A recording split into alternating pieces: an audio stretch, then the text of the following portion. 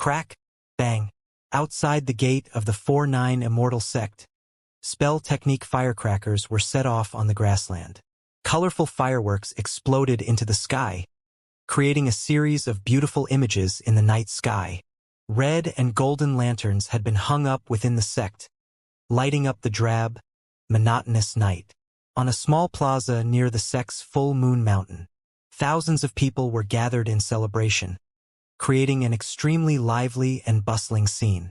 These were the 4-9 Immortal sect's core members, as well as its inner sect and outer sect disciples, and all of them were gathered to celebrate. There were male and female disciples dancing on stage.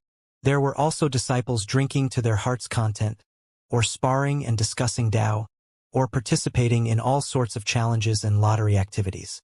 The 4-9 Immortal sect had grown vastly more renowned and had become the unofficial fifth sect of the Kingdom of the Nine States. All of the inner sect and outer sect disciples were very proud of the fact that they were members of the 4-9 Immortal sect, and they could walk tall and proud anywhere they went in this world. Of course, none of them would take advantage of their position to bully the weak. Why was this the case, you ask? Take a look at the 4-9 Immortal sect mantra, and it would be easy to see why this was the case. Freedom, democracy, peace. The 4-9 Immortal sect still abided by a policy of quality over quantity, and there were only just over 5,000 members combined, including both inner sect and outer sect disciples. The four great sects all had probably in excess of 1 million disciples in total. Looking at it this way, the 4-9 Immortal sect did appear to be a little short on people. However, Lin didn't care about that. He couldn't just take in any disciples. In particular, the inner sect disciples had to be chosen with care. All of them had to be approved by their respective pavilion lords first. Furthermore, if this were a competition of population, the 4-9 Immortal sect could bring out their forces in the Divine Mirror world and on the Divine Source continent, and they would still be able to easily outstrip the four great sects combined. Look, it's the sect leader. Ah, should we propose a toast to him? Some of the female disciples were screaming, while others wore expressions of entrancement and intoxication. As outer sect disciples of the 4-9 Immortal sect, this was the first time they had seen their legendary sect leader in such close range. He really was just as handsome, elegant, and graceful as the rumors said, and Lin was quite familiar with expressions like those. People only had such a lofty impression of him due to their reverence toward him. In reality, he was aware of what he looked like. No matter how you looked at it, he was still slightly inferior to Big Brother Chang in terms of looks. And Lin turned toward his reverent disciples and gave them a warm, pleasant smile. Many of the female disciples were screaming again upon seeing this. He then casually strolled through the plaza, trying to familiarize himself with the outer sect disciples. After all, these disciples were often completing all sorts of tasks and missions all over the Kingdom of the Nine States for the sake of the sect. So the least he could do as their sect leader was to interact with and get a little closer to them. He would drink some wine and chat with some disciples from time to time while asking them about any suggestions or thoughts they might have. He politely and euphemistically turned down all of the female disciples who invited him to dance. He was not that type of guy after all. Su Xiaolan was still around, and he still wanted to live to a ripe old age. After interacting with everyone for a while, Lin took the stage. Thunderous applause had already erupted before he even said anything. He looked down at the familiar and unfamiliar faces below the stage with a wide smile on his face. Lin cleared his throat. Now, it's time for me to introduce to you the newest members of our Blood Pavilion. There will be 13 new members in total, consisting of Cassidy, Tobias, Merlin, Jesse. A series of Blood Tribe mighty figures wearing red robes with golden hair and crimson eyes made their way onto the stage before bowing and waving at the disciples below the stage with smiles on their faces. Each of the disciples drew a sharp intake of breath upon seeing this lineup. Those 13 new members are all returned to Void Stage mighty figures, right? That's what I've heard. And they're all supposed to be at the Return to Void Intermediate Stage or above. Among them, Tobias and Jesse are returned to Void Final Stage mighty figures. That's way too terrifying. Just the Blood Pavilion alone is probably powerful enough to compete with one of the 9 Imperials now. All of the disciples were gasping with admiration and amazement, as were the pavilion lords and elders. An expression of amazement appeared on Tang Shiman's face. As expected of Enlin. Only he can subdue so many mighty figures. Lu Qianhuan was unconvinced. I can subdue them too. If these people aren't obedient, I wouldn't mind giving them a taste of my Starfire Annihilation cannon. Su Qinyun cocked her head to the side with confusion in her dreamy blue eyes. Lu Qianhuan, aren't you supposed to be a young sorceress? Why are you into battleships now? Lu Qianhuan replied with a wide smile. This is all part of my training to be a better young sorceress. She wasn't going to admit to the fact that she was sick of throwing around the techniques used by Lux, the Lady of Luminosity. Oh. Su Qinyun nodded, even though she didn't really understand. On the stage, Enlin continued his announcement. Now then, I'll be announcing the structure of the Blood Pavilion. Firstly, the incumbent Pavilion Lord of the Blood Pavilion, Bryce, has decided to retire due to old age. The role of Pavilion Lord will now be undertaken by Tobias, while Cassidy and Merlin will be the deputy Pavilion Lords. Everyone else will be core disciples of the Blood Pavilion. All of the disciples swallowed involuntarily upon hearing this. The Blood Pavilion is probably the most powerful pavilion within the 4-9 Immortal sect, right? Of course. Even their weakest disciples are returned to void intermediate stage mighty figures. Where else are you going to find a pavilion like this? Not even the 4 great sects are this badass. Wasn't I only in seclusion for 2 years? What the hell happened to our 4-9 Immortal sect? All of the disciples discussed spiritedly among themselves. The Blood Pavilion was the most powerful pavilion in the 4-9 Immortal sect. Xiaoze chuckled to himself, but he did not say anything. The 3 returned to void final stage mighty figures of his Dragon Pavilion hadn't even said anything yet. Furthermore, Xiao Tu was already preparing to make a breakthrough to the Dao integration stage soon. Bai Ling also had a similar reaction. The Starfire battleship of her Purple Star Pavilion hadn't even launched a salvo yet. Tina also raised her tiny, proud chin. She could easily recruit a bunch of return to void stage mighty figures into her realm pavilion. In another century, the divine mirror world was going to be far more powerful than anyone here could imagine. Thus concluded Enlin's announcement. The small plaza once again became a sea of joy with all types of activities and competitions that yielded astonishingly lavish prizes. All of Enlin's disciples did extremely well in all of the activities. For example, Xiaoze, who wasn't that good with words, came first in the love talk competition. Not only had Fanny been knocked head over heels by his performance, even some of the female and male disciples felt as if they were falling in love with him, and Lin made some extensive notes during that segment. Or, for example, in a competition to see who was more adorable, Yiling imitated Mewling Kitten to take first place over Dabai. Dabai was not convinced. He was clearly more adorable than Yiling. However, the judges were used to seeing Dabai acting adorable all the time and were somewhat desensitized, which was why Yiling's refreshing display secured her the victory. Dabai had no choice but to accept this verdict. There were many fun events similar to this one. The 4-9 Immortal Sex festivities lasted an entire night. The disciples only dispersed the following morning, and Lin did not disperse with them. Instead, he was looking at the group of Blood Tribe mighty figures before him with an extremely solemn expression. There were 14 Blood Tribe mighty figures in total, including Cassidy, Tobias, Merlin, Bryce, and Jesse, all of whom were also looking back at Enlin with solemn expressions. Holy Leader, please tell us what you would like us to do. We would be more than willing to do anything for you. Cassidy spoke in an extremely firm voice with a scorching light in her eyes. I'm not going to make you guys do anything too serious. Enlin's expression eased slightly as he spoke in a gentle voice. I called all of you here so that you can test my blood. Test his blood? 14 pairs of eyes lit up at the same time. Let me do it. Pick me. Pick me. Please pick me, Holy Leader. It would be my honor to complete this grand task. I'm a blood connoisseur. Let me sample your blood, Holy Leader. All of the Blood Tribe mighty figures were yelling with excitement for a chance to sample Enlin's blood. and Lin had to raise his voice to be heard by these fervent blood tribe mighty figures. Let me finish. Some of you holy worshippers may not yet be aware of the nature of my holy blood. Those who can handle my blood will be struck by bliss and satisfaction, but those who can't will die on the spot. Did I make myself clear? You have. Let me do it, holy leader. I'll do it. I'm not afraid of death. I'd gladly lay down my life for the holy leader. All of the blood tribe mighty figures immediately began yelling again. They had all tasted Lin's blood in the past, and none of them had died. Thus, they were adamant that there was no danger.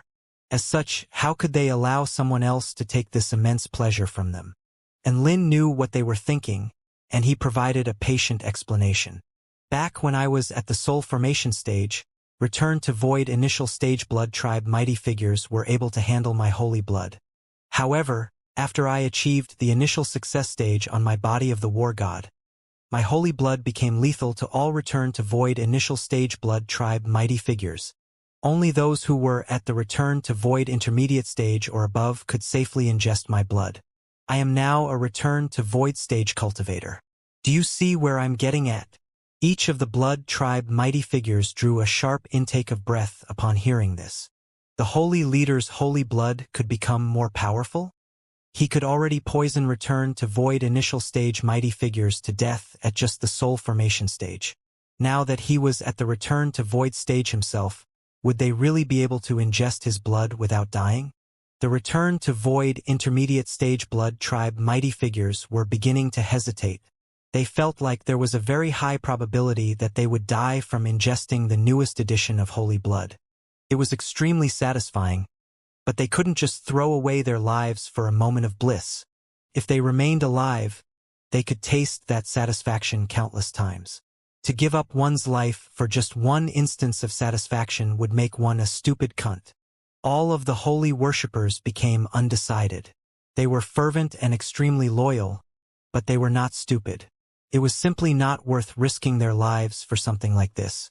The enthusiasm in the air instantly cooled. Just as all of the blood tribe mighty figures were at a loss for what to do, a figure stepped forward among their ranks. Allow me, holy leader. A brawny man with a buzz cut looked at Lin with a firm expression. If I die, then there's no point in doing any more tests on the holy blood. This man was none other than the return to void final stage Tobias, who was also the pavilion lord of the blood pavilion. The 13 other blood tribe mighty figures were all struck by a sense of admiration at the sight of the selfless Tobias. It wasn't easy for Tobias to reach the return to void final stage, but he was still willing to take this risk. This was their gallant, heroic blood pavilion lord. And Lin looked at Tobias with an expression of approval before patting his shoulder with a smile. I was definitely right about you. Good on you. However, I don't need a return to void final stage mighty figure at the moment, as there are people who can be tested in your stead. Tobias faltered slightly with a confused expression on his face. Who is it? Tina suddenly fished out a black ball from her storage before waving it around with a dainty smile on her face. The 3 holy golden guardians. I still have them. All of the blood tribe mighty figures' expressions shifted upon hearing this. The 3 holy golden guardians, Ada, Jin Yao, and Jin Ling.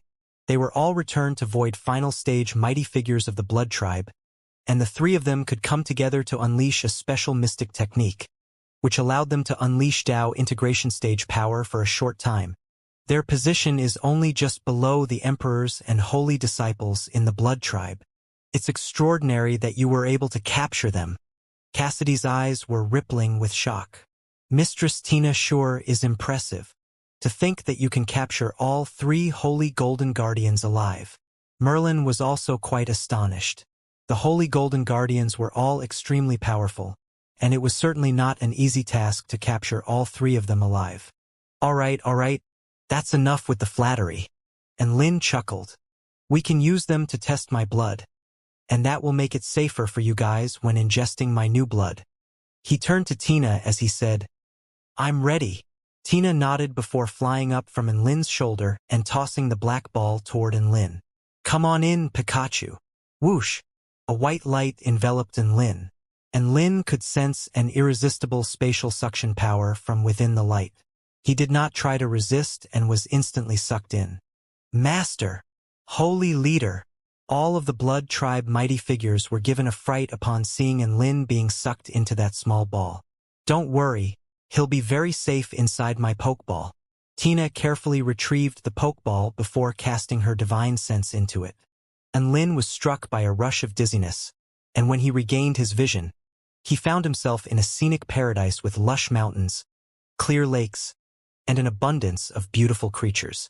Wasn't this place a little too comfortable to act as a cage? Bam, bam, bam. The sound of rhythmic pounding could be heard from a nearby mountain. And Lin made his way over to discover a man with a black fox tail and fox ears swinging a pickaxe into a strange-looking black mountain in order to excavate the black crystals within. Each of his strikes was imbued with the power of the divine Tao, but the black mountain was extraordinarily resolute, and he had to chip away for a long time to excavate a tiny little crystal. I only need to excavate 3 tons of crystals today before I can rest. The black fox man was dripping with sweat, but he wore a buoyant smile on his face.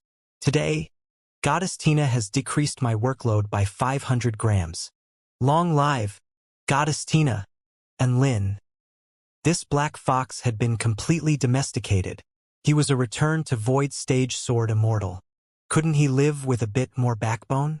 The black fox man seemed to have sensed his presence, and he looked up with a casual smile. We've got a newbie here, have we? You better know your place here. Tina is the paramount goddess here. Don't even defy Goddess Tina, or... He turned around as he spoke, but his words immediately got caught in his throat at the sight of Lin. His expression slowly transitioned from astonishment to excitement. And Master Lin. The black fox almost shed tears of joy at the sight of Lin, and he immediately hurried over. Are you here to release me? I've been working very hard every day, and I've been a very obedient fox. And Lin's lips twitched slightly. I'm not here for you today. Have you seen 3 blood tribe women? The man nodded incessantly. I know where they are.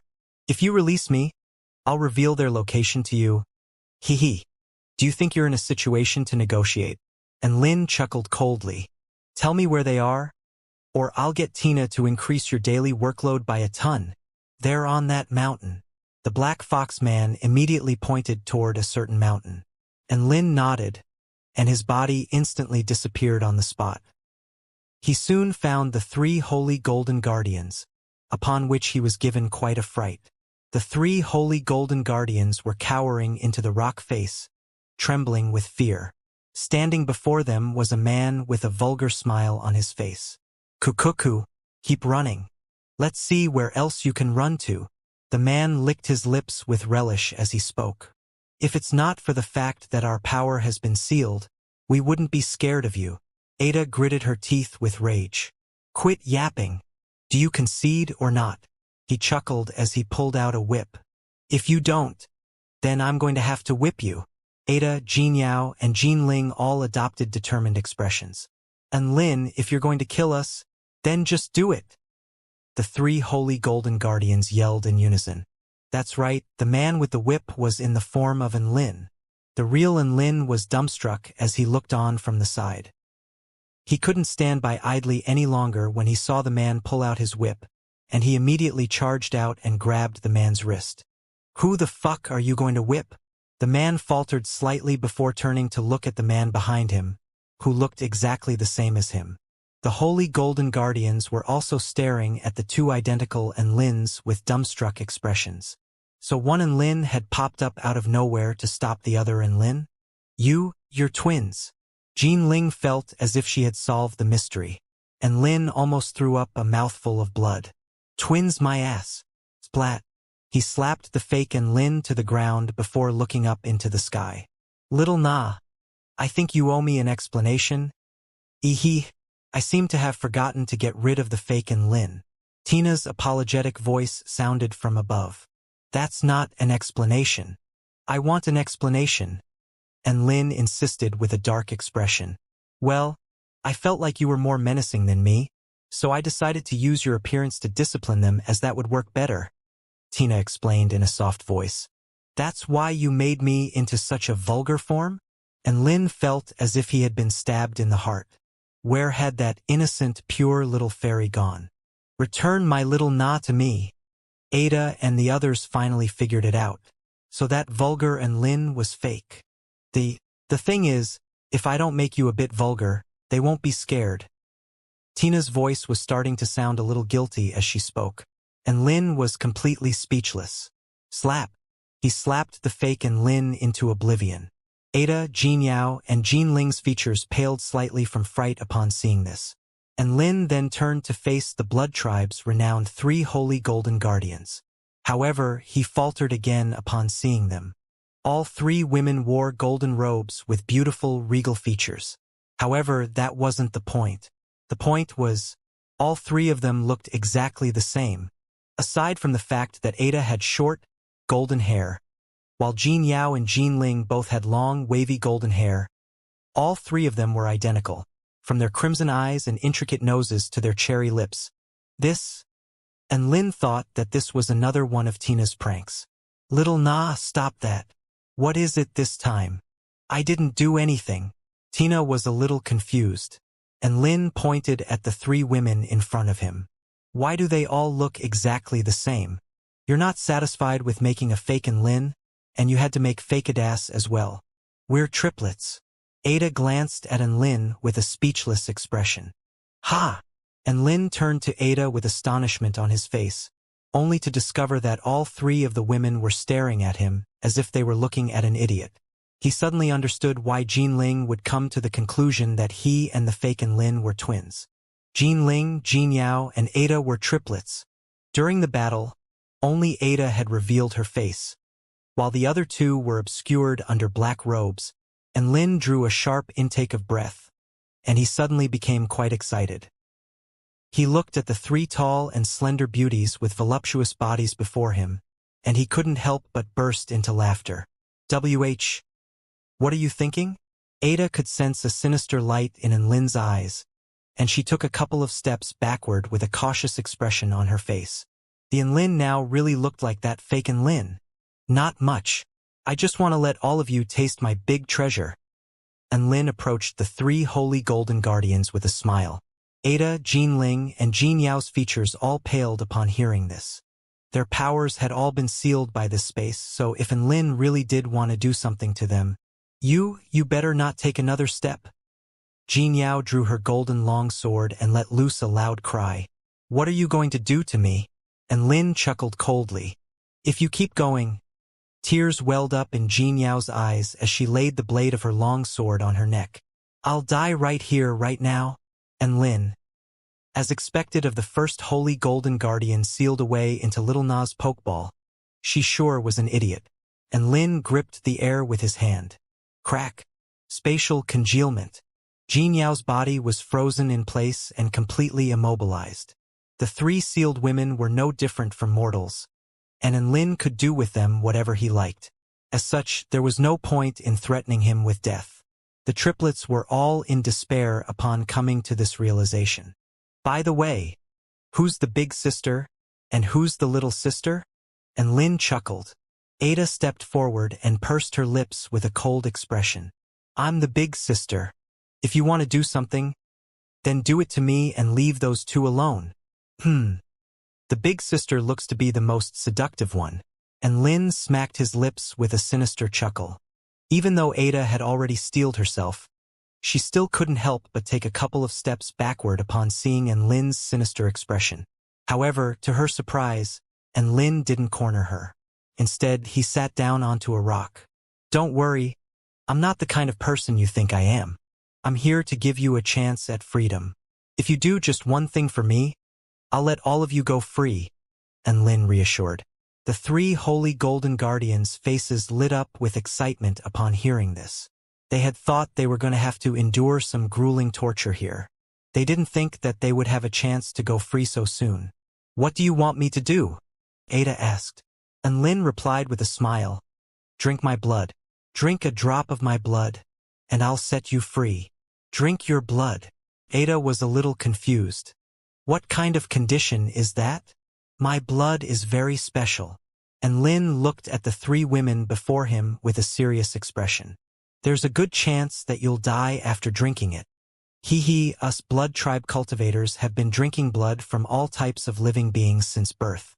There is no blood we cannot ingest. Jean Ling chuckled coldly with a scornful expression. Big sister, let me drink it. No. Ada held Jean Ling back before turning to look at Lin with a frosty expression. You have to swear a Dao heart vow that you'll let us go once we drink your blood. All right, I can do that. And Lin chuckled before immediately swearing a Dao heart vow. All three of them became even more excited upon hearing Lin actually swear the vow. He's really doing it. That means his blood could actually be dangerous.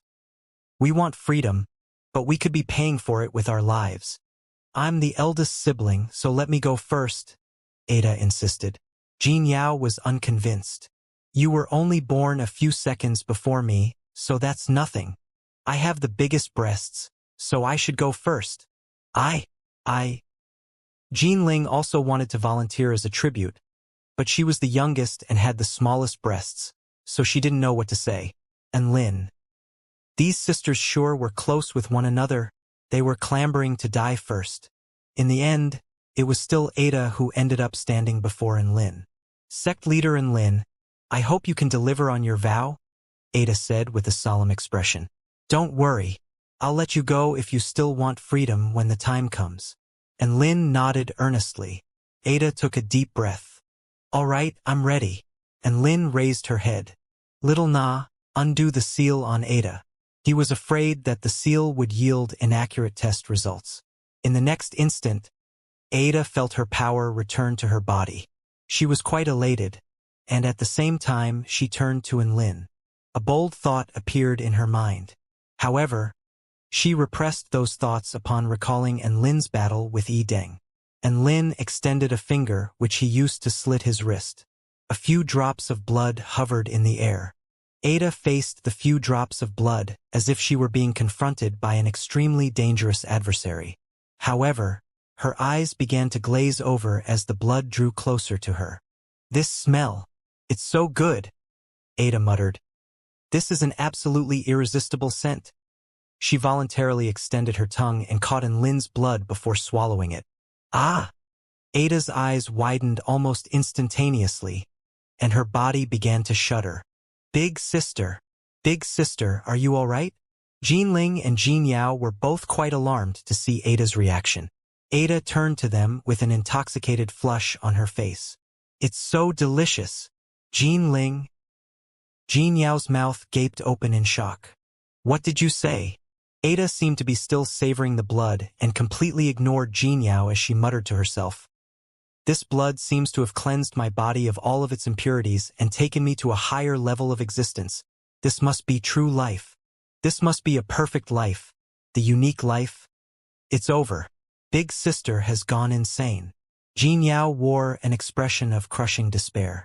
Jean Ling turned to Lin with irrepressible rage in her eyes. You bastard! Didn't you say that it would only be dangerous to drink the blood? Why has my big sister become mentally impaired? Slap! Jean Ling was slapped to the ground by Ada. Don't be rude to Master Lin. Jean Ling and Jin Yao. Ada raised her head to look at Lin with a conflicted expression. Her cheeks were still flushed, and she clenched her fists tightly, as if she was resisting something.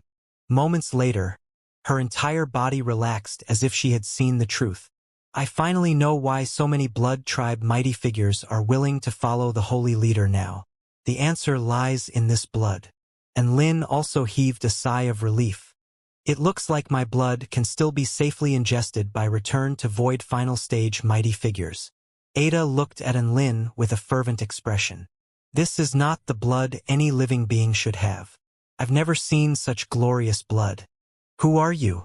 And Lin splayed his hands open with a calm expression. I told you, I'm the holy leader. I'm the man who can give your blood tribe a true future. If this were in the past, Ada would have regarded Lin as a stupid cunt for saying something like this. However, after tasting his blood, Ada shuddered, and she clasped her hand to her chest as an intoxicated yet pained expression appeared on her face. How could this be? Why is it you? Big sister, what's wrong with you? Jin Yao asked in concern. Jin Ling glared at An Lin and harumphed coldly. That man must have given her some poison to confuse her emotions. It's not poison. My blood has shown her the true meaning of life. If you don't believe me, you can have a taste as well. And Lin slit his wrist again and produced a few drops of blood for each of them. Ada did not try to stop him. She felt like it would be a huge tragedy if her two sisters missed out on the chance to sample such perfect blood. To be honest, it was already a show of just how much she loved them that she wasn't fighting them for those drops of blood. Jin Ling and Jin Yao were initially planning to slap the drops of blood away. However, both of them faltered upon catching a whiff of the blood, and they simply couldn't help but stick out their tongues and carefully lick the blood like a pair of tentative kittens. A brand new world was then opened up to them. How could this be? What kind of blood is this? Jin Ling's breathing accelerated. Master and Lin, I'm so sorry. Jin Yao pleaded. Can you please give me another few drops? And Lin chuckled coldly. You're free now, so piss off. Jin Yao looked at An Lin with a pitiable expression and did not go anywhere. Jin Ling was also staring at An Lin, barely repressing the urge to beg for blood herself. Ada was enraged upon seeing this. Look at you two. Can't you show a little more backbone? She strode toward An Lin with a domineering expression as she spoke. Tell us what we need to do for you to give us more blood to drink. Jin Ling and Jin Yao's mouths gaped open. This was the backbone their big sister was talking about. So she was pleading for blood, but doing it with a backbone? A faint smile appeared on An Lin's face. That's very simple. Establish a slave contract with me, and I'll reward you with some blood when I'm in a good mood. That's right. And Lin never intended on giving the Holy Golden Guardians freedom. These three were all extremely powerful, so he would be releasing three formidable foes for himself if he were to set them free. Even though An Lin had vowed to give them freedom, they were free to stay by his side if they wanted to. And Lin was confident that they would be unable to resist the temptation of his blood and would follow him of their own volition. And Lin, has this been your plan all along?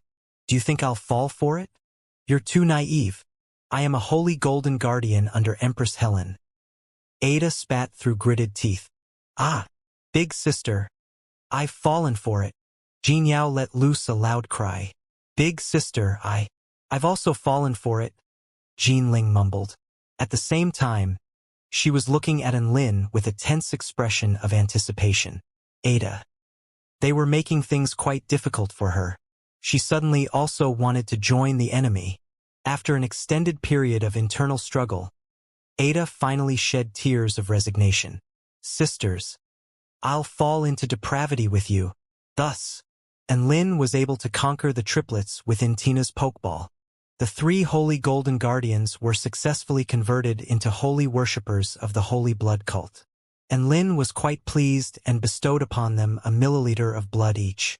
The three sisters were instantly over the moon, making An Lin suspect whether they had actually ever been loyal to the blood tribe at all. Holy leader, can we come out now? Ada's expression was filled with anticipation, and Lin nodded with a smile. Of course you can. They had already established slave contracts with him, and his holy blood presented a lethal temptation to all of them.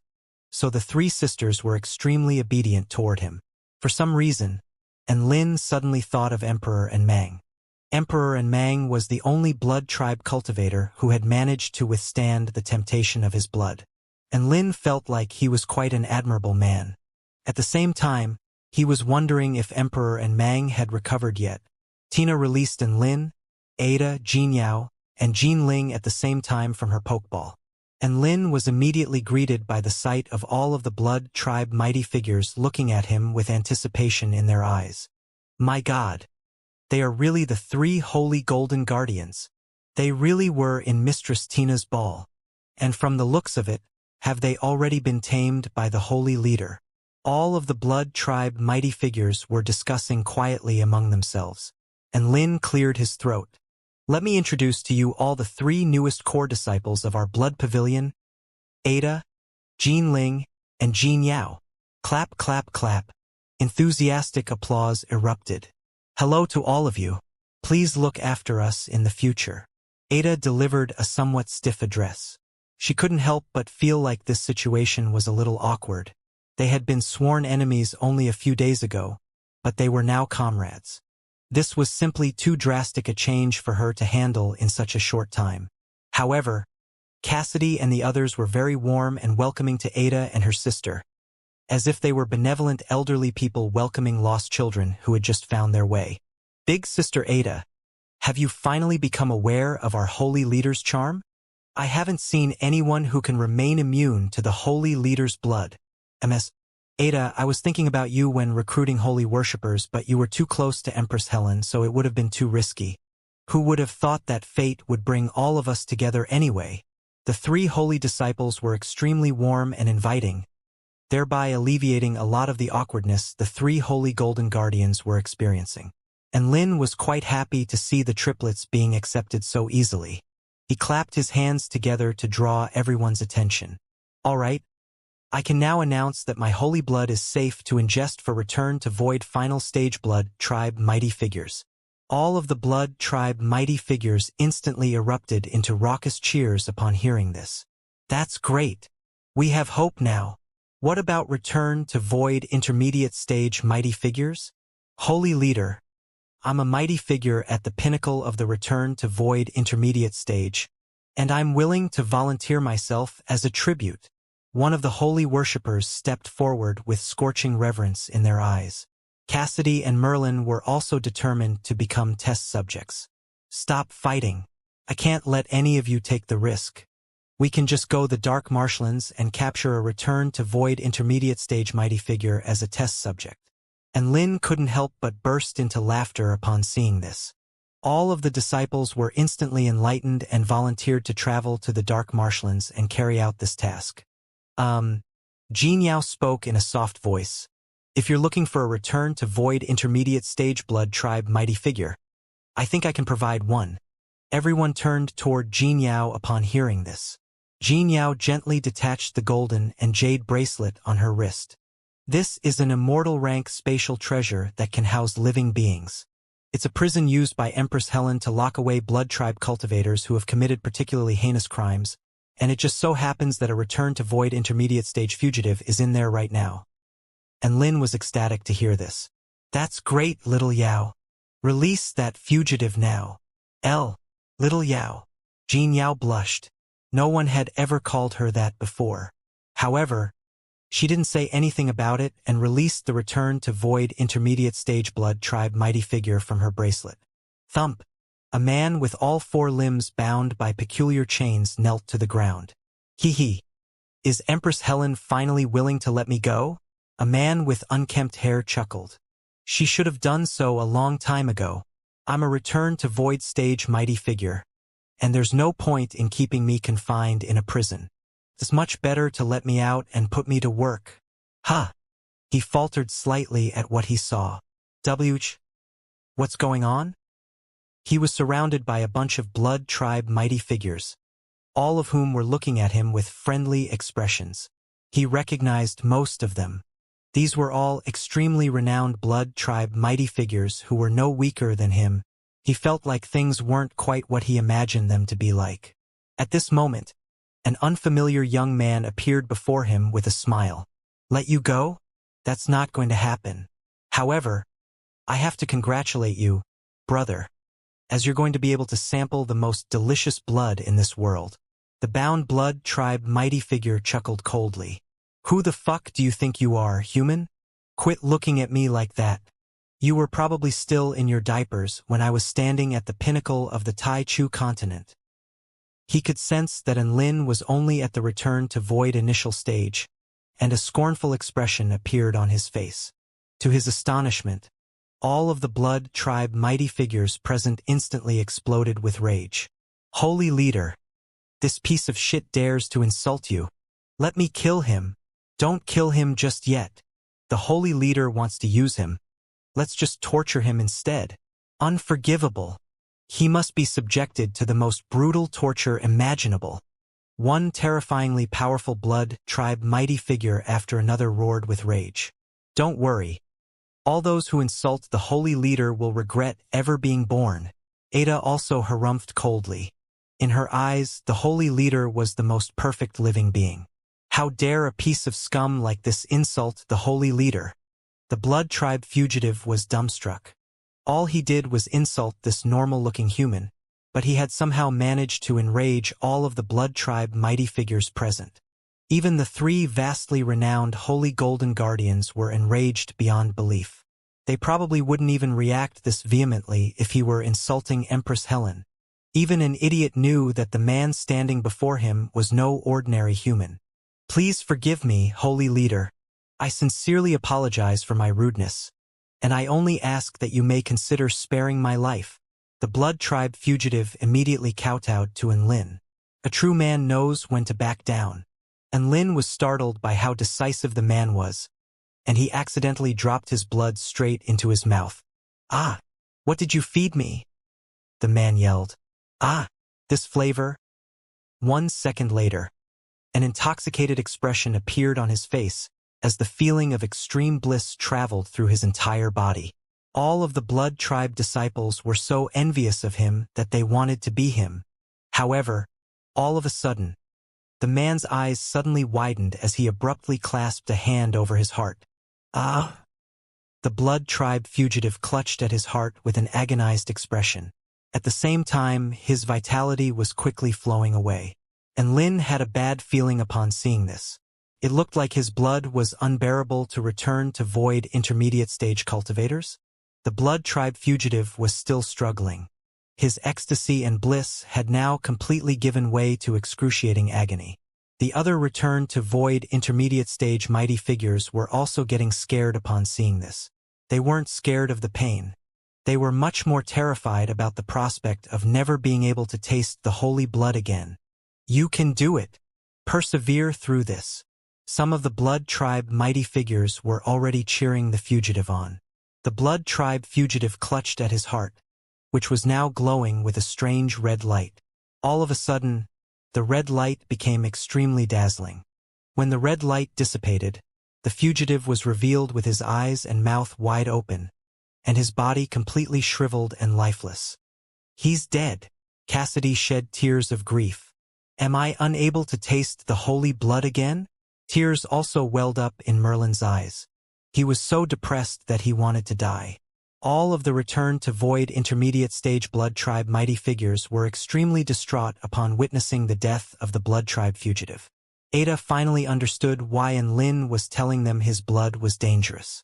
At the same time, they were quite elated. Didn't this mean that they would have significantly fewer competitors clamoring for the holy leader's blood? Ada, Jean Ling, and Jean Yao seemed to have all realized this at the same time, and they smiled elatedly. Enlin offered words of comfort. Don't be too depressed. Just attain your divine Tao and break through to the return to void final stage. You can make this your target, and all of you will be able to taste my holy blood when that time comes. All of the blood tribe mighty figures finally recovered some of their morale upon hearing this. Cassidy and Merlin were both at the pinnacle of the return to void intermediate stage, and they had never been more motivated in their entire lives. Holy leader, we'll be sure to do our absolute best. Cassidy spoke with a firm expression. She was going to do her best to suck him dry. And Lin nodded with a faint smile. All right, you guys take a rest. I still have to apply for your legal citizenship at the Kingdom of the 9 States with the Celestial the Arch. He then added with a stern expression. By the way, none of you are allowed to suck the blood of other innocent living beings here. If something like that happens, I'll execute you on the spot. Tobias was confused. Why would we eat shit? And Lin. After tasting in Lin's blood, the blood of other living beings was no different to shit. And Lin's lips twitched upon hearing this, but at the same time, he was quite reassured by their reaction. He returned to his living quarters before pulling out Shui Mengmeng from his storage ring. Master, why didn't you let me meet those little rascals? Shui Mengmeng wobbled its head around as it spoke. They have yet to be won over by my greatness. And Lin rolled his eyes. All right, now's not the time to flex. I only released you now to discuss some matters about my blood. Xue Mingming's eyes immediately lit up with excitement at the mention of blood. Even though it didn't have eyes, its two eye sockets glowed with red light, which was actually a little adorable. Sure. I'd love to discuss Master's blood. You can talk about anything you want with me. It would be perfect if you could reward me with a few drops of blood. Xue Mengmeng was ecstatic. That would depend on your performance. And Lin did not refuse. What do you think my blood is? Xue Mengmeng raised its arms to the sky. Your blood is light. Your blood is the future. Your blood is the true meaning of life. And Lin's expression darkened. Quit sucking up to me. I want to hear some useful information. I'm just an ordinary cultivator. How did I end up with such powerful blood? The reason why he was asking Xue Mengmeng was that Xue Mengmeng was the skeleton of the blood patriarch, who would have been much more knowledgeable about blood and life than the average blood tribe mighty figure. Xue Mengmeng tapped its skulls with a contemplative expression. You're an ordinary cultivator? Are you fucking kidding me? Xue Mengmeng said. Give me another drop of your blood to drink, and I'll analyze it. And Lin? Regardless of whether Xue Mengmeng was just trying to swindle blood from him, and Lin still gave it a drop of his blood. Xue Mengmeng immediately pounced on it like a starving wolf, making sounds of bliss and satisfaction in the process. After a while, it smacked its lips and delivered its analysis. Master, how are you an ordinary cultivator? Your blood is the purest among all living beings I've ever seen. You're not a living being that belongs to this world. I can glean the true meaning of life from drinking your blood. If our blood tribe wants to rise to even greater heights and continue to evolve, we need to make your blood our target and direction. Give me something useful. And Lin yelled in a stern voice. Xue Mengmeng shuddered before nodding its head. I can think of 2 reasons why your blood could be so perfect. Firstly, you must have a special constitution that makes you very intimate with the heavenly Tao from birth. If I'm not mistaken, it should be the Tianming Tao physique, right? And Lin's heart jolted with shock, but he still maintained a calm smile. I didn't think that you would know so much. Xue Mengmeng gave an honest reply as he said, well, I may only be a skeleton, but I've inherited some of the blood patriarch's knowledge and experiences. And Lin nodded. Please continue. The Tianming Tao physique makes one very close to the heavenly Tao, and all living beings with this constitution possess extremely pure blood. On top of that, it makes cultivation extremely easy, so it's no exaggeration to refer to it as the blood of the heavenly Tao. Blood of this type is extremely good but not quite perfect. Xue Mengmeng looked at Lin with a scorching light in its eye sockets. Hence, I'm speculating that you have another type of power outside of my understanding within your body. It can continue to improve your body and make your blood even more perfect than it originally was. Actually, it's making your entire body more perfect, not just your blood. And Lin understood now. His natural constitution had been further perfected by the system, thereby resulting in his current body. Is this a blessing or a curse? And Lin muttered to himself. Xue Mengmeng was extremely excited. If this is a curse, then let me take it. A body of such outrageous perfection is something I've been searching for my entire life. Don't take such vast fortune for granted. And Lin's lips twitched upon hearing this. Vast fortune my fucking ass. This was just his accursed system.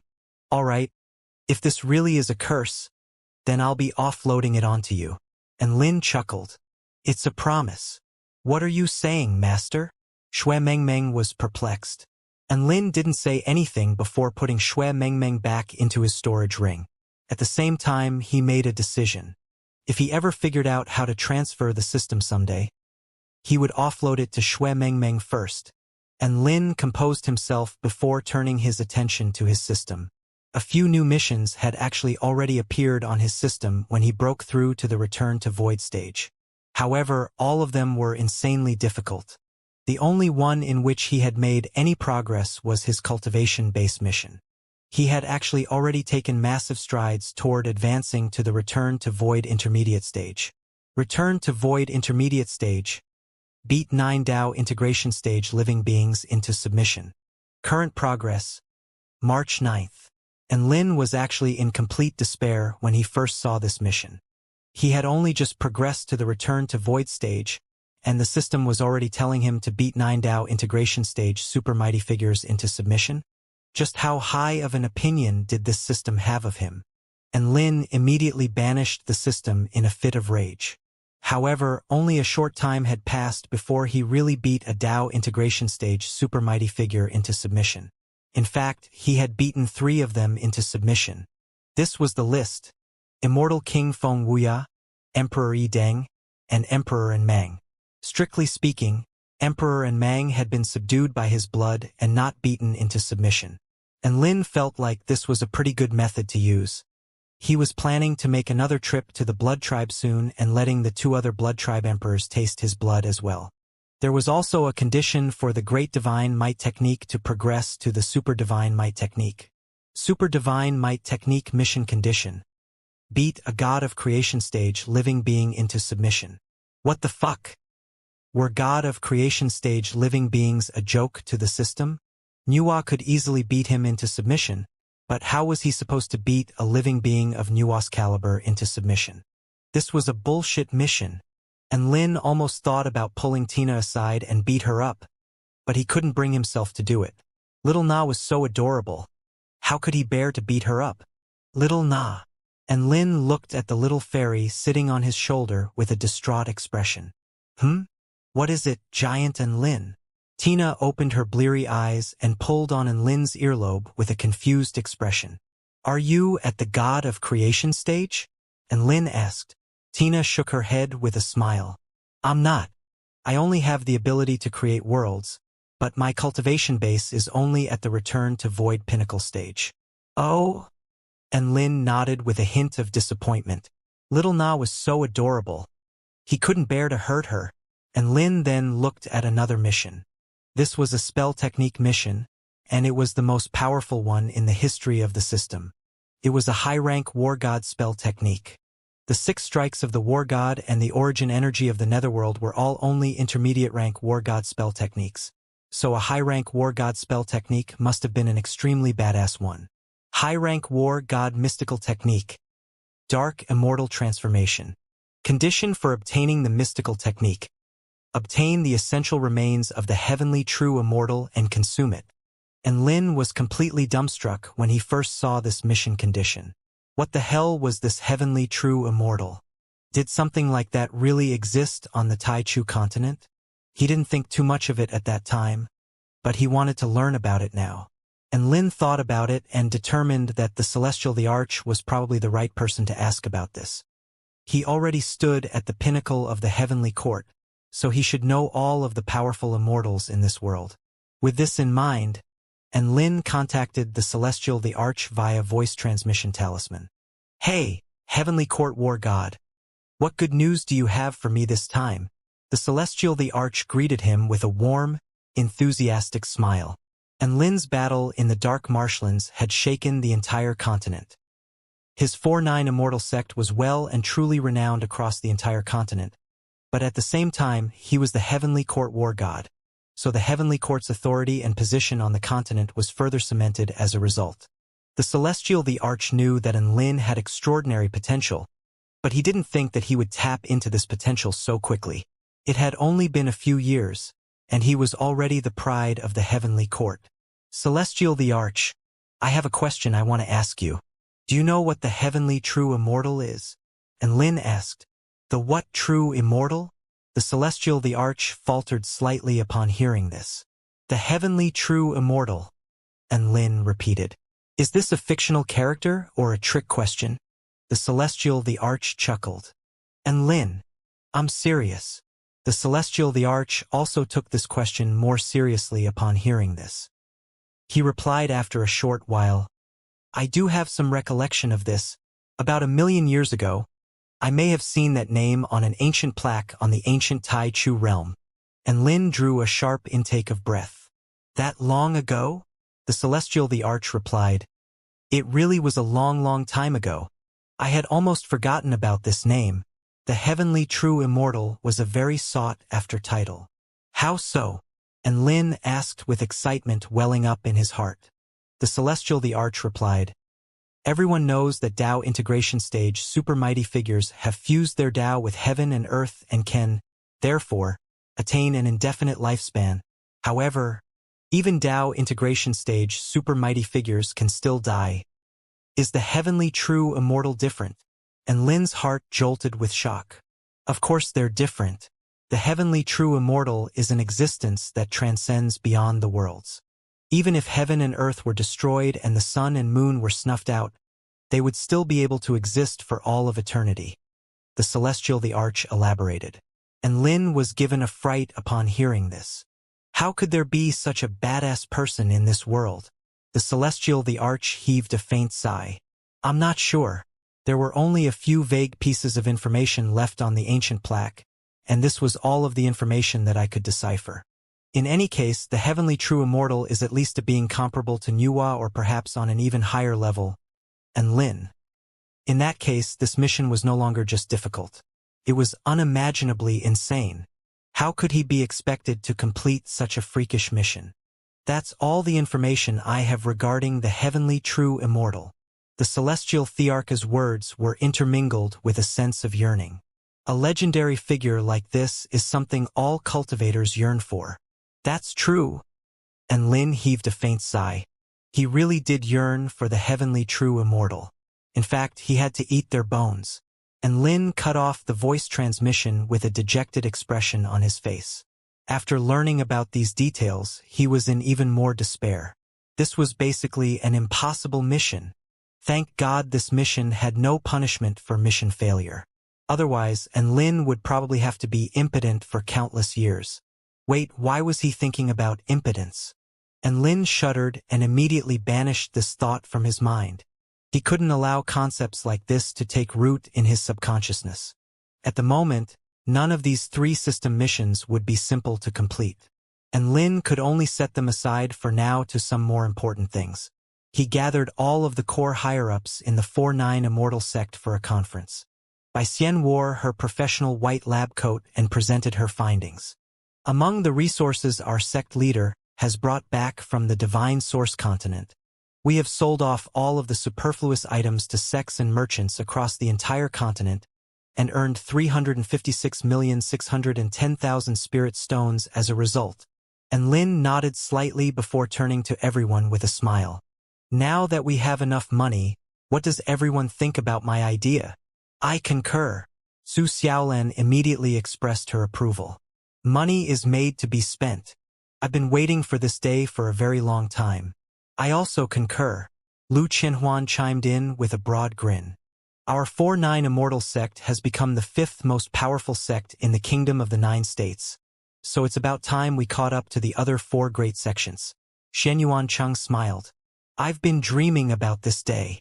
Su Qianyun's dreamy blue eyes flashed with anticipation. Tina, Tobias, Bryce, Xiaozhe, and the others also all expressed their agreement, and a unanimous decision was made. And Lin slapped both hands to the table with anticipation and excitement on his face. All right, then let's invite the Grandmaster Construction Cultivator for an earnest job. Everyone was extremely excited to hear this. Thinking back now, they were too poor when establishing their new sect and were looked down on by the Grandmaster Construction Cultivator and Holy Lord Tianhua.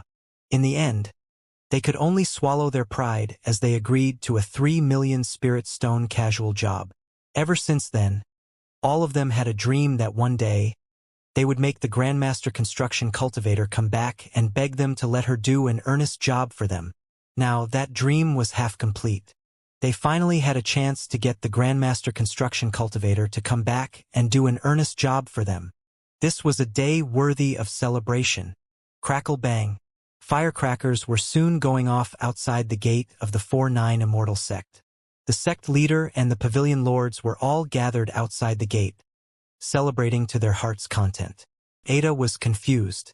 Pavilion Lord Tobias, what is Lin doing? And why is he so happy?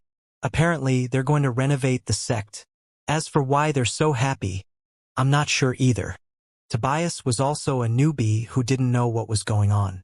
Behind them were several dozen core disciples from all of the pavilions. All of the disciples were staring at their respective pavilion lords with dumbstruck expressions.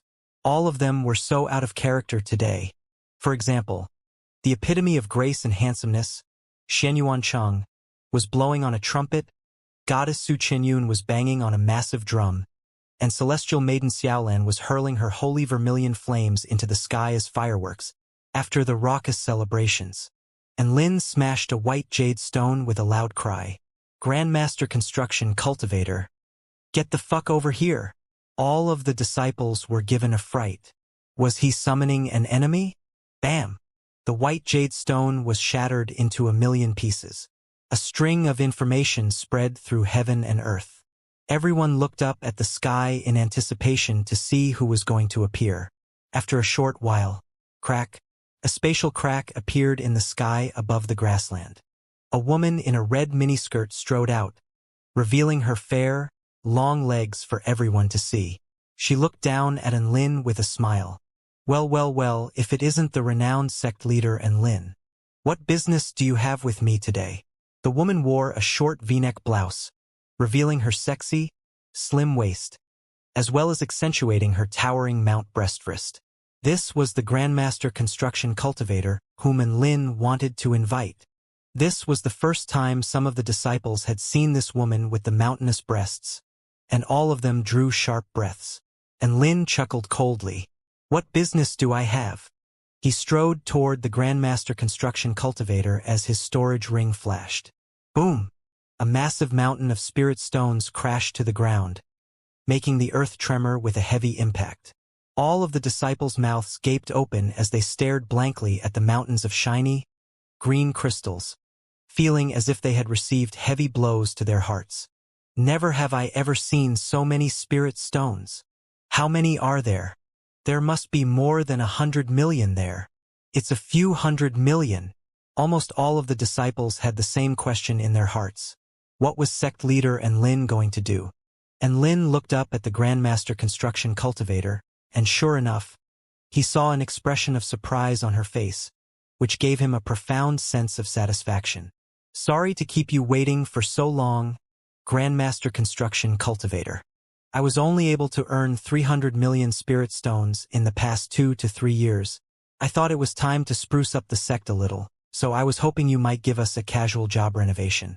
300 million spirit stones should be enough, right? And Lin asked with a nonchalant expression.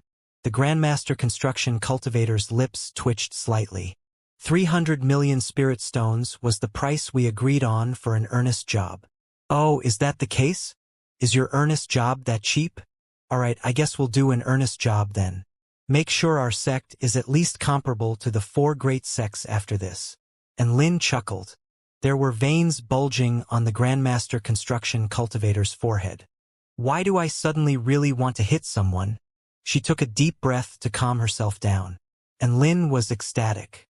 He loved seeing the Grandmaster Construction Cultivator's infuriated expression. You can look down on me because I don't have money, but you better be prepared for me to throw money in your face and look down on you someday.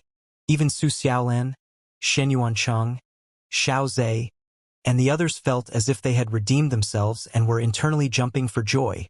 The Grandmaster Construction Cultivator waved a hand, and the huge mountain of spirit stones was put away into her storage ring. I will need to focus all of my thoughts and energy on an earnest job, so I need time for some preparatory work.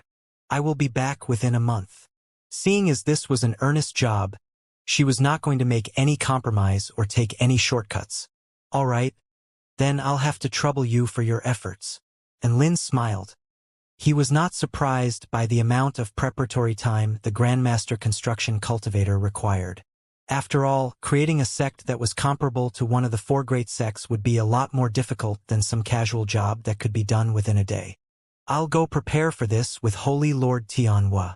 I'll keep you updated. The Grandmaster Construction Cultivator waved farewell. All right, Ms. Sinew. I hope you won't disappoint me, and Lin said with a buoyant grin. The Grandmaster Construction Cultivator pursed her lips and harumphed lightly before she departed. The upgrade on the 4-9 Immortal sect had been set into motion, and all they had to do was to wait for the Grandmaster Construction Cultivator to come back again. However, to their surprise, an unexpected guest arrived before the Grandmaster Construction Cultivator. and Lin was standing beside a lake, cultivating his newly obtained spell techniques. Dabai hurried over and was drooling with excitement. Big brother, there is a very special guest who wants to see you, woof. What kind of guest is this? And stop drooling. And Lin spoke with a disdainful expression. You'll know who it is when you get there, woof. Dabai was unfazed by his criticism. Who could it be? And Lin looked at Dabai with a perplexed expression before having Dabai lead the way for him. He was soon greeted by the sight of a few women. A few beautiful women with snowy white skin in flowing blue dresses. All of them put on friendly yet uneasy smiles upon seeing Lin. And Lin couldn't help but draw a sharp intake of breath upon seeing them. There were about a dozen powerful snow maidens standing before him. These snow maidens had come to the kingdom of the 9 states to see him? What did they want? And Lin's heart jolted with shock, but he maintained a calm expression. However, his calm facade cracked when he saw a beautiful woman in a priest robe making her way toward him. Shangguan-yi, you're here as well, and Lin exclaimed. Shangguan-yi curtsied to Lin with a faint smile on her face. High Priestess in Waiting, Shangguan-yi, pays her respects to sect leader Lin. And Lin faltered slightly upon hearing her title of High Priestess in Waiting, but he didn't say anything. At his level, he wouldn't even react all that vehemently even if the High Priestess of the Snow Maidens came here in person. The only thing that made him a little forlorn was that Shangguan-yi, who had once given her everything to the Vermilion Bird sect, was now siding with the Snow Maidens. Please have a seat, Miss Shangguan-yi. And Lin offered with a smile. Shangguan-yi sat down elegantly before stating the reason for her visit. We must apologize for our sudden intrusion. We have already made a request to the Heavenly Court, and the Celestial the Arch has allowed us to visit the 4-9 Immortal sect. And Lin's expression shifted minutely. Even though a temporary truce had been called following the sudden strike of disaster in the Snow Maiden's holy glacial lands, he was still subconsciously regarding them as enemies. As such, he was a little surprised that the Celestial the Arch would allow these Snow Maidens to come into the kingdom of the 9 states. That's all right, I have no objections. In fact, I welcome you with open arms even if you want to live at the 4-9 Immortal sect. After all, we're all friends here. And Lin looked at Shangguan-yi with a suggestive expression. Impudence! How dare you tease our High Priestess in Waiting?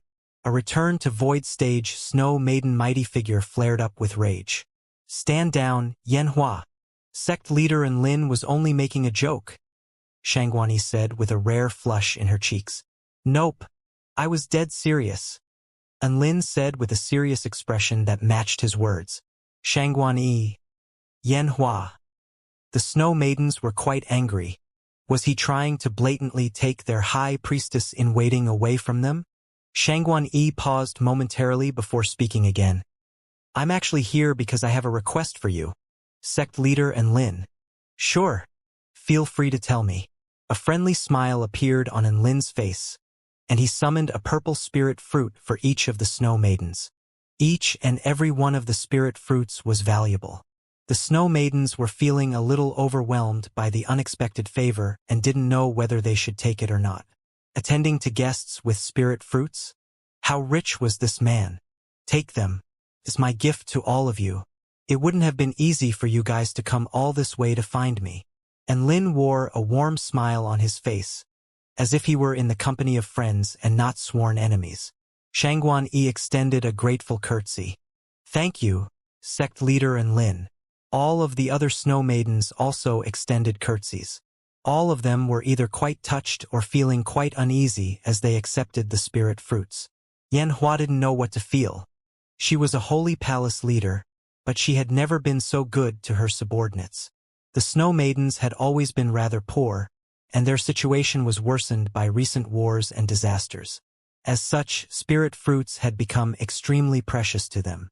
All of the Snow Maidens present held high positions, but some of them didn't even possess a single spirit fruit in their entire storage ring. And Lin could guess from their expressions that they had been suffering recently. He wasn't going to feel sorry for them, nor was he going to celebrate their suffering. Instead, he turned to Shangguan-yi with an expression of concern. Sister Shangguan, What do you need from me? The Snow Maidens must have sent Xianxia here as they knew that Xianxia had some ties with him. And Lin was quite curious just what could force the proud Snow Maidens to swallow their pride and seek help from their enemy.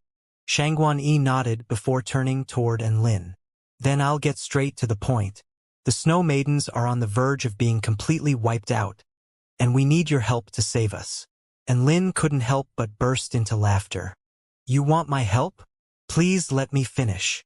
A beseeching expression appeared on Xianxuanyi's face as she said, We'll definitely give you adequate compensation for your efforts. Go on. And Lin gestured for her to continue. About a year ago, the Snow Maidens suffered severe casualties from flying snow mountains. Do you remember that? Xianxuanyi asked. I do. And Lin's interest was slightly piqued. In the end, the living being responsible for hurling the mountains made its way to your heavenly court and was destroyed, right? Xianxuanyi continued, and Lin's eyes narrowed slightly. I recall that the entire heavenly court swore Dao heart vows of non-disclosure. How do you know about this? Xianxuanyi gave an honest reply as she said, Our great empress managed to glean this using her ice matriarch eye. Not only did she know that, but she also knew that you were the one who killed that living being. And Lin heaved a resigned sigh. I'm sorry about how badass I am. I can't help it. Xianxuanyi. Fame could be a double-edged sword, and Lin's badassery had even attracted enemies to come and ask for his help. This was simply getting ridiculous now. Xianxuanyi paused for a moment before continuing. Recently, we Snow Maidens are being targeted by another terrifying enemy who possesses power similar to the mountain-hurling living being. We are unable to combat it, and are now facing a very real threat of being completely wiped out. Another one, and Lin's expression shifted. He knew what those living beings were. They were representatives of the heavenly Tao who possessed the paramount powers of laws. It was no surprise that the Snow Maidens were no match for it. Even the Tao integration stage Great Empress would be unable to do anything. And Lin suddenly thought of something and became a little nervous. That thing isn't going to push you guys around, then target the heavenly court again like that heavenly wind god, right? Xianxuanyi shook her head. It gave us an extinction timer, and if we don't do anything, we Snow Maidens are probably only going to live for 10 more days. And Lin? Extinction timer? What's that? And Lin was quite intrigued.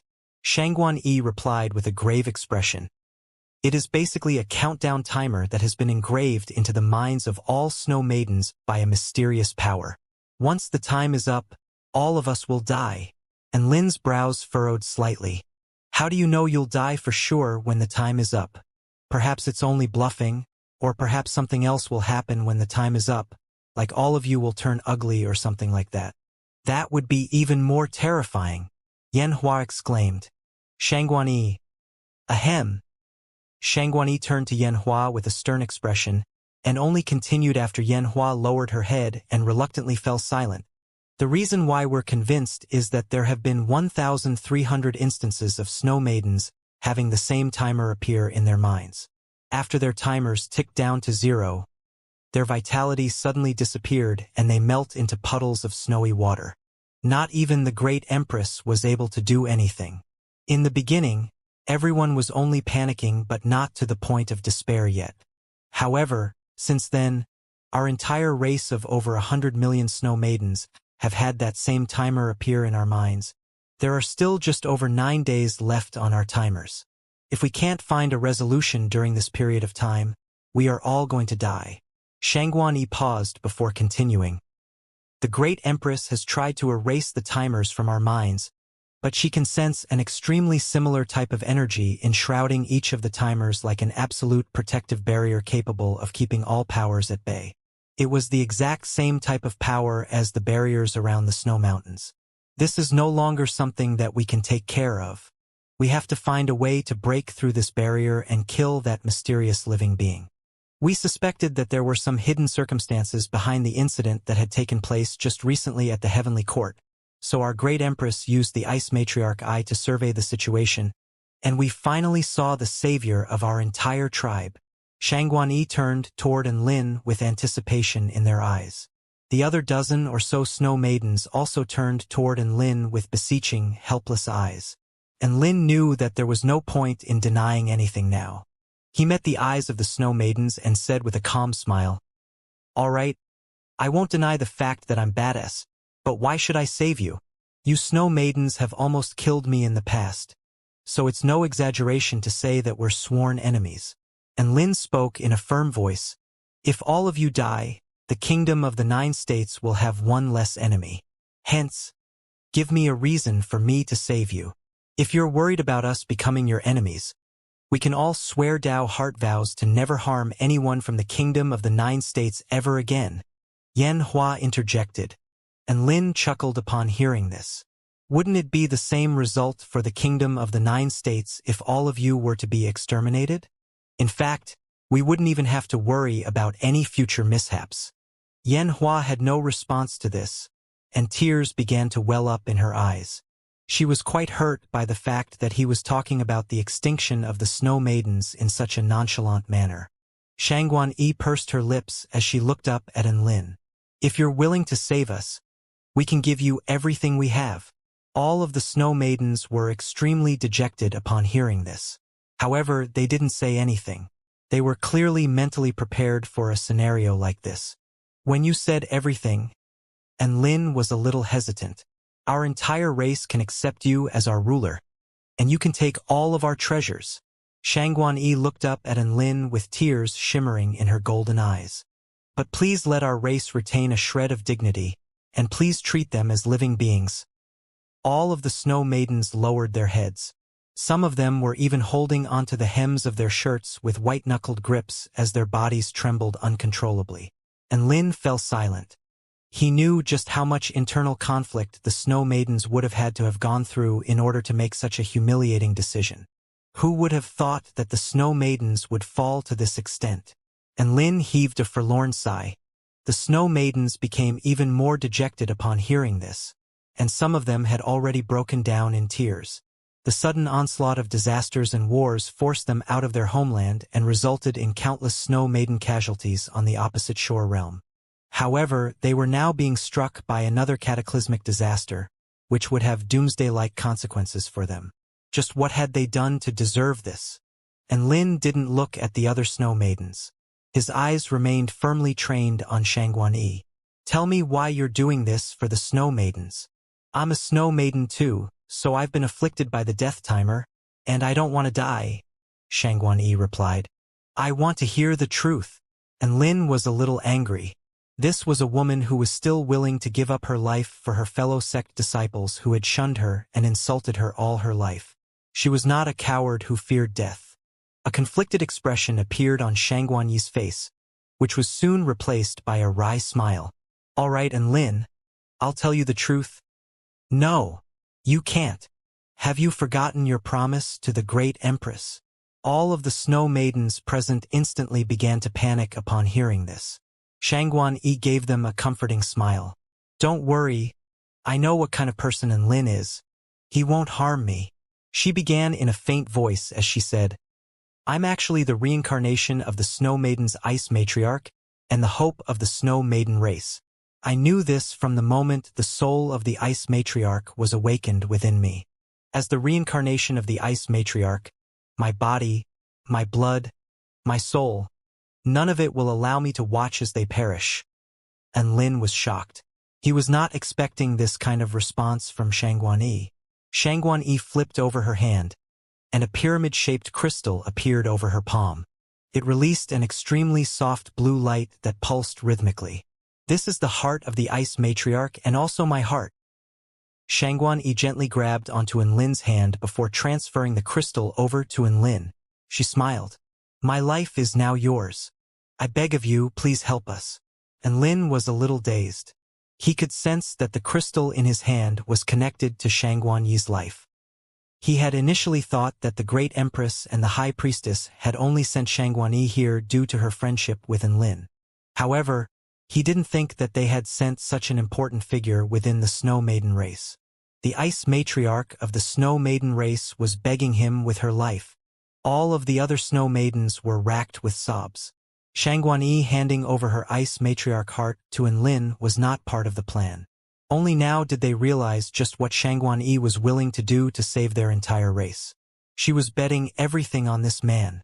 Enlin, what will it take for you to help us? Shangguan had tears shimmering in her eyes. Tell us. We'll do our best to satisfy you. Enlin fell into silence again as he stared at the crystal in his hand. All right, I can help you.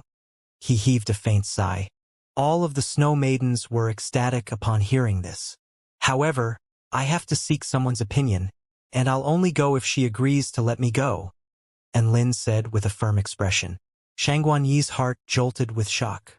Who could this person be? Could this be some obscure mighty figure who was pulling the strings behind the scenes? Wait here for me. Enlin departed. All right. Shangguan nodded obediently. Within the main building of the Flame Pavilion. Xiaolan, what do you think? Enlin asked with a fawning expression. A disconsolate expression appeared on Su Xiaolan's face. Who would have thought that Sister Shangguan would be the ice matriarch of the Snow Maidens? Everything is irreversible now. We are destined to be people walking on two different paths. There were many things in this world that could take people further and further away from one another. Sometimes, these things were irreversible and would continue to take them further down two diverging paths. Enlin smiled. That's not necessarily the case. They can agree to any condition I raise, so why don't I just ask Sister Shangguan to come back to the Vermilion Bird sect? They can agree to anything you ask? Su Xiaolan felt like that was not necessarily a good thing. Enlin knew what she was thinking and hurriedly offered words of reassurance. I won't make them do anything out of line. I'll just make them swear Dao heart vows to never harm the human race again. Then use them as forces to fight for us. Su Xiaolan nodded with a forlorn sight. All right, but don't force Sister Shangguan into anything. I don't want to make her do something she doesn't want to do. Does that mean you agree, Xiaolan? Enlin asked with an excited expression. Su Xiaolan poked a finger at Enlin's forehead. You better not take advantage of all of those obedient snow maidens. Enlin said with a serious expression. Xiaolan, don't you know what kind of person I am? How would I know what kind of person you are when you're not with me? Su Xiaolan pursed her lips. By the way, if you can't beat this enemy, then just run away. She suddenly gripped tightly onto Enlin's hands with an earnest expression. You're much more important to me than the entire Snow Maiden race or even Sister Shangguan. Su Xiaolan didn't want to allow Enlin to go into battle against that strange living being. She knew what that living being entailed. That was an opponent of the same caliber as the Heavenly Wind God. Just the Heavenly Wind God was almost enough to destroy the entire Heavenly Court. If it wasn't for the fact that this was related to the safety of the entire human race and Enlin possessed some sort of power that could combat those types of living beings, she wouldn't let him go and take the risk no matter what. Enlin was quite touched by Su Xiaolan's concern, and he gave her a reassuring kiss on the forehead. Don't worry, I'll run away if things are not going well. I'll be sure to prioritize my own safety above all else.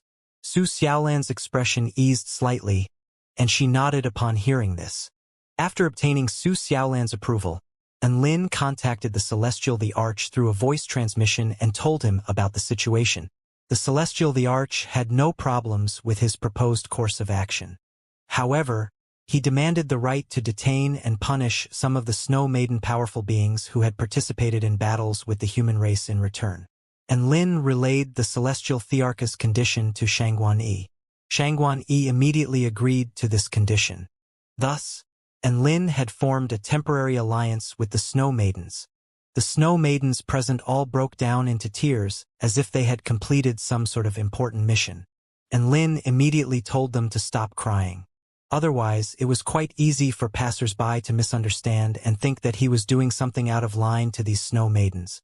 Enlin, are you not going to keep my ice matriarch heart? Shangguan cupped an extremely dreamy and intricate ice crystal in her hands as she looked up at Enlin with her golden eyes. With this ice matriarch heart, no Snow Maiden will dare to cross you. Enlin shook his head with a smile. Making all of you swear Dao heart vows will have the same effect. Besides, I don't have a habit of accepting the hearts of others. All I need is Xiaolan's heart. Upon hearing this, Shangguan Yi faltered slightly before a vibrant smile, as beautiful as a snow lotus, appeared on her face. She looked at Enlin with anticipation in her eyes. So you're together with Sister Xiaolan now. I will give you my wholehearted blessings. I really hope I can live to see your wedding. Don't worry. I've promised to help you, so I'll do my best to keep all of you alive. Enlin nodded with an earnest expression. Let's go. This time he didn't take anyone with him. After all, this was an enemy even Dao integration stage super mighty figures had no chance against, so there was no point in calling up anyone else. Right at this moment, another spatial rift appeared in the 4-9 Immortal sect.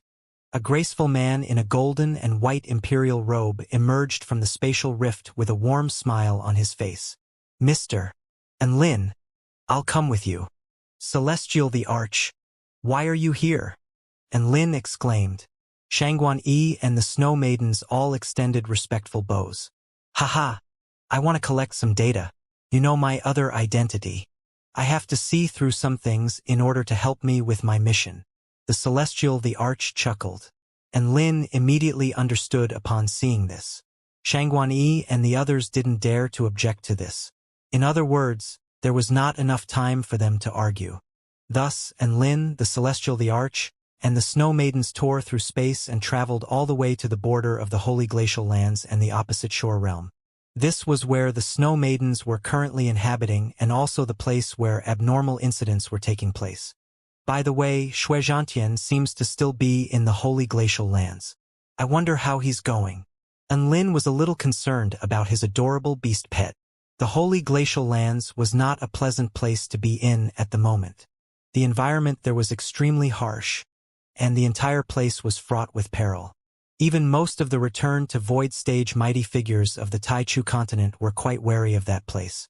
At this moment, somewhere in the Holy Glacial Lands. Wah! Big Sister Dragon.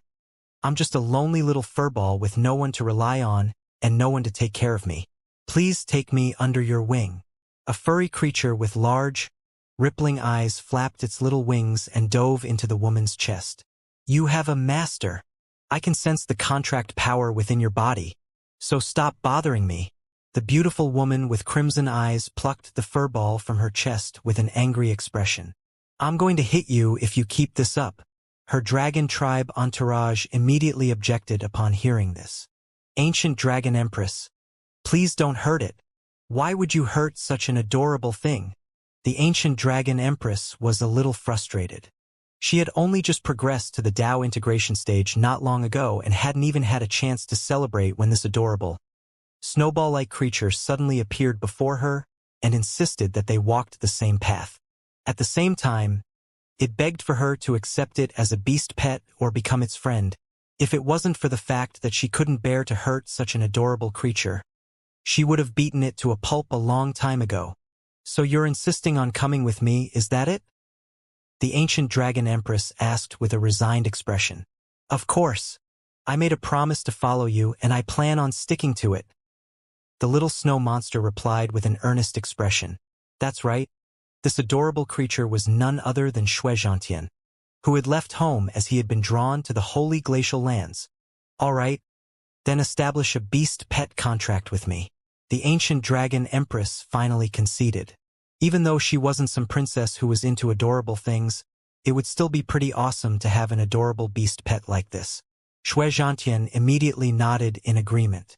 All of a sudden, a scintillating man who looked as if he were going to crush the heavens beneath his feet suddenly appeared in his mind, and the image refused to go away. That was the man he yearned for. Even though he had not progressed to the Dao integration stage yet, he possessed the will of a man destined to crush the heavens, and Xianxia had been completely entranced and intoxicated by him. Let's not get ahead of ourselves here. I think we should start off as friends first. What do you think, Big Sister Dragon? Xianxia blinked his adorable eyes at the Ancient Dragon Empress. A smile appeared on her face. Whatever you say. It wasn't a bad thing to have such an adorable creature accompany her on her long journey. Tens of thousands of dragon tribe brethren trailed along behind her on their journey. Not long after this, the Ancient Dragon Empress raised her head, and a smile appeared on her face as she looked on at the golden light orb in the distance. We're almost there. The place they were going to was the base of the heaven-crushing sect, the land of eternal light. In the opposite shore realm, an inky black rift appeared in the sky. A fair, slender hand then tore open the rift. One figure after another began to emerge from within. There were already hundreds of thousands of snow maidens gathered down below. All of them bowed at the same time and yelled in unison. The snow maidens pay their respects to sect leader Enlin, High Priestess Xianxia, and the Celestial the Arch of the Kingdom of the Nine States. Enlin was given a fright by this lineup. Xianxia was wearing a calm smile in contrast, as if this was something she was already used to. All rise. Sect leader Enlin is our hope, so all of you have to abide by our agreement. Hundreds of thousands of snow maidens yelled in unison, "Yes!" All of the snow maidens looked up at Enlin with scorching lights or curiosity in their eyes. This was the first time Enlin had been at the center of attention for so many beauties, but he was able to maintain a calm and collected expression as he was already desensitized to this from being worshipped by all the beauties across the entire divine source continent. The great empress and the current high priestess, Mengji, had also arrived in person to welcome them. Their expressions remained unchanged upon seeing the Celestial the Arch, and they soon focused all of their attention on Enlin. The great empress wore a blue dress that accentuated her lithe and graceful figure, and she bowed deeply to Enlin with an apologetic expression. "I sincerely apologize for everything we have done to you in the past. If you still hold any resentment toward us, please feel free to come and find me after this ordeal." Mengji was also looking at Enlin with a complex expression. During the battle against the Vermilion Bird sect, Enlin had foiled her plans on more than one occasion and had almost blasted her clothes into nothingness by manipulating her lightning and using it against her. During that battle against the dark sorcery ghost in the opposite shore realm, Enlin had helped her out, and she had also helped Enlin escape from the Great Empress. They had interacted with one another on more than one occasion, and they had been both enemies and also comrades at times. Never would she have thought that this man would be able to grow so quickly and become the hope of all snow maidens so soon. Enlin nodded. "I'll settle my differences with you another time. However, I hope you can make all of your snow maidens swear the Tao heart vows immediately." He couldn't just make the important snow maidens concede. He had to make their entire race promise not to harm humans and listen to his every command before he could help them. "All right, I'll do that right away," the Great Empress replied without any hesitation. There were over 100 million snow maidens gathered here, but the Great Empress could issue a command to all of them at once, and it would take at most half a day to get all of them to swear their Tao heart vows. The Celestial the Arch was going to supervise the Great Empress during this process, while Enlin surveyed the Snow Maiden treasure vault with Xianxia. Of course, Enlin wasn't going to appear too eager. He was just going to visit it as an afterthought. That's right. It was just an afterthought. All of the Snow Maidens lived in ice houses. Even the Imperial Palace was carved from ice, and all of them were quite beautiful to behold. Enlin felt as if he were walking through a world of snow and ice as he encountered all types of intricately beautiful and creative ice sculptures. "We are all extremely proficient at building houses, and we built all of the houses here. Look at that palace. I live there, and it only took me 10 days to create." Xianxia pointed at a pristine, white palace with a smile. She seemed to have suddenly reverted back to her easygoing demeanor, giving Enlin a sense of déjà vu, as if he were back at the Vermilion Bird trial grounds with her. All of these houses were constructed from ice. "Don't you feel cold living in them?" Enlin asked. "Not at all. We feel a lot more comfortable in slightly colder temperatures. Here, feel my hand." Xianxia extended a slender hand toward Enlin. Enlin gripped onto her hand with a curious expression to find that it was soft, smooth, and pleasantly cool to the touch. "Snow maidens don't fare well at all in heat, so we all like to live in ice houses," Xianxia elaborated. Enlin felt like he was slowly learning more and more about the Snow Maidens. They continued onward all the way to the Imperial Palace. Enlin possessed the highest level of jurisdictive power among the Snow Maidens, so he could go wherever he wanted. As such, he was able to enter the imperial palace and survey it without encountering any impediment. To his surprise, the place where the great empress lived was not as lavish as he thought it would be. Everything was quite simple. The smooth floor, the simple ice accessories. The only thing worthy of note was an ice mural on the wall, which depicted the ice matriarch in battle. The ice matriarch within the mural was extremely regal and beautiful, and she really bore some resemblance to Xianxia. Xianxia seemed to be a little dazed as she looked at the woman in the mural. And Lin and Xianxia continued to stroll around and just so happened to stumbled upon the Snow Maiden's treasure vault. "Oh, what a coincidence. This is your treasure vault. I'm a bit curious about what you have in here," and Lin said with a nonchalant expression. "This is the place where we Snow Maidens keep our treasures. You can take anything you like from here." Xianxia did not hesitate in the slightest. "All right, let's go have a look." And Lin repressed the excitement in his heart and pushed open the door. Xianxia deactivated the restriction, and Lin eagerly opened the door. He was then struck by the dazzling light pouring out from within. And Lin was instantly astonished by the treasures laid out before him. Did I open the door wrongly? Maybe I should close it and open it again." And Lin muttered to himself. The wealth of the Snow Maidens had well and truly struck him with awe. It was not that there was too much. There was way too fucking little. From what he could see, there were about 100 spirit pills and spirit fruits, as well as a few dozen spirit tools.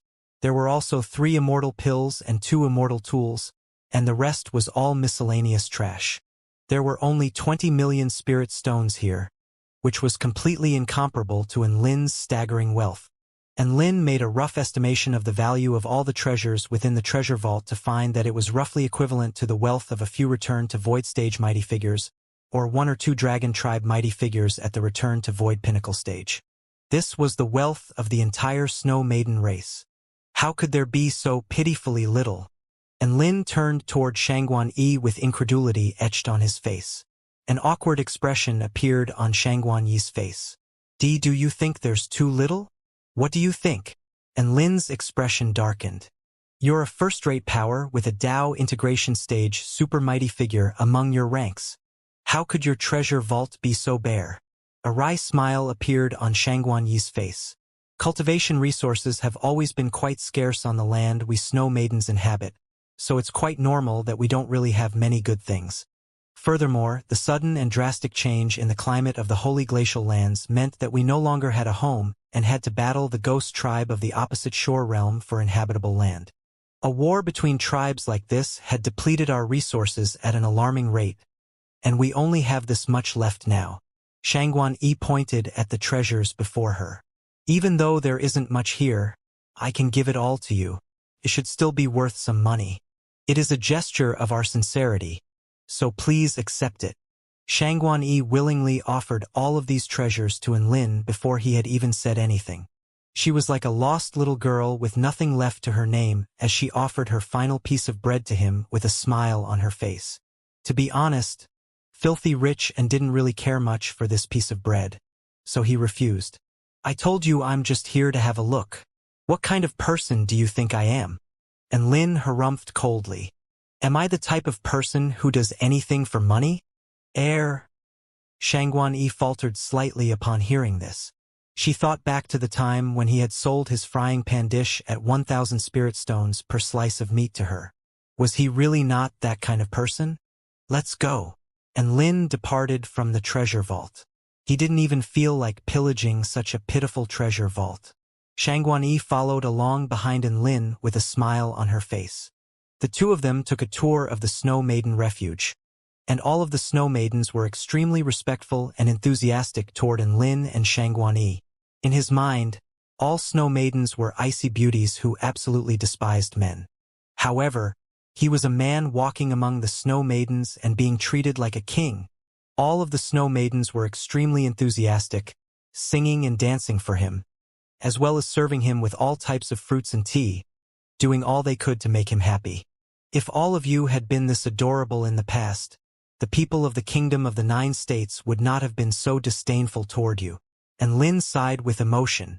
They're being adorable now because you can save them. Xianxia shattered Enlin's hallucinations mercilessly. The two of them arrived at a tool refinement platform, where a man was conversing joyfully with Mengji. Enlin had seen this man once before. He was the one Mengji saved from the 10,000 Spirits Immortal sect with a massive Snow Maiden army. At that time, Enlin was still a useless noob who couldn't do anything to influence the battle. Apparently, this was a cross-dressing master who managed to keep his gender a secret among the Snow Maidens for many years, but he could now finally appear among them in his male form. The man immediately delivered an extremely respectful bow at the sight of Enlin. Chun Qinghang pays his respects to sect leader Enlin. That's right.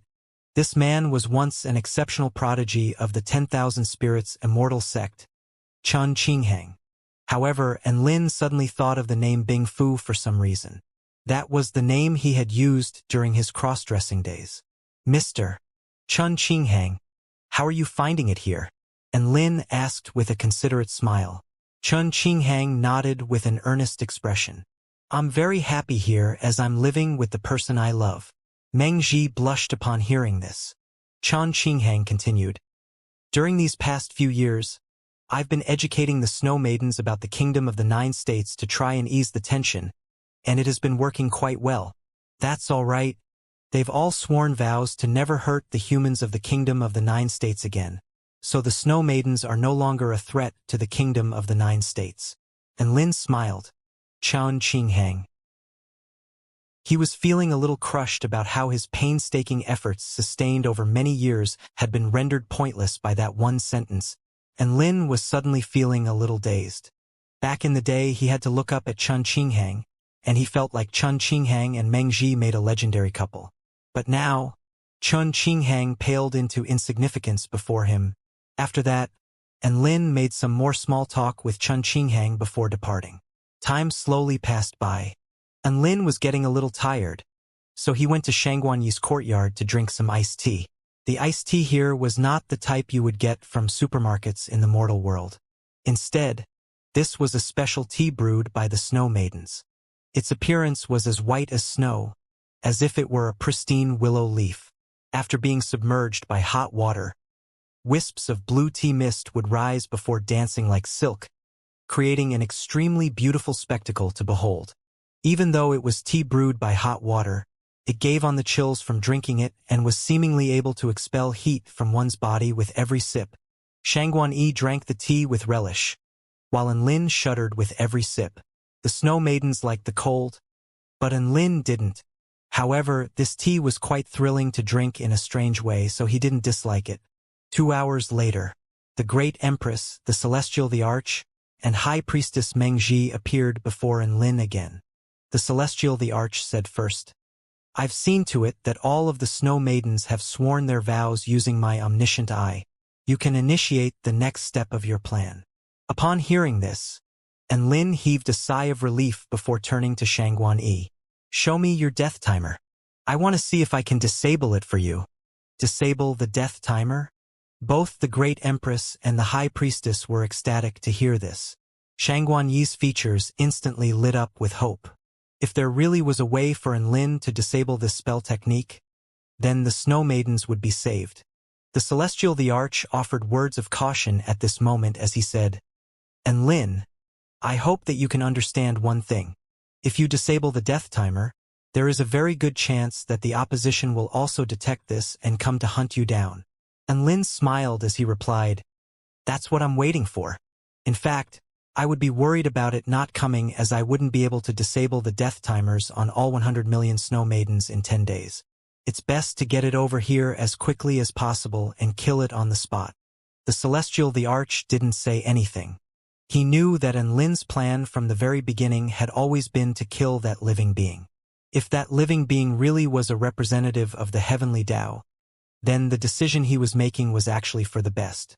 All representatives of the heavenly Tao appeared to harbor strong animosity toward the human race, so it was best to eliminate as many of them as possible while the great Tao of heaven and earth was still somewhat restricting their power.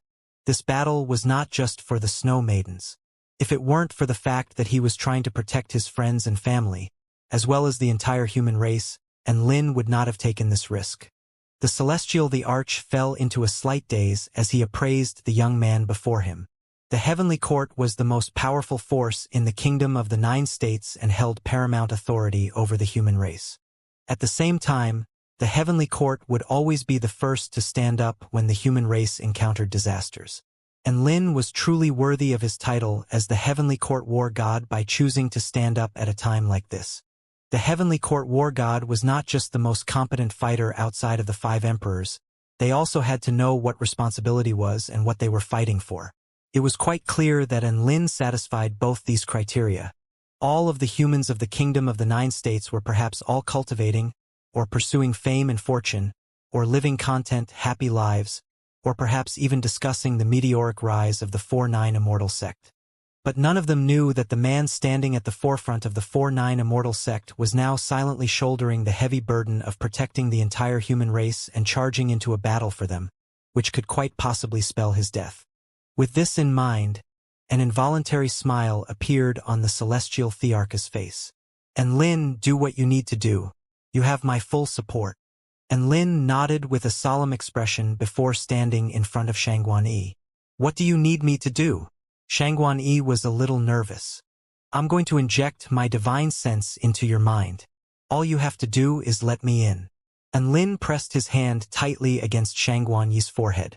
Xianxia closed her eyes, and her eyelashes trembled slightly. At the same time, his divine sense had already entered Xianxia's mind. The death timer was extremely prominent in her mind, and it was ticking away second by second. There was a skull projection around the timer, and he could sense an extremely terrifying will of death from the skull. It was no exaggeration to say that anyone who slept with the skull beside them would have nightmares. He had to commend the Snow Maidens on their mental fortitude for being able to remain so calm even with these terrifying things within their minds. Perhaps the hardships and adversities they had suffered made them stronger. And Lin banished these errant thoughts before inching his divine sense toward the death timer. However, when his divine sense was just about to make contact with the death timer, it was kept out by an invisible barrier. No matter how hard he tried to bypass the barrier, he was unable to do so, as if the highest decree from the heavens was preventing him from doing so and that it was able to keep all powers in this world at bay. Interesting. No wonder you're saying this is the same type of living being as the heavenly wind god. This really is a power that no living being of this world can possess. And Lin chuckled. All of a sudden, a wind divine halo appeared above his head, from which a paramount godly aura erupted. The celestial the arch, the great empress, and the high priestess were all astonished to see this. They could sense a power that was far beyond them from the halo. This power, he's using the power of the heavenly wind god. The celestial the arch murmured to himself. And Lin really is the hope of the Snow Maidens. The great empress stared at the man before her, and her cheeks became flushed with excitement. And Lin had finally unleashed his heavenly wind power again. He imbued his divine sense with this power to form wind blades hacking toward the death timer. Sweat began to bead on Xianxuanyi's forehead, and her feature also paled slightly. Even though that power was not directed toward her, she still found it difficult to handle Lin's heavenly wind power. The divine sense wind blades fell upon the invisible barrier and slowly tore through it. And Lin stirred upon seeing this. It was working. The representatives of the heavenly Tao could combat one another. He did not hesitate any longer. After slicing open the barrier, he immediately crushed the skull projection along with the death timer with his powerful divine sense. Boom! Xianxuanyi let loose a pained moan before a ball of black energy exited her body and disappeared into thin air. Her intricate features were a little pale, but her golden eyes were filled with joy when she opened them. Success! The great empress and the high priestess were both ecstatic. The celestial Thearch's expression also eased. The fact that Lin was able to overcome this power meant that he possessed the power to battle that mysterious living being. Thank you, sect leader Lin. You have saved the Snow Maidens from extinction. The great empress extended another grateful bow. I still haven't defeated that mysterious being yet, so why are you thanking me so early? Lin smiled. The ice matriarch has been saved. Even if the rest of us were all to die, the Snow Maiden race would not truly perish, the Great Empress said with a serious expression. It looked like the Snow Maiden entourage had already informed the Great Empress of the fact that Xianxia had revealed her identity to Enlin. Otherwise, the Great Empress would not be bringing up this information so easily. The Great Empress gripped the air, and a smooth ice barrier enshrouded the entire sky. Her next words reverberated throughout the entire Snow Maiden land of refuge.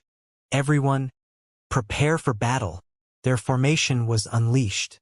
The Snow Maidens were led by 13 Holy Palace leaders, and all of them flew into the sky, creating a battle formation and surveying their surroundings with cautious eyes. Come on, let's keep disabling these death timers. And Lin was planning to further provoke his opponent by continuing to undo their spell techniques. The Great Empress and Meng Ji looked at each other before positioning themselves in front of Enlin. Enlin laid one hand on the Great Empress' forehead and another hand on High Priestess Meng Ji's forehead to disable both of their death timers at the same time. His divine sense poured forth. It was imbued with the paramount heavenly wind power, and it instantly sliced through the barriers. It was also at this moment that Enlin's divine sense destroyed the death timers within the Great Empress and Meng Ji's minds, leaving no trace of it behind. The Great Empress opened her eyes, and an expression of astonishment appeared on her face. What a miraculous power! Sect leader Enlin, how did... She stopped herself before she could finish her sentence. Everyone had their secrets, and it was not good to blatantly inquire about those secrets. The Great Empress felt like this man had a lot of secrets, and she really wanted to unravel them. And Lin smiled at the Great Empress and pretended as if he hadn't heard what she was saying. Summon a few more Snow Maidens. I'll keep provoking it until it has no choice but to come here. The Great Empress immediately summoned a few Holy Palace leaders. And Lin could see a few familiar faces among these Snow Maidens. For example, Su Jingxiang, Yanhua, and Rogu were all returned to Void Stage mighty figures Enlin had seen in the ancient Taichu realm. At that time, Enlin's personality had been influenced by the realm of boundless emotion, and he had even saved their lives once. Su Jingxiang, Yanhua, and Rogu were experiencing extremely complex emotions. They were being saved by Enlin again. Thank you, Enlin, Su Jingxiang murmured in a low voice. Yanhua pursed her lips. I don't have anything I can repay you with. I can only... And Lin immediately waved his hands. Please don't say you're going to give yourself to me. Yanhua choked on her words and glowered at Enlin. I can only repay you in my next life. And Lin heaved a sigh of relief upon hearing this. In all honesty, Snow Maidens were very beautiful, but they were too cold to hold. He didn't want them even if they threw themselves at him. He began to disable their death timers as well. The spell technique barriers the enemy left on the Snow Maidens were not very powerful and could be easily broken by his heavenly wind power. Perhaps they never envisioned that anyone would be able to combat their power in the first place. Even though he didn't have to expend much effort, summoning the power of the heavenly wind god over and over again was still quite taxing on his body. As such, he would take breaks and swallow a blood spirit pill after saving one or two Snow Maidens. The Snow Maidens were astonished by how casually Enlin was swallowing spirit pills. This was the life of a tycoon. After a while, all of the Holy Palace leaders' death timers had all been disabled by Enlin, and all of them expressed their gratitude toward him. If there were a system mission asking him to make a certain number of Snow Maidens fond of him, he would be able to easily complete the mission condition. Sigh. I've already disabled about a dozen death timers, so why is it still not here? And Lin swallowed a spirit pill before heaving a resigned sigh. He couldn't think of any other way to goad the enemy aside from what he was doing now. However, his enemy appeared to be quite a patient creature. It would be impossible for Enlin to disable all of the Snow Maidens' death timers one by one. There were over 100 million Snow Maidens here, and he would exhaust himself to death long before he could get through all of them. But he couldn't think of any other course of action for the moment. This appears to be quite an intelligent and cautious representative of the heavenly Tao. Thinking back to all of the representatives of the heavenly Tao he had encountered, the heavenly sea god chose to seclude itself, the heavenly wind god chose to charge right in, and the heavenly lightning god tried to recruit more help first. He didn't know what heavenly god this was, but it appeared to be intent on hiding in its shell, as if it were the heavenly turtle god. What could he do to take his provocation to the next level? And Lin fell into deep thought. He called over another snow maiden and decided to do some research on that barrier. And Lin's divine sense enshrouded her death timer, and he used his heavenly wind power to slowly slice into the barrier. He didn't just quickly destroy that barrier this time. Instead, he used his heavenly wind power to envelop it before gently picking away at it. The snow maiden's eyelashes trembled slightly, and she let loose an involuntary moan. And Lin's brows furrowed slightly. The Celestial, the Arch, and the Great Empress stood by with anticipation and curiosity etched on their faces. And Lin suddenly discovered that as he slowly tore through the barrier using his heavenly wind power, the heavenly wind power and the power of the barrier would enter a peculiar state where they seemed to be fusing together, but at the same time they were also rejecting one another. It was very conflicted, like the yin-yang, giving rise to one another even though they were complete polar opposites. He tried to fuse the two powers together. Not only did Lin want to destroy that power, but he also wanted to absorb it too. This was a rather slow process. However, right when he was about to absorb the power, he was suddenly met by extremely violent resistance. And Lin's expression shifted, and he became more excited. This was a good thing. The fact that he was evoking a reaction showed that this was working. Absorbing that mysterious living being's power would be even greater provocation toward it. It would surely be unable to stand by idly and let him continue to do what he was doing. And Lin was finally able to absorb the enemy's power after expending a vast amount of effort. An ancient and eternal power fused into his body alongside his heavenly wind power. This power, and Lin's heart jolted slightly. For some reason, he felt like this power was even more terrifying than the power of the heavenly wind god. They were both representatives of the heavenly Tao, so why was he struck by this feeling? Whoosh! A golden light suddenly fell from the sky. A burst of paramount power crashed through the great Empress ice barrier. "Look out, and Lin!" the Celestial, the Arch, exclaimed. He could sense that this power was targeting Lin. And Lin drew his evil-slaying sword with a calm expression before slashing toward the power descending upon him. A black light engulfed heaven and earth, and his sword projection tore the power in half. The divided burst of power crashed into the ground, creating two bottomless fissures over 100 kilometers in length like a hot knife through butter. The great Empress' heart jolted in fear upon seeing this. She knew that she would already be dead if that power had fallen upon her instead. She could sense that that power was something of a higher level, and she was completely powerless against it. A terrifying aura erupted from the heavens, as if a paramount god had descended upon this world. Many snow maidens began to raise their heads with expressions of shock and horror. The snow maidens creating a battle formation in the air were all deathly pale from fear. At this moment, a white figure flew into the sky. Upon seeing that white figure, the snow maidens were all struck by a sense of security for some reason, and their expressions of shock and horror gave way to scorching reverence.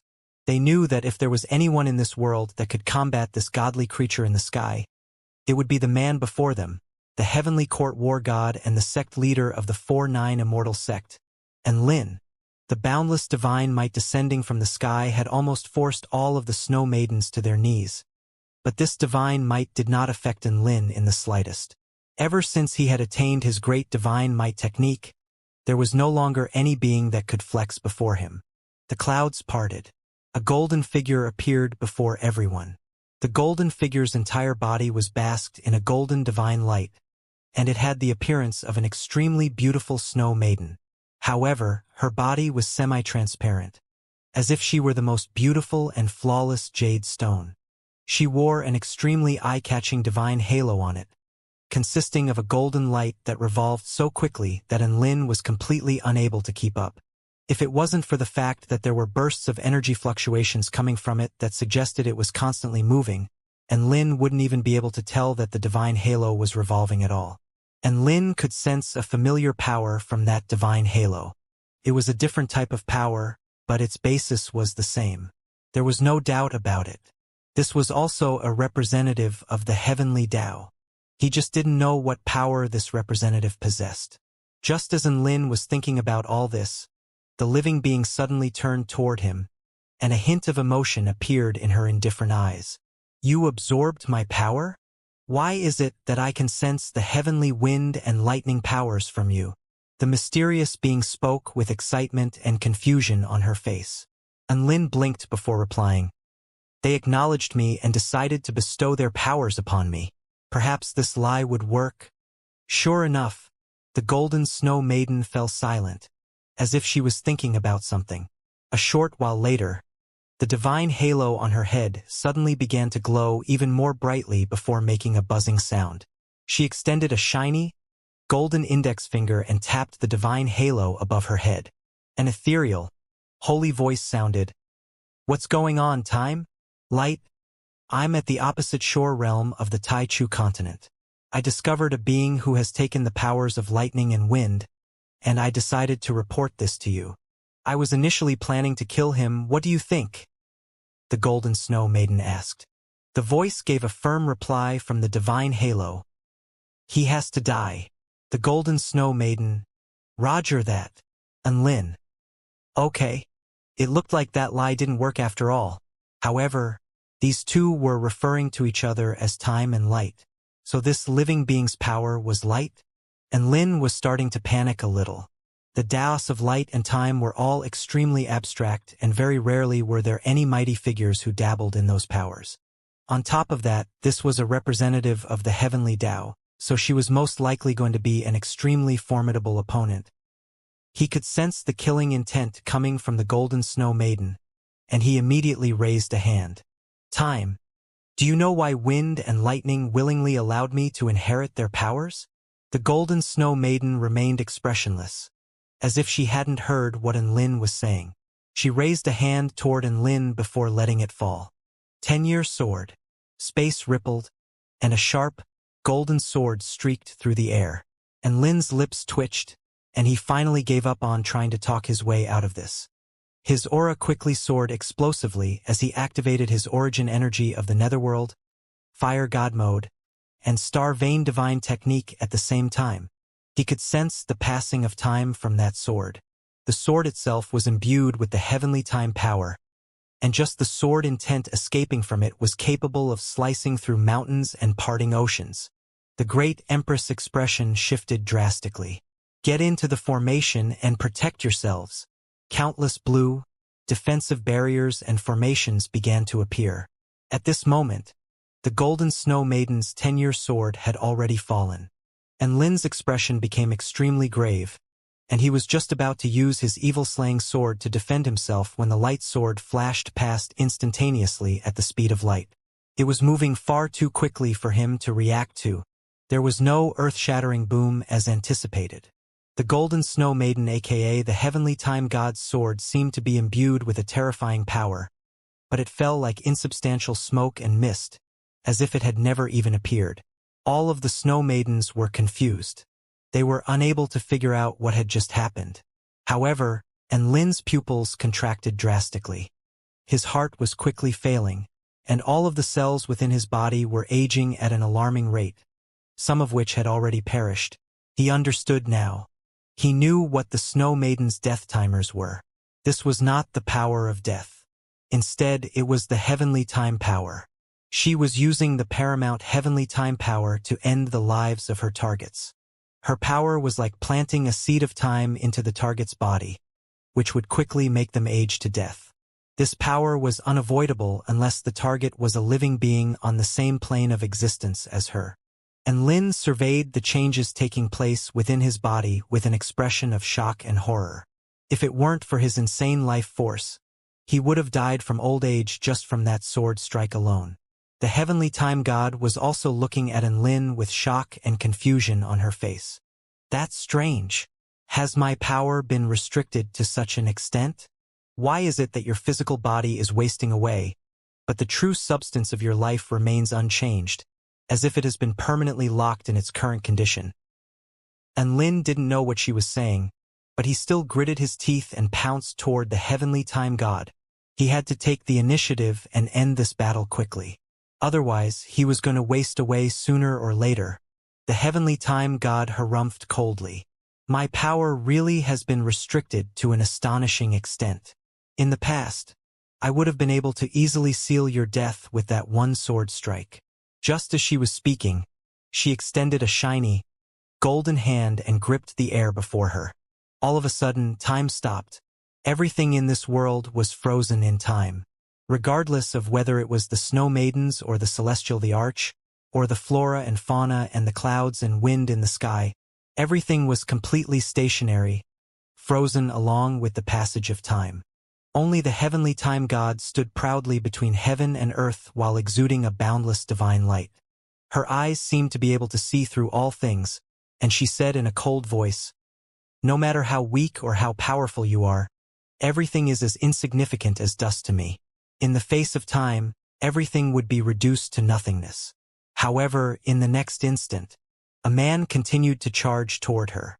His violent movement created a jarring contrast with the stationary world around him. A wind divine halo had appeared on his head, creating an impregnable barrier that kept all powers at bay. The man in action was none other than Enlin. After enduring the heavenly time god's 10-year sword strike, he knew that this was going to be an extremely difficult enemy to defeat, so he unleashed his power of the heavenly wind god from the get-go. It was also because of this that he was only just able to avoid being frozen in time like everyone and everything else. Heavenly Blade. Enlin hurtled toward the heavenly time god like a flaming meteorite before slashing down upon her with his evil-slaying sword, which was imbued with his heavenly wind power. The heavenly time god was stunned momentarily by the sight of the oncoming Enlin, and in that split second, her body was sliced in half by Enlin's heavenly blade. Heaven and earth were completely severed by Enlin's heavenly blade, along with the heavenly time god and space itself. The frozen passage of time began to flow again. Everyone was then greeted by the sight of Enlin suddenly slicing the heavenly time god in half. My God! What just happened? Was that instantaneous teleportation? Sect leader Enlin has insta-killed the enemy and saved our entire race. All of the snow maidens were in shock and awe as they looked up at the battle taking place in the sky. However, both the Celestial the Arch and the Great Empress furrowed their brows slightly upon seeing this, feeling as if something was amiss. Enlin also wore a tense expression, and his blade swiveled around as he sought to land more sword strikes. A voice suddenly sounded at this moment. Time reversal. The golden snow maiden who was sliced in half suddenly fused back together as a whole again after the two halves of her body regenerated almost instantaneously. And Lin's heart jolted upon seeing this. Using the power of the heavenly wind god had been extremely taxing, but all his efforts had been nullified by this time reversal technique. If you're reversing time, then give me back the energy I expended. And Lin discovered that this time reversal was only effective on the heavenly time god herself and did not extend to the world around her. However, this was already extremely insane. How was he supposed to kill the heavenly time god when she had such a freakish ability? Even though this was looking like an insurmountable enemy, and Lin still pounced toward her once again. He could only gamble that the heavenly time god's time reversal also expended energy, and that this energy could not be recovered from her time reversal. The heavenly time god said with a cold expression, "You really are able to use the heavenly wind power. You are far too dangerous and cannot be allowed to live on." Heavenly blade. And Lin's sword slashed downward again. The heavenly time god extended a palm toward Enlin. Slow down. Whoosh. And Lin suddenly discovered that the speed of his sword strike had decreased to less than 1% of its original speed. At the same time, he was struck by a sense that this was how fast his sword strike should be, as if this were the extent of his power. At this moment, the heavenly time god gripped the air, and a golden sword projection swept through heaven and earth like a golden river with no end in sight. Not only did this river have no end, but it also had no beginning, just like time itself. Drown in the passage of time, 100-year sword. The golden river summoned by the heavenly time god suddenly rushed toward Enlin faster than the speed of his sword strike. Move! Hurry up and move! and Lin had already summoned the heavenly wind power to protect himself. But the heavenly time power was omnipresent and was able to slowly force his heavenly wind power into disintegration. This was just like how Lin had used his heavenly wind power to slice through the barrier around the heavenly time god's death timers. Except the roles had been reversed this time. Speed, he needed more speed. And Lin took a deep breath, and the divine wind halo on his head drastically transformed. Lightning flashed and thunder clapped as a different, more explosive paramount aura erupted from his body. Ninth stage thunder essence cultivation method. Fundamental Tao of lightning. Paramount golden void lightning began to revolve around Lin's body, tearing through the omnipresent heavenly time power with its extremely brutal power. This was the power of lightning he obtained from that living bolt of golden void lightning. Lightning was the epitome of violent power and speed, so its instantaneous explosive power was able to break through the power of the heavenly time god. And Lin's speed elevated explosively once again, allowing his body to evade the golden river at a lightning speed. Golden void divine lightning. And Lin extended a hand, and a bolt of golden divine lightning tore through space. The golden void divine lightning was about as thick as a bucket, and as if this was the only bolt of lightning between heaven and earth, just one bolt of it was enough to light up the entire sky. Passage of time. The heavenly time god extended a palm, upon which a golden ball of light appeared, exuding a sense of unspeakable desolation and ancient power. The golden void divine lightning struck the golden ball of light. The golden void divine lightning seemed to have endured countless years within the golden ball of light, and its power diminished further and further. Even the tiniest of particles would slowly be annihilated from the passage of time. The heavenly time god had created a space to accelerate the aging of the golden void divine lightning. And Lin's expression shifted drastically as he activated his heavenly lightning power to its maximum extent. He was determined to break through the heavenly time god's defenses. Break through!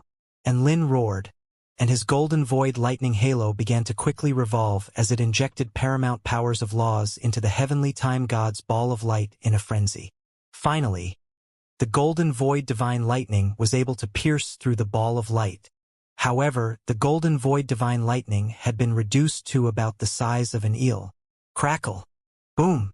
The golden void divine lightning exploded in the heavenly time god's palm, inflicting minimal injuries. The heavenly time god cocked her head to the side, and a gorgeous smile appeared on her face. Time reversal. Her hand was instantly recovered to perfect condition. And Lin almost threw up a mouthful of blood upon seeing this. Did you really have to fucking do that? That tiny little wound would have healed on its own, had she used her time reversal ability just a moment later. What was the point of using time reversal in this instance? Was she trying to show off how easy it was for her to use her time reversal ability? And Lin was in despair upon seeing this. He was fighting for his life, while his opponent looked like she was playing a game. It was also at this moment that the heavenly time god's 100-year sword suddenly changed direction and flowed toward Lin. Again, and Lin's expression shifted, and he was about to unleash a lightning technique to escape. However, the river of time suddenly split up and materialized into 10 golden flying swords. And Lin could sense an extremely terrifying and unfathomable heavenly time power from each of the flying swords. Are those 10 10-year swords? And Lin was astonished. She could split up her technique like this as well?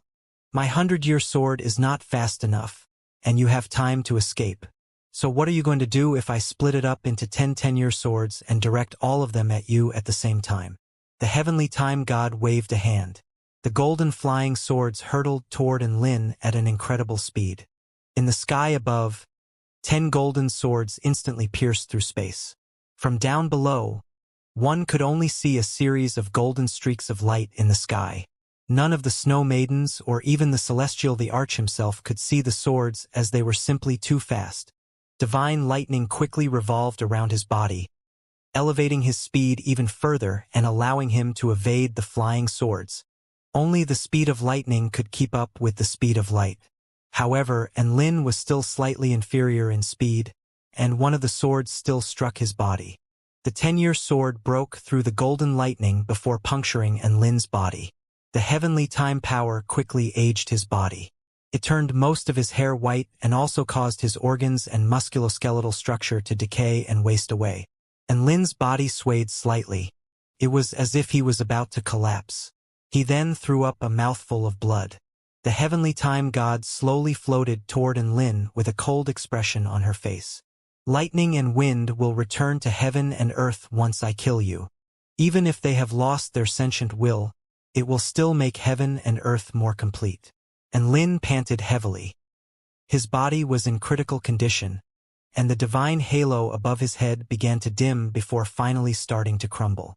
He had finally depleted his power of the heavenly Tao. He was unable to use his powers of wind and lightning, so he had no chance against the heavenly time god now. Little Xie! Lin suddenly yelled. Boom! An inky black domain instantly erupted forth, encompassing heaven and earth for a radius of over 100 kilometers. The heavenly time god suddenly lost all sense of direction and had no sense of space within the darkness. This is... Her expression shifted again as a hint of confusion appeared in her eyes. Evil sword technique, eternal night, Lin launched an invisible dark sword strike. The darkness swept toward the heavenly time god with the power to end all things. The evil-slaying sword possessed a very special power that could influence representatives of the heavenly Tao, even when Lin was no longer able to summon the powers of the heavenly gods. As such, Little Xie was Lin's final trump card. Within the divine tool domain, the heavenly time god's golden glow became especially piercing. Her expression shifted yet again as she detected the sword strike approaching her. But her expression held no hint of fear. The heavenly time god stepped forward, and the heavenly time power erupted around her in a halo that spread to infinity and beyond. Passage of time. The eternal night sword strike and the divine tool domain were both instantly annihilated into nothingness. It was as if a light had brutally shattered the darkness. Heaven and earth reappeared. The heavenly time god was greeted by the sight of Lin's evil-slaying sword, which was still glowing with a peculiar, black light. Her pupils contracted slightly, and she was just about to raise her hand. Bam! She didn't have enough time to react. The heavenly time god's head exploded. Everyone was given a fright by this sudden turn of events. All of the snow maidens let loose cries of surprise before they began to whoop in celebration. However, Lin's brows were furrowed at this moment. He had just used the vanquish the heavens and slay all evil annihilation technique. Even though the heavenly time god's head had exploded, he felt like something was missing. Little Xie's power could injure or deplete his enemy, but she couldn't destroy his enemy's most fundamental core. The heavenly time god was like wild grass being burned away during a forest fire. Their roots remained so they could grow again after a while. Sure enough, even though her head had exploded, a cold, emotionless voice soon sounded again. Time reversal. Time began to reverse. Specks of light converged. Her detonated head began to come back together again like a video on rewind. The snow maidens and the celestial the arch were all dumbstruck upon seeing this, following which was a wave of despair. The golden snow maiden had been sliced in half and had her head detonated, but she still wouldn't die. All she had to do was to reverse time, and she would be back to perfect condition in an instant. What could they do? What else could they do to defeat her? Lin racked his brain, but he was still unable to think of anything. Was this the end of the road? Was he going to have to run? He recalled his promise to Xiaolan. If he couldn't win, then he had to prioritize his own safety above all else and escape with his life. He looked at the seemingly invincible golden snow maiden before him, and thoughts of retreat began to well up in his heart. On the ground below, the celestial the arch was dialing a voice transmission. Your Majesty, the current situation is extremely dire. Lin is facing the heavenly time god, and he's going to die if you don't come here, the celestial the arch said in an urgent voice. Nuwa's forlorn sigh sounded from the other side. You know that I can't do anything now. I only have one chance to act against the heavens. The celestial the arch still wanted to argue, but he knew that Nuwa was right. If Nuwa were to act now, their plan to mend the heavens would end in failure. He gritted his teeth with determination. I won't let Enlin die here no matter what. Enlin is the heavenly court war god, and I'm the celestial the arch. If you won't save him, then I'll have to do it. Silence ensued from the other side of the voice transmission. Celestial the arch, I hope you can have a bit of self-awareness. Nuwa spoke in a solemn voice. You couldn't even defeat the heavenly wind god. How are you going to defeat the heavenly time god? Our heaven-mending sect is not a sect that dabbles in research on how to fight the heavens. We are trying to find a way to mend the heavens. The celestial the arch smiled. But I've already done research on how to fight the heavens. Nuwa. The celestial the arch cut off the voice transmission before looking up into the sky. The heavenly time god had already used her time reversal ability to recover from all of her injuries. Even the snow maidens had realized that Enlin was actually very much on the back foot here. Enlin had severely wounded his enemy twice, but she had shrugged it off like it was nothing. In contrast, Enlin had been struck by 2 10-year swords, and his body was already starting to give out on him. In terms of trump cards, Enlin had played all of his and had none left to use.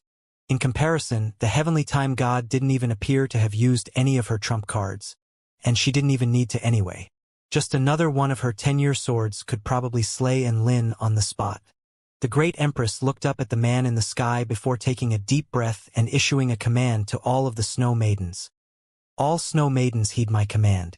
Attack the enemy at once and create an opportunity for sect leader Enlin.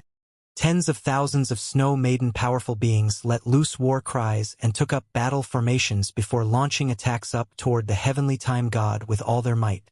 The enemy was very powerful, much more powerful than they could ever imagine. But they could only place their trust in the man in the sky. Hence, all of them unleashed attacks with no regard for their own safety, striving to buy an opportunity for Enlin, even if it was at the expense of their own lives. All of a sudden, blades of ice fell like torrential rain as frosty spell techniques shook heaven and earth. Countless ice and frost spell techniques instantly inundated the heavenly time god like a tidal wave. Enlin faltered slightly upon seeing the attacking snow maidens down below. He didn't think that they would provide assistance to him in such a dire situation. However, those attacks were clearly ineffective. A golden light expanded to encompass a radius of 5 kilometers, and all spell techniques that entered this range would quickly dissipate without leaving a trace between heaven and earth. Despite all of the snow maidens' attacks, the heavenly time god stood at the center of the golden light with an indifferent expression. Enlin knew that this was the heavenly time power. Not only were normal attacks unable to break through it, but even the power of the heavenly Tao might not be a match for it. Enlin was initially planning to run away, but his heart wavered at the sight of all of the snow maidens working so hard to create an opportunity for him. To run or not to run? If he ran away now, over 100 million snow maidens were going to die here. The heavenly time god was also going to become a massive hazard to the human race. But if he didn't run, how was he going to defeat this insurmountable enemy? Just as he was at a loss for what to do, a voice was suddenly transmitted to him. Enlin, I'm the celestial the arch. I plan to help you take on the heavenly time god together. Enlin's heart jolted upon hearing this, and he immediately transmitted his voice in reply. You want to help me? How do you intend on doing so? The heavenly time god's time reversal can render all our efforts useless. The celestial thearch's voice sounded again. Can you inflict another severe wound on the heavenly time god? Enlin thought about it for a moment before gritting his teeth. I can wound her again if I try with all my might. It's fine as long as you can make her lose the ability to resist, even for a split second. I have a way to kill her as long as I can get close to her. The celestial the arch continued. Enlin was shocked. Why didn't you say so earlier? You had to wait until I'm almost dead? Do you get a thrill from this? The celestial the arch. No, I needed time to analyze the enemy's power. Do you remember my battle against the heavenly wind god? I have a special constitution that allows me to borrow on the power of the heavens and use its own power against it. However, I need to conduct thorough research and analysis before being able to do so. and Lin recalled that the Celestial the Arch seemed to have detonated the heavenly wind god once. The Celestial the Arch continued, I can also use the power of the heavens against the heavenly time god. With the experience I have gathered from battling the heavenly wind god and my complete analysis, I have a certain level of confidence that I'll even be able to kill the heavenly time god. And Lin also became excited upon hearing this, and his eyes lit up with his battle intent. All right, I'll help you. Passage of time. The golden snow maiden tossed a golden ball into the sky, which exploded violently. A golden light erupted across heaven and earth before falling like arrows. The golden arrows fell in a torrential downpour. Countless snow maidens let loose wails of anguish as they were struck by the arrows, and their bodies quickly transformed into puddles of snow water. The snow maidens were born from the snow, and the golden arrows had accelerated time for them and reduced them to their most primitive form of existence. No one could defend themselves against the lethal golden rain. Even returned to void stage snow maiden mighty figures were insta-killed without fail. In the face of the heavenly time god, it made no difference whether her enemy was at the Dao body stage or returned to void stage. And Lin and the Celestial the Arch had only just concluded their conversation, but tens of thousands of snow maiden powerful beings had already fallen. The snow maidens only realized exactly how terrifying the heavenly time god was after experiencing her power firsthand. Their attacks weren't even able to break through her defenses, but she could insta-kill all of them with no exceptions. This was a power that plunged them into despair. If it weren't for the fact that their savior and Lin was still here, the snow maidens would have probably fled for their lives a long time ago. 9 Extreme Frosty Divine Seal. Meng Ji suddenly appeared beside the heavenly time god while wielding her divine staff. She pointed her divine staff at the golden snow maiden, and at the tip of her divine staff was a translucent, dazzling divine seal. The divine seal was constantly increasing in size, and the power of extreme frost spreading throughout heaven and earth became more and more terrifying. It descended upon the heavenly time god with the power to freeze and seal heaven and earth. The heavenly time god didn't even look at her. All she did was wave a hand, and a wisp of golden wind tore apart her 9 extreme frosty divine seal. Meng Ji's expression shifted drastically, and she quickly evaded, but her arm was still caught by the golden wind. Her fair, smooth arm instantly shriveled and aged at a rate discernible to the naked eye, and this aging effect was beginning to spread toward the rest of her body. A firm expression appeared on Meng Ji's face, and she materialized an ice sword before swinging it toward her own arm. Blood splattered everywhere, and she managed to save herself by dismembering one of her arms. Right at this moment, the Great Empress also appeared before the heavenly time god while holding a peculiar crystal, which was extremely intricate and exuding bursts of divine light. This was the only divine tool that the snow maidens owned, the frost essence spike. It could inject the essential power of frost into its target's body upon making contact and seal away its target for eternity. Even Dao integration stage super mighty figures were not exempt from this effect. The great Empress power of the divine Dao rose into the heavens, encompassing an area over 150 kilometers in radius. A realm of extreme frost appeared around her, and she hurled her ice crystal through the air. The ice crystal shone with colorful light as it flew through the air, and its structure was constantly changing. It was currently in the process of analyzing its enemy in order to transform into the ideal form to attack its enemy. Soon, the ice crystal began to shrink and elongate into an extremely thin needle. Whoosh! The frost essence spike hurtled through the air toward the heavenly time god, leaving an extremely obscure trajectory in its wake. And Lin's eyes also sprang open abruptly in that instant, and his aura began to climb explosively. It was now time for him to strike. The heavenly time god looked at the frost essence spike and extended a slim finger. 10-year shield. A small, golden shield began to appear on her fingertip. The frost essence spike stabbed into the small shield, upon which it was slowed 10 times, 100 times, 1,000 times, 10,000 times. The frost essence spike that was previously hurtling through the air like lightning was now crawling as slowly as a snail. The passage of time within the shield was different from that of the outside world. At this moment, The heavenly time god pointed a finger at the great empress with her other hand. An extremely potent sense of impending death welled up in the great empress' heart. A death timer suddenly appeared in her mind, exuding an extremely fearsome deathly aura. Most importantly, there were only 10 seconds on this timer. 10-9. The great empress knew that Enlin would not be able to disable this death timer for her. All she could do was fight with her life on the line. Even if she died, she was going to die while trying to secure a sliver of hope for the Snow Maidens. The great empress let loose a clear cry and unleashed a sacrificial mystic technique to pour forth all of her power into the frost essence spike. Just as the heavenly time god was blocking the divine tool with her right hand and delivering death to the great empress with her left hand, a black light flashed in the distance. The heavenly time god's expression shifted minutely, and she materialized a golden barrier around her body. However, an extremely violent and insane power instantly tore apart her golden barrier. Die! And Lin roared with rage. In order to unleash this final vanquish the heavens and slay all evil, annihilation technique, he had unleashed all of his power, including the power he was reserving for running away.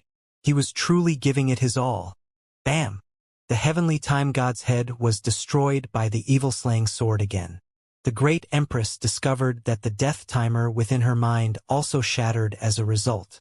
This showed that the heavenly time god really was vulnerable the instant after she received a lethal blow. It was also at this instant that the celestial the arch appeared before her and plunged his hand like a saber violently into the heavenly time god's chest.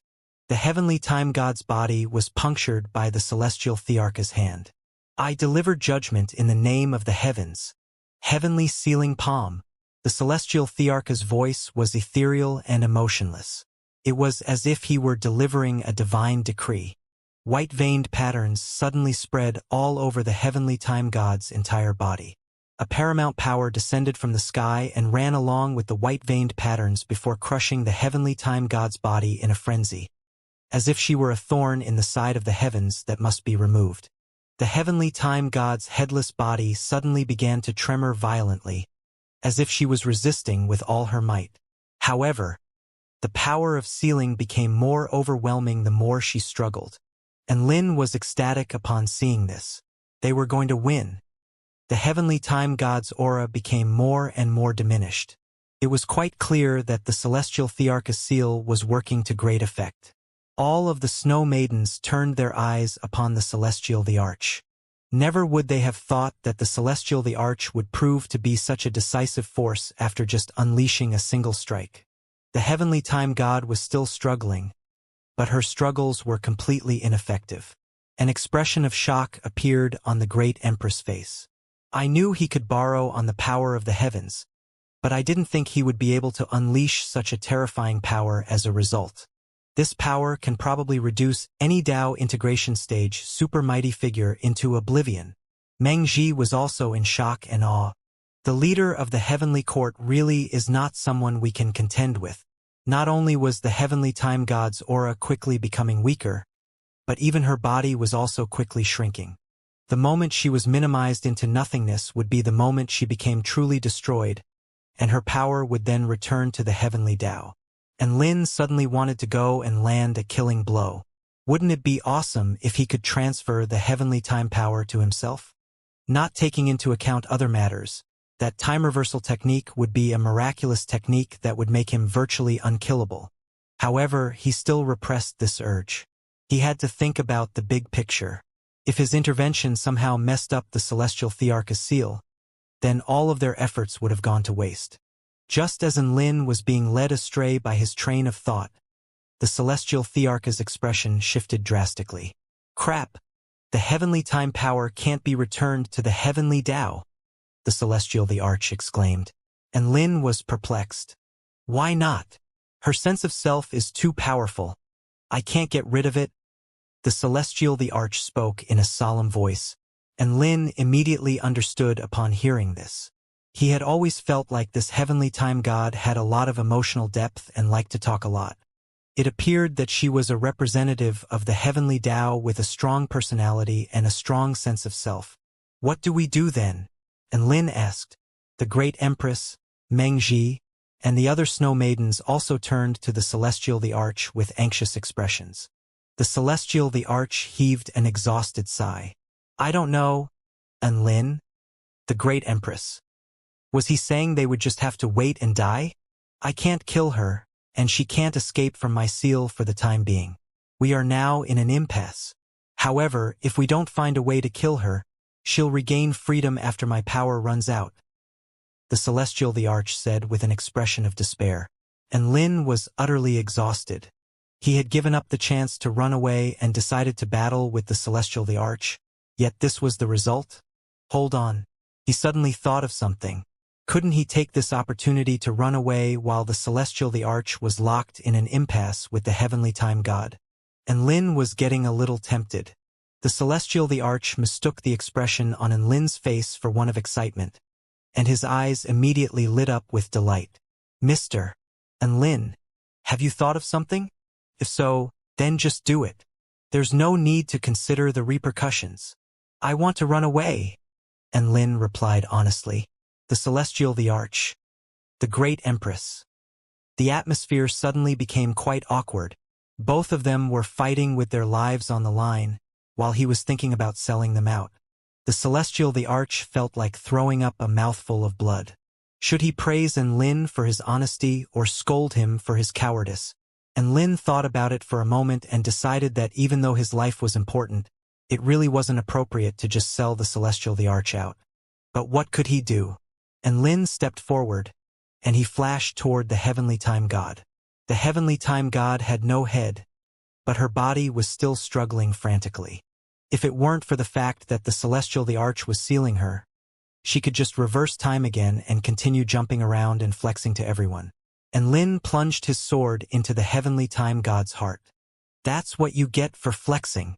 The inky black sword blade plunged into the Heavenly Time God's body, and she shuddered violently, as if she was in a lot of pain. However, Lin could sense that these were only surface wounds, and his attack had inflicted no internal damage upon her. Could it be that he had penetrated her in the wrong position? And Lin pulled out his evil-slaying sword before penetrating the Golden Snow Maiden in another location. Splat! The Golden Snow Maiden shuddered again, as if she was in a lot of pain. And Lin was having a lot of fun and continued to penetrate her over and over again. He instantly inflicted over 100 swords wounds upon the Golden Snow Maiden. Mr. Lin, hurry up. I can't last much longer. The Celestial the Arch gritted his teeth as his face became increasingly pale, and Lin's expression darkened. How is this slow? The important thing is, it's not doing anything. He stabbed the Golden Snow Maiden over 100 more times as he spoke. The evil-slaying sword had a special, restrictive property when used against representatives of the Heavenly Tao, so each and every one of his strikes had landed upon the Heavenly Time God's body, but he was unable to kill her no matter how hard he tried. Little Xie, what do I do? And Lin asked for help from his sword spirit. A cold and tender voice sounded. You can't kill her because your cultivation base is too low, and you're unable to summon up enough of my power. And Lin. So it was his fault for being too weak? And Lin was feeling quite crushed. How was this his fault? How about I let the Celestial the Arch or the Great Empress use you instead? And Lin asked. They don't even have the right to use my power. Little Xie replied in a disdainful voice. And Lin faltered for a moment before coming up with another suggestion. How about you stab her yourself then? I can't activate my own power with no one to wield me. This is all because you're too weak, Little Xie said in a cold voice. And Lin felt like he had been stabbed in the heart, and he inflicted another 100 or so sword wounds upon the Golden Snow Maiden's body. The Golden Snow Maiden's flawless body had been reduced to a wasp's nest, and it was trembling more and more violently. It was as if it was unable to maintain stability, and it began to crumble. Not only that, but even her golden divine halo was cracking open. Bam! The Heavenly Time God's body exploded into specks of light. Everyone faltered upon seeing this. Is it over? The Great Empress murmured. The Celestial Thearcha's expression lit up with delight. And Lin, I can't detect her presence anymore. We've won. Did we win? And Lin was a little surprised as he looked at the empty space in front of him before looking down at his evil-slaying sword with a smile. Could it be that sufficient accumulated damage could kill her? Little Xie didn't say anything. It was as if she was thinking about something. The Celestial the Arch heaved a sigh of relief. Even though he was extremely exhausted, he was also quite elated. It was a good thing that they were able to get rid of such a powerful threat to the human race. Splat! Blood suddenly splattered through the air. The Celestial Thearch's smile froze on his face. A shiny, golden blade was protruding from his chest. There were no other living beings between heaven and earth, just a blade that had spontaneously appeared in his chest. Wheel of Time! An ethereal voice sounded from the sky. The particles of light converged as the divine halo was reconstructed. A golden snow maiden appeared between heaven and earth again. The heavenly time god had resurrected herself again. The snow maidens were in despair. And Lin also drew a sharp intake of breath. Crack! A crisp crack sounded. Cracks suddenly began to appear on the heavenly time god's reconstructed divine halo. The heavenly time god didn't seem to be overly concerned about the small crack, and she said in an indifferent voice, "Time reversal." Light flashed from her divine halo, and Lin's eyes widened. Just as he was just about to let loose a torrent of abuse toward the heavenly time god, he discovered that the crack on her divine halo hadn't healed itself. The heavenly time god's brows furrowed slightly, and she tried again. Time reversal. Whoosh! Another burst of light flashed past. The divine halo was still there. Time reversal. Whoosh! Time reversal. Whoosh! Time reversal. As if she had encountered something extremely terrifying and infuriating, the heavenly time god's calm facade gradually cracked. The Celestial the Arch hurriedly made his escape during this moment. His aura was extremely diminished, as if all of the energy within his body had been sucked away by the golden blade. Thankfully, he managed to escape with his life. Why is there a crack? My perfect body can't allow a flaw like this to exist. The heavenly time god gritted her teeth and completely ignored Lin and the Celestial the Arch as she used her time reversal technique over and over again.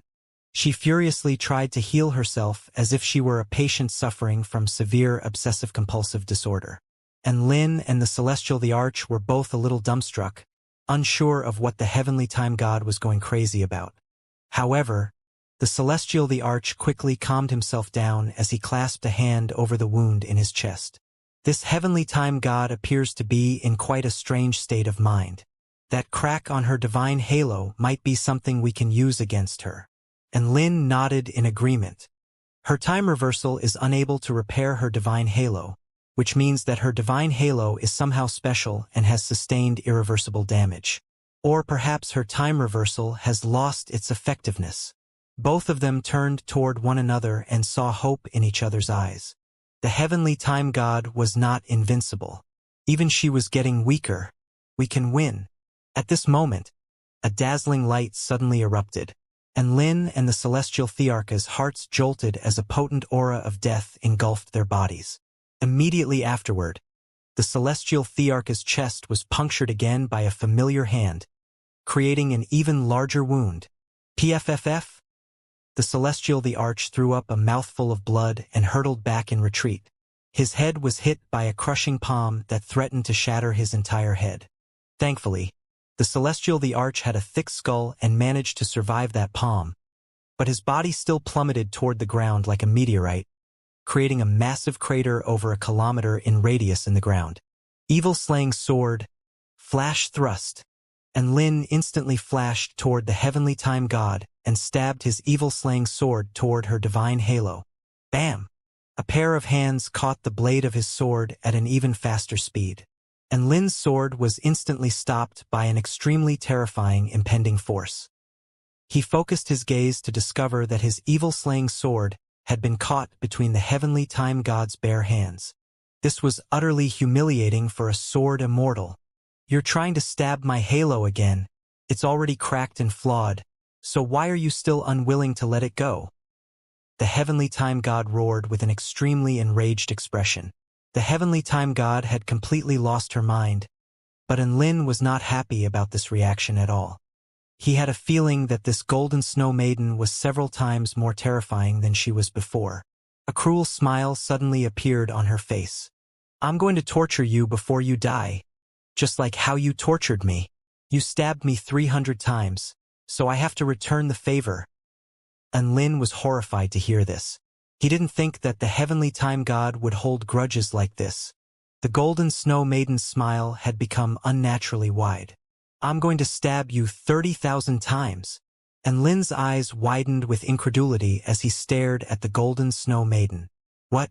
I stabbed you 300 times, so shouldn't you be stabbing me 300 times as well if you're trying to return the favor?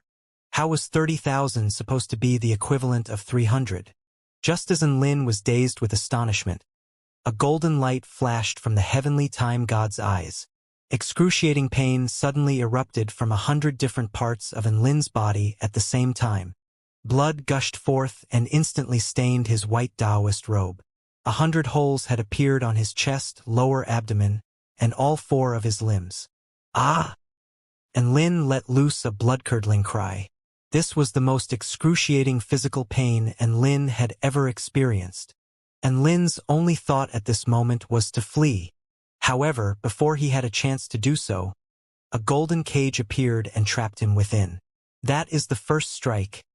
The heavenly time god spoke in a cold voice, and Lin drew a sharp intake of breath, finding it difficult to keep up. The first strike? He had been afflicted by 100 wounds at the same time, yet this only counted as one strike? Did that mean the 30,000 strikes the heavenly time god was referring to was actually 3 million strikes? And Lin was in despair. He had only stabbed the heavenly time god 300 times. Just how strong was her thirst for vengeance? He was sure that he wouldn't be able to endure 3 million strikes. After all, he had almost died from just 100. Time reversal, the golden snow maiden suddenly said. And Lin? A golden light enshrouded Lin's body, and his body was instantaneously regenerated back to its original perfect condition. Even though he had recovered from his injuries, the pain and the trauma of being stabbed 100 times still remained. A demonic voice sounded, "Second strike." Splat! Blood splattered through the air amid Enlin's blood-curdling cries. 100 holes had appeared on Enlin's body again. The excruciating pain almost made him black out. Time reversal, the snow maiden continued. An expression of shock and horror appeared on Enlin's face. She could just keep using her time reversal ability and torture him for the rest of eternity. However, he was not going to accept his fate. Once his wounds were healed following the time reversal, he let loose an almighty roar and slashed toward the heavenly time god with his evil-slaying sword. Your struggle is futile. The heavenly time god chortled like an insane person as she caught the evil-slaying sword's blade in one hand. She then stabbed another 100 holes into Enlin's body with her other hand. Third strike. Ah! Enlin's blood-curdling cries erupted again. Time reversal. The heavenly time god used her time reversal ability again. Enlin changed tack this time and used his evading turtle technique. Fourth strike. Ah! His evading turtle technique was instantly punctured by the heavenly time power. Enlin was stabbed 100 times, and his entire body was racked by indescribable agony and exhaustion. The golden snow maiden, time reversal. Enlin glared at her. Make you cry, make you poo. The golden snow maiden remained expressionless. Fifth strike. Ah! The golden snow maiden, time reversal. Rainbow lightning. Lightning surged from Enlin's fingertip. The golden snow maiden slapped it into oblivion. Sixth strike. Ah! The golden snow maiden, time reversal. Enlin, nuclear mountain quaking fist. Seventh strike. Ah! Time reversal. Sword burial. Extreme lotus immortal sword. Eighth strike. Ah! Enlin resisted with all his might, but the golden snow maiden was able to destroy all of his spell techniques with ease. In contrast, Enlin was being reduced to a wasp nest over and over again. Regeneration, torture, regeneration, torture, regeneration. It was an endless loop. He had never endured such terrifying torture before. It was like there was no end to this, as if he were destined to live in eternal agony. And Lin was still resisting, but he knew that he was going to go crazy sooner or later if this continued. Millions of snow maidens were witnessing this extremely gruesome scene from below. Some of them couldn't even bear to look. Some of them were praying to the ice matriarch, while others were unleashing a relentless barrage of spell techniques to attack the heavenly time god, even though provoking her could very possibly spell their deaths. However, the heavenly time god seemed to be doing something extremely important and didn't have the time to take care of them. All she did was create an impregnable golden barrier, and she was invincible. After that, she continued to torture Lin within the barrier. And Lin, the celestial the arch, crawled up from the ground with great difficulty and threw up another mouthful of blood. The heavenly time god had punctured his chest and almost smashed his head open. But he knew that his suffering was incomparable to even 1% of what Lin had to endure. The heavenly time god had used her heavenly time power again, and there was no way to break through it. Analyze. Countless streams of information flashed past the celestial thearch's eyes again as he looked up at the golden barrier of time. All he could hope for now was that Lin would be able to last until his analysis was complete. Only then would the two of them have any hope for survival. Ice Matriarch, what are you doing? Xianxia was about to step forward when Mengji immediately grabbed her with a tense expression. I'm going to use the Ice Matriarch's power, Xianxia replied as she held the heart of the Ice Matriarch firmly in her hand. Mengji's expression shifted drastically. Have you gone insane? Your body can't handle the power of the Ice Matriarch. You're going to die if you use it forcefully. Xianxia turned to Mengji with unyielding determination in her golden eyes. And Lin is here to save us. Are we just going to watch as he gets tortured to death? Mengji opened her mouth, but she didn't know what to say. There may be some hope if I can attain power that transcends beyond the Dao integration stage for a moment.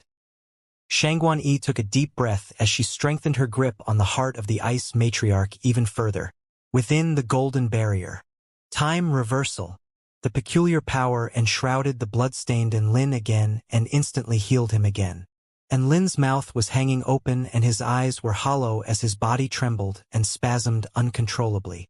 His body had recovered so he wouldn't die. However, the pain of the torture remained in his mind, stacking on top of one another to plunge him into even more horror and trauma. 18th strike. The heavenly time god wore her demented smile, and Lin was in despair. This was only the 18th strike? He really was going to go insane once all 30,000 strikes were delivered. He didn't think that there would be such a petty enemy in this world. She shouldn't be the heavenly time god. She should be the heavenly grudge god. Right at this moment, the 18th strike had already landed. And Lin suddenly realized that he hadn't even thought of how he was going to resist against this 18th strike. Each and every single gesture of resistance was a representation of his unyielding spirit and will. He was going to resist no matter what. However, the heavenly time god was too fast, and there was no time to unleash any spell techniques. Screw it. Just stab a finger forward as an obligatory gesture. And Lin extended a finger forward and thought to himself, I'll poke you to death. Right at this moment, his system suddenly flashed. That technique that had always been dark and inactive suddenly came to life. Perhaps his will to kill and hatred toward his opponent was so strong that it had awakened that dormant technique. All of a sudden, heaven and earth fell silent. This was the first time the heavenly time god felt like time was slowing outside of her control. She could see an index finger drawing closer and closer to her. The index finger was glowing with a golden, divine light.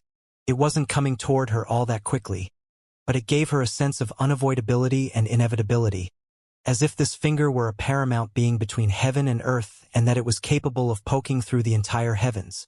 The heavenly time god immediately switched from attack to defense. Passage of time. A golden ball of light exuding an ancient aura appeared before her. However, that finger tore apart the ball of light extremely violently before continuing on toward the heavenly time god with absolute killing intent. Initial mastery would allow one to annihilate all beings. Ultimate mastery would allow one to shatter the void, traverse through time and space, and obliterate the great Tao. This was the finger of the heavenly Tao. It had been dormant for many years as the system determined that he had no right to use this technique, but it had finally lit up again. And Lin seemed to have also attained enlightenment in that instant, and he poured forth even more power and conviction into his finger of the heavenly Tao. Boom! The sky was sliced in half by the power behind his golden finger. The clouds dissipated, and the golden energy continued onward with an unstoppable force, shattering all space in its wake. The fingertip fell squarely on the heavenly time god's forehead. The heavenly time god's blood-curdling cries reverberated throughout heaven and earth, as if she was enduring extreme agony. All of the snow maidens could see that finger, which seemed to have punctured heaven and earth. It was so unstoppably powerful, and everyone was struck by the urge to fall to their knees. They felt that if that finger had been directed at the sky, it really would be able to stab a hole in the very sky. Is this sect leader and Lin's trump card? How devastating! What kind of power is this? There seems to be no end to his finger. I'm really scared that he's going to destroy the world by accident. Can he win? Sect leader and Lin's attack can sink the entire continent. No opponent will be able to stand against it. All of the snow maidens were discussing spiritedly among themselves. And Lin's finger of the heavenly Tao had been completely unleashed. The heavenly time god was still howling with anguish as a hole appeared on her head before her body began to crumble and disintegrate. The omnipresent golden light dissipated. Only Lin was left standing in the sky in his flowing white robe. As for the heavenly time god, she was already long gone. Heaven and earth suddenly fell silent. A tsunami wave of cheers then erupted. Ah! Sect leader and Lin is so cool. Wah! We finally won. Thank you, sect leader and Lin. That finger was way too terrifying, as expected of the heavenly court war god. And Lin, I love you.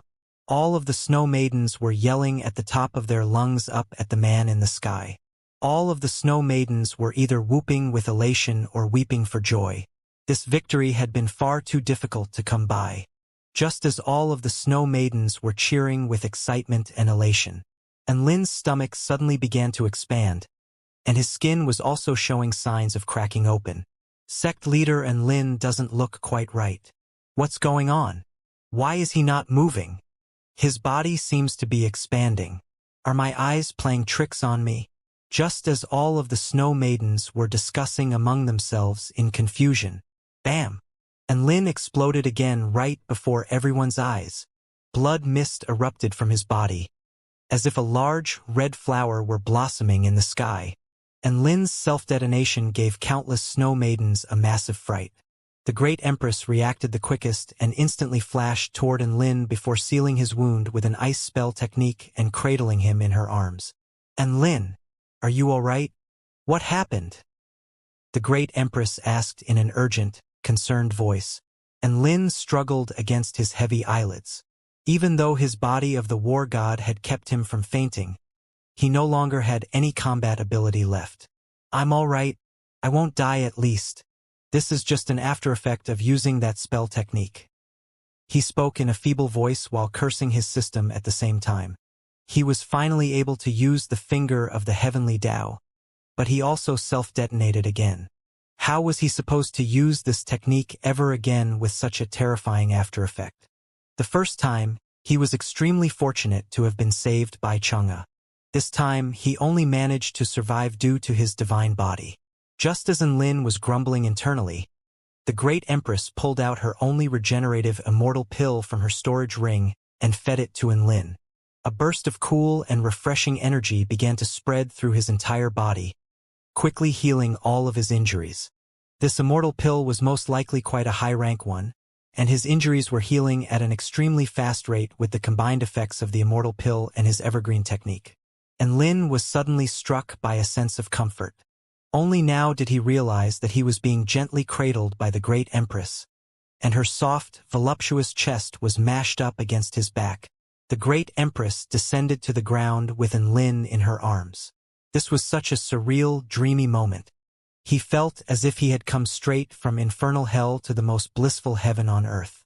The Celestial, the Arch, Mengji, and Shangguan Yi quickly made their way over to him to assess his condition.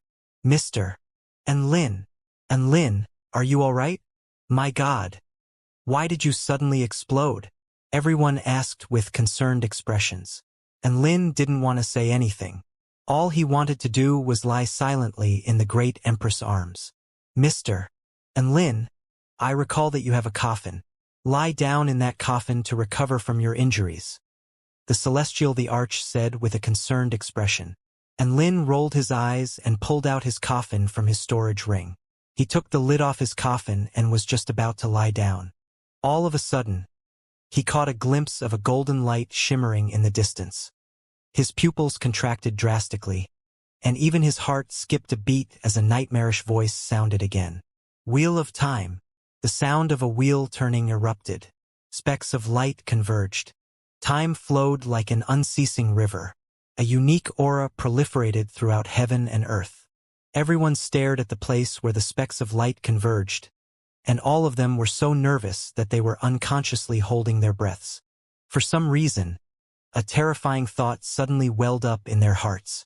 The specks of light continued to converge, forming a tall and slender figure, a set of flawlessly intricate features, flowing long hair like a golden waterfall, and a divine halo that was exuding a paramount aura.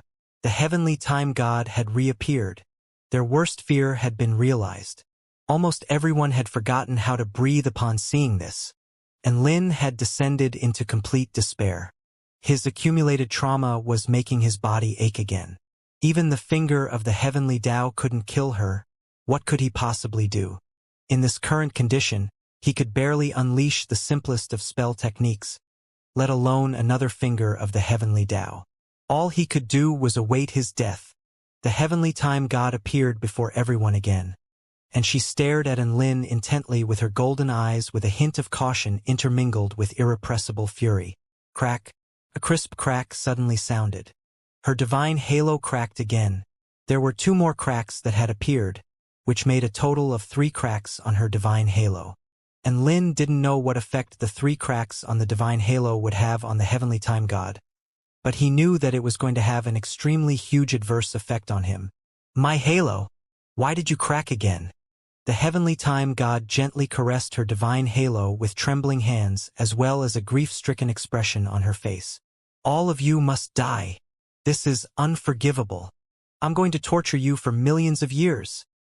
The golden snow maiden roared, and a scintillating light erupted from her divine halo as she gripped the air with her hand. A golden pillar of light connected heaven and earth before converging in her hand. The heavenly time god held onto the pillar of light while exuding an aura of eternal resilience, as if she were holding a pillar supporting the heavens.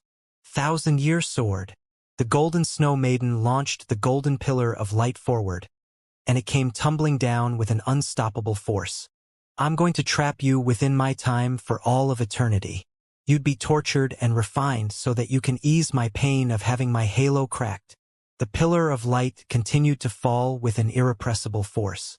The Celestial, the Arch, and all of the Snow Maidens were all struck by a sense of unavoidability and inevitability at the sight of the pillar of light falling from the sky. Are we going to die here? Meng Ji murmured to herself, and Lin was in complete despair. No, we won't die. She said that she was going to trap us in her time to be tortured and refined for all of eternity.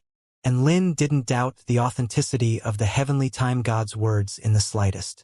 She had announced that she was going to inflict 30,000 sets of 100 sword wounds upon Enlin, and she really did deliver on her promise.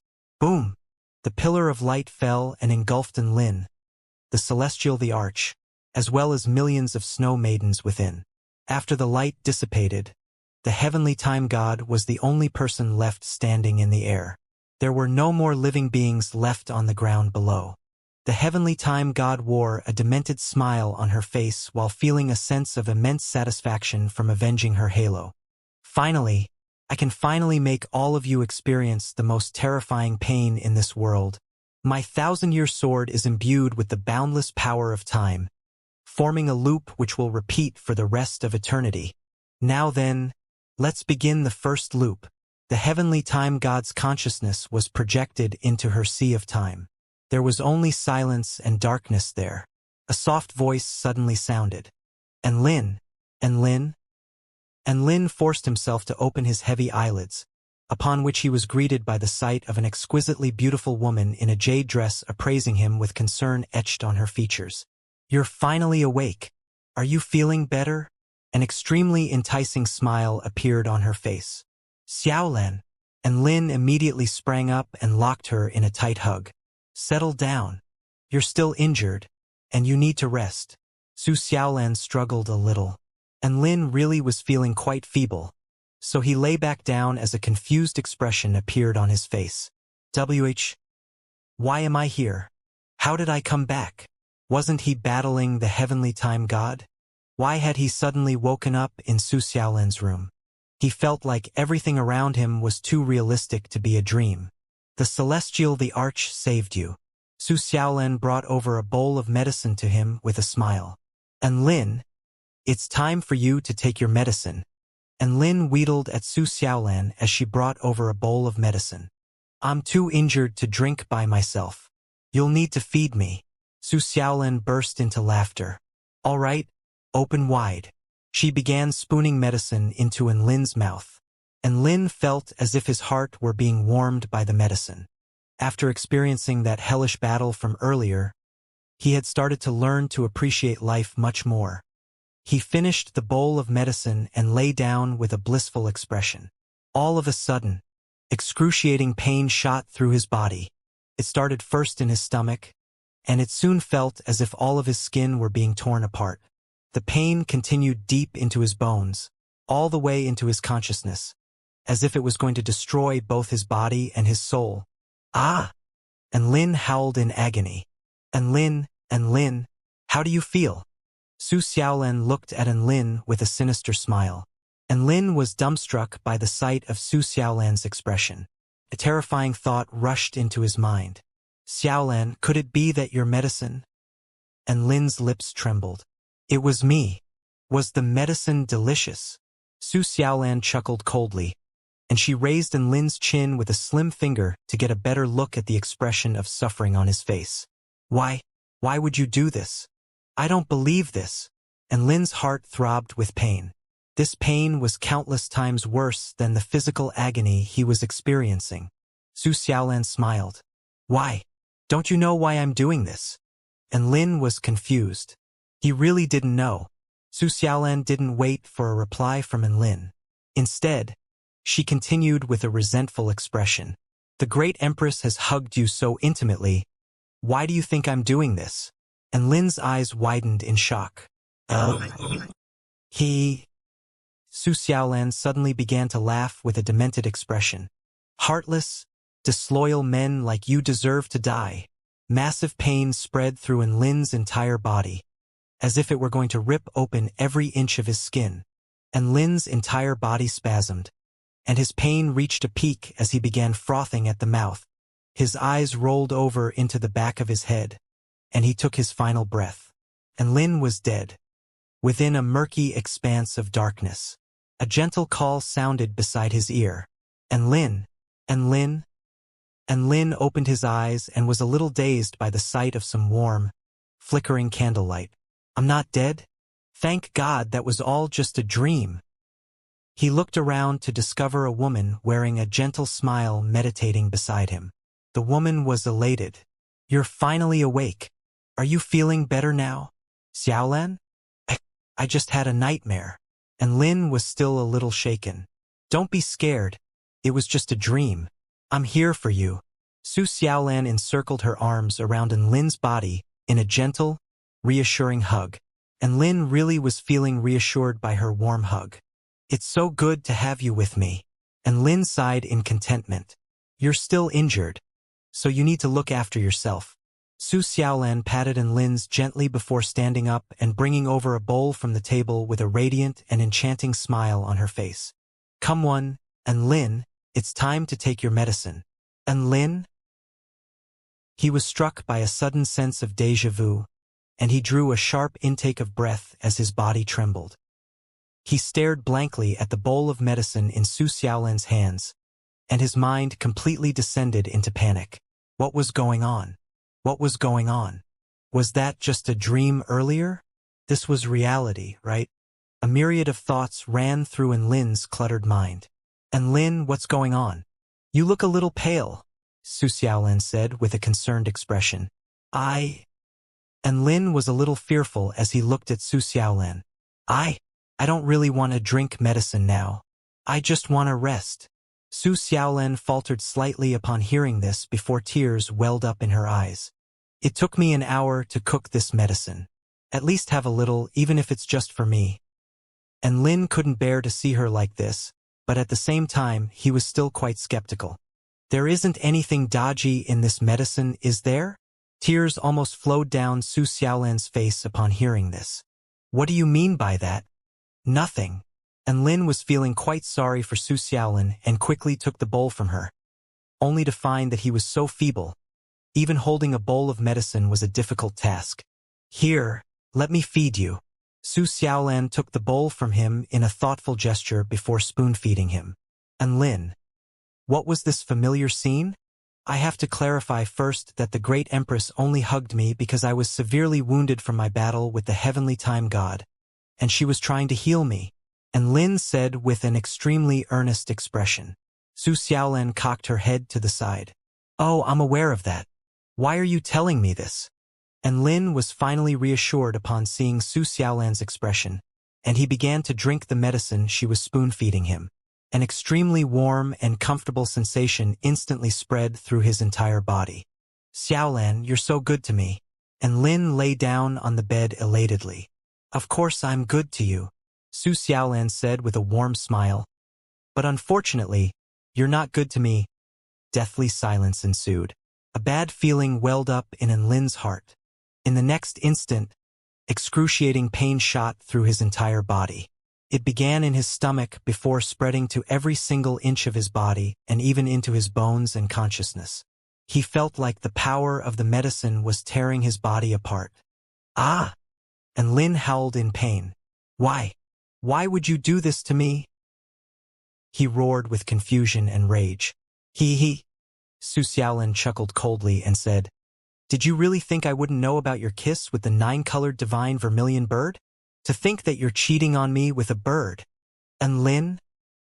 No, let me explain. That's all a misunderstanding. And Lin yelled, I'm not listening. I'm not listening. Su Xiaolan shook her head as a cruel smile appeared on her face. Heartless, disloyal men like you deserve to be wiped off the face of this world. Die! Boom! The power of the medicine completely erupted. And Lin's eyes rolled over, and he frothed at the mouth as he took his final breath. Dead? Within a vast expanse of darkness and chaos, another gentle voice sounded. And Lin? And Lin? And Lin almost cried upon hearing this voice. He had thought that he was in heaven, but he was actually in fucking hell. Even an idiot would know what was going on now. He really was being killed and resurrected over and over again. Everything he was experiencing was far too realistic for it to be an illusion. He seemed to have fallen into a strange loop, which would make him wake up on this bed each time he died. And Lin had already decided to just keep sleeping and not wake up. Come on. And Lin, it's time to take your medicine. Su Xiaolan continued to speak from his bedside. Are you not getting up? That won't do. I've already made this medicine, so we can't just waste it. Su Xiaolan brought over a bowl of medicine as she spoke and forced it into his mouth, regardless of whether he was awake or not.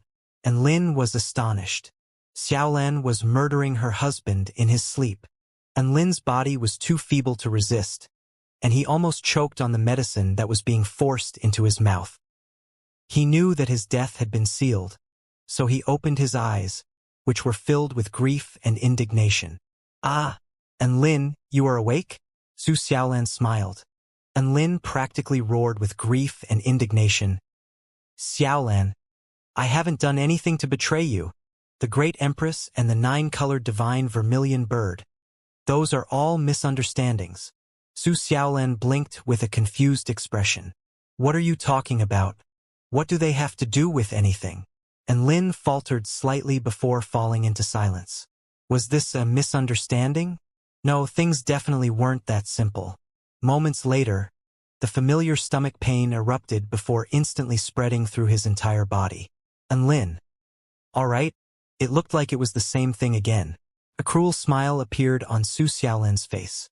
And Lin, are you all right? And Lin looked at Su Xiaolan expressionlessly. All right, who is it this time? Do you think I wouldn't know about what you did with Lan Xiaoni?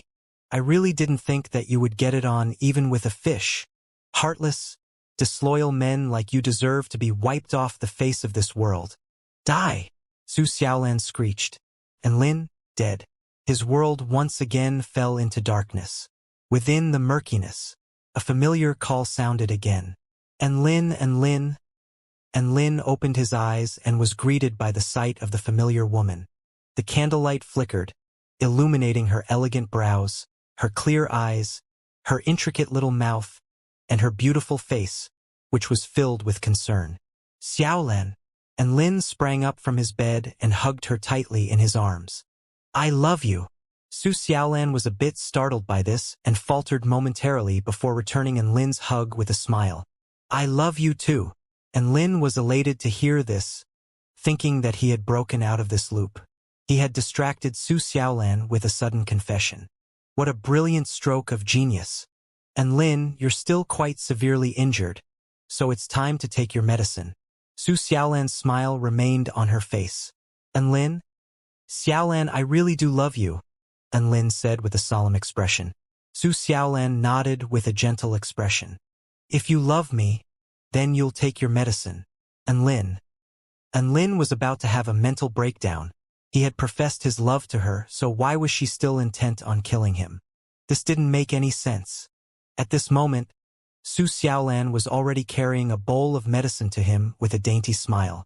And Lin took the bowl from her before accidentally dropping it. Bam! The bowl was shattered, and the medicine spilled all over the ground. An apologetic expression appeared on Lin's face. Ah, my hand slipped. I'm so sorry. Su Xiaolan faltered slightly, as if she wasn't expecting something like this to happen. However, her smile soon reappeared. That's all right. I'll make another bowl for you. There's no need for that. I just need more sleep. And Lin said in a panicked voice. No need. Su Xiaolan paused momentarily before walking into the kitchen. And Lin was panicking even more now. I told you I don't need medicine. I'm not making medicine. Su Xiaolan's voice sounded from the kitchen. I'll cook something for you. And Lin finally heaved a sigh of relief upon hearing this. Immediately afterward, he was greeted by the sight of Su Xiaolan making her way out of the kitchen with a sharp butcher's knife in her hand. And Lin's eyes widened. Xiaolan, what are you doing with that cleaver? Su Xiaolan cocked her head to the side. I'm cooking. Why are you cooking here? And Lin was shocked. Oh, that's because I'm cooking a famous heavenly court chef god dish. Su Xiaolan smiled. And Lin swallowed nervously. What dish is this? Crispy and delicious braised pork, Su Xiaolan replied. So why are you here? Shouldn't you be in the kitchen? And Lin's lips twitched. Su Xiaolan smiled. All men are pigs, so I'm here for the raw material. And Lin? And no. Why? Xiaolan, I love you. And Lin was in complete despair. You have the nerve to ask me why. Su Xiaolan gritted her teeth. You do love me, but you also love other people. Do you think I wouldn't know what you've been up to with Shenyuan Cheng? You asshole. Never would I have thought that I would be cucked by a man someday. Su Xiaolan flared up with fury, and Lin was flabbergasted. Wait, did you just say Big Brother Cheng? Heartless, disloyal men like you deserve to be wiped off the face of this world. Die! Su Xiaolan yelled as she swung the butcher's knife toward Lin. Hold on. You've gone too far here, Su Xiaolan. And Lin was also enraged. She could accuse him of cheating, but she couldn't doubt his sexual orientation. Su Xiaolan seemed to have not heard him, and she continued to swing down her knife with a cold smile on her face. Splat! Blood splattered into the air. And Lin, dead. Within a vast expanse of chaos and darkness, familiar, warm voice sounded yet again. And Lin, and Lin. And Lin knew that this was no illusionary realm, nor was it some nightmare. This was actually hell. The terrifying memory of being torn apart by a butcher's knife was still fresh in his mind. He felt like he could still feel that excruciating pain shooting through his entire body. This was the agony of being killed over and over again by the one he loved most. It was never-ending torture on both the physical level as well as the psychological level. This was the cruelest torture. And Lin, you're awake. It's time to take your medicine. Su Xiaolan wore a warm smile as usual. Xiaolan, I love you. And Lin said with an extremely earnest expression. I know. Come on. Take your medicine. Su Xiaolan smiled. And Lin was in despair. Su Xiaolan wasn't even being distracted by his confession now. Xiaolan, why aren't you saying you love me too? And Lin persisted. Su Xiaolan's smile remained unchanged. I've said it already before. I'll notify you if there are any changes in the future. And Lin? Was this some intelligent AI that learned from past experiences? Xiaolan, I just want to say that I love you. So even if you give me poison, I'll willingly drink it. And Lin spoke with an even more earnest expression. Su Xiaolan's hands tremored slightly, and the medicine within the bowl in her hand quivered. And Lin looked at Su Xiaolan. Then I'll be drinking this now. Su Xiaolan remained silent. I'm really going to drink it. And Lin said again. Just shut the hell up and drink. Su Xiaolan grabbed the bowl from Lin's hands and forced the medicine down his throat again. Glug, glug, glug. And Lin was forced to drink all of the medicine within the bowl. The familiar, excruciating pain shot through his stomach. Su Xiaolan caressed Lin's face as tears flowed from her eyes. Thank you for loving me so much that you would willingly drink poison. However, I have to tell you that I don't love you anymore. Lin. Lin was unwilling to accept this. Why? Su Xiaolan's expression suddenly crumbled. You're sleeping with De Bai every day. Do you think I don't know what you're doing together? Lin? This was an insult. De Bai was a dog, and he was a male dog. Heartless, disloyal men like you deserve to be wiped off the face of this world. Die! Su Xiaolan yelled as she swung her palm toward Lin's face. Slap! And Lin, dead. Within the darkness. And Lin, a gentle female voice sounded. Wake up. It's time to take your medicine. Thus, Lin fell into an inescapable loop. He was being killed over and over again by the person he loved the most in this world. There seemed to be no end to all of this. On the border of the opposite shore realm, a flawless, translucent snow maiden stood with a cruel smile on her face. I'm so elated seeing all of you in pain and agony. Looking at all of you cry and scream with despair is so hilarious and satisfying. The heavenly time god closed her eyes and spoke to herself as her smile became even more twisted and demented. No one was looking anyway, so she could wear as twisted a smile as she wanted. She was deriving extreme satisfaction at the sight of Lin, the Celestial the Arch, and all of the snow maidens being tortured over and over again.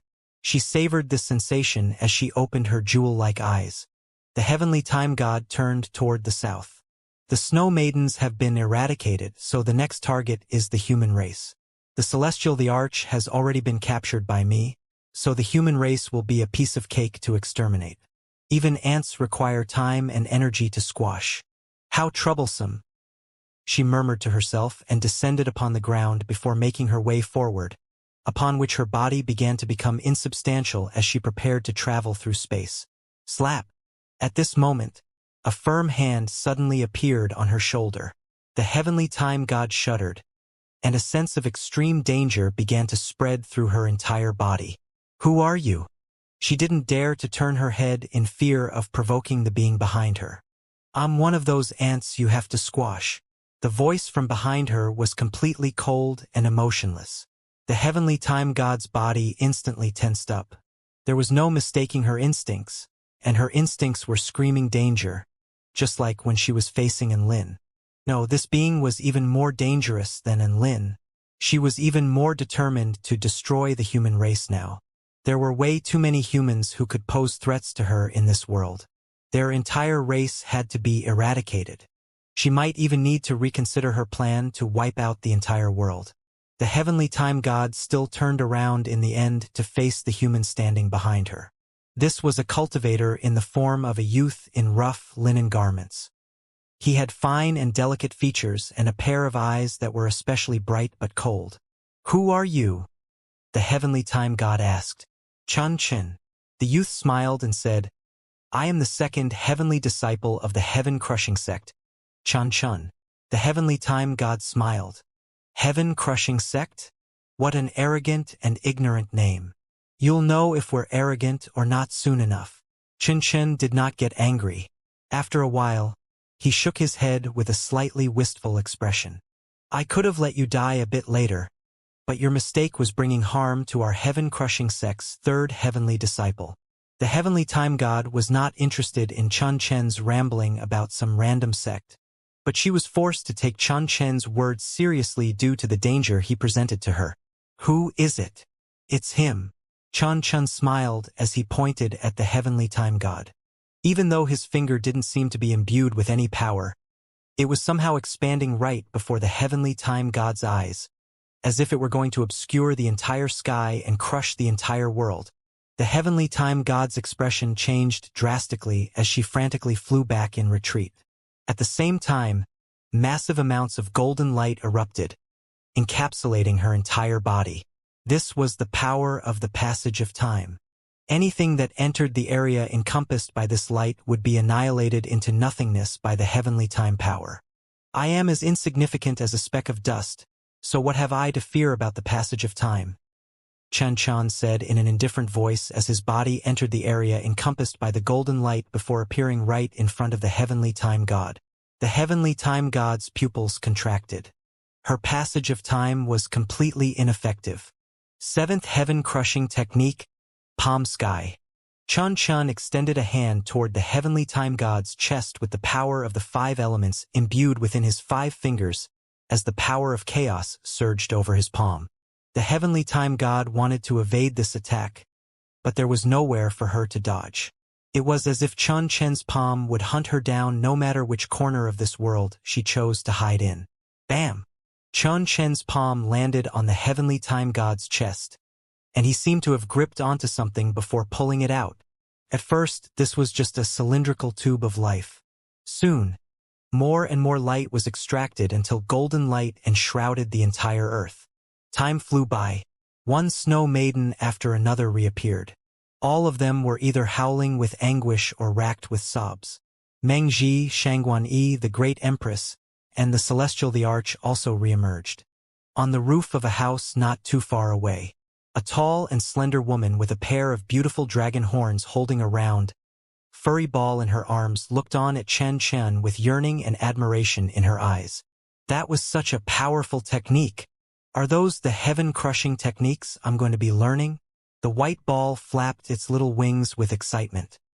"He is crushing the heavens with a single palm. This is truly a man powerful enough to look down on all things in this world.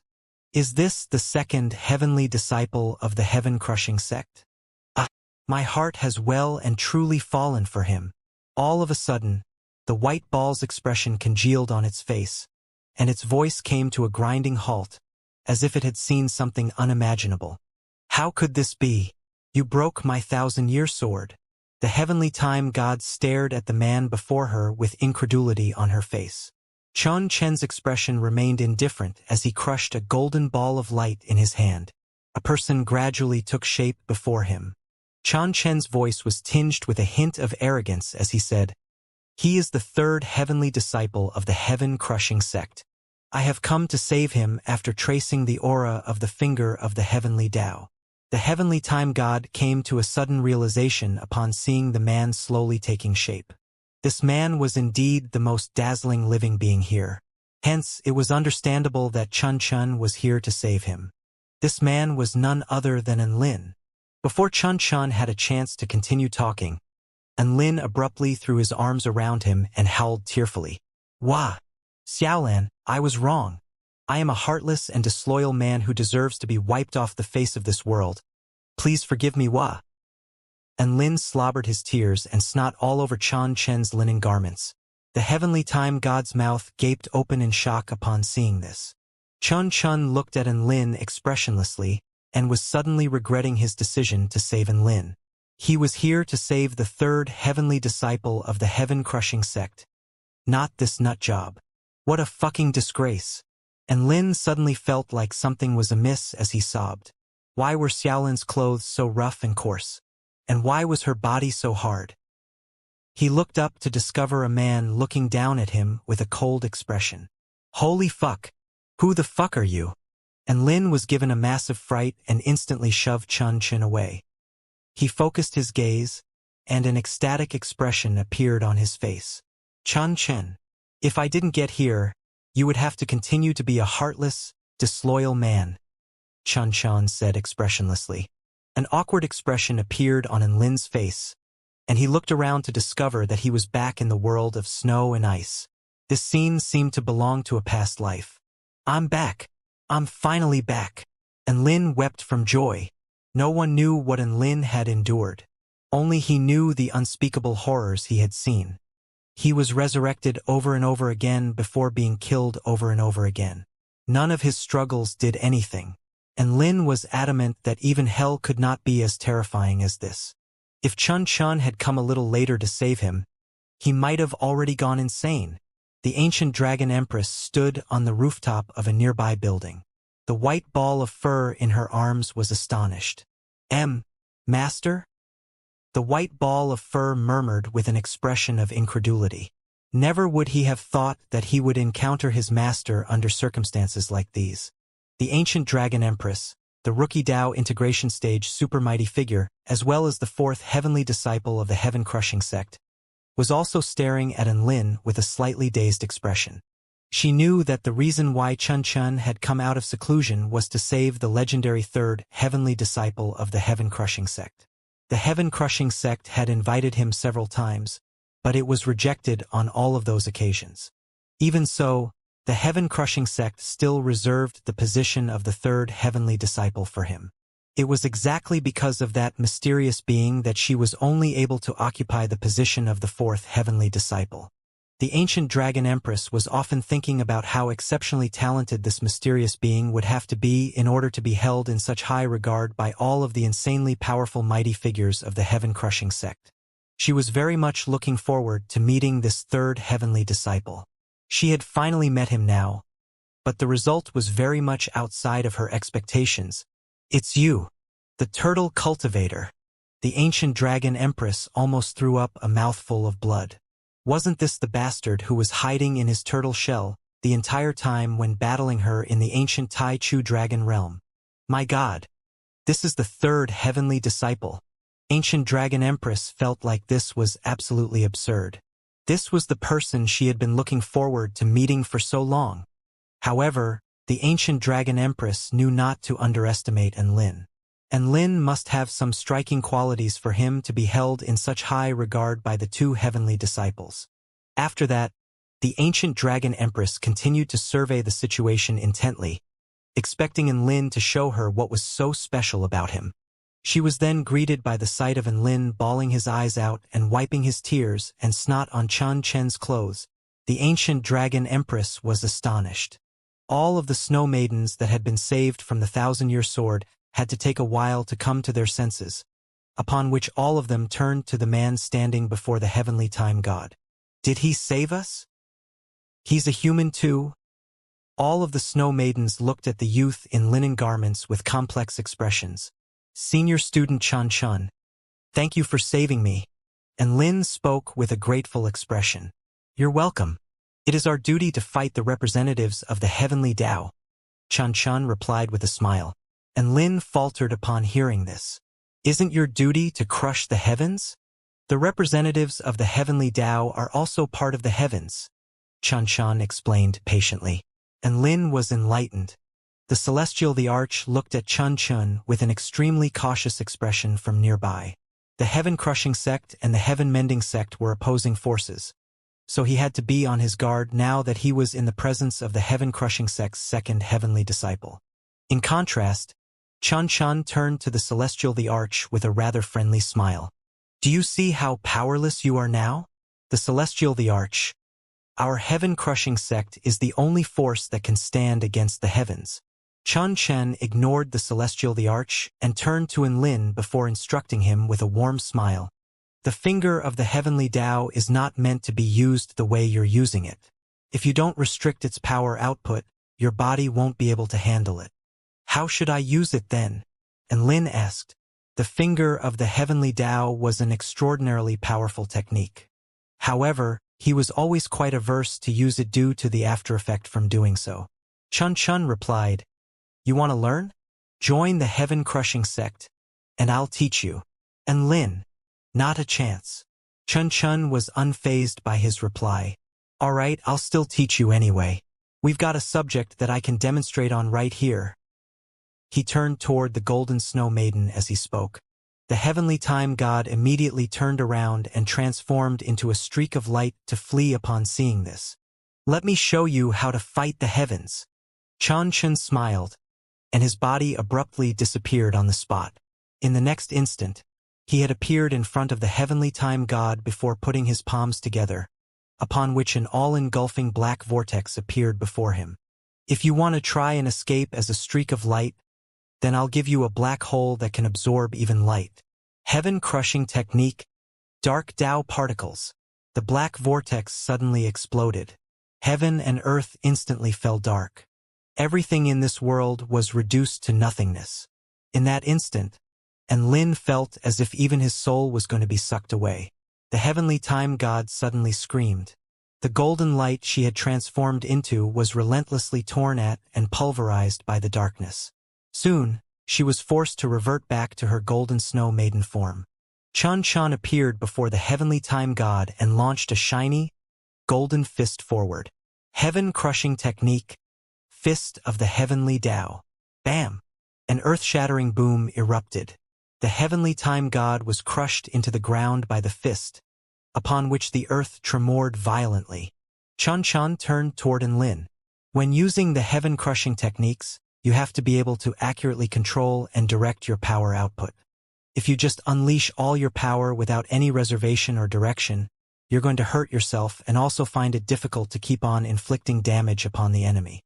The heavenly time god lay within a massive crater, and another crisp crack sounded as a new crack appeared on her divine halo, which almost drove her insane.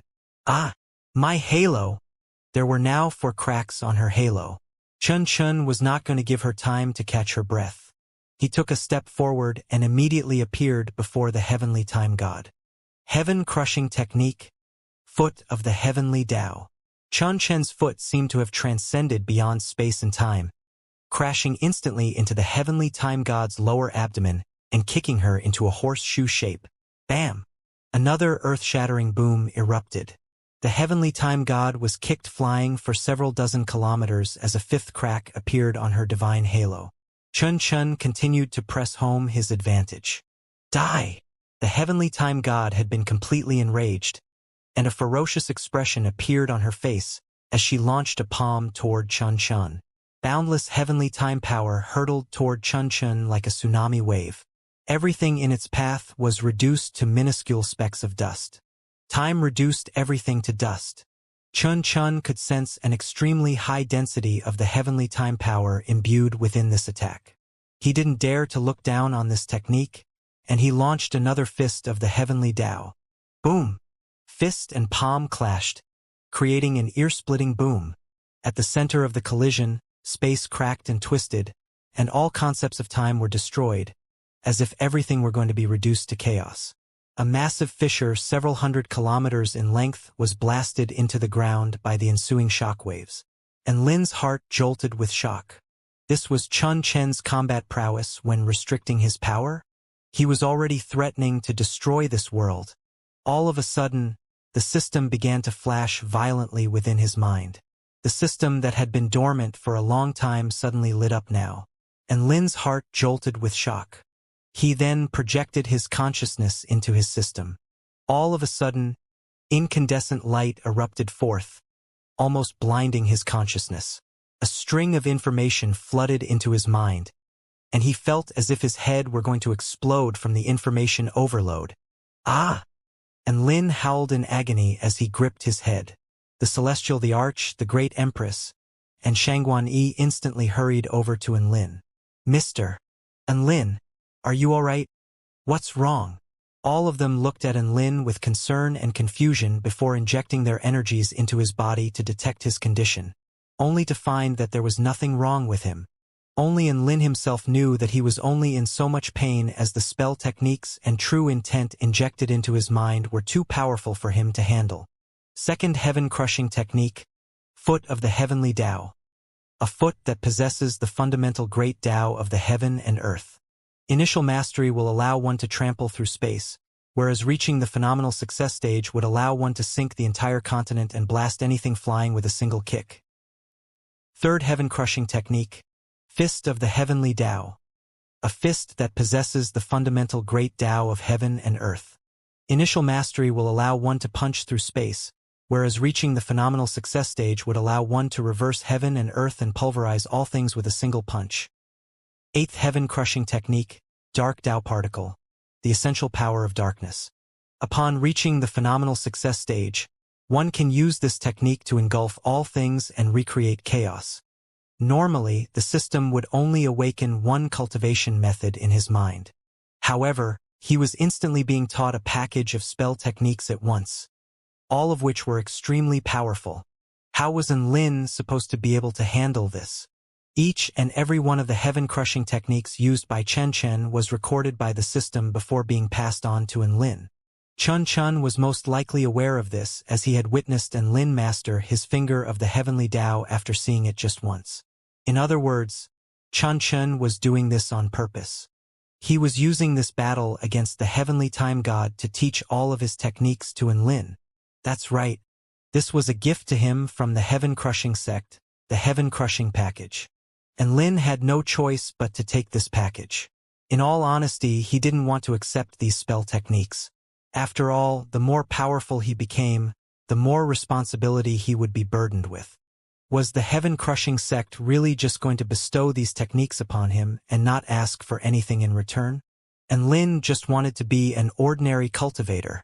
Right at this moment, Chun Chun and the heavenly time god had already separated after their clash. It looked like their opening exchange had ended in a tie. Chun Chen's right fist was slightly shriveled and aged, while the heavenly time god's hand had already been smashed into specks of light. The heavenly time god chuckled coldly. Time reversal. A new hand appeared at the end of her arm. She looked at Chun Chun with a smug expression, as if she was flaunting her ability to infinitely heal herself. Crack. A crisp crack suddenly sounded. The heavenly time god's expression gradually congealed, and she rolled her eyes upwards as if she wanted to see her divine halo. A sixth crack began to appear on her divine halo. Her intricate, flawless divine halo now looked like a piece of jade stone that was about to shatter. Ah! My. The heavenly time god seemed to have been dealt an extremely heavy blow and couldn't even spit out a coherent sentence. At this moment, Chun Chun was charging toward her again. In the sky above, dark clouds suddenly began to gather before a golden light broke through. There seemed to be a boundless ocean of golden light tumbling above the clouds. This was actually just the light from a divine weapon. The divine weapon descended from the sky before falling into Chun Chen's hand. This was a sword. It was as dazzling as gold, as smooth as a mirror, and it reflected heaven and earth. 9 ancient spell formations formed a series of halos, which revolved around the blade of the sword, bestowing upon it boundless divine might. This is the final strike. Heaven-crushing technique. Sword of the heavenly Tao. Chun Chun thrust his sword forward. Just the sword intent alone was too much to bear for the heavenly time god, and her body began to crack and crumble. Looks like I won't be able to survive this sword strike. A demented, cruel smile appeared on the heavenly time god's face. But I won't need to try and survive this. She grabbed her divine halo before swallowing it. Chun Chun was suddenly struck by a sense of foreboding and immediately charged toward the heavenly time god at an even greater speed. I'm taking all of you down with me. Fall into the eternal loop of time and die countless deaths. The heavenly time god roared like a cornered animal. She then exploded into boundless streams of time before Chun Chen's sword strike had a chance to fall upon her. Boom! Heaven and earth tremored violently. Boundless rays of light erupted into the sky. They were imbued with an unfathomable heavenly time power, and they flooded through the entire heaven. Senior student Chun Chun and Lin yelled in an urgent voice upon seeing Chun Chun being engulfed by the light. However, he was also feeling concerned for himself as he discovered that the light was expanding outward. Run! And Lin yelled. The Celestial the Arch reacted first and grabbed Lin before hurtling back over 100 kilometers in an instant. The Great Empress Mengji and Shangguan also hurried back with them. However, the light was expanding far faster than they could move and almost instantly engulfed all of them. Chun Chun! Master! The ancient Dragon Empress and Shui Zhantian yelled in unison from their rooftop perch. The snow maidens in the distance were also yelling the Great Empress and Shangguan Yi's names.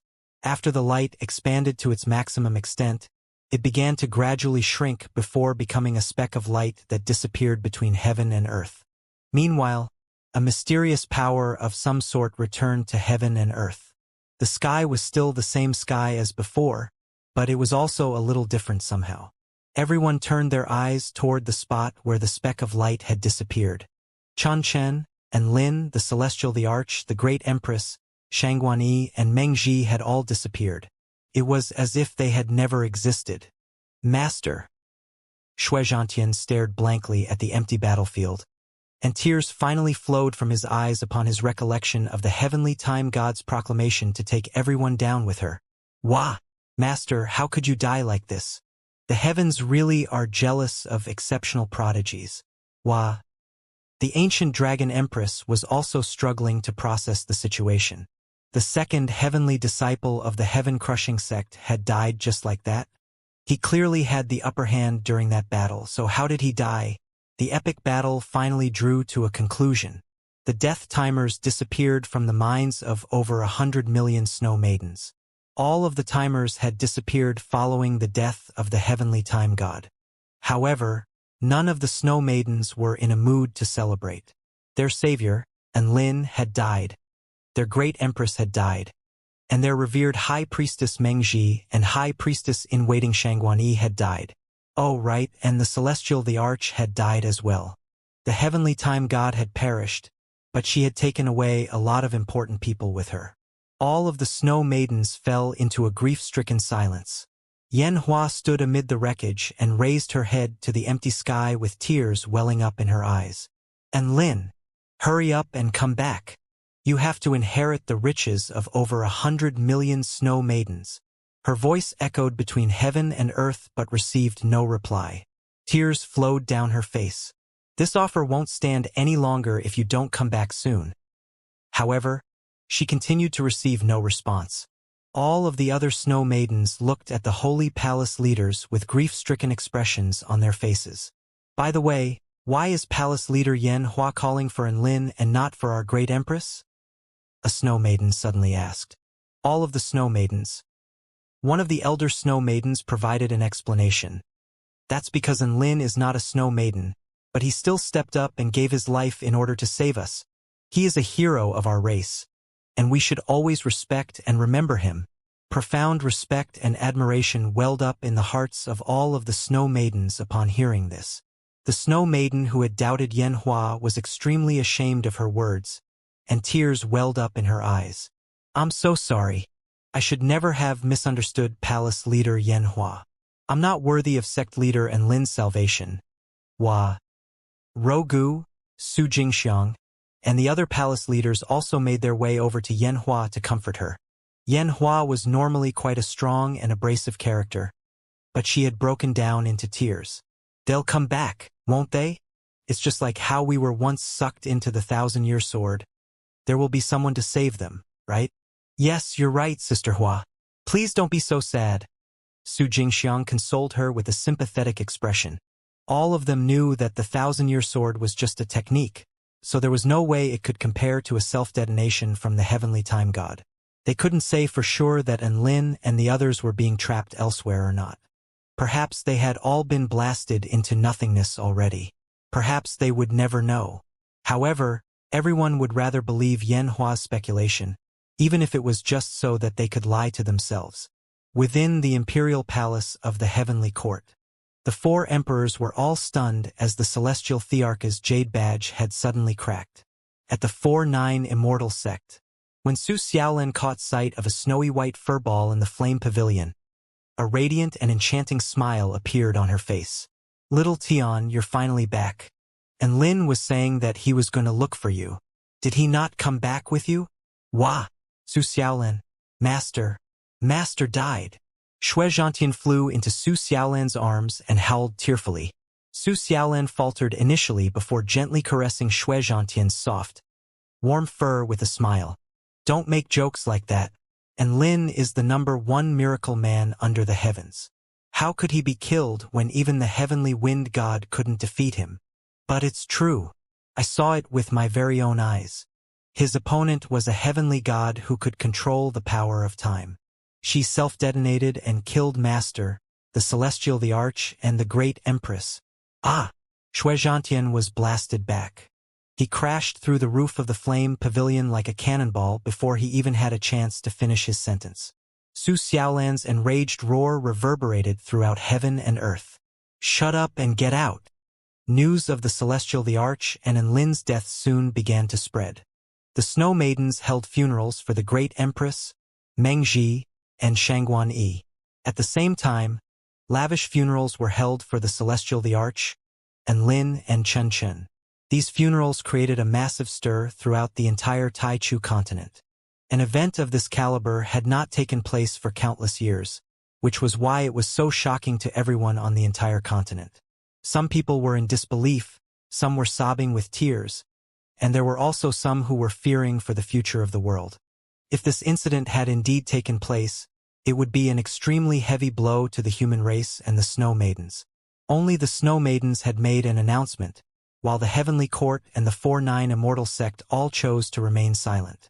No one dared to believe that the exceptional prodigy who had become a household name in just a few short years and the emperor who had ruled over the entire kingdom of the 9 states for countless years would just die like this.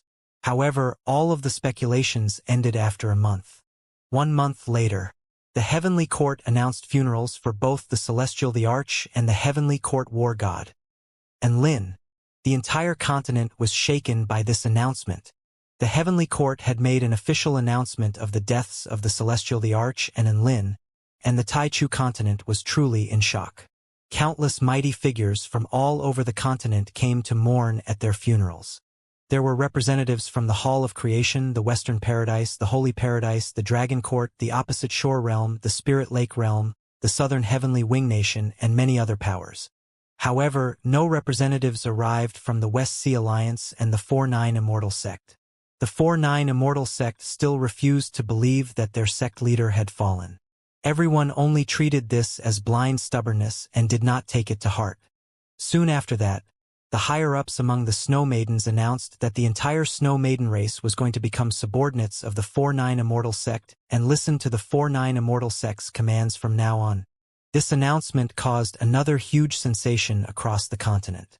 A domino effect seemed to have been triggered, and one massive event was happening after another.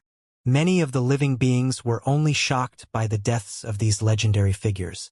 However, the supermighty figures who stood at the pinnacle of this continent detected a hint of lethal danger from this incident. Within the darkness, after what felt like an eternity, a gentle voice suddenly sounded. Enlin, Enlin. Enlin's senses slowly returned. A sense of déjà vu made him feel as if he had been struck by lightning, and he immediately sat bolt upright. "I don't want to drink medicine. I won't drink medicine." Bam! Ow! And Lin felt as if his head had crashed into something.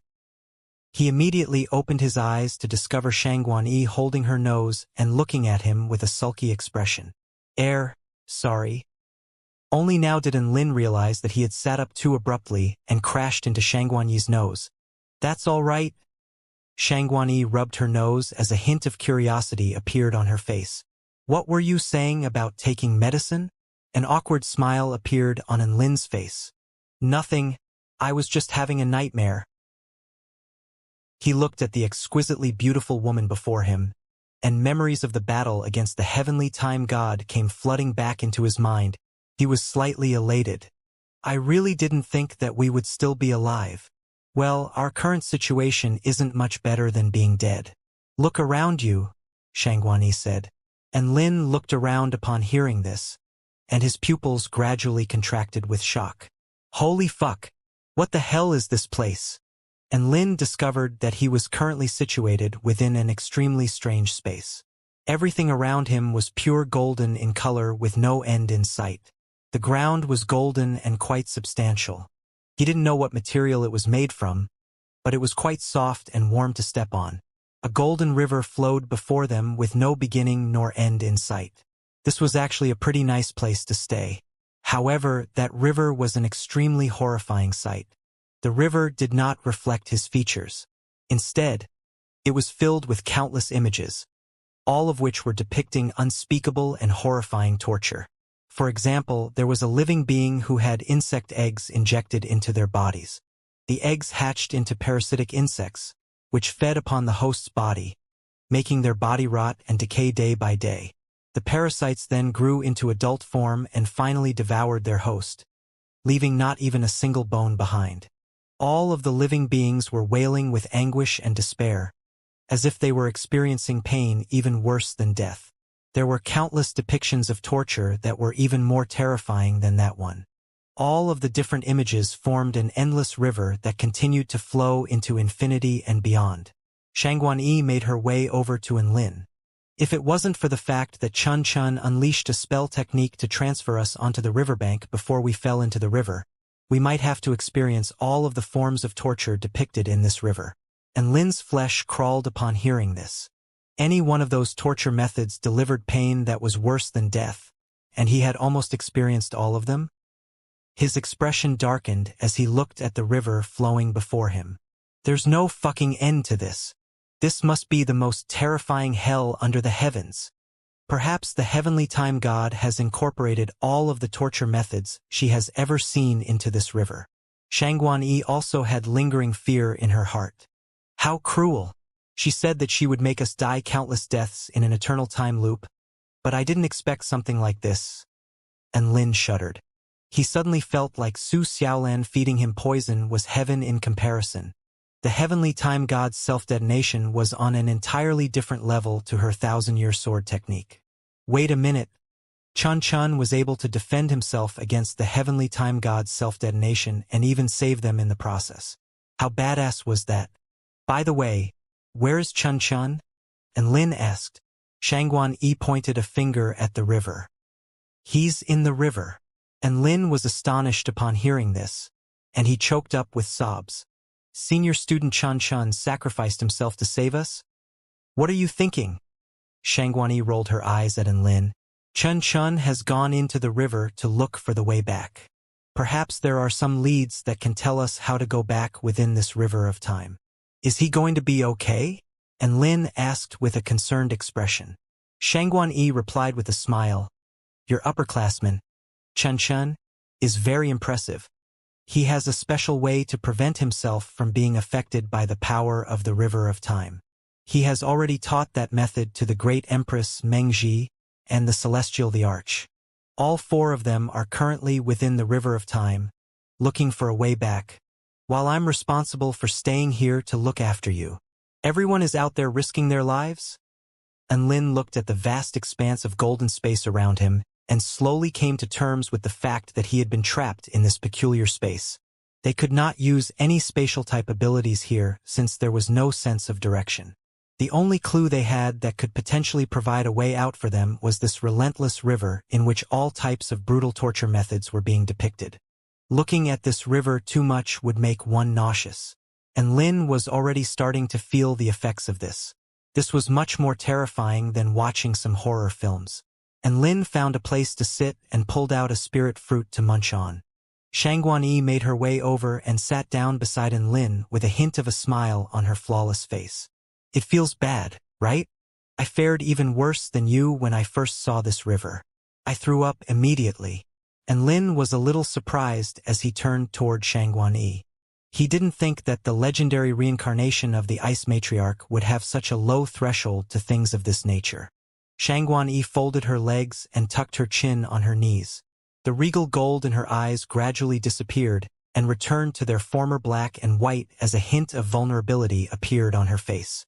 She then said in a soft voice, "Look at all of those suffering living beings. Even if I were to exhaust my imagination, I wouldn't be able to think of even 10,000ths of these torture methods. But torture methods of these types are almost boundless and infinite in this river of time. We're all living beings. Why are there so many living beings who are degraded to such an extent?" And Lin couldn't help but burst into laughter upon hearing this. "There are all kinds of fish in the sea. Can we think of a way to kill all of the bad fish within the sea? Or completely deprive the bad fish of the opportunity of being born?" Shangguan mused. And Lin faltered slightly upon hearing this. He felt like this was the ramblings of a little girl. All bad people should just go and die. In this world, there are both good and evil people. And Lin spoke after thinking to himself for a moment. Perhaps the purpose for the existence of bad people is to accentuate the goodness of good people. Shangguan chuckled upon hearing this. His words made sense. In this world there was black, but there was also white. The kind and pure things would only stand out with the existence of the putrid things.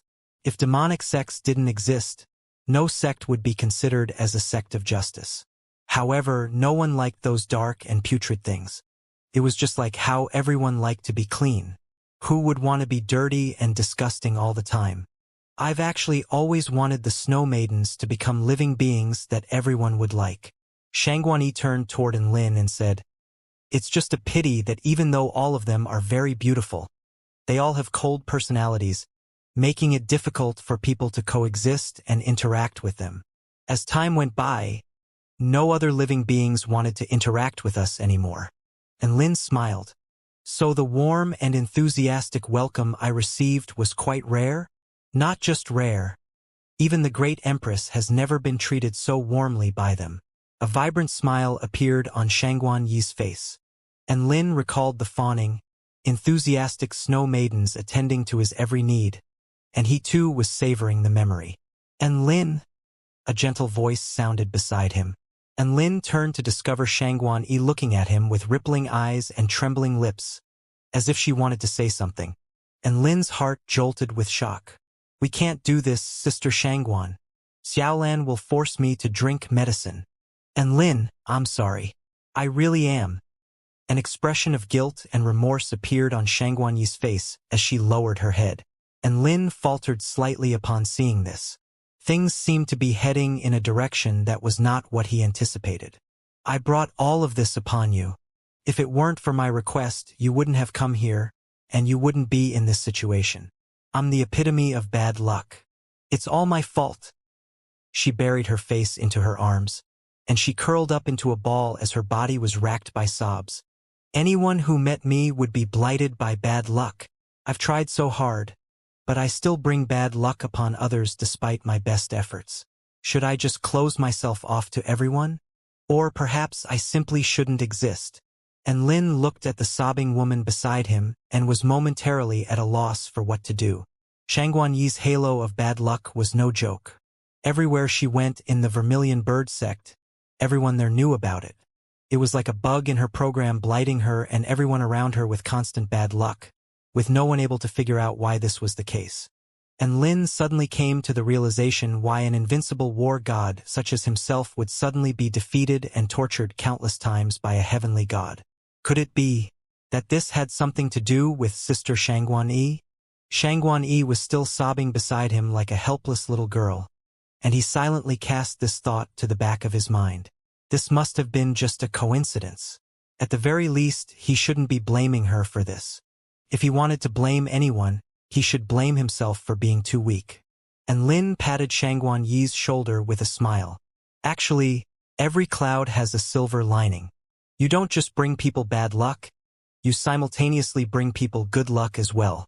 Shangguan Yi shuddered slightly before looking up at Enlin with tears on her gorgeous features. When have I ever brought good luck to others? Enlin analyzed with a serious expression. Think about it, we had extremely lousy luck after entering the Vermilion Bird trial grounds and encountered the Black Phoenix, who was at the return to Void Pinnacle stage. However, after that arduous battle, I managed to get a drop of Vermilion Bird blood essence from him, and that drop of blood essence gave Xiaolan a second chance at cultivation. Is this not good luck? If you hadn't attracted the Black Phoenix to us, I would have never obtained the Vermilion Bird blood essence. Shangguan Yi was a little dumbstruck. You're blaming the Black Phoenix incident on me? And Lin spoke with a serious expression. When we're together, I'm blaming all instances of bad luck on you, Shangguan Yi. And Lin's expression softened at the sight of the pitiable expression on Shangguan Yi's face. Of course, all instances of good luck will also be attributed to you. After all, it's like I just said, every cloud has a silver lining. Shangguan Yi blinked her teary eyes and burst into laughter. What is this twisted logic? It's all solid reasoning. And Lin continued, and also the Snow Maidens incident. The Heavenly Time God wanted to destroy your entire race, but I came to save the Snow Maidens because of you. As such, you saved over 100 million Snow Maidens. Shangguan Yi looked up at Enlin with guilt and gratitude. That's because you're a good person. Enlin was caught a little off guard, but he accepted the compliment.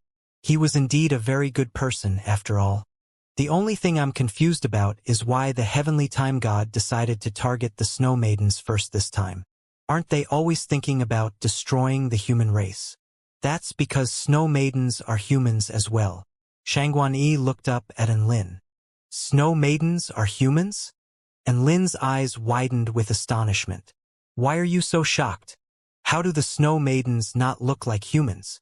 Shangguan Yi pouted with displeasure. You're telling me they're humans when they can reproduce without a single man among them? Enlin was completely incredulous. Shangguan Yi blushed slightly. I was a human in my past life. I felt like men were disgusting and horrendous creatures. So I hid in a snow mountain to cultivate. After that, I managed to successfully attain my Tao. Not only did I manage to transform my life essence, but I also invented a method for asexual reproduction. That's how Snow Maidens came to be. And Lin's mouth gaped open. He was even more shocked to hear this than when he heard how Snow Maidens were humans. He knew that Shangguan Yi was the Ice Matriarch in her past life, which meant that this Ice Matriarch had created an entire race. Just one person was able to create an entire race, and it was an extremely powerful and renowned race on the Taichu continent at that. How terrifyingly powerful was she? By the way, you said you thought men were all disgusting in your past life, so now? And Lin turned toward Shangguan Yi with curiosity on his face. Of course it's not the same thing now. Shangguan Yi was eager to clear up any misunderstanding and Lin might have. The Ice Matriarch is the Ice Matriarch, and I am me. I'm completely different from the person I was in my past life. And Lin nodded. Shangguan Yi really was different in this life. She was a lot more unlucky. A thought suddenly occurred to him. You always bring good luck along with the bad.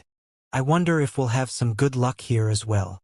Shangguan Yi looked up at the vast expanse of golden space around them and could not see anything that indicated good luck. Doesn't look like it. There doesn't appear to be anything here. And Lin stood up and began to explore. He unleashed his divine sense to investigate this space, only to find that there seemed to be no end to this place. He drew his evil-slaying sword and slashed down toward the soft ground. But even the blade of a divine tool was unable to leave the slightest trace on the ground. Wait, this doesn't appear to be matter. And Lin's sword had been impeded by something, but it didn't feel as if it had struck anything substantial. You're right. Shangguan Yi stood up. Chun Chun told me that this world is constructed from the Heavenly Time God's residual power. Following the Heavenly Time God's death, this place became a space with no will of its own. Furthermore, due to the special properties of the Heavenly Time power, this space will never decay or disappear. And Lin was developing a throbbing headache upon hearing this. Most spell techniques would disappear over time with no one to maintain them. However, this spell technique was an exception. Its caster had already died, but the spell technique itself could remain for all of eternity. This meant that if they couldn't find a way to get out of this place, they were going to be trapped here forever. No wonder Shangguan Yi had said that their current situation was not much different from death. After all, there was a very high likelihood that they were going to be confined forever here. Once Chun Chun comes back, I'll get him to teach me the method to remain unaffected by this river of time as well. I'm going to join them and search for clues within the river. And Lin said with a determined expression. Me too. There's always more strength in numbers. Shangguan Yi nodded. The two of them looked out over the river. Soon, ripples began to emerge from the river. Chun Chun slowly appeared with an extremely exhausted expression. A hint of a smile appeared on his face upon seeing Enlin. You're awake, Enlin. How are your injuries? Enlin smiled. I'm pretty much fully recovered thanks to the great Empress Immortal pill. How are things going on your end? Chun Chun made his way over to Enlin with a slightly distressed expression. Not well. This river is an embodiment of evil in this world. One can fall into the worlds depicted by the images on the river and will then have to endure unspeakable torture. Seeing as the river can take us to different worlds or spaces, there should be a way back to the Taichu continent within these images. But I haven't found it yet. Teach me the method to enter this river. I'll help you out. And Lin offered. Chun Chun nodded. A white light appeared on his fingertip, which he laid on Enlin's forehead. Don't resist. I'm going to inject the void body mantra into your mind.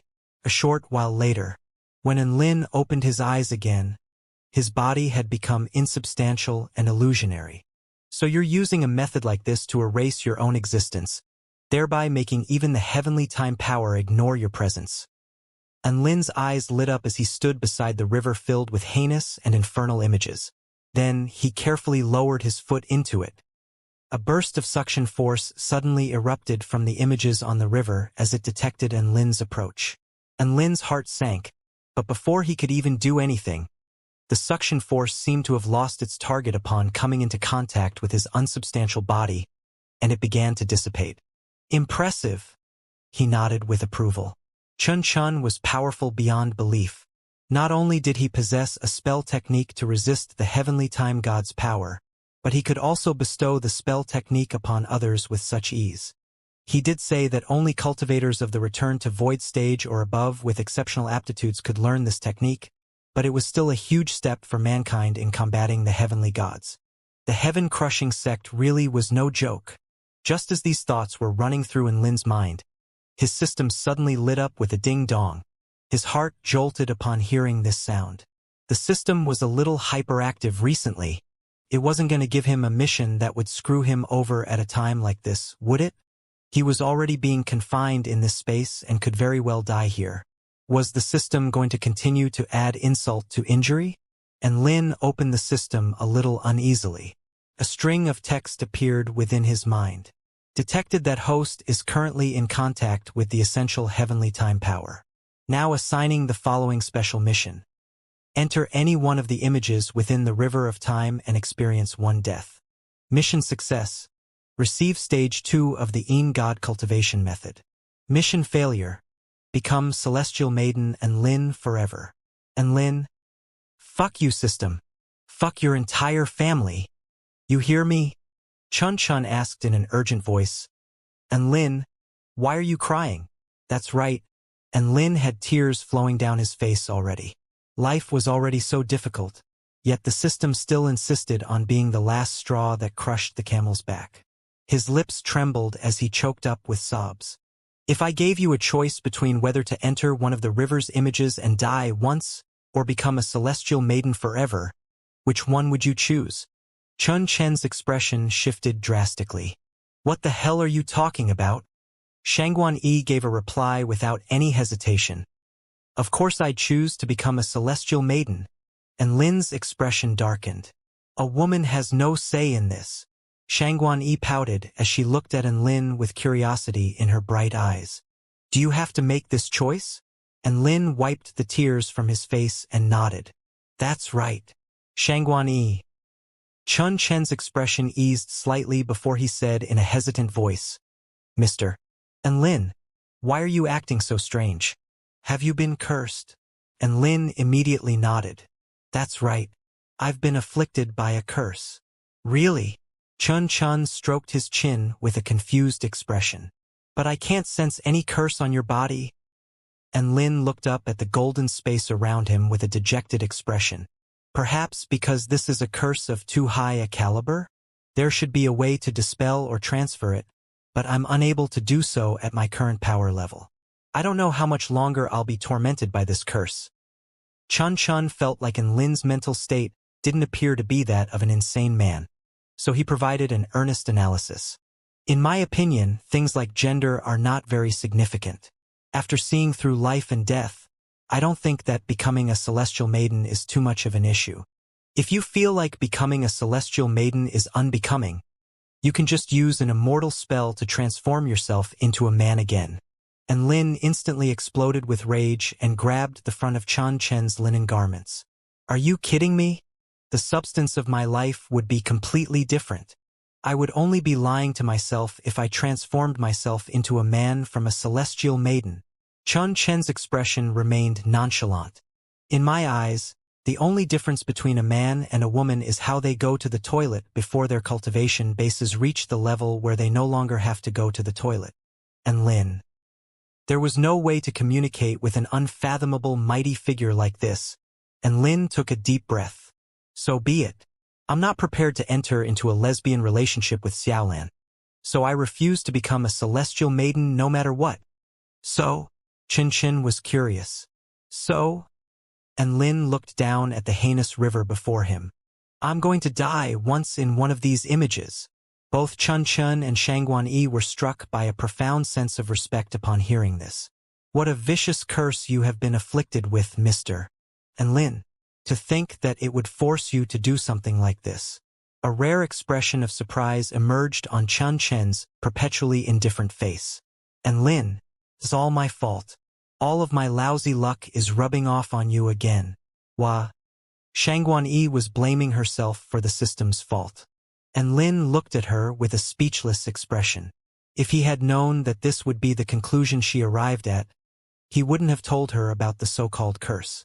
Thinking about it now, it was quite appropriate and fitting to describe the system as a curse. However, the system was a blessing and a curse at the same time.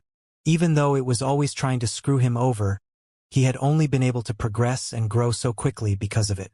With this in mind, he arrived at the riverbank. Senior student Chen, I won't actually die if I die in one of these images, right? And Lin posed a very paradoxical question. Chun nodded upon hearing this. That should be the case. After all, when the heavenly time god tried to take us down with her, her plan was to drag all of us into this river. She said we were going to die countless deaths here, so she wouldn't let you off the hook with just a single death. And Lin's face convulsed upon hearing this.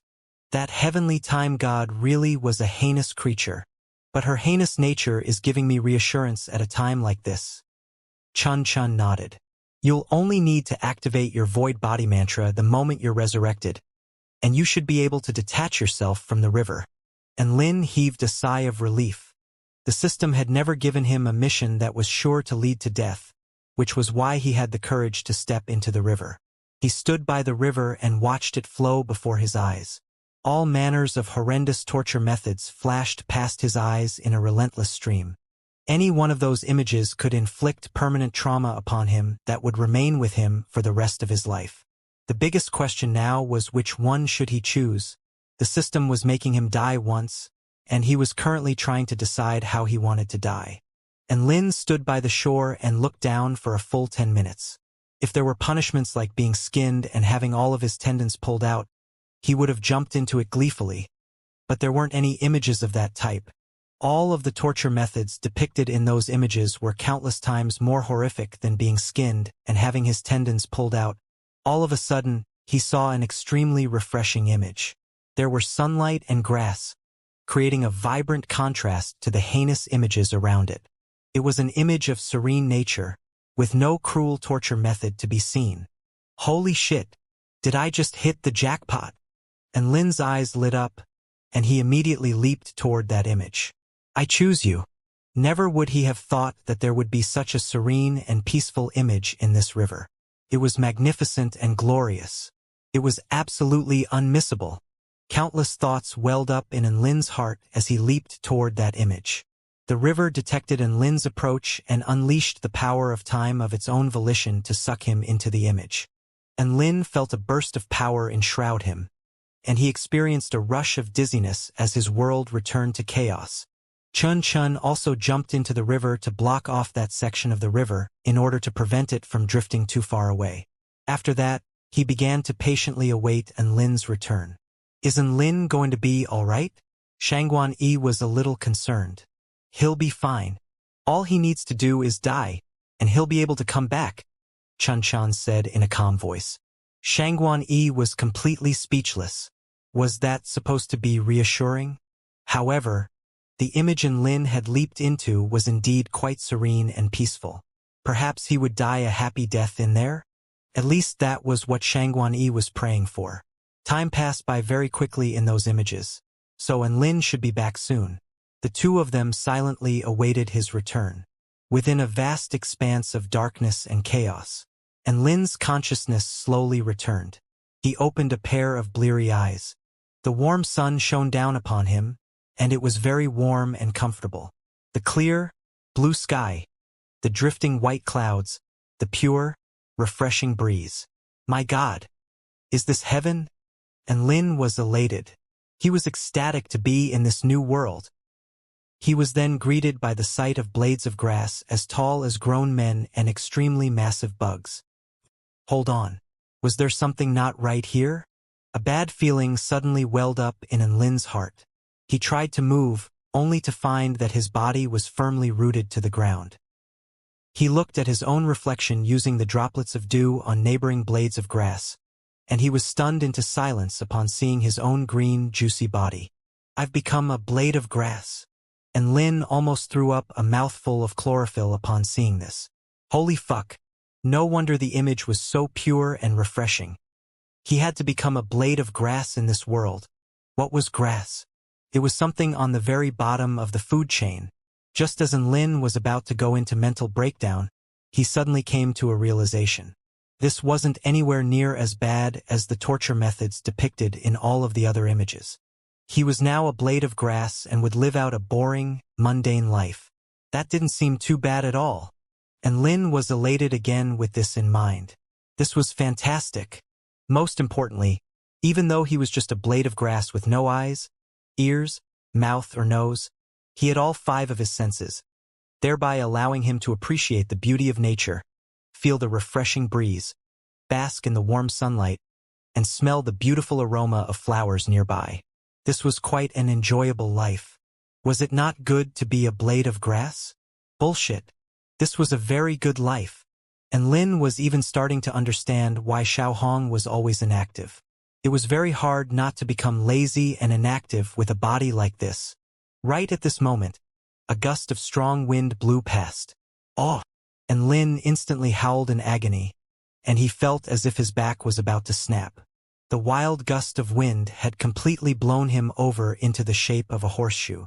This gust of wind persisted for an entire hour. Lin felt like his back was never going to be straight again, and he was utterly exhausted. It looked like the life of a blade of grass was not that easy after all. Lin sighed emotionally. At that moment, dark clouds began to gather in the sky. It looked like it was going to rain now. Before Lin had a chance to catch his breath, droplets of rain began to fall from the sky. This was good. He needed some moisture replenishment after being abused by the strong wind for so long. So this was quite a timely storm. Thus, the rain began to fall more quickly. Lin absorbed the rainwater elatedly, and he was initially feeling quite good. But he soon figured out that things weren't as good as he envisioned. Even after he had had his fill of water, the rain still continued to fall and force itself upon him. Ah! Glug! Glug! Help me! Glug glug! Lin twisted his body with all his might. He didn't want to drink so much water. However, the rain was unavoidable to him as he was literally rooted to the ground. Rainwater continued to gush into Lin's body in a frenzy, making him feel as if he was constantly on the verge of drowning. The crushing sense of asphyxiation made him want to die. At the same time, massive amounts of water had flooded into his body, making him feel extremely bloated and painful. Is this what dying feels like? Am I finally going to die?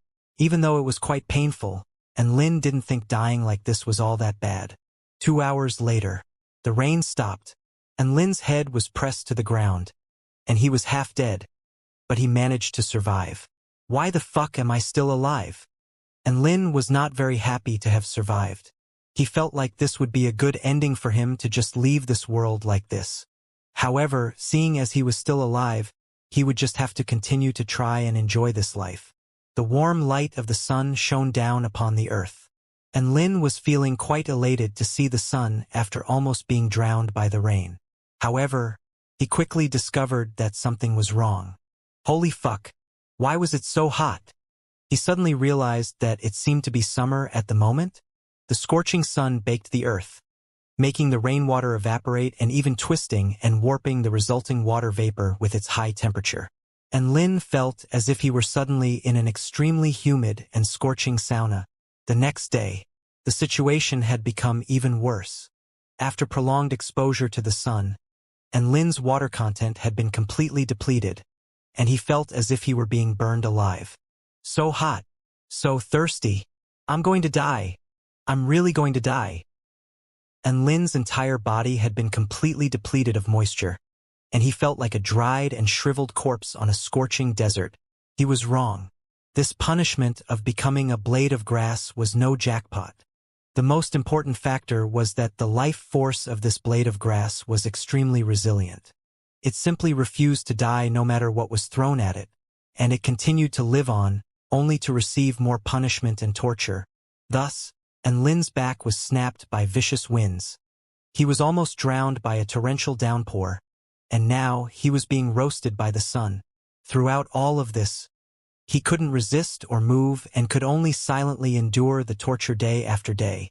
And Lin was struck by a moment of enlightenment. There were no good images in the river at all.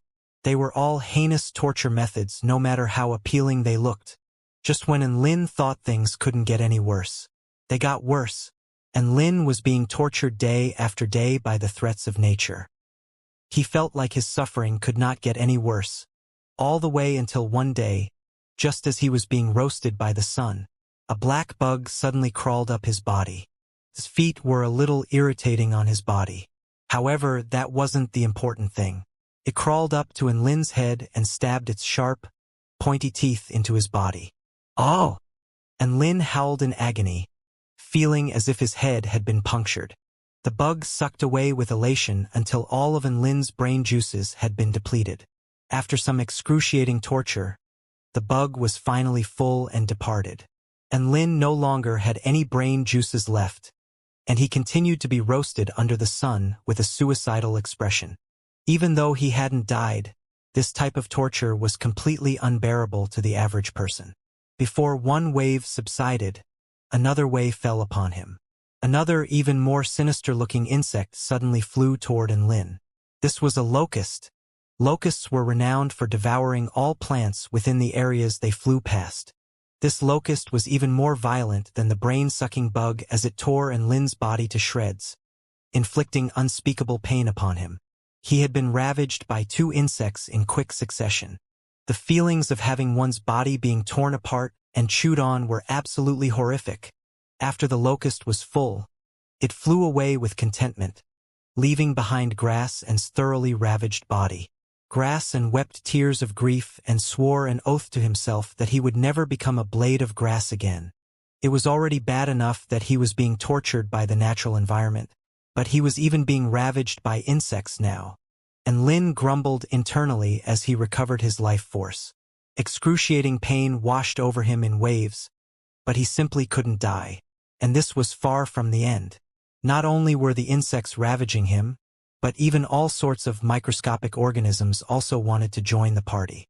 Some microscopic organisms made his entire body unbearably itchy. Some sucked away his nutrients. Some made his body rot and decay. He had initially thought that only nature would be tormenting him here. Looking at it now, he had been far too naive. As an organism at the very bottom of the food chain, grass could be bullied by anyone. Even the tiniest, most insignificant ant could take a bite of him whenever it wanted while looking at him with a disdainful expression. Flex King was now being tortured by mere ants. Only now did Lin realize just how difficult the life of a blade of grass was. No wonder there were often signs erected in parks telling visitors not to tread on the grass. The life of a blade of grass is already this arduous, and you're still going to step on it? How could you be so cruel and inhumane? And Lin was going insane from the torture, and his thoughts were running a little wild. However, the torment was far from over. Torture was still being inflicted upon him by the harsh environment, as well as all types of insects and microscopic organisms. And Lin felt like he could die many times in a day, but he survived all of those instances. This accursed resilience. After being tortured for countless days, the seasons changed and autumn arrived, and Lin slowly began to grow old. His green, supple body began to turn yellow, and he became crippled by the pain associated with an aging body. And Lin felt like this was an ideal way to die. However, things were not going to end like this. The weather was too dry, and a forest fire erupted, and Lin looked on with shock and horror at the approaching flames. But he couldn't do anything to resist. He was just an insignificant blade of grass that was powerless to do anything aside from accepting his fate. Thus, Lin experienced what it felt like to be burned alive. "Ah! It hurts so much! Help me!" And Lin screamed himself hoarse. The flames had charred every inch of his body and destroyed all of his cells. This was terrifying, indescribable agony. The raging flames incinerated his entire body, and Lin was finally reduced to dust. Just when he thought this was the end, he looked down to discover that his roots were still intact. And Lin? Was there no end to this? Was there actually no fucking end to this? And Lin roared in despair. No one gave him a reply. The bugs and microscopic organisms continued to ravage him, and all he could do was absorb nutrients from the soil with all his might. After almost being frozen to death countless times, and Lin began to grow again into a tall, resilient blade of grass. He was astonished to find that he was even taller than before. He was even taller than when he was at his tallest last year. Not only was he taller, but he was also stronger. Perhaps grass would slowly grow stronger from adversity and hardships. And Lin was more powerful now. Please call me strong grass. And he was still being ravaged by the environment and all types of living beings. But this did not deter his conviction to grow stronger day by day. In that instant, Lin saw hope. What would happen if he kept on growing? Could he become so powerful that nothing would be able to hurt him anymore? And Lin worked even harder now that he had a target. After much effort, he really was growing more and more powerful. Even though he was still being ravaged by insects, he now had a certain level of resistance toward the wind, rain, and sun. He was adamant that life would get better and better from now on. He was being ravaged every day, but he was also growing stronger every day. 1 year passed after another, and Lin became more and more exceptional. He felt like he was very close to coming to life. After that, he would destroy all of those accursed insects who had ravaged him in the past. He was going to slaughter those ants, locusts, ladybugs, and Lin was more determined than ever. Strong grass died countless times, but he became more and more powerful as a result. On one bright and beautiful morning, "I've endured so much pain and worked so hard. I'm finally about to come to life." And Lin murmured to himself. This was going to be a counterattack. A legendary counterattack from the very bottom of the food chain.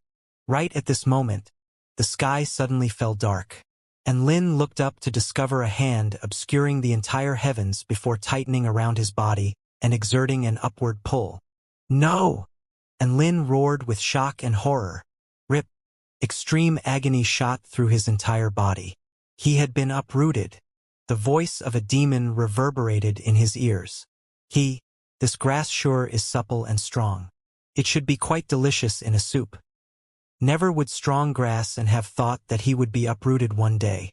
He had endured infinite torture and fought so hard to become stronger. Just when he was about to make a breakthrough, he was being plucked away as an ingredient for soup. No! How could the gods do this to him? I refuse to accept this. I won't die like this. And Lin was on the brink of mental breakdown. Being ravaged relentlessly was not the cruelest form of torture.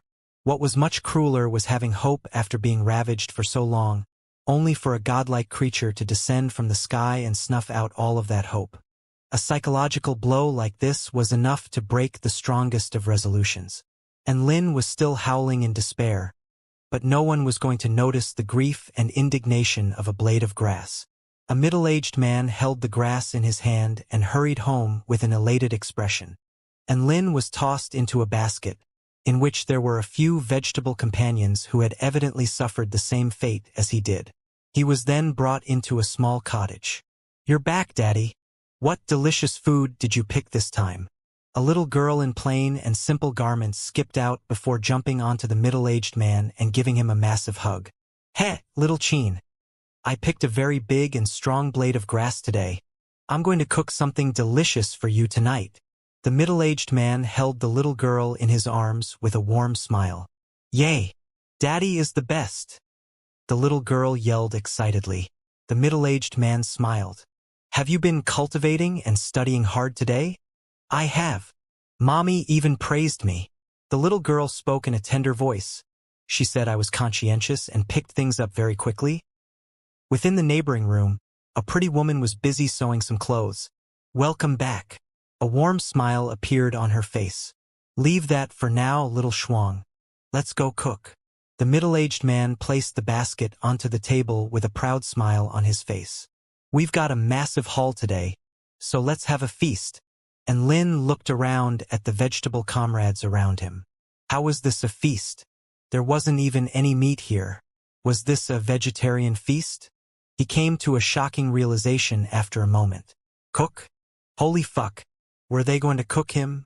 The woman made her way over to the basket, and her hand flew to her mouth in shock at the sight of Lin. "Oh my God! What a huge blade of grass. It looks absolutely delicious.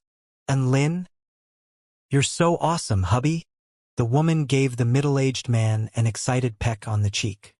"I'm definitely going to make this blade of grass more delicious than the most delectable meat in this world. Ha ha ha.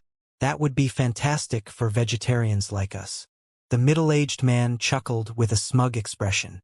"All living beings were made equal. We've always lived by and upheld this mantra. So this blade of grass must be a gift to us from the heavens."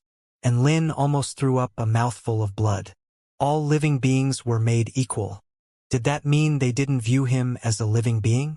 Were they looking down on strong grass and, "I'm a living being too, so why are you eating me? If you want true equality, then sustain yourselves through photosynthesis."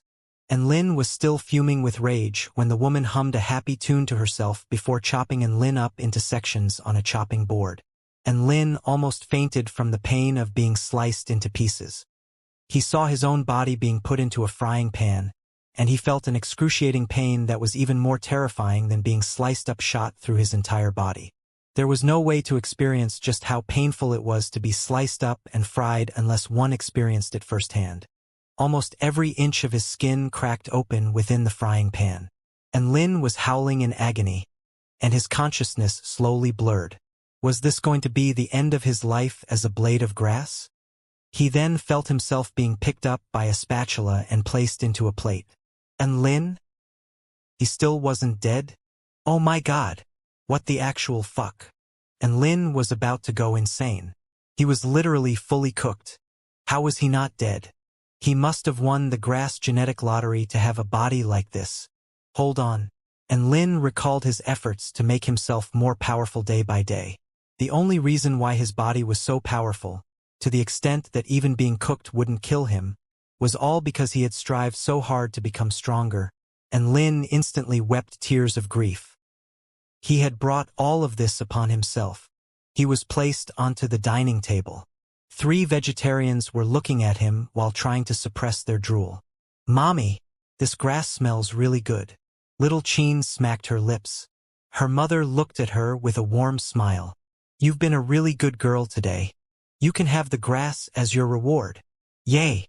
Thank you, Mommy. Little Qin whooped with excitement. And Lin shuddered upon hearing this. No, don't eat me. I'm just a blade of grass. And I'm still alive. Why would you eat me? And Lin was begging for his life in complete despair. He didn't dare to imagine what it would feel like to be eaten. However, he knew that his beseeching cries were all in vain. No one could hear him, and he was going to die in excruciating pain and despair. The little girl reached for Lin with her chopsticks, but her movements suddenly faltered. Mommy! The little girl's eyes widened with incredulity. The grass on the plate is speaking to me. And Lin? An awkward silence ensued. And Lin felt as if he had been thrown a life jacket, and he immediately began to yell, You're right. I'm speaking right now, and I'm still alive. I beg of you, please don't eat me. What nonsense is this child spouting? The middle-aged man's brows furrowed slightly. Little Qin, are you being serious right now? The woman turned to her with a solemn expression. The little girl nodded. I am. The little grass told me that it was still alive and that we can't eat it. And Lin was moved to the point of tears upon hearing this. My God, there was finally someone who could hear him. He wouldn't have to be eaten now. He immediately expressed his gratitude toward the little girl. Little Qin continued, The little grass is thanking us for not eating it. The woman's expression became even more solemn. There appears to be something wrong with our child. The middle-aged man's expression was equally as grave. We should take her to the mental hospital tomorrow. Something most likely went wrong with her cultivation. And Lin's eyes widened with incredulity. Wah! I'm not insane. The little girl was on the brink of tears and immediately devoured Lin, as if she was trying to prove her sanity. Thus, Lin was picked up by the little girl before being eaten. His body was being ground down frantically by the little girl's teeth. If he had to describe this feeling, it was like being put into a mincer, except that his 5 senses still remained intact. Words could not describe this type of pain. That's right. And Lin was still eaten by the little girl after all that. The heavens seemed to thoroughly enjoy pranking him. He was always given a little bit of hope before being tortured. Heh! Fuck this world. And Lin was feeling completely suicidal. After being chewed into mush by the little girl, his body was finally swallowed into her stomach. To his horror, this was still not the end of his life as a blade of grass, and Lin was in complete despair. How had he developed such a freakish life force? It didn't make sense. The torture he was enduring now was countless times more terrifying than what he imagined. The gods were not rewarding him by making him unkillable. They were instead building a basis for him to endure even more torture. What a sinister scheme. And Lin entered the little girl's stomach through her esophagus. This was the first time he had entered another human, and this was such an adorable little girl too. However, this was not an enjoyable experience by any stretch of the imagination. This was infernal, hellish torture. Her stomach acid began to dissolve in Lin's body, and he felt like he was about to go insane from the sensation. Immediately afterward, Lin arrived at the little girl's small intestines, where he was compressed and stirred up. Pancreatic acid then began to make his body disintegrate even further. Most importantly, his sense of pain remained intact throughout this entire experience. Could you imagine how terrifying and painful it would be for your body to be ground down into mush before being dissolved by various acids? This pain had completely transcended beyond his imagination, and Lin felt like his cognitive functions were being wrecked by this excruciating pain. He couldn't think about anything except for how much pain he was in. My God, was this the most terrifying level of hell? Why was it so hard to be a blade of grass? And Lin gradually descended into darkness. It was as if he were falling into a bottomless abyss. In the end, everything fell into nothingness. He had chosen such a pure and refreshing image, so why was he being subjected to such terrifying torture? He was just a blade of grass. And Lin was beginning to understand why such a serene and beautiful image was able to rival all of the other images in the River of Time. From a pure pain perspective, this method of torture could even outstrip all of the other images in the River of Time. This was pain that was far beyond what a human like him could imagine. Ironically, the things that had inflicted this pain upon him were the most common things in this world, like the weather and insects. Furthermore, what made him experience the most excruciating agony and finally ended his life was the family of vegetarians. It was all a series of rather mundane events, but those mundane events inflicted pain that was far from mundane upon Lin's body. In this world, power was paramount. Without sufficient power, all he could do was wallow at the bottom of the food chain and be tortured to death by everything around him without any strength for retaliation. There was no good or evil in this world. The only absolute constant was power. Even the most kind-hearted weakling in this world was prone to be trampled upon. And Lin gained a new perspective on life from his miserable life as a blade of grass. His sense began to return to him. The sound of splashing water appeared. A burst of irresistible suction power suddenly acted upon his body, trying to suck him into another image. A thought suddenly occurred to Lin, and he immediately activated his void body mantra. His body instantly became insubstantial, and the suction force gradually disappeared. Phew! And Lin heaved a sigh of relief. He had almost been sucked into another image. How terrifying! That one image alone was almost enough to drive him insane. If he was forced to endure another image, he might be tipped over the edge. And Lin abruptly rose into the air. Boom! A massive splash of water erupted. And Lin appeared above the River of Time before landing gently upon the shore. Mr. And Lin, are you all right? Chun Chun and Shangguan-Yi made their way over to him with concern etched on their faces. Aside from concern, their expressions also harbored a sense of admiration. Anyone who dared to enter one of the images on the River of Time was extremely badass. At the very least, Chun Chun and Shangguan-Yi were not as brave as Lin. They would rather be turned into celestial maidens than experience one of those images. I'm fine. I just need some time to recover? And Lin instinctively recoiled, and his face paled at the sight of Chun Chun and Shangguan-Yi. Chun Chun was a little perplexed. Mr.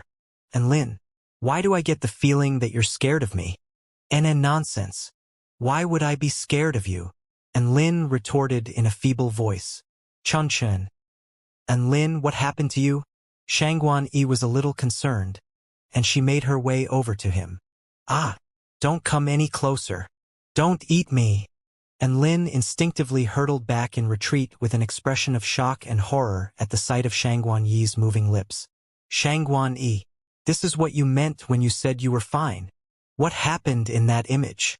Chun Chun was even more curious upon seeing this. Both of them knew that Lin must have endured some extremely horrendous torture for him to be in such an unstable mental state. And Lin opened up some distance and swallowed an immortal pill to calm himself down before replying. I turned into a blade of grass in there. Grass? Chun Chun murmured. Isn't that pretty good?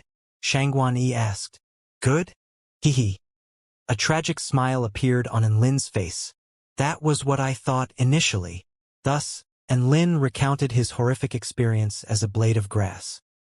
He told them about how he had been crushed by strong winds, baked dry by the harsh sun, drowned by torrential rain, ravaged by bugs, torn apart by microscopic organisms, incinerated by raging flames, sliced apart by a knife, fried by bubbling oil, eaten, and finally digested.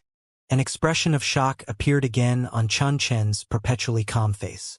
Shangguan-Yi was completely dumbstruck as chills ran down her spine. Is this what a blade of grass should experience? Chun Chun was unable to remain composed any longer. At the same time, he was beyond relieved that he had repressed the urge to sample one of the images for himself. And Lin? Tears welled up in Shangguan-Yi's eyes. It's all my fault. She was starting to take the blame for everything again. Tears also began to well up in Lin's eyes as he recalled his horrific experiences. I don't even know how I managed to remain sane for all these years. Right at this moment, a faint, pleasant aroma washed over him. A soft and slightly cool body wrapped itself around him. This was a hug from Sister Xianxia. It's all right, and Lin, everything's all right now. Xianxia was like a mother crooning to her trembling child. And Lin gradually found a sense of security in Xianxia's arms. He slowly recovered from his horrific experience as a blade of grass and was struck by an onset of exhaustion. Yawn. I need to sleep. Sleep tight. I'm here for you. Xianxia spoke in a warm, reassuring voice. Thus, Lin fell into a deep sleep in her arms. Lin fell asleep, but a ding-dong suddenly sounded from his system. Congratulations, host, for completing the special mission. Now bestowing upon you the second stage in God cultivation method. All of a sudden, boundless information imbued with true intent and Tao realm flowed into Lin's body in a frenzy. The air around him began to surge. Xianxia was still cradling Lin in her arms when her expression suddenly shifted. What's going on? I feel like Lin is becoming more powerful. Chun Chen's face convulsed slightly. He can become more powerful just from sleeping? Despite the commotion that was taking place, Lin was still lying silently in Xianxia's arms, as if he was completely unaware and oblivious. Xianxia and Chun Chun both stared at Lin with astonishment on their faces. This process didn't last very long before everything returned to normal. Xianxia rested Lin's head gently on her legs with a warm smile on her beautiful features, as she affectionately ran her fingers through Lin's hair. Lin is always causing a commotion wherever he goes, but who would have thought that he would be such a quiet and deep sleeper? Even that drastic change just then didn't wake him up. Beer cold? Lin murmured and rolled over before encircling his arms around Xianxia's slender waist and rubbing his head into her stomach, as if he was snuggling up to her for warmth. Xianxia, with a resigned expression, she unleashed a flame technique to warm up Lin's body. All snow maidens had cool body temperatures by nature. As such, the mighty ice matriarch could only unleash a flame technique to give Lin some warmth. Chun Chun nodded slightly in reply. Perhaps it's because Lin is simply too tired. The torture he has experienced in that image is extremely harrowing just to hear about. It's a good thing that he can sleep now. He stood up and made his way over to the river of time as he spoke. I have to set off again. You can stay here and look after Lin. Xianxia nodded in response. She was looking after Lin before this as well, so she had some experience. Chun Chin jumped into the river again to continue to look for a way out. The golden space fell into peace and quiet again. A small flame flickered, and Lin slept particularly soundly. After a while, a splash erupted on the surface of the river of time, and the celestial the arch came flying out with an exhausted expression on his face. He was then astonished by the sight of Lin sleeping with Xianxia's legs acting as his pillow. Xianxia hurriedly provided an explanation of the sequence of events that led up to this point, upon which the celestial the arch was even more astonished, and he praised Lin for being one of the most courageous men the kingdom of the 9 states had ever seen. After resting for a while, the celestial the arch dove into the river again to look for a way out. A splash erupted, and Mengji flew out from the river with slightly pale features. She was then astonished by the sight of Lin sleeping with Xianxia's legs acting as his pillow. Xianxia hurriedly provided an explanation of the sequence of events that led up to this point, upon which Mengji was even more astonished, and she stated that no one among the entire Snow Maiden race could compare to Lin in a test of courage. After resting for a while, Mengji dove into the river again to look for a way out. Not long after that, another splash erupted, and the great empress flew out from the river. She was then astonished by the sight of Lin sleeping with Xianxia's legs acting as his pillow. Xianxia hurriedly provided an explanation of the sequence of events that led up to this point, upon which the great empress was even more astonished, and she praised Lin as the most courageous person she had ever seen. However, the great empress was still confused. Why did Lin have to sleep in Xianxia's arms? Xianxia blushed slightly. It's more comfortable for him this way. The great empress had no response to this. She meditated for a while to recover her energy before diving into the river again. Shangguan Yi was still looking down at Enlin, and she gently caressed his cheek with a warm, affectionate smile on her face. Time flew by, and Lin only woke up after 2 days. He slowly opened his eyes to discover an exquisitely beautiful woman looking down at him with warm eyes that tinged with concern. "How are you feeling?" Much better." It had been a long time since Enlin had slept so soundly. Thinking back to his horrific life as a blade of grass, he was feeling blissful in contrast. He stood up and did some stretches, upon which he discovered that the scent of Shangguan Yi still lingered on his body. An apologetic expression appeared on Enlin's face. "Sorry to trouble you even when I was asleep."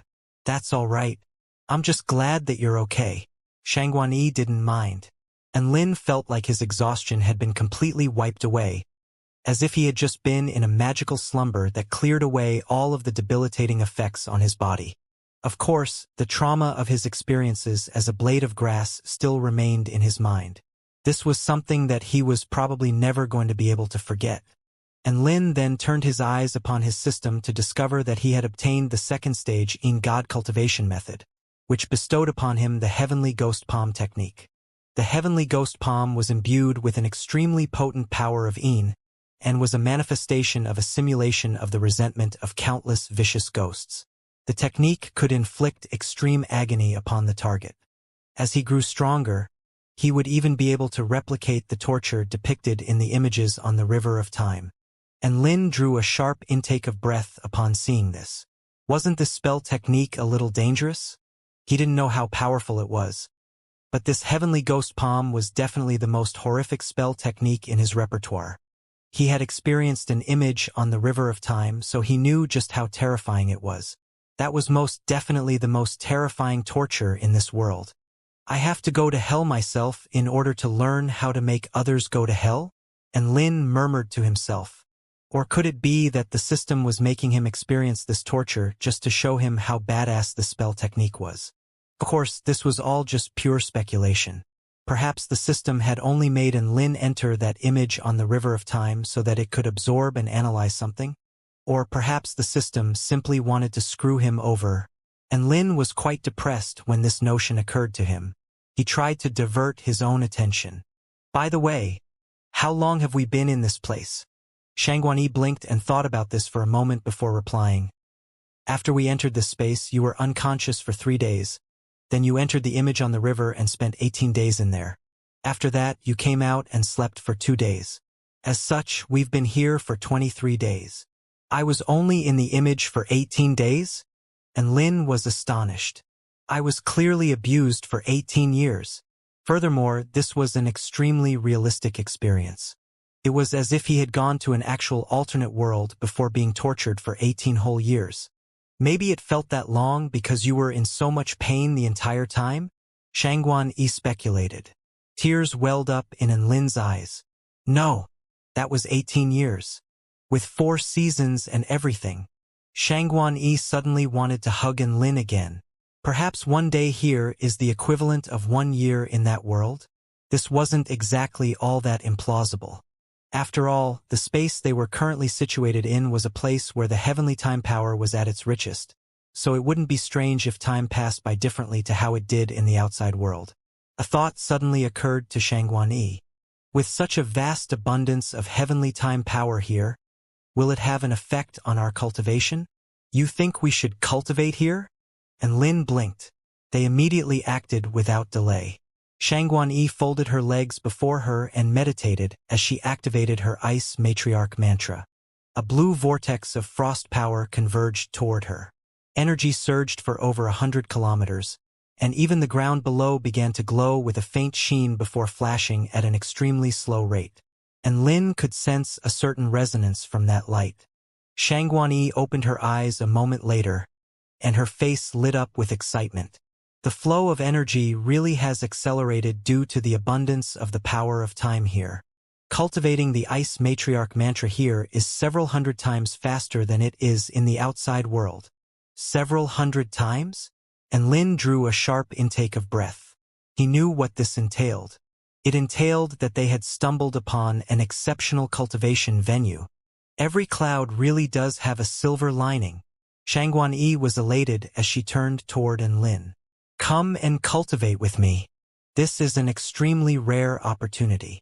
Every cloud has a silver lining, and Lin's lips twitched. The silver lining only applied to her.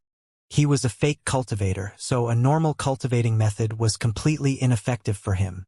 What's wrong, Enlin? You don't look so good. Xianxia was quite elated, but she discovered that Enlin wore a distressed expression instead. Aren't you going to come and cultivate with me?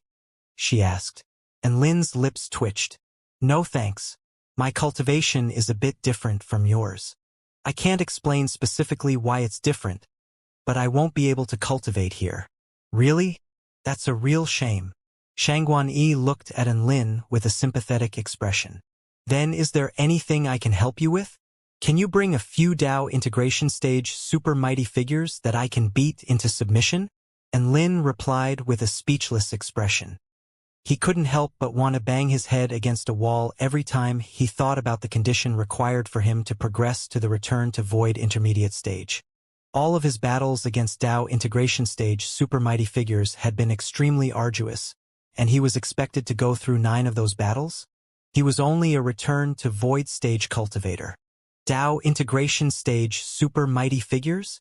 Xianxuanyi's mouth gaped open slightly as she blinked hesitantly. You mean like the Great Empress and the Celestial the Arch? Enlin faltered before his eyes lit up. She was right. Why hadn't he realized this? The Celestial the Arch and the Great Empress were both Dao integration stage super mighty figures. He would be able to satisfy part of the mission condition by beating them into submission. He was too busy looking into the distance and had forgotten what was right in front of his eyes. Enlin was enlightened, and he turned to Xianxuanyi with excitement and gratitude in his eyes. Thank you, Xianxuanyi. You've opened up a whole new world to me. Xianxuanyi was also quite happy to see Enlin's elated expression. After a short while, the Celestial the Arch and the Great Empress both returned from the River of Time. How's it going? Any leads yet? Enlin made his way over to them. We've made some progress. I can sense a spatial flaw in this world, and we might be able to break through this world and return to our world by force if we all focus our power on that spatial flaw. The Celestial the Arch replied. Enlin was ecstatic to hear this. This was a huge breakthrough. The Great Empress. I've discovered a connection between all of the worlds within the images. It's like all of them are connected to form an extremely massive formation. All of the worlds situated within the images are both independent but also interconnected, as if they were planets in the sky, converging to form a galaxy of stars. A galaxy of stars? Enlin's eyes lit up.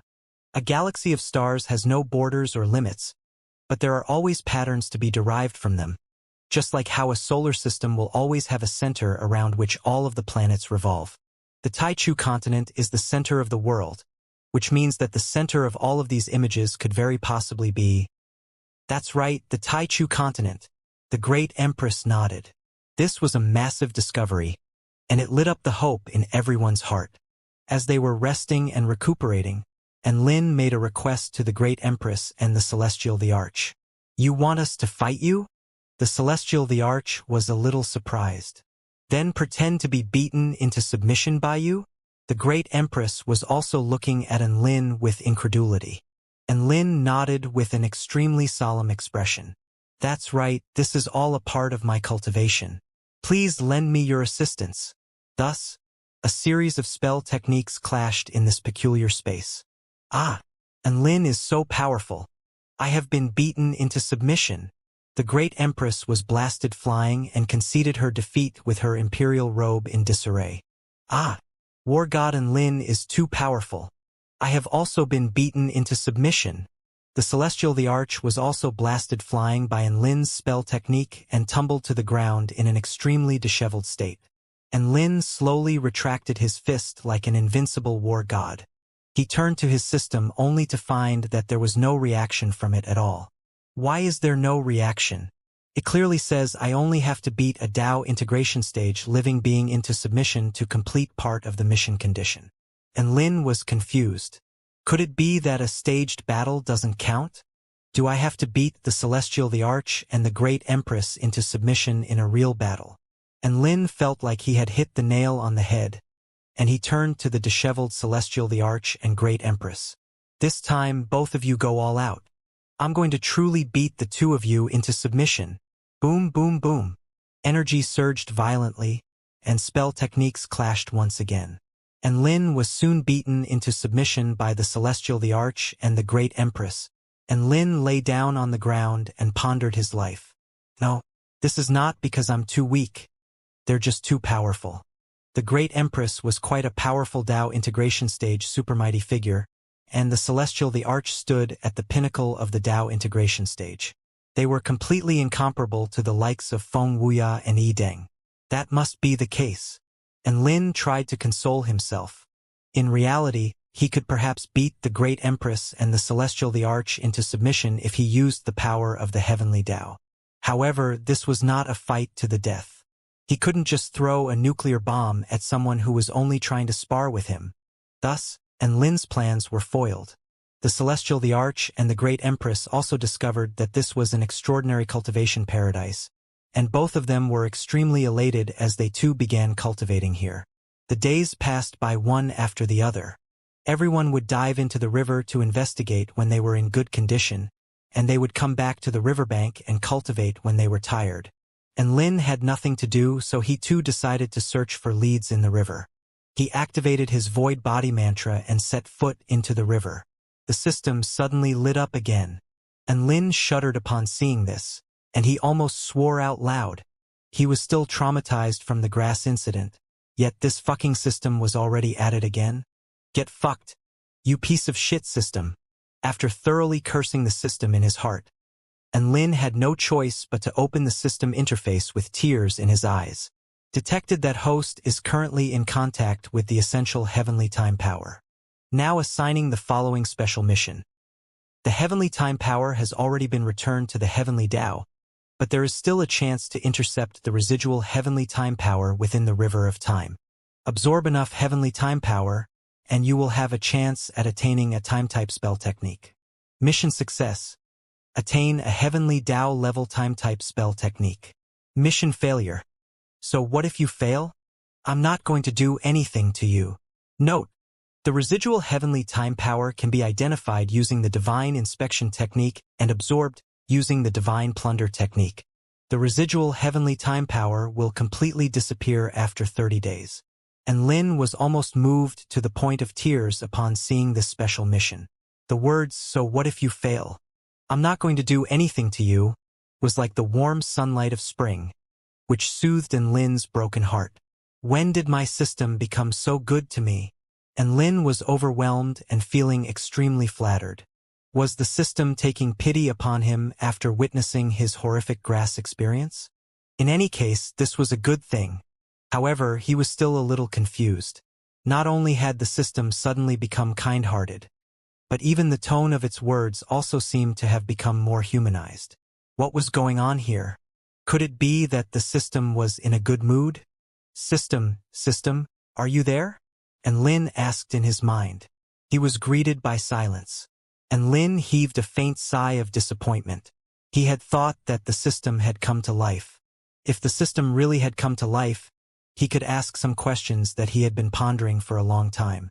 For example, had he somehow wronged the system in his past life? If not, why was the system so intent on screwing him over? It would be great if he could somehow manifest the system before beating the living crap out of it. And Lin was being led astray by his train of thought, and he had even forgotten to absorb the heavenly time power from the river. The system flashed a few times in his mind, as if it was trying to make him snap out of it, upon which he suddenly came to his senses and activated his void body mantra before wading into the river of time. After entering the river of time, he could see all of the worlds within the images with greater clarity, as if the two-dimensional images had become actual three-dimensional worlds. Not only was that the case, but he could also sense the special properties of all of the worlds within the images. No wonder both Chun Chen and the Celestial the Arch are jumping into the river to investigate. There is much more to be seen here, and Lin was quite surprised. He immediately activated his divine inspection technique. And Lin's eyes turned snowy white, and the world transformed before his eyes. Not only was everything clearer, but he could also sense an extremely special type of energy flowing through the river. This was a power that was eternal and omnipresent. The energy followed the direction of the river and flowed along a set trajectory. There was no beginning or end to it in sight. There was no way to stop it or to make it change directions. And Lin suddenly attained enlightenment upon seeing this. He was most likely experiencing time from a different perspective. One image after another flowed past beside him, and he knew that there was a world within each of those images. This meant that these were not just simple images but quite possibly entrances to real worlds, except they were being displayed in a rather special way. There's a golden spot of light up ahead, and Lin's eyes lit up. He could sense that the golden spot of light was gathering a certain type of special power. Golden veined patterns appeared on his forehead, constructing a golden eye. Divine plunder technique. Peculiar, golden ripples proliferated forth. The golden spot of light seemed to be drawn to him by a certain force, and it shuddered slightly before flowing into his body. Gasp! Ah, that feels good.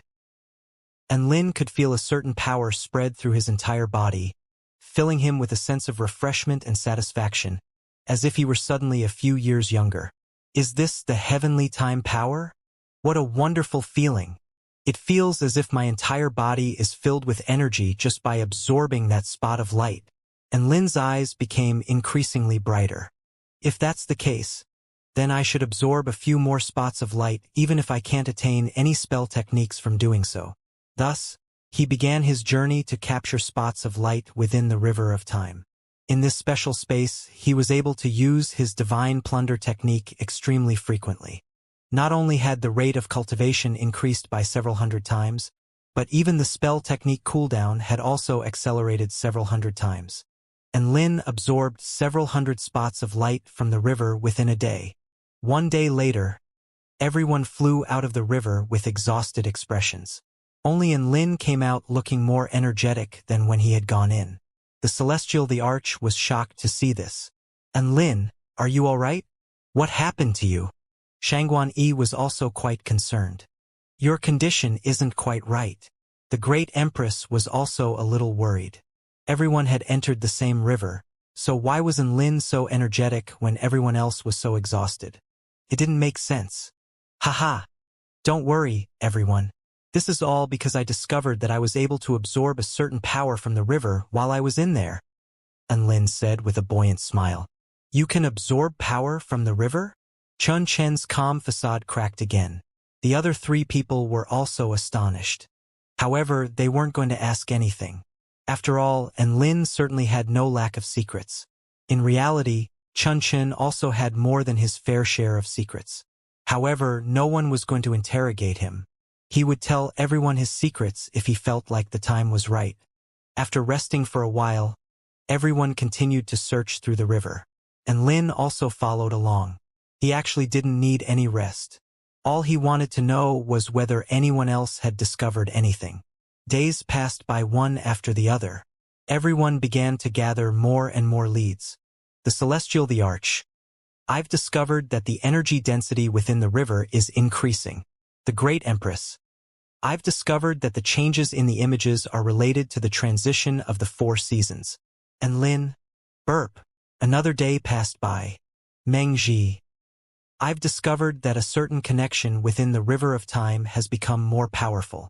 This, in conjunction with the increases in energy density, leads me to believe that we are getting closer to the center of this world. Chun Chen. I've discovered a way to force my way into the worlds within the images. And Lin. Burp. Another day passed by. Xianxia. There is a higher frequency of humans depicted in the images on the river. The Great Empress. Not only that, but the level of civilization also appears to be becoming more and more sophisticated. As expected, there really is a certain pattern within this river of time. We might only have one opportunity, so we have to keep an eye out. If we miss that opportunity, who knows when the river will return to that point. The Celestial the Arch was also getting a little nervous. And Lin. Burp! Everyone felt the pressure mounting upon them. Meanwhile, Lin was engulfing the heavenly time power every day. On the 28th day of engulfment, the system sounded again. Ding dong! Detected that the host has accumulated sufficient heavenly time power. Now initiating time type spell technique. Congratulations, host, you have obtained the spell technique, time stop. Upon using time stop, all time within a kilometer radius of the host will come to a stop. Once the effective time stop concludes, the time within that area would reintegrate with the absolute flow of time of the great Tao of heaven and earth. Note: if the opponent is more powerful than the host or has far exceeded the host in their observation of time, then they will be resistant to the effect of the time stop spell technique. At the host's current power level, you can stop time for a second. And Lin faltered momentarily before grumbling to himself. 1 second? That's way too short. His voice had only just fallen when extremely terrifying true intent began to flow into his mind. This was the first time Lin had received a time-type spell technique, and the massive amount of information influx almost made his head explode. The massive amount of information being injected into his mind was no less fearsome than the heaven-crushing techniques. He only managed to completely grasp the time-stop technique after a long while. It was also at this moment that he discovered just how awesome this technique was. What could he do in a second? He could do a lot of things. For example, he could swing his sword hundreds or even thousands of times. In a battle between mighty figures, just an instant could completely flip the tables. Time stop was quite similar to a spatial seal in that both of them were capable of immobilizing an opponent. The difference was that targets affected by a spatial seal were indeed immobilized, but they still retained their cognitive functions and were capable of offering resistance. Those with potent spatial power could even break through a spatial seal inflicted upon them. However, time stop was much more terrifying because it was true immobilization of both the body and the mind. That 1 second of time simply did not exist to the target, so there was no way they could find a method to resist. Time stop had undoubtedly become Lin's second most powerful trump card below the powers of the heavenly gods. After another 2 days, the 30-day time limit was up. The heavenly time gods' residual heavenly time power finally dissipated. And Lin was a little disappointed. It would be awesome if the heavenly time god hadn't self-detonated and was killed by him instead. How badass would he be if he were to attain the power of the heavenly time god? It seemed like he wouldn't be able to defeat Chun Chun no matter how powerful he became. And Lin? Bam bam bam!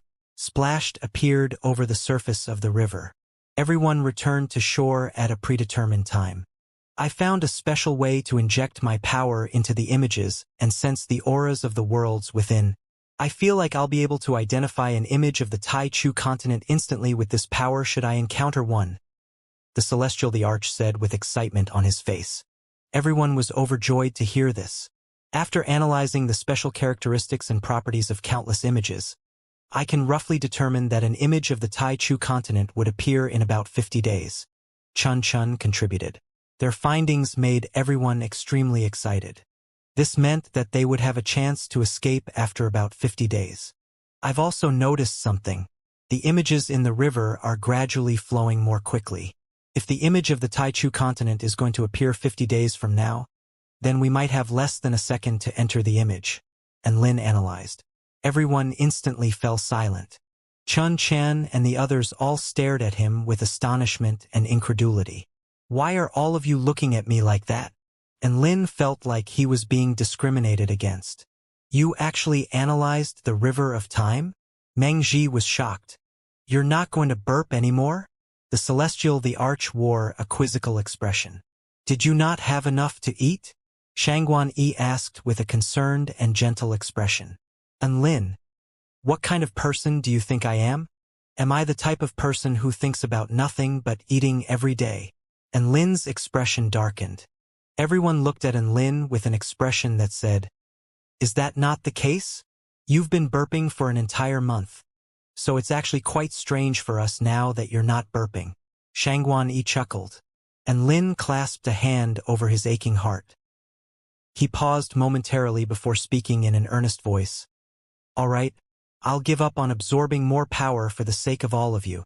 From this day forth, I will give it my all to help us return to the Tai Chu continent. That's great. We finally have a new addition to our party. The Celestial the Arch applauded. Everyone joined in with raucous applause of their own. And Lin felt like a sword had been stabbed into his heart. So, they hadn't even been treating him as a member of the party before now. He was working hard to absorb the heavenly time power in order to awaken his new spell technique as soon as possible, in case it could help them get out of here. After all, this was a space that was related to the heavenly time god. He was doing all of this for his comrades. And Lin heaved a forlorn sigh. Perhaps all of his comrades would understand with time that he was doing all of this for their sake. Thus, the Celestial the Arch, Chen Chen, and Lin Mengji, the Great Empress, and Shangguan Yi entered the River of Time again to look for more patterns and leads. Time continued to pass by. Everyone became more and more prepared. Everyone's cultivation base had also improved drastically due to the exceptional cultivation environment here. In particular, Shangguan Yi had attained her divine Tao and successfully summoned the power of the Ice Matriarch. In other words, she was already a mighty figure at the return to Void Pinnacle stage. With the power of the Ice Matriarch that she could summon, she was capable of standing up to a Tao integration stage super mighty figure for a short time. From this day forth, all Snow Maidens would concede to Shangguan Yi's bloodline. Even the Great Empress and Mengji were no exception to this. This was an event that was worthy of celebration.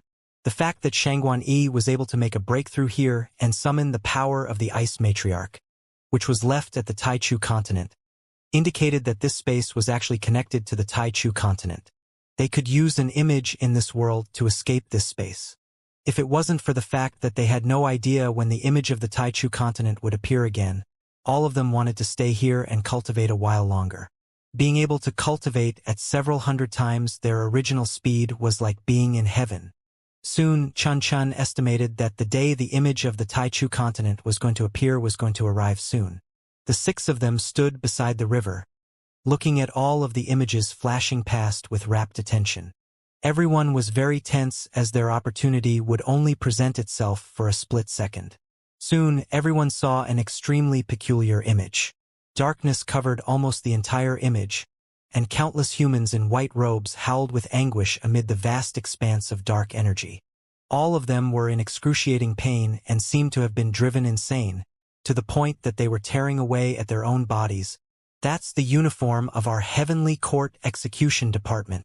The Celestial Thearcha's expression became thunderously dark upon seeing this, as if he were a volcano that was about to erupt. At this moment, a white spot appeared on the image. This was a passageway into that world. Chun Chun had forcefully opened it up for everyone. Boom, boom, boom. All of a sudden, heaven and earth fell silent. The seconds in command of both the Heaven-Crushing Sect and the Heaven-Mending Sect, the High Priestess of the Snow Maidens, the Great Empress, the Ice Matriarch, and Enlin all unleashed their most powerful attacks. Terrifying spell techniques destroyed heaven and earth. Their combined power was enough to instantly reduce an entire continent to dust. Crack. A crack appeared on the image, from within which faint spatial power emanated. Go! Chun Chun roared. All 6 of them flew into the crack on the image at the same time, and Lin and the others dove into the crack. An extremely powerful spatial rejection force enshrouded their bodies, trying to expel them with explosive force. That power was extremely wild, and it was as if it was trying to annihilate their bodies. Everyone unleashed defensive spell techniques to protect themselves. Thankfully, even the weakest among them were comparable to mighty figures at the return to Void Pinnacle stage, so they were able to resist this spatial backlash power. Boundless energy quickly flashed past them. In reality, they were traversing through the power extremely fast, and they continued to gather speed until they were moving so fast that their bodies were beginning to twist and warp. Whoosh! And Lin was struck by a burst of dizziness. In the next instant, the sound of something cracking erupted. He fell straight onto the hard ground. Bam! Ow! And Lin had only just landed when someone else landed on top of him. A pair of soft, cool melons were mashed up against his back. Sorry. Shangguan stood up with an apologetic expression as she climbed up from Enlin's back. Bam, bam, bam. A few more thumps sounded. Everyone had fallen onto the ground. Regardless of whether it was the Great Empress or the Celestial the Arch, all of them bashed massive craters into the ground. Thankfully, there were no bystanders around. Otherwise, they would have been thoroughly embarrassed. Where is this place? Enlin looked around to discover a vast expanse of inky blackness around him, as if he was in a secret chamber. The Celestial the Arch slowly made his way toward one of the circular spell formations and picked up the tattered, blood-stained robes on the ground with a thunderously dark expression. Everyone recalled those tormented cultivators in the image upon seeing this. All of them had been driven insane by pain and tore through their own skin and flesh without even realizing it. Furthermore, that was only the beginning. Even their bones had disappeared now, and only a few sets of clothes remained, indicating just how horrific the torture they had endured must have been. These are all uniforms of the Heavenly Court enforcement teams, the Celestial the Arch said in a dangerous, low voice. And Lin's expression also darkened upon hearing this. It could be said that the Heavenly Court enforcement teams were colleagues of his, so he was also struck by a sense of irrepressible rage upon seeing this. The Celestial the Arch scanned their surroundings with his divine sense, but he was unable to find anything of note. Let's go have a look outside. He opened the door of the secret chamber to discover a set of winding stairs leading up to another door. Boom! The door was blasted flying by Enlin. Heaven and earth appeared before everyone's eyes. They discovered that they had been situated in an underground chamber to a sacrificial altar. It was now night time, and the stars and the two moons hung in the sky. There was the skull of a peculiar ferocious beast at the center of the circular sacrificial altar. The skull was a mix of dragon and phoenix with a ferocious, violent look about it. There were rows of dense, crimson teeth in its mouth, which were still exuding extremely powerful deathly energy. Green flames shimmered around the skull, creating an ominous, unsettling scene. This is the skull of an immortal beast at the return to Void Pinnacle stage. Are we in the sinister spirit beast cesspool at the moment? The Great Empress analyzed as she narrowed her eyes. No, according to the location of the stars, we are at... A perplexed expression appeared on Chan Chen's face. The Celestial the Arch finished his sentence with an extremely grave expression. The Kingdom of the 9 States. Everyone stirred upon hearing this. Cultivators from the sinister spirit beast cesspool were slaughtering Heavenly Court enforcement team members, and they were setting up a sacrificial altar. This was unheard of. Did these beasts want to die? Were they not afraid of the Heavenly Court emperors hunting all of them down? The Celestial the Arch suddenly turned toward a certain direction. I can sense a peculiar divine light in the southeastern direction, as well as extremely unfamiliar energy fluctuations unlike anything from any creatures I have seen. The Great Empress also turned toward that direction, and a reminiscent expression appeared on her face. That is an important strategic location in the Wind Plain State, the Falling Dragon Abyss. The Snow Maiden army has reached there at the height of their powers, only to be forced back over 10,000 kilometers by the Heavenly Court emperors. Chun Chun pulled out a round disc with divine symbols carved all over it as an uncharacteristically grave expression appeared on his face. There has been a change in this world, and it is an extremely drastic one. We should conceal our presence first and only reveal ourselves when we figure out what's going on. Everyone nodded in response. And Lin was still quite confused. It had only been 100 days. How were the sinister spirit beast cesspool so arrogant and reckless already? What had happened during the 100 days that he was away? Within the Wind Plain State of the Kingdom of the 9 States, at the Falling Dragon Abyss, a series of mountain ranges wound into the distance like a coiled dragon with no end in sight. A green lake could be seen at the center of the mountain ranges, glowing like a dazzling jewel. A pristine, white palace over 10,000 feet tall was situated beside the green lake, sending divine light shining for over 50 kilometers. There were also over 10,000 buildings of different sizes standing before the massive palace, creating a marvelous spectacle to behold. If a bystander was to see this, they would think that this was a holy paradise with many immortal inhabitants. and Lin and the others appeared near the palace to survey the surrounding situation.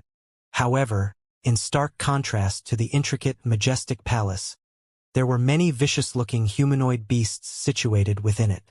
There were minotaurs and centaurs, as well as humans with pig heads, snake heads, lion heads. All of them were most likely extremely massive mutant beasts, but all of them were content to adopt a much smaller humanoid form here. There were close to 100,000 of these humanoid beasts at a glance. All of them were quite powerful, with several thousand spirit beasts, several dozen soul beasts, and even 2 immortal beasts.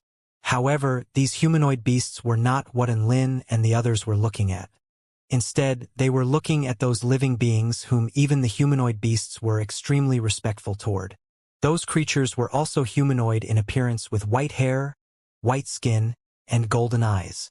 All of them wore white robes, and all of their movements were extremely graceful and elegant, as if they were noble creatures from birth, exuding a holy and regal aura. Even though they weren't looking at the humanoid beasts with disdainful expressions, they were appraising them with authority and benevolence in their eyes, as if they were looking at lower-level life forms. There were only a few thousand of these peculiar living beings, and all of them exuded extremely unfamiliar energy fluctuations. What are these living beings? And Lin wore a perplexed expression. He had never seen these creatures even in any books before. The Celestial the Arch had lived on the Taichu continent for countless years, and even he was completely bewildered. I have no idea what those living beings are either. They seem to not be living beings from the Taichu continent. Right at this moment, a massive white falcon with a wingspan of over 10,000 feet flew down from the sky with a golden cage on its back. Master Shi Fa, I've captured 200 humans from the Kingdom of the 9 States United Army. The white falcon landed in front of the massive palace before bowing its head in an extremely respectful manner. And Lin turned toward the golden cage to discover 200 cultivators from the Heavenly Court Executive Department confined within it. And Lin was just about to spring into action to save the 200 Heavenly Court Executive Department members. However, the Celestial the Arch held him back with a firm hand on the shoulder. Don't interfere just yet, the Celestial the Arch dissuaded. And Lin was a little perplexed, but he still heeded the Celestial Thearch's advice. He knew that the Celestial the Arch wouldn't allow members of the Heavenly Court to die before his eyes. The gate of the palace slowly opened in front of the white falcon. A barefoot living being in a white robe strode out slowly. There were also 10 living beings with solemn expressions trailing along behind him. The man looked at the cultivators in the cage on the white falcon's back, and a hint of a smile appeared on his face. You foolish, inferior beings. How are you going to struggle now? The cultivators within the golden cage glowered at the man standing before them. Tui. Trash. Fuck off from our Taichu continent. Just kill us if you're going to. The man was not enraged by the abuse being hurled at him by the cultivators within the cage, and his smile remained on his face. All of you are still useful, so I won't let you die just yet. Wouldn't it be much more fun to kill you on the battlefield in front of the Kingdom of the 9 States United Army? The man spoke in a calm voice, as if he was talking about something quite normal. The 200 cultivators within the cage were enraged beyond belief. You really think you can shake the resolve of our army with cheap tricks like that? Our brethren from the Kingdom of the 9 States are going to avenge us sooner or later, and all of you will have to join us below the ground, ha ha ha. I've taken several hundred heavenly humans down with me already, so I've done more than my fair share. A cultivator spoke with a fearless smile on his face. And Lin turned toward the cultivator who had spoken, upon which his heart jolted in shock. He recognized who that was. That familiar, chubby yet well-built body. That fierce yet goofy smile. Wasn't that Lou DeBeo? But why was Lou DeBeo here? And why was he at the spirit-nurturing pinnacle stage already? And Lin was astonished. Lou DeBeo wasn't even at the 10th stage Dao body when he graduated. Only half a year had passed, and he was already at the spirit-nurturing pinnacle stage? Was this guy using hacks? He was progressing even more quickly than Lin did. The man outside the cage was finally irked by Lou DeBeo's words. He flicked a finger toward Lou DeBeo, and a sharp, white streak of light shot through the air and instantly punctured Liu Debao's stomach, sending blood splattering through the air. Liu Debao let loose a pained moan, but a disdainful smile appeared on his face. A soul-piercing stage heavenly human tribe general is attacking a mortal like me with my power sealed. How about you man the fuck up and fight me after removing my seal? And Lin's expression shifted again as he looked on from afar. Liu Debao had become so courageous in just a year? And the heavenly human tribe was most likely what these mysterious living beings belonged to. As for this soul-piercing stage mentioned by Liu Debao, it appeared to be similar to the soul formation stage, but Lin could sense that the heavenly human tribe man already possessed power comparable to a return to void stage mighty figure. You're just a piece of trash who is not worthy of being killed by me. The man spoke in a cold voice before turning back to his palace. Guards, disable their cultivation bases and plant the ghost bugs on their bodies. As you wish, General Xianxia. A dozen or so heavenly human tribe cultivators with snowy white skin wielding silver spears sprang into action. All of them made their way toward the cultivators within the cage as white formations lit up in their hands. Many humanoid beast powerful beings had already made their way out of the building to look on with cold smiles at the cultivators who were about to be disabled. Disabling the cultivators before planting the poisonous bugs within them had become a customary procedure. After completing that procedure, they could activate the poisonous bugs when battling the united army of the human race, and those bugs would then eat away at the bodies of their hosts, creating an extremely ghastly and intimidating scene for the humans to behold. Over 100 heavenly human tribe cultivators made their way out of the palace to appraise this scene with indifferent expressions, as if they were gods delivering judgment upon sinners without any feeling of sorrow or pleasure. And Lin was just about to spring into action to save the cultivators in the golden cage. If he didn't act now, it would all be too late. However, he suddenly detected something and turned toward a certain direction. A bright blue streak of light suddenly flashed past. Ah! A series of anguished wails suddenly erupted. The blue streak of light instantly flashed past for several dozen kilometers, far too fast for the eyes to trace. Thousands of humanoid beasts' eyes widened as their bodies were sliced in half. Over 100 heavenly human tribe living beings also had no time to react as their bodies were sliced in half, sending white blood splattering through the air. Who's there? General Xianxia's expression finally shifted. A series of beast tribe powerful beings and heavenly human tribe powerful beings made their way out from the buildings. At this moment, in the starry night sky, pristine, white moonlight suddenly fell upon a cluster of mountains close to the palace. A lithe and graceful woman in a bright blue palatial robe appeared atop a cliff sitting on the ledge and swinging her legs around nonchalantly, as if she regarded the army of tens of thousands before her as no threat at all. Her hair was like a black waterfall, creating a stark contrast with her translucent, white skin. Her dreamy blue eyes were extraordinarily beautiful, giving onlookers a sense of entrancement. If there was someone more beautiful and dazzling than the moon in the sky, then it had to be the woman on the cliff. She was a celestial maiden under the moonlight, lighting up the entire night with her stunning beauty. She was too beautiful, to the extent that no one was immune to her beauty. Even the humanoid beast army was completely entranced, as were the haughty heavenly human tribe cultivators. Everyone fell silent momentarily, seemingly intoxicated by the sight of the exquisite beauty sitting atop the cliff. However, terrified screams soon erupted to break this peculiar silence. It's celestial immortal Xiyu. Run! A cowardly mouse man screamed. All of the living beings came to their senses upon hearing this. However, it was also at this moment that the woman on the cliff waved a gentle hand through the air toward General Xianxia.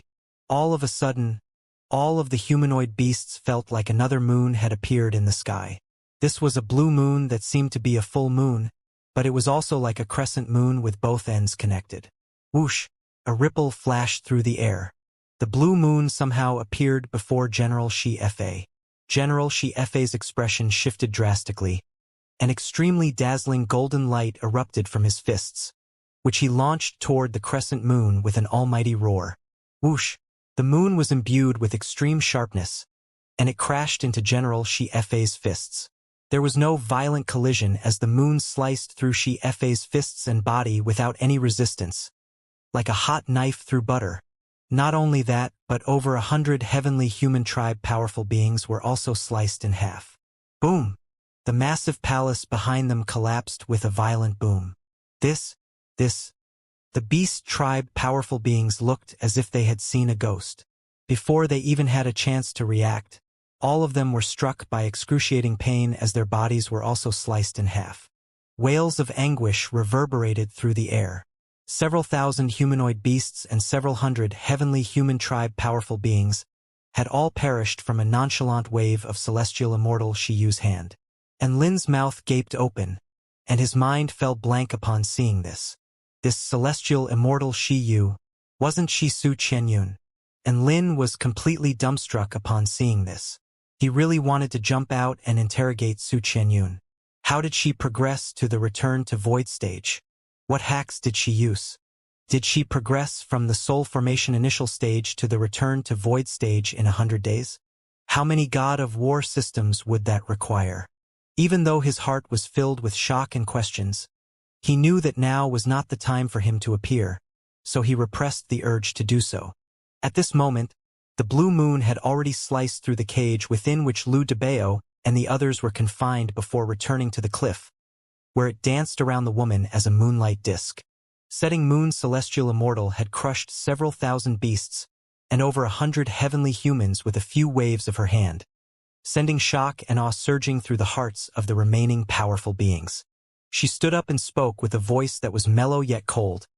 The heavenly human tribe base in the falling dragon abyss will cease to exist tonight, in the face of the cruel and violent beasts, as well as the mysterious and unpredictable heavenly humans.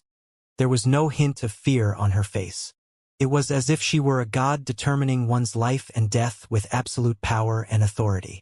Boom, boom, boom.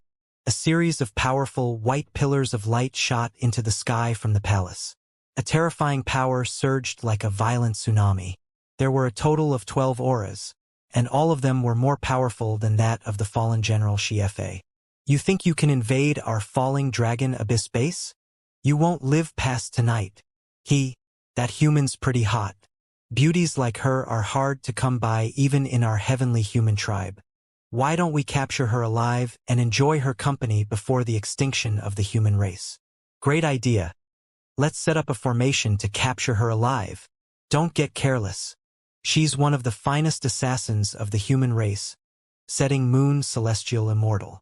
A series of voices sounded from within the palace as 12 figures with extremely powerful auras strode out from within before standing in a certain formation. The formation was extremely intricate and resonated with heaven and earth, allowing all 12 living beings to unleash the full strength of their powers and fuse it all together. The celestial Thearcha's expression had become extremely grave upon seeing this. I can sense that all these 12 soul-piercing stage powerful beings are the equivalent of return to void initial stage cultivators. Their combined strength can unleash power at the return to void pinnacle stage. Setting Moon Celestial Immortal is going to have a hard battle on her hands. Right at this moment, a spatial rift appeared in midair. An extraordinarily handsome man in a pristine white robe appeared in the air.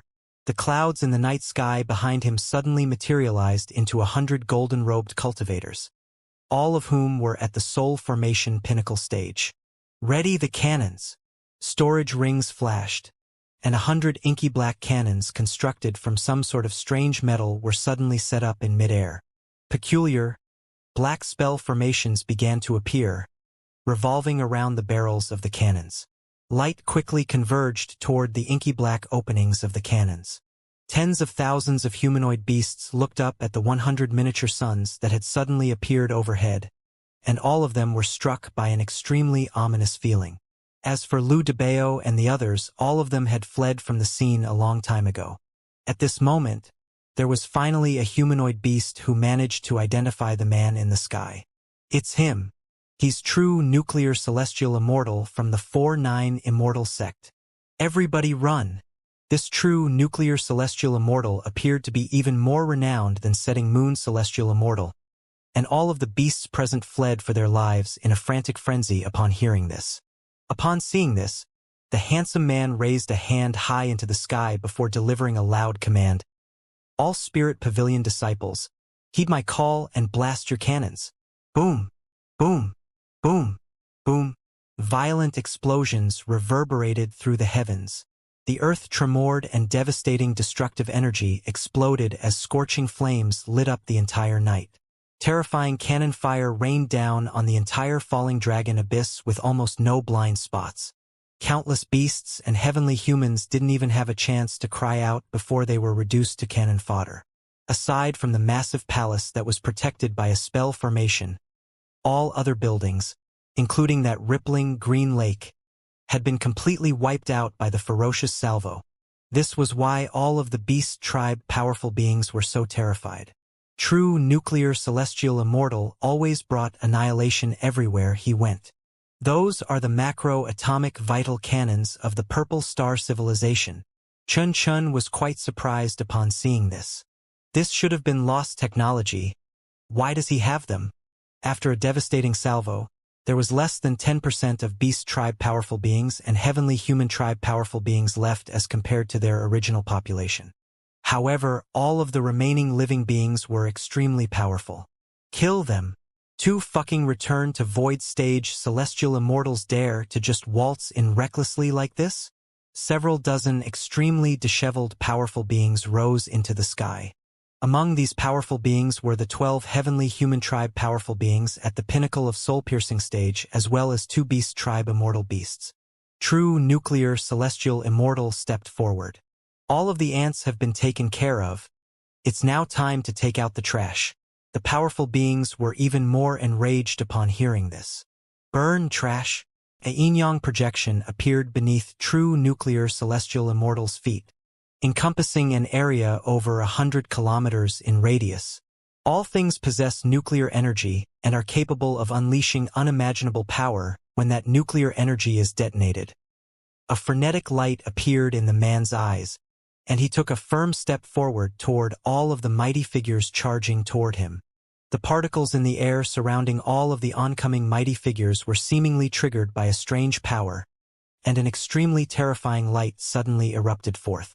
Everything had happened far too quickly for them to react. The particles in the air suddenly began to crack open and unleash all of their energy. Boom! The ensuing explosion rocked heaven and earth. A white ball of light annihilated and melted everything like a doomsday sun.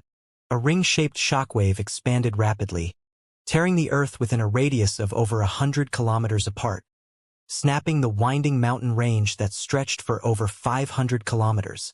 The anguished wails of countless powerful beings reverberated through the air.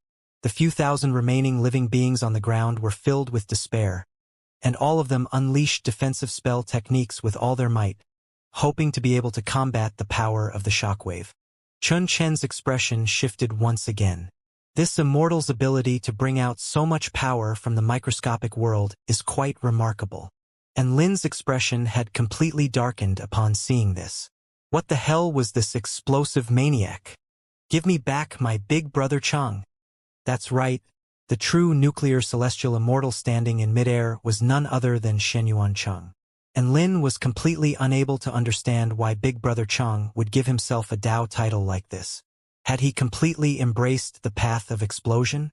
How was he going to answer to his father and to all of the ancestors of the 10,000 Spirits Immortal sect? 10,000 mythological beasts stampeded over his heart. Over half of the several dozen powerful beings had been blasted to death by that devastating explosion. There were 5 heavenly human tribe powerful beings at the pinnacle of the soul-piercing stage that were blasted into nothingness. Only 9 powerful beings remained. 7 of them were heavenly human tribe generals at the pinnacle of the soul-piercing stage, while the other 2 were returned to void stage immortal beasts. Even though they had been severely wounded as well, all of them were pouncing toward Shenyuan Chang in a frenzy. Their opponent must have been feeble after unleashing such a powerful attack, so this was the ideal time to counterattack. They were going to kill him before he had a chance to catch his breath and recover his strength. Hee. A crisp, tinkling voice suddenly sounded. Ripples surged through the air. A silvery white blade projection swept through the night sky. A beautiful figure had appeared behind one of the heavenly human tribe generals without anyone noticing her. A head fell from the sky as white blood splattered through the air. She was the epitome of beauty and lethality. And Lin's pupils contracted, and his mouth gaped open with astonishment upon seeing this figure. This was a very unfamiliar woman. She wore a tight-fitting Taoist robe, perfectly accentuating her tall and slender figure. There was a pair of gorgeous eyes rippling with a hint of ferocity on her flawless face. This woman was an exquisite beauty both in terms of looks and disposition. She was like a black swan dancing under the moonlight. She held a silvery white dagger in hand, and she appeared before another general at the pinnacle of soul-piercing stage in the blink of an eye. Everything had happened far too abruptly. However, the heavenly human tribe generals were not going to stand around and wait to get killed. The remaining few generals instantly combined their powers to form a combination formation. Die! The general that had been targeted roared. He materialized a shield of light to defend himself. At the same time, he materialized a fearsome light sword, which he abruptly slashed toward the woman. In his current state, he was able to unleash return to void final stage power for a short time. From the energy fluctuations coming from her body, he could tell that the woman in front of him was only at the pinnacle of the return to void initial stage. The woman in black was completely unfazed as her lithe and graceful body shot forth with unstoppable force, and her silvery white dagger created a lethal trajectory through the air. A cruel smile appeared on the general's face upon seeing this, and the light sword in his hand fell toward the woman at an even greater speed.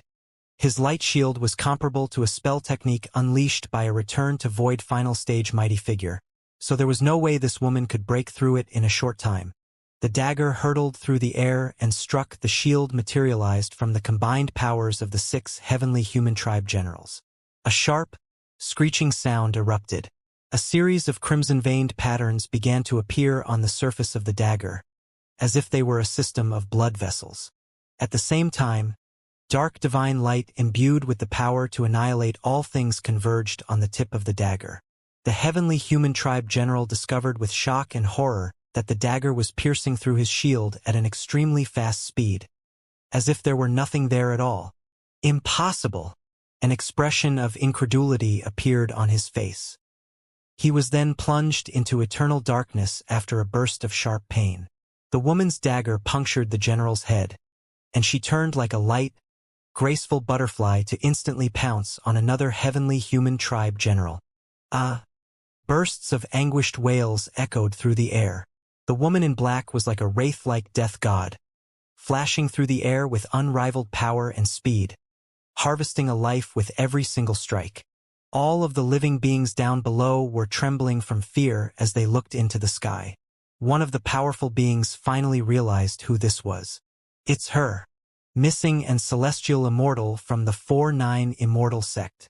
She's the most dangerous one yet. Missing and celestial immortal? And Lin's heart jolted slightly as he observed the woman in black from afar. A reminiscent expression appeared on the celestial Thearch's face. That dagger in her hand is a divine tool. Why are these energy fluctuations so familiar? I remember you commissioned Ziwei to refine an assassination divine tool for you. This divine tool possesses very similar energy fluctuations to the one Ziwei was crafting. And Lin didn't say anything. All he did was continue to stare at the woman's features, which were somehow both unfamiliar and familiar at the same time. All 7 of the heavenly human tribe generals were slain by her before they even had a chance to attack Shenyuancheng. The 2 returned to void stage immortal beasts were gripped by horror, and their survival instincts made them turn and flee into the distance as quickly as they could. They were only returned to void initial stage immortal beasts. How were they supposed to face these insanely dangerous human beings? However, right at this moment, a blue moon descended. A dragon falcon immortal beast was sliced in half by the blue moonlight disk. The other demonic infernal immortal tiger suddenly exploded in midair during its escape. The mighty immortal beast was blasted to death by the air around it. True nuclear celestial immortal harumphed coldly. I am the true nuclear celestial immortal who is capable of exploding anything and everything. Your fate was sealed from the moment you chose to escape. And Lin? Big Brother Chang, are you fucking serious? Peace resumed over heaven and earth. The remaining powerful beings on the ground below were too scared to even blink. Setting Moon Celestial Immortal, True Nuclear Celestial Immortal, and Missing in Celestial Immortal had flipped the entire falling dragon abyss on its head. There were only a few hundred humanoid beasts left among the original 100,000, and only a few dozen heavenly human tribe powerful beings remained from the original several thousand. What a formidable trio. Right at this moment, a massive spell formation emerged from the rubble of the falling dragon abyss. It quickly absorbed the deathly energy on the battlefield. The bodies of the beast tribe powerful beings and the blood of the heavenly human tribe powerful beings all merged into the spell formation. What is the heavenly palace doing? Expressions of shock and horror appeared on the faces of the beast tribe powerful beings as they turned toward the massive palace, which still remained completely unscathed. It's a sacrifice. It's using our lives as a sacrifice, a humanoid beast screamed. In contrast, the wounded heavenly human tribe powerful beings all bowed respectfully toward the pristine white palace. Long live, our wise master. Boom! The formation instantly sealed all space within a radius of over 100 kilometers, creating an unbreakable cage.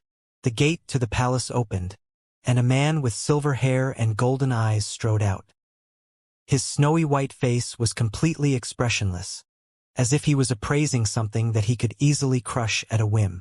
He wasn't wearing a white robe like all of the other heavenly human tribe powerful beings. Instead, he wore a golden divine robe with countless divine symbols as embellishment. Is that a great general of the heavenly human tribe? My God! Our falling dragon abyss base has a heavenly human tribe great general. We're all saved. All great generals are heaven pioneer stage powerful beings with Tao integration stage combat prowess. No matter how powerful those return to void stage celestial immortals are, they have no chance of winning this battle. None of them have even attained their powers of the divine Tao. Some of the beast tribe powerful beings were already ecstatic. The emergence of a great general was a huge surprise to them, and it was one that filled them with elation and relief. The heavenly human tribe great general looked up at the three humans in the sky. Setting Moon Celestial Immortal, True Nuclear Celestial Immortal, and Missing in Celestial Immortal from the 4-9 Immortal sect, one of the 5 great sects of the Kingdom of the 9 States. You're all here. I let you kill so many of my subordinates so that I could lure you out. You're all core members of the 4-9 Immortal sect. If I capture all of you and set up a trap for the 4-9 Immortal sect, would I be able to destroy the entire 4-9 Immortal sect in one fell swoop? All of the living beings present stirred upon hearing this. So this heavenly human tribe great general was waiting for an opportunity to capture these core members of the 4-9 Immortal sect this entire time. On the ground below, the white formation had absorbed the blood of close to 100,000 living beings, and terrifying might began to erupt forth, materializing a massive white dragon over 10,000 feet in length. Roar! Just the white dragon's roar was powerful enough to make the space within a radius of over 5 kilometers around it crack open. Its aura had transcended beyond the return to void pinnacle stage and was infinitely approaching the Tao integration stage. The great general stepped forward and instantly appeared above the white dragon's head before charging toward the 3 celestial immortals. This white dragon materialized from the formation in conjunction with this heavenly human tribe great general, who possessed power comparable to a Tao integration initial stage super mighty figure, created an overwhelmingly powerful duo. True Nuclear Celestial Immortal, Setting Moon Celestial Immortal, and Missing and Celestial Immortal all wore extremely grave expressions. If their opponent were at the return to void pinnacle stage, they would still have a chance in battle. However, the disparity between their power levels and that of a Tao integration stage super mighty figure was simply insurmountable. I am Great General Tian Lien. Remember my name, for this will be the final battle of your lives. The great general directed his white dragon steed toward True Nuclear Celestial Immortal first. Boom boom boom. The 100 cannons in the night sky delivered another explosive salvo toward Great General Tian Lien and the white dragon beneath his feet. The white dragon opened its cavernous mouth and expelled a strange ball of white clouds and mist from within. The cannon blasts crashed upon the white clouds and mist, and it was as if they had fallen upon a vast expanse of cotton, significantly dulling their power before completely engulfing them. True nuclear celestial immortal's expression became even more grave upon seeing this as a massive yin-yang projection appeared beneath his feet. The air began to tremor incessantly as extremely piercing light erupted from the particles. Boom! An earth-shattering explosion erupted. A terrifying energy engulfed the white dragon and Tianlian. The explosion was powerful enough to completely wipe away the existence of a return to void stage mighty figure. Cloud and mist surged. The white dragon roared, and its massive body tore through the cannon blasts. Its scales were a little bit charred, but it had sustained no substantial damage, and it was pouncing toward true nuclear celestial immortal at an even greater speed. At this moment, Setting Moon Celestial Immortal raised a hand, and the blue moonlight disk instantly appeared before Great General Tianlian, hurtling toward his neck with the power to slice through all things. Great General Tianlian remained expressionless as a white light flashed from his hand, and he grabbed toward the moonlight disk at an even faster speed. It was also in this instant that heaven and earth seemed to have imbued a certain type of power upon his hand. The celestial Thearcha's expression shifted upon seeing this. Why is he able to borrow power from the heavens? This power clearly contains a hint of the power of laws. Could it be that all heavenly human tribe heaven pioneer stage living beings have the power to communicate with the heavenly Tao?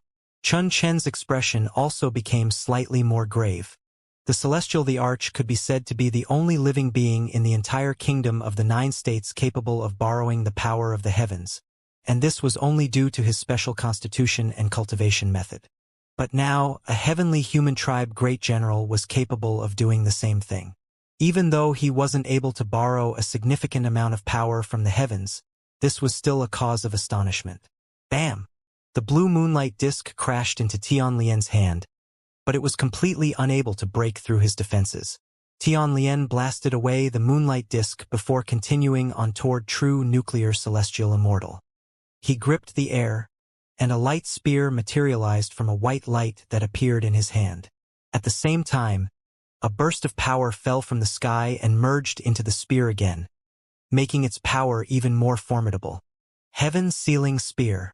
Tianlian thrust the spear toward true nuclear celestial immortal.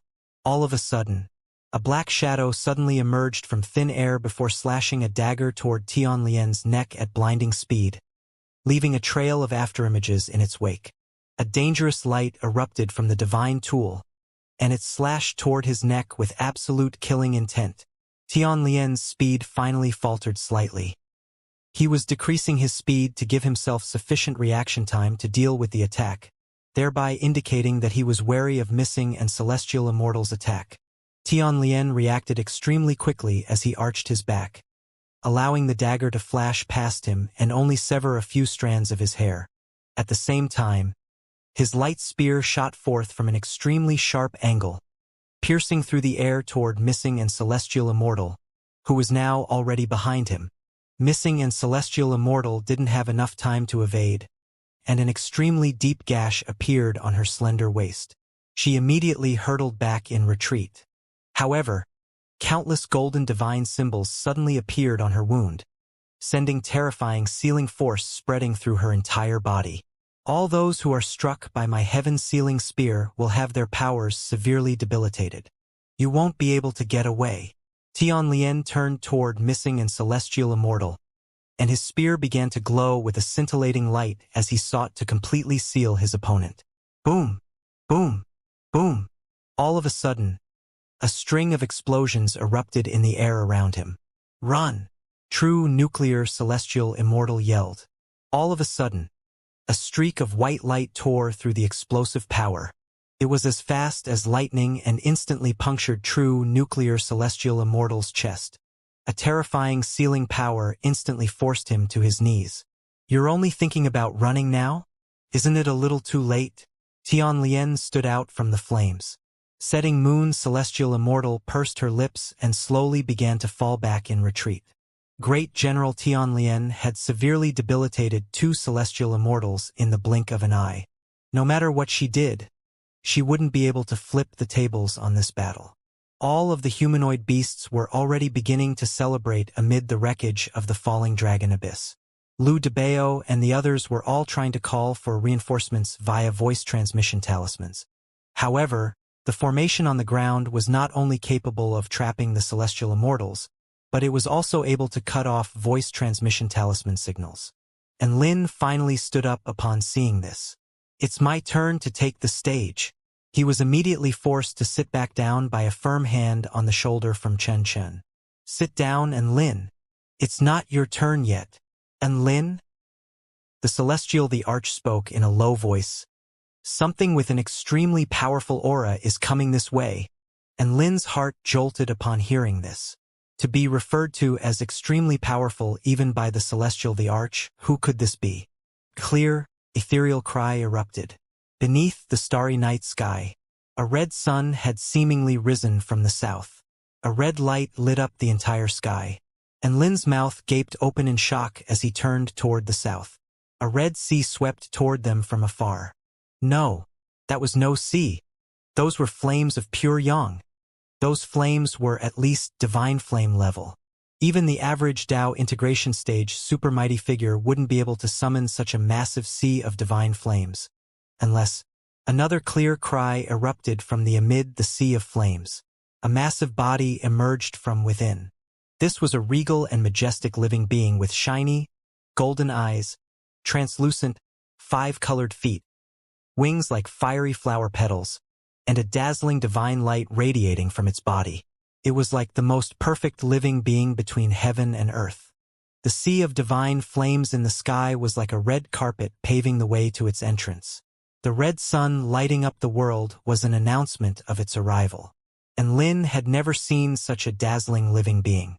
All of the humanoid beasts and Heavenly Court Executive Department members were dumbstruck. The creature that had appeared before everyone was a phoenix. Phoenixes were some of the most regal creatures in all of the worlds. They were blessed by the heavens with unrivaled power and majesty. Very rarely did they make an appearance, but whenever they did, there was bound to be an earth-shattering event that was about to take place. Its beauty was enough to entrance all living beings.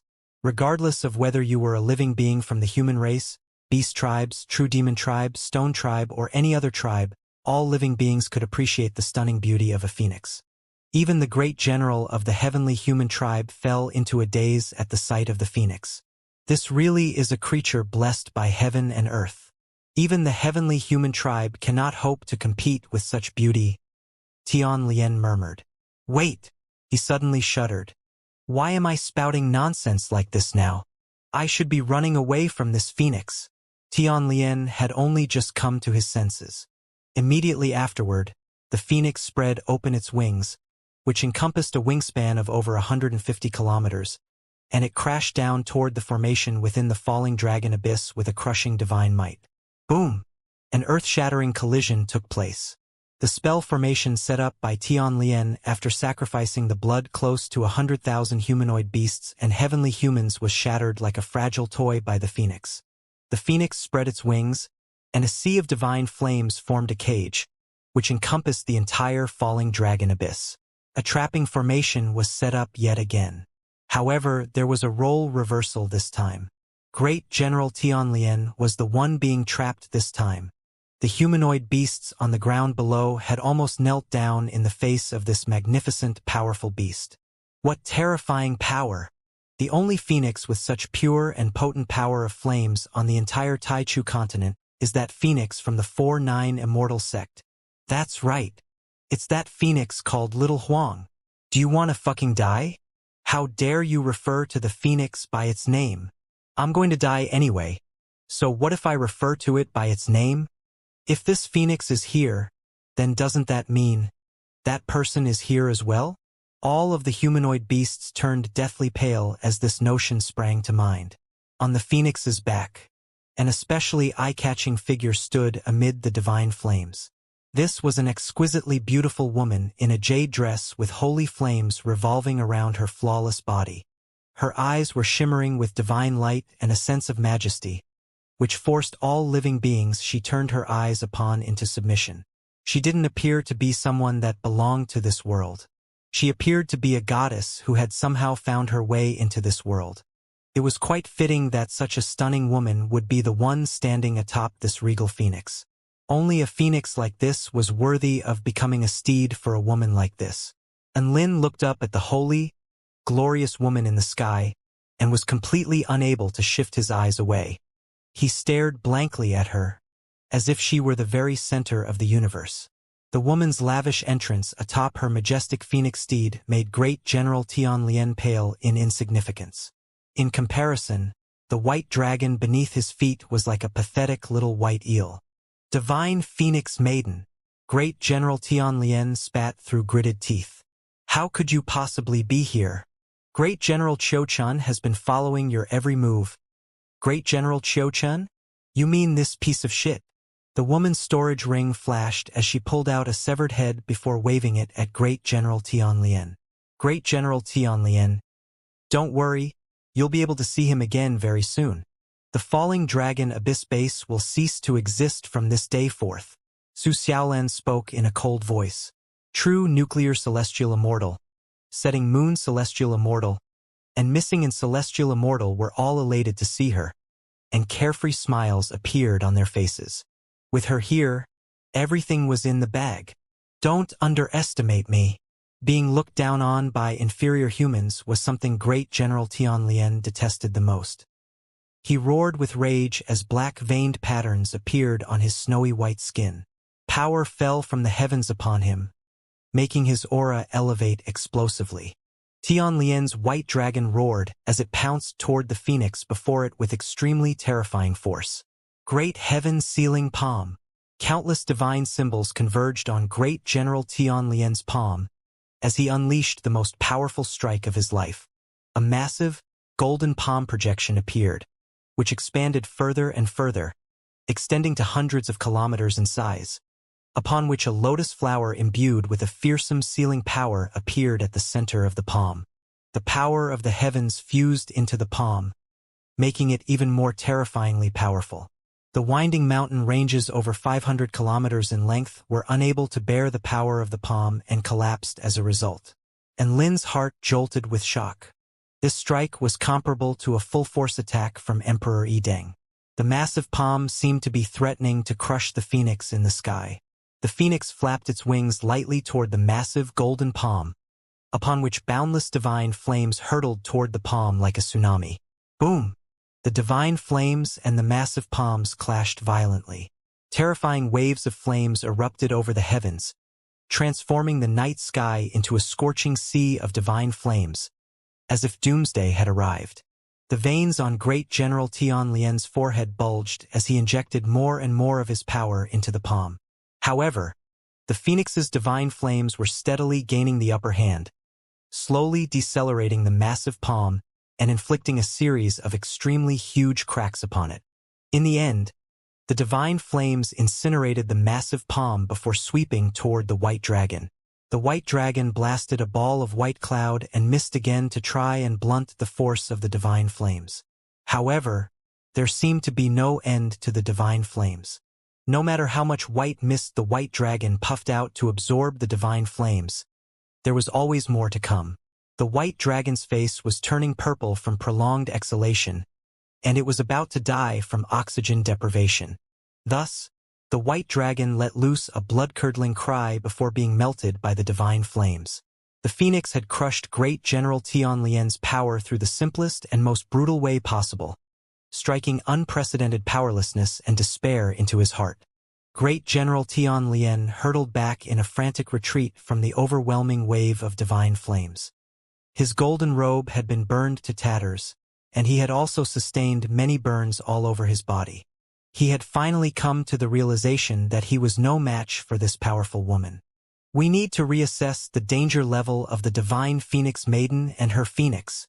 Great General Tianlian murmured to himself with a dark expression as he fled into the distance. However, he didn't get far before a woman in a jade dress appeared before him. Her white holy flame wings were extremely dazzling and eye-catching in the night sky, and her dress billowed out around her like a jade lotus flower blossoming in the night. Great General Tianlian's pupils contracted, but before he had a chance to react, the woman drew her dragon sparrow sword and unleashed a sword strike that was as fast as lightning. Ding! A crisp ring sounded. In the next instant, the woman had already appeared behind him and was in the process of sheathing her blade. Great General Tianlian's mouth gaped open, and a gash slowly appeared on his forehead, following which his body was torn apart and white blood rained down from the sky. The heavenly human tribe Heaven Pioneer Stage Great General had been insta-killed by the divine Phoenix Maiden. All of the beast tribe and heavenly human tribe powerful beings on the ground below were gripped by horror and despair at the sight of the heavenly human tribe Great General being insta-killed by the divine Phoenix Maiden. How could this be? How could a heavenly human tribe Heaven Pioneer Stage powerful being die so easily? A man with a lion's head was in complete shock as his brawny body trembled uncontrollably. How could the mighty Great General Tianlian be slain by a single sword strike? What are we still standing here for? Run! A cowardly, trembling mouse man reverted back to his mouse form before scurrying away. A wry smile appeared on a snake man's face as he looked at the sea of divine flames around them. Run? Where can we run to? Fuck it. Let's go fuck her up. Even if we die, we have to take a piece of her with us to the grave. A lightning tiger roared before transforming into a bolt of lightning to pounce toward the divine Phoenix Maiden. All of the other beast tribe powerful beings knew that there was no hope of escape, and they too chose to fight. The heavenly human tribe powerful beings were also summoning white pillars of light to attack the phoenix in the sky. Humph! The divine Phoenix Maiden stood atop her phoenix and waved a hand through the air. The reign of the phoenix will cleanse all things. The phoenix in the sky ruffled its own feathers, as if it were trying to shake off droplets of water.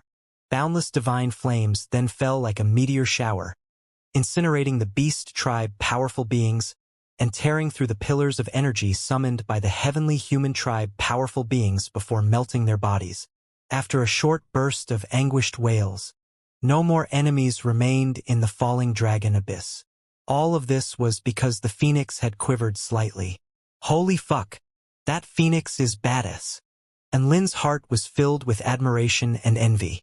This was like a dream steed for all cultivators. What had Xiaolin been through during the days that he was away? He was now sure that he had been away for more than 100 days. If there were only one person who made a drastic transformation, it would perhaps still be plausible, but there was no way in hell that everyone could become so powerful in 100 days. There's a very big problem here, Shangguan Yi murmured. She knew who Su Xiaolan was. Su Xiaolan was only an adorable little spirit-nurturing stage cultivator a few years ago, but she was suddenly a Dao integration stage super mighty figure now. This world didn't make any sense. It's not a problem with this world. It's a problem with us. The celestial Thearcha's brows were furrowed in deep thought. I've already analyzed the world around us, and I can confirm that it is indeed the world we came from. However, time seems to have passed by very quickly, and it appears that far more than 100 days have passed here. Chun Chun offered his insight, and Lin was already dying to jump out and ask everyone what was going on. However, he didn't want to reveal himself too soon in case he somehow disrupted this world, so he repressed the urge to do so. The divine flames within the falling dragon abyss began to dissipate. Everything had been burned to a crisp. Close to 100,000 powerful beings had perished here. This could already be considered to be quite a significant event on the Taichu continent. Are you all right? The divine Phoenix Maiden leaped down from her phoenix and arrived before true nuclear celestial immortal, who had sustained the most severe injuries. I'm fine. True nuclear celestial immortal smiled before swallowing a spirit pill. Xiaolan, you were way too slow in coming here. We almost shit ourselves when we saw Tianlian. Setting Moon Celestial Immortal flew over on her moonlight disk before winding her arms around Su Xiaolan's arm with a faint smile on her face. I encountered some unexpected difficulties. The divine Phoenix Maiden was a little apologetic. It turns out that Great General Cho Chun wasn't the only one keeping an eye on me. There were also 2 other great generals with him, and it took me some time to take care of all of them. I ended up killing one of them and the other 2 fled before I could come here. The other celestial immortals breathed in sharply. Xiaolan had just destroyed 3 heavenly human tribe great generals? How is she so badass? Master's wife is the best. Missing and celestial immortal made her way over to the divine phoenix maiden with a pure and innocent smile. We've successfully completed our mission, so let's go back now.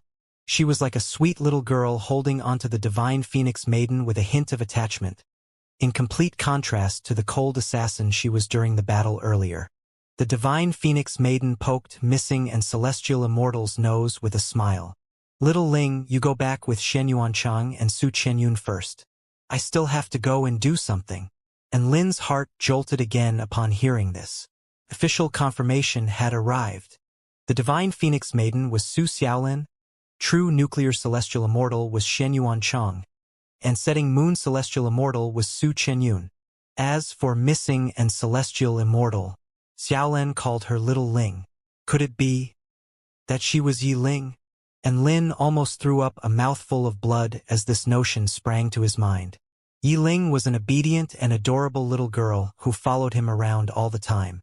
But in just 100 days, she had become a lethal assassin able to kill return to void stage mighty figure as if she were slicing cabbage. There was most definitely something wrong. Holy shit. His 4th stage Dao body disciple had progressed to the pinnacle of the return to void initial stage in 100 days. What a fucking joke.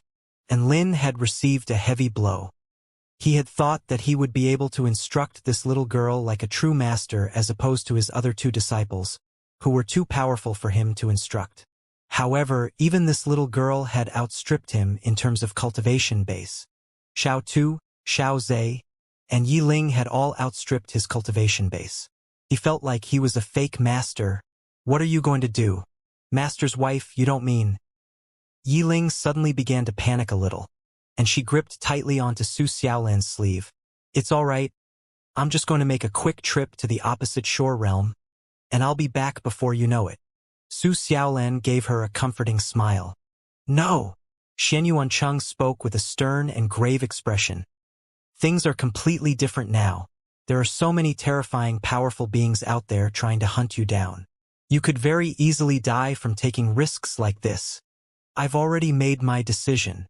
Don't worry, with my cultivation base, there aren't that many people across the entire Taichu continent that can stop me if I want to escape. I'll just keep a low profile and make a visit then come back, Su Xiaolan insisted. Xiaolan. Su Chenyun was still quite concerned. Sigh. What's the point? Shen Yuanchang shook his head. There's definitely a point to what I'm doing. Su Xiaolan turned toward the northeastern direction as a gentle smile lit up her exquisitely beautiful features. What if he comes back and there's no one there to welcome him? What if he comes back and becomes unsettled by this unfamiliar world? What if he comes back and has already forgotten the way home? After all, it has already been 100 years. I want him to come back to the person he loves. And I want to take him home. The Phoenix carried the 200 Heavenly Court Executive Department cultivators, as well as the 3 Celestial Immortals toward the southeastern direction before disappearing into the distance. The woman in the jade dress took one last look at the night sky before tearing open a spatial rift and disappearing into it. The Celestial, the Arch, and everyone else all turned toward Lin. And Lin continued to stare at the spot where Su Xiaolan had disappeared. None of them were idiots. Everyone had seen the truth after hearing Su Xiaolan's conversation with the others. 100 years. They had already been gone for 100 years. No wonder this world had undergone such a drastic transformation. No wonder everyone's cultivation bases had improved by leaps and bounds. Everything made sense now. Weren't we only in that strange space for 100 days? Meng Ji was finding it difficult to comprehend the situation. Time appears to flow differently in this world compared to that space we were in. The Celestial, the Arch, murmured. Chun Qin nodded in agreement. I should have realized this earlier. When Lin entered that image, 1 year in that world was the equivalent to a day in the heavenly time god space. The Taichu continent was also one of the images in that world, so 1 year in there should also equate to a day within the heavenly time God space. We are the ones who are out of place, not this world. Shangguan Yi was feeling a little depressed. I had initially thought that we had stumbled upon some great fortune, as the rate of cultivation in that space was several hundred times faster than on the Taichu continent. Looking at it now, it makes no difference. There's still a difference. At least cultivation wasn't as tiring there. Meng Ji offered some words of consolation. The situation was clear now. They had spent 100 days within the heavenly time God space, while 100 years had passed on the Taichu continent. The reality was quite astonishing, but it was reality nonetheless. Many things must have happened during these past 100 years. I have to make a trip back to the heavenly court, the Celestial the Arch said. We should keep a low profile for now. All of us are quite powerful, so we could act as hidden forces to influence this battle in the shadows. Chan Chan suggested. Everyone nodded in agreement with his suggestion. All of them had the power to transform a large-scale battle. They could reveal themselves when the human race needed them most to completely catch their enemies off guard. Celestial the Arch, even though we have worked together during this period of time, we are still going to be enemies from now on, Chan Chan said again. I was afraid you wouldn't say that. A faint smile appeared on the Celestial Thearch's face. Even though the Heaven-Crushing Sect and the Heaven-Mending Sect both had the objective of saving the world, they were doing so in completely different ways, so it was no exaggeration to call them enemies. I have to go back to the Heaven-Crushing Sect. Enlin, would you like to come with me? Chun Chun offered an invitation. This was an invitation from the second-in-command of the Heaven-Crushing Sect. I think you should come back to the heavenly court. The Celestial the Arch smiled.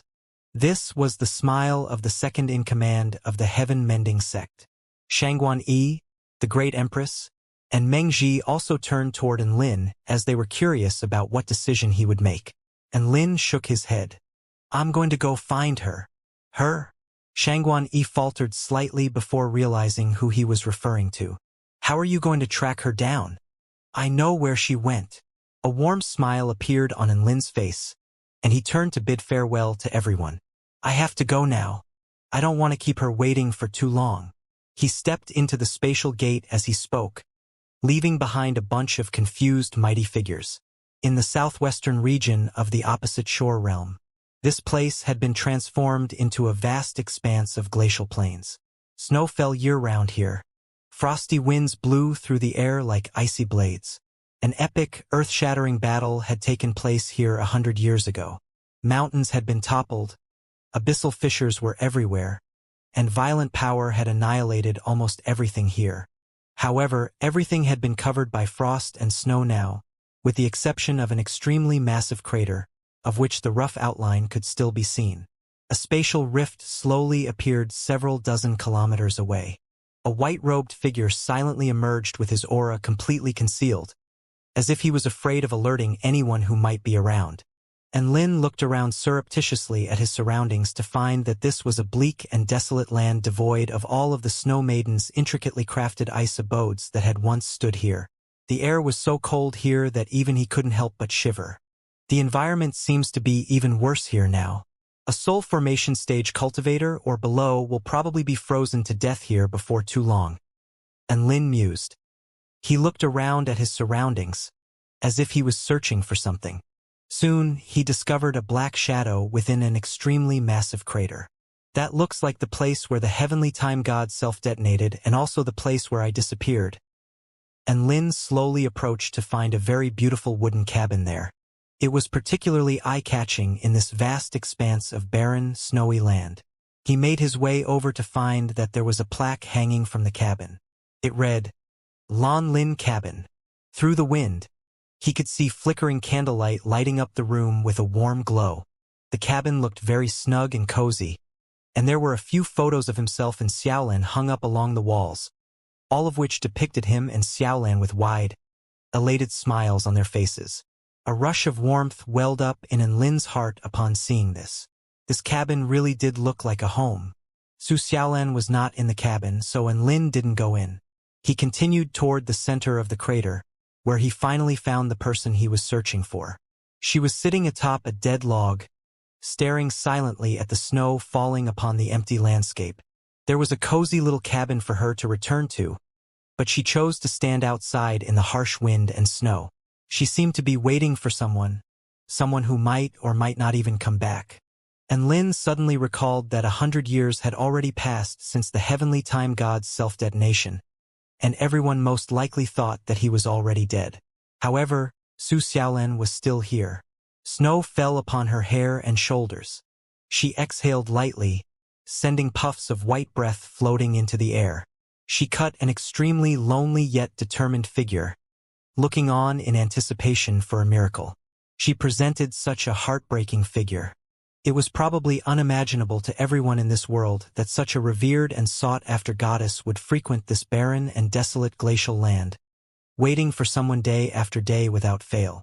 And Lin made his way behind her and opened his mouth, but his throat seemed to fail to work. He suddenly didn't know how to face the woman before him, and he continued to conceal his presence. He extended a hand and tried to brush the snow and frost from Su Xiaolan's shoulders. Su Xiaolan suddenly turned around like a startled cat, drawing her dragon sparrow sword in the process. Whoosh! Her sword blade swept through the air and stopped just short of Lin's neck. She stared blankly at the man standing before her, and her right hand began to tremble uncontrollably. You. Her voice was tinged with incredulity. It had been a very long time since Su Xiaolan had been this worked up about anything. She rubbed her eyes with her left hand as if she was afraid that her eyes were playing tricks on her. Long time no see, Xiaolan. A warm smile appeared on Lin's face, and his hands were also trembling as he gently brushed the snow from Su Xiaolan's shoulders and hair. The dragon sparrow sword fell to the ground. Tears began to flow from Su Xiaolan's eyes, and she pursed her lips with excitement and anger before ramming her fists into Lin's chest. You bastard! Do you know how long I've waited for you? I know. I'm sorry. And Lin wrapped his arms around Su Xiaolan in a tight hug, as if he wanted to compensate her for all of the warmth that she had been missing for the last 100 years. He hadn't seen her for only 100 days, but she had been waiting for him for an entire century, and Lin was unable to imagine just how much torment and pain all of this had inflicted upon her. Wah! Su Xiaolan returned Lin's hug and howled tearfully. Didn't I tell you to run if you couldn't win? Why didn't you run? Are you retarded? Yes, I am retarded. And Lin couldn't bear to argue with the woman in his arms. You were gone for an entire century. You're a heartless, irresponsible bastard. Su Xiaolan continued to hurl abuse at him, and her hands dug into Lin's back like claws. You're right. I'm a bastard. And Lin immediately conceded. Couldn't you have come back earlier? You made me wait for so long. I really want to cut you down right now, Wah. You can do whatever you want of me, even if it's feeding me medicine. Su Xiaolan? She seemed to have vented out all of her anger, and she no longer dug her nails into his back like a tigress. Instead, she was like a vulnerable little kitten sobbing in his arms. Don't ever do that again. I promise I'll never do it again. How have you been these past 100 years? Su Xiaolan's tone gradually softened. Everything has been fine aside from the fact that you weren't with me, and Lin replied in a gentle voice. Su Xiaolan held onto him even more tightly. I've missed you so much. Let's never separate again. The two of them held tightly onto one another amid a barren land of snow and ice. The determined goddess had finally rediscovered the man of her dreams after 100 years. Near the Lan Lin cabin. I built this house for you. I was thinking that you would know I've been waiting for you here when you come back and see this house. Su Xiaolan made her way over to the cabin with Lin's hand in hers. But I didn't think that you would return to the Taichu continent near the falling dragon abyss. And Lin sighed with emotion. Life sure works in some wonderful ways sometimes. I had only just come back, and you guys were coincidentally taking care of the falling dragon abyss base. This shows that we really are connected by fate. A thought seemed to have suddenly occurred to Su Xiaolan, and a smile appeared on her face. What did you think of me fighting while riding a phoenix? My only thought at that time was, my wife is super badass. And Lin gave an honest admission. Su Xiaolan faltered slightly upon hearing this. How many years had it been since she had last heard Lin's shameless words? This nostalgic scene brought back so many memories. Tears welled up in her eyes again, and she wiped at her eyes with embarrassment. Never did she think that she would become such a crybaby someday. Lin's heart throbbed with pain upon seeing this, and he held onto Su Xiaolan's hand with an earnest expression. Xiaolan, you can beat me up if you need to release some pent-up emotions.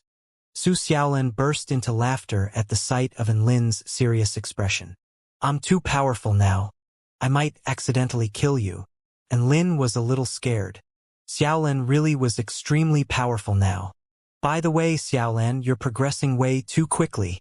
Even if 100 years have passed, I'm sure it's unheard of for anyone to progress from the return to void initial stage to the Dao integration stage in 100 years. Lin was a little curious. The two of them sat down, and Su Xiaolan brewed some tea as they continued to chat. Su Xiaolan could see the envy and astonishment in Lin's eyes, and a small, smug smile appeared on her face. It's a long story. I've encountered quite a few miraculous opportunities during these last 100 years.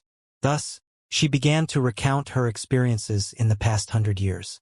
This was quite a long story, and Lin listened very intently.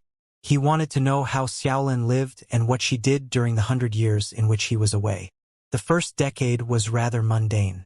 Xiaolan refused to believe that Lin had died, so she situated the flame pavilion of the 4-9 Immortal sect here in this glacial wasteland. All she did every day was cultivate, instruct her disciples, wait for Lin, cultivate, instruct her disciples, wait for Lin, wait for Lin, wait for Lin, wait for Lin, wait for Lin. That was basically it. Perhaps the heavy psychological blow that had been inflicted upon her instilled her with a certain belief, and her Tao heart became clearer and firmer. As a result, her cultivation base motored along, and she progressed to the return to void intermediate stage after just 10 years. After progressing to the return to void intermediate stage, her life didn't really change much. She was still cultivating, instructing her disciples, waiting for Lin. The only thing worth mentioning was that Su Xiaolan had become Yi Ling's fill-in master. Yi Ling possessed extraordinarily terrifying aptitude. She had progressed to the soul formation stage 11 years later when she was only 18. Yi Ling was already at the soul formation stage when she first attended the United University of Cultivation, and this had shocked the entire school. She was a legendary figure in the school who even managed to outdo the records that Lin and Su Xiaolan had set. She entered the University Hall of Fame, dominated the Immortal Rankings board for 5 consecutive years, progressed to the return to void stage in her 4th year, and also cleared all 100 levels of the Immortal Spirit Tower. It was like she was using hacks during those few years, and all of the students rated her as a legendary prodigy, the likes of which was only slightly inferior to Lin and Su Xiaolan. On the night of her graduation, Yi Ling knelt down before Lin's statue in the University Hall of Fame and cried for an entire night. As she wept, she was telling the statue that she had always been working very hard so that she would not bring shame to her master. She prayed for Lin's spirit on the other side and told the statue that she was going to carry his legacy following his death. Lin's lips twitched upon hearing that last part about his dead spirit. Su Xiaolan found this to be quite funny, and she explained that no one else knew about what Yi Ling had done that day. She only managed to find out Yi Ling's little secret for herself, as she had surreptitiously followed Yi Ling after her graduation ceremony. Yi Ling's dedication toward her master had greatly moved her. Su Xiaolan intentionally kept a secret from Lin when recounting this event. When Yi Ling was weeping before Lin's statue that day, she also couldn't hold back her tears as she looked on from a corner.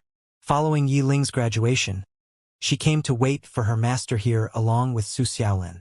Her rate of cultivation was extremely fast, even faster than Su Xiaolan and Lin at the same stage. However, an old Taoist priest with a cow's nose suddenly appeared one day. This was the very same Taoist priest who had guided Yi Ling to look for Lin. He said that Yi Ling was progressing too quickly and that she needed to slow down, or she was going to die when she tried to break through to the Dao integration stage. He didn't say that Yi Ling didn't have the aptitude to progress to the Dao integration stage. It was just that progressing too quickly would make her Dao foundation unstable, which would prove to be fatal in the future. Thus, Yiling slowed down in her rate of cultivation and remained at the pinnacle of the return to void initial stage even after several decades. Su Xiaolan's life was still quite mundane. Cultivate, instruct disciples, wait for Enlin. The death of the heavenly time god seemed to have dealt a heavy blow to the heavenly Tao, and no more disasters struck for a long time. During this period of respite, countless prodigies appeared all over the Tai Chu continent, creating many legends. Su Xiaolan and Yiling seemed to have disappeared from the public eye. People would still discuss their past legends, but they rarely ever made any news headlines anymore. During the 40th year following Enlin's disappearance, divine flames erupted into the sky within the phoenix small world. The phoenix egg had hatched. The proud phoenix soared through the heavens, unwilling to concede to any other living being. Su Xiaolan told the phoenix that it was Enlin's beast pet. Its name was Little Huang, and that it had to a good, obedient phoenix. The phoenix was dumbstruck by the fact that its name was Little Huang. It then labeled the name as trash and absolutely disgraceful. It also had no idea of who Enlin was. All of these indicated that the beast pet contract had no effect on it. It was as if Enlin really had died. The phoenix was like a naughty child who insisted on wreaking havoc everywhere and refused to listen to anyone. Su Xiaolan was enraged and fought the phoenix. The newborn phoenix was very weak. It was only at the return to void stage, and it was soon pummeled into submission by Su Xiaolan. After that, Su Xiaolan was injured, and her blood somehow made the phoenix concede to her, and the phoenix begged her to create a beast pet contract with it. Su Xiaolan speculated that this was due to the essential power of the vermilion bird within her blood, and she was able to easily subdue the phoenix. Thus, Phoenix Little Huang became her beast pet following a rather baffling set of circumstances. The 4-9 Immortal sect's new phoenix created another massive stir across the entire Tai Chu continent. Su Xiaolan didn't really care much. She continued to cultivate, instruct her disciples, bash Little Huang, and wait for Enlin. All the way up until one day, an extremely terrifying change took place in this world. This was the 50th year following Enlin's disappearance. 5 sets of massive bronze gates suddenly appeared on the Tai Chu continent. They were over 1 million feet tall and as resolute as if they were a part of heaven and earth, to the extent that even Tao integration stage super mighty figures were unable to put a dent in them. The 5 bronze gates appeared on the Tai Chu continent's East Sea, West Sea, Southern Heavenly Wing Nation, Extreme North Barren Plains, and the White Nectar Sea located in the central region of the continent. The emergence of the 5 bronze gates had the entire world in shock. The 5 gates soon opened, and pure white lights erupted from within. Many living beings were struck by an instinctive sense of fear from those 5 gates. They could sense extremely potent spatial powers between 2 worlds emanating from those gates. But no one knew what was going to emerge. They initially did everything they could to try and close those 5 gates, all to no avail.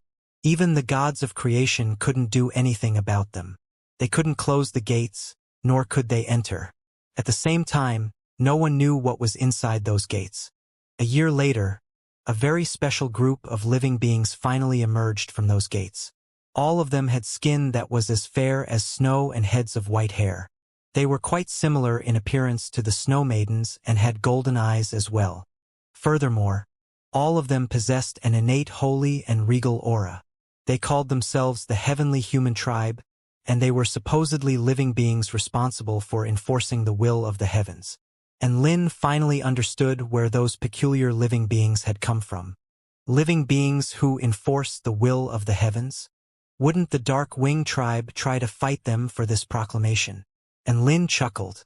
The Dark Wing Tribe was extremely arrogant and referred to themselves as the ambassadors of the heavens responsible for enforcing the will of the heavens. Weren't the 2 races going to clash with such similar self-proclaimed job descriptions? Su Xiaolan nodded upon hearing this. The Dark Wing Tribe really did battle the Heavenly Human Tribe. Their battle took place at the Bronze Gate on the White Nectar Sea, and the Dark Wing Tribe was completely crushed. After that, they didn't even dare to reveal themselves on the Tai Chu continent for the next few decades. And Lin was shocked. The Dark Wing Tribe has 10 mighty figures at the Return to Void Pinnacle stage and a Tao integration stage super mighty figure. How were they beaten into submission like this? He had seen Su Xiaolan and the others fight. It looked like return to void stage mighty figures were quite lethal to the heavenly human tribe, let alone Dao integration stage super mighty figures. The heavenly human tribe is actually far more powerful than what you imagine them to be. A rare, grave expression appeared on Su Xiaolan's face at the mention of the heavenly human tribe. They have a total of 5 cultivation stages consisting of the spirit refining stage, arcane body stage, soul piercing stage, heaven pioneer stage, and divine heaven stage. Among them, spirit refining stage can crush our Dao body stage, arcane body stage can crush our spirit nurturing stage, soul piercing stage can crush our soul formation stage, heaven pioneer stage can crush our return to void stage, and divine heaven stage can crush our Dao integration stage. Su Xiaolan continued, and Lin's expression shifted upon hearing this. There's a divine heaven stage? He had thought that heaven pioneer stage was the pinnacle of heavenly human tribe cultivators, but who would have thought that there would be a divine heaven stage above that? That's right, and each gate has at least one divine heaven stage powerful being. Su Xiaolan's brows furrowed slightly. Even the Dark Wing tribe was no match for the heavenly human tribe, and their cultivators were forced to seclude themselves as a result. In that case, they were lucky not to have been completely exterminated. Wait! And Lin's eyes suddenly lit up. What about our gods of creation? God of creation stage can crush divine heaven stage. Dao integration stage can crush heaven pioneer stage. We should have the firm upper hand here. Su Xiaolan heaved a forlorn sigh. That's what we thought initially as well, but all God of creation stage mighty figures suffered backlashes from the heavenly Dao when they tried to participate in this battle. Hence, if they're going to fight, it will have to be at extremely critical junctures. In other words, all of them are currently dormant. Right? Then doesn't that mean that the entire Taichu continent is going to be crushed by the heavenly human tribe? And Lin spoke with a distressed expression. He knew that even Heaven Pioneer stage great generals possessed combat prowess comparable to some weaker Dao integration stage super mighty figures. In that case, Divine Heaven stage opponents would be more terrifying than he could imagine. Not necessarily. Su Xiaolan shook her head. The heavenly human tribe was apparently a perfect race created by a certain representative of the heavenly Dao. They were thrust upon this continent, so they are restricted by the subconsciousness of the heavens. The more powerful the heavenly human tribe cultivator, the more they are restricted, which means that divine heaven stage cultivators are in a similar boat to the God of creation stage mighty figures in that they will also suffer backlashes when participating in a battle.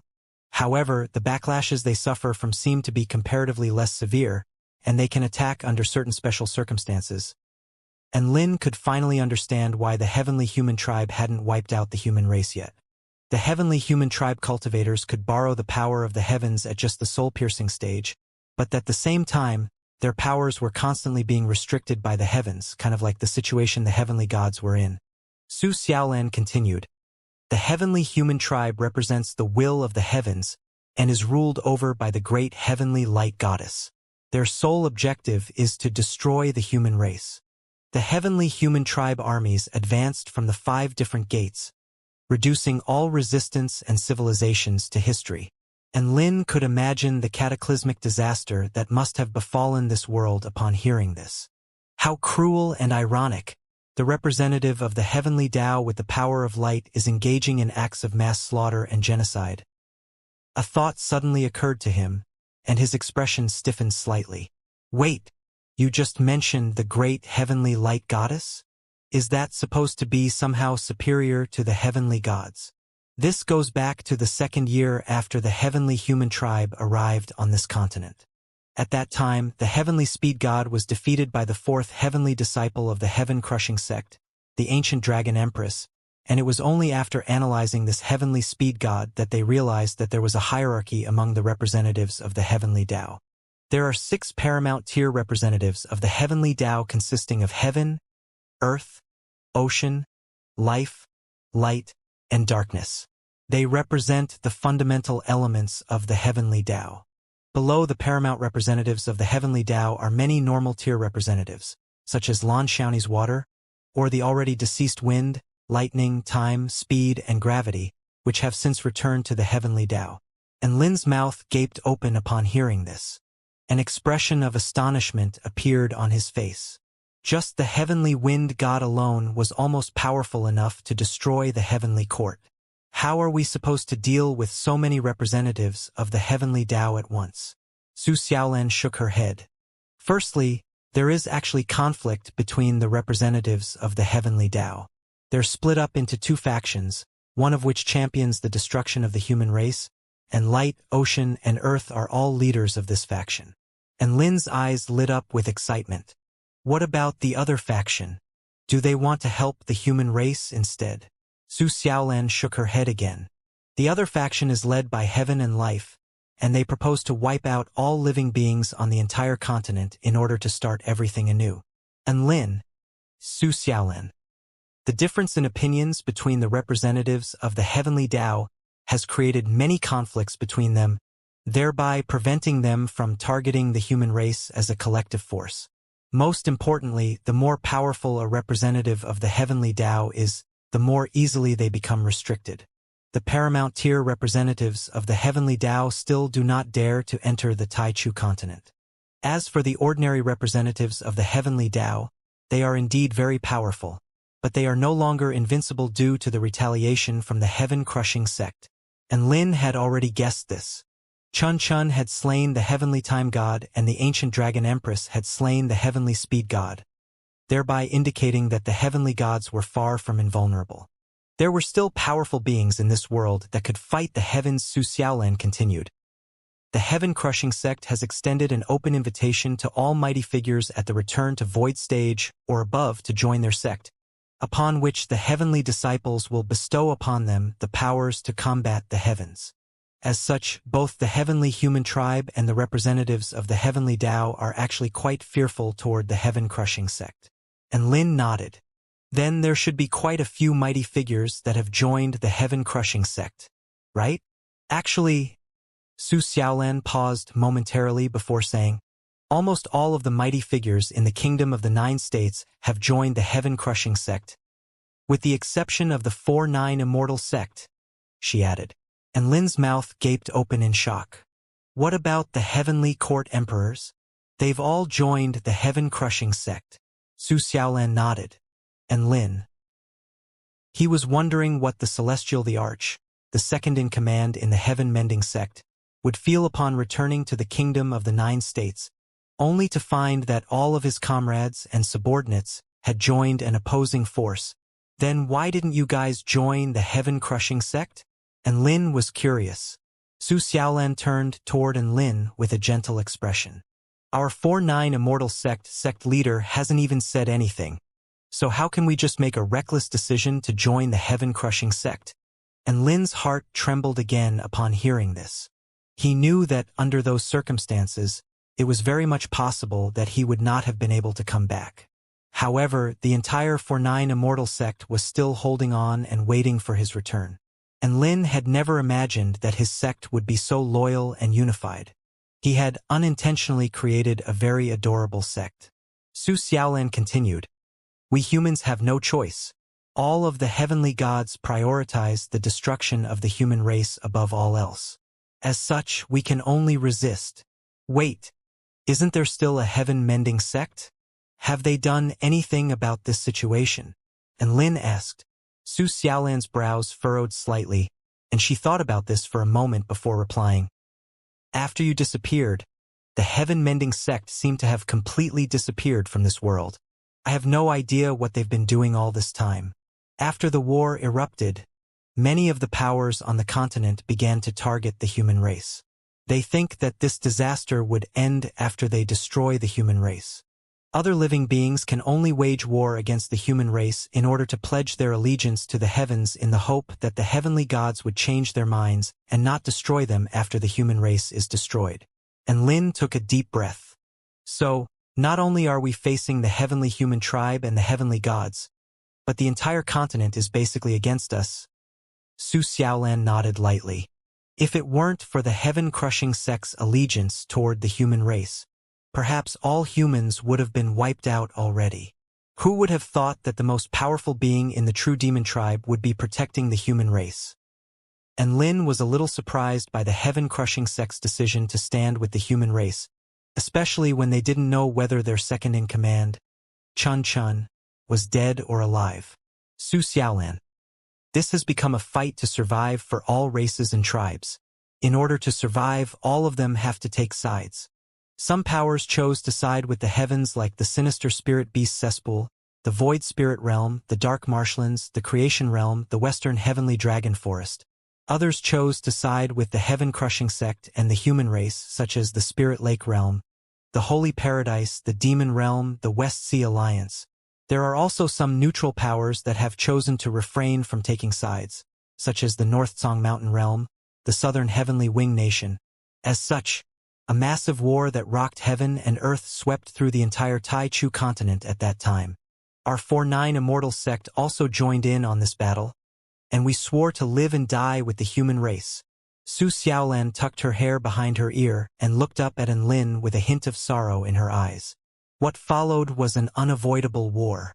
My life then consisted of cultivating, instructing my disciples, beating up little Huang, participating in the war, and waiting for Lin. Lin's lips twitched slightly. You were still beating up little Huang? Of course. Little Huang is a very naughty bird who needs to be regularly disciplined, Su Xiaolan said with a justified expression. Lin had no response to this and continued to listen to Su Xiaolan's recount of this war that had raged for several decades up to this point. The heavenly human tribe attacked the kingdom of the 9 states and the western paradise from all different directions, sealing off all avenues for escape and retreat. That's right, even the monks of the western paradise were actually humans. No human could escape the jurisdiction of the heavens. The West Sea Alliance also had to battle the heavenly human tribe invaders from the west. The West Sea Alliance wasn't really closely related to the human race, but they were the first to stand with the human race when this war erupted.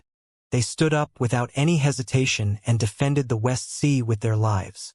This event had sent a massive shock running through the entire Tai Chu continent.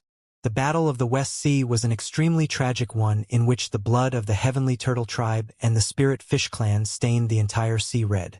The blood of the Heavenly Human Tribe then stained the ocean white. Despite all this, the Heavenly Human Tribe still hadn't managed to break through the defenses of the West Sea even after several decades. The Heavenly Human Tribe attacking from the south were obstructed by the Snake Spirit Clan of the Spirit Lake realm. They were once one of Nuwa's subordinate forces, but in a bizarre twist of fate, all of them pledged their allegiance to the heaven-crushing sect and sided with the human race. The Heavenly Human Tribe armies attacking from the north and the central region were combated by the Western Paradise and the Holy Paradise. Meanwhile, the Kingdom of the 9 States had to face the Heavenly Human Tribe army invading from the east. The Dragon Court of the Eastern Seas was the easternmost power to side with the human race, and they were no match for the Heavenly Human Tribe. Hence, all of them fled to the Kingdom of the 9 States for refuge. During the 60th year following Lin's disappearance. This was the 10th year of the Tai Chu Continent World War. Aside from the Western Front, all human forces on the other fronts had been forced back. The Heavenly Human Tribe from the Eastern Front had already reached the Kingdom of the 9 States. In an extremely arduous battle, Su Xiaolan made a breakthrough and attained the dual divine daos of the Vermilion Bird and the True Dragon before slaying 16 soul-piercing stage generals at the ancient Void State. Perhaps all of these intense battles became the ideal catalyst for growth. In any case, all of the human race powerful beings, with the 4-9 Immortal sect powerful beings in particular, grew stronger at an astonishing rate. Dabai, Beilian, Sun Yulua Lu Qianhuan, Su Qianyun, Shen Yuancheng, Xiaoqiu Baiyao Yao Mingxi, Tang Shimin, all of them progressed to the return to Void Stage one after the other. The Blood Tribes Cassidy, Merlin, and Bryce, as well as Xiao Hong, all attained their Divine Dao and progressed to the Return to Void final stage, becoming some of the most powerful Return to Void stage mighty figures in the process. He wasn't all that surprised about everyone else, but he was astonished to hear that even Xiao Hong had progressed to the Return to Void final stage. Xiao Hong only ascended to the Return to Void stage not long ago, and she has already attained the power of the Divine Dao? Xiao Hong was one of the laziest living beings he had ever seen. Did she encounter some miraculous opportunities as well? And Lin asked. Su Xiaolan shook her head. No. She would occasionally go into battle, but she would mostly just photosynthesize all day. In doing so, she attained enlightenment in the true intent of the Golden Crow, thereby allowing her to attain her divine Tao. Enlin. Su Xiaolan knew what Enlin was thinking, and she explained with a smile. Perhaps living beings with pure and innocent hearts find it easier to identify their own Tao. Xiao Hong sunbathes and praises the sun day in and day out, so I'm sure she must have attained some enlightenment in the process. Her aptitude is absolutely terrifying. And Lin sighed. There are many living beings who have sunbathed for countless more years than she has, and most of them aren't even at the return to void stage yet. In contrast, Xiao Hong was able to progress to the return to void final stage in just a few short decades. I don't even understand anymore. Who would have thought that the little red flower he had accidentally sat on would be such a freakish prodigy? 149 Immortal sect member after the other began to grow more and more powerful, and the sect's influence quickly began to grow across the kingdom of the 9 states and even the entire Taichu continent. However, the most significant change was effected by Xiao Tu's breakthrough. During the 65th year after Enlin's disappearance, Xiao Tu successfully broke through to the Dao integration stage on the grasslands outside of the 4-9 Immortal sect. On that day, a gargantuan black dragon flew in the sky beneath a vast expanse of tens of thousands of kilometers of lightning clouds. Xiao Tu became the 4-9 Immortal sect's first ever Dao integration stage super mighty figure, as well as the first ever Dao integration stage Eastern Dragon on the entire Tai Chu continent. Not even the Dragon Court of the Eastern Seas had a Dao integration stage True Dragon. This event shook the entire Taichu continent. It was also on that day that the 4-9 Immortal sect became the 5th great sect of the Kingdom of the 9 States and one of the most formidable powers on the entire Taichu continent. Xiao Tu's breakthrough seemed to create a domino effect for the rest of the dragon tribe as Ao Xiaowu suddenly woke up from her slumber, and the world within a radius of 10,000 kilometers around her fell silent for 81 days. Following the passage of the 81 days, a woman in red emerged in mid-air, having already struck resonance with heaven and earth. The Dragon Court of the Eastern Seas had finally welcomed their first Dao integration stage True Dragon in the form of Ao Xiaowu, within the ancient void state of the Kingdom of the 9 States. The Kingdom of the 9 States United Army engaged in the most intense battle in history against the Heavenly Human Tribe Army. 6 Heaven Pioneer stage, over 100 soul-piercing stage, and tens of thousands of other Heavenly Human Tribe powerful beings were deployed to try and exterminate an entire state. During this battle, mountains and rivers were shattered.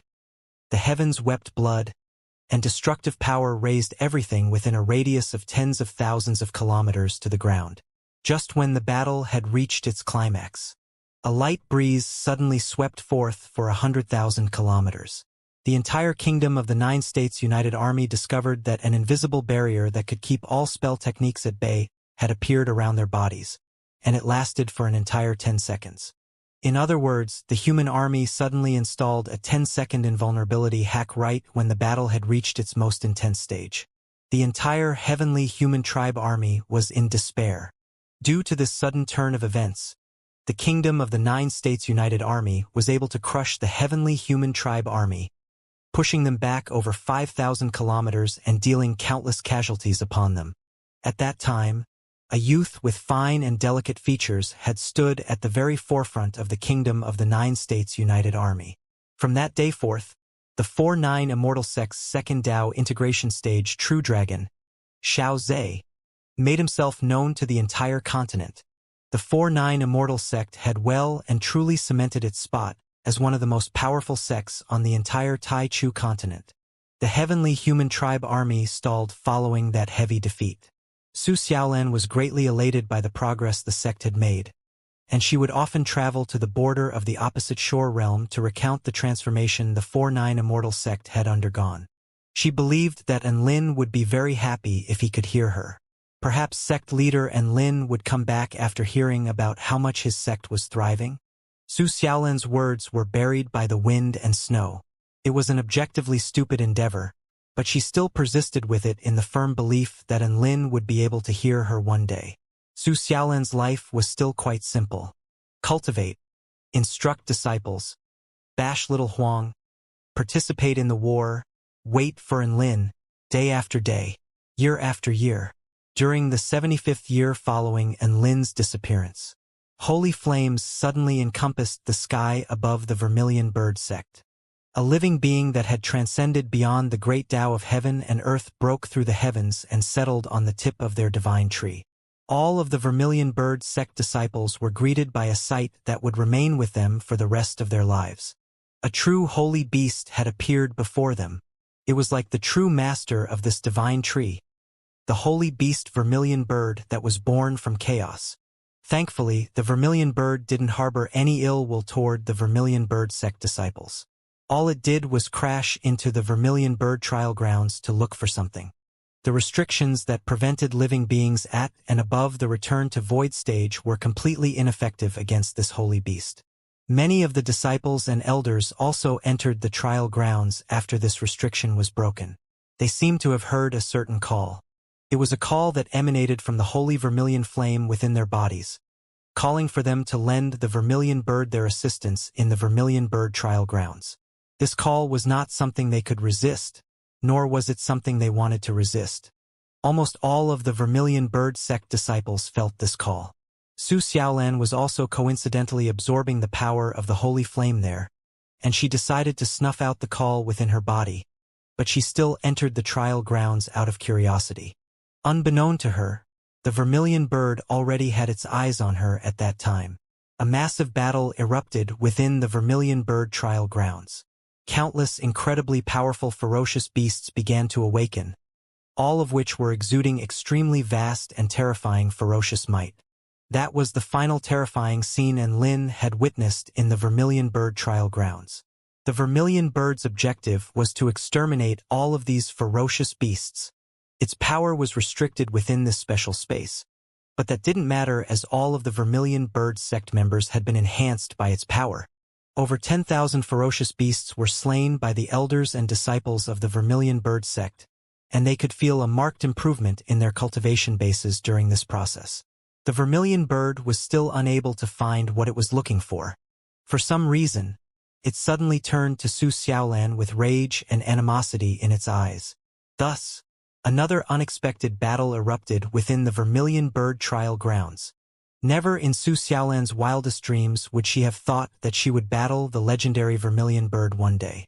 Phoenix Little Huang detected the danger its master was in and flew over from afar to help her.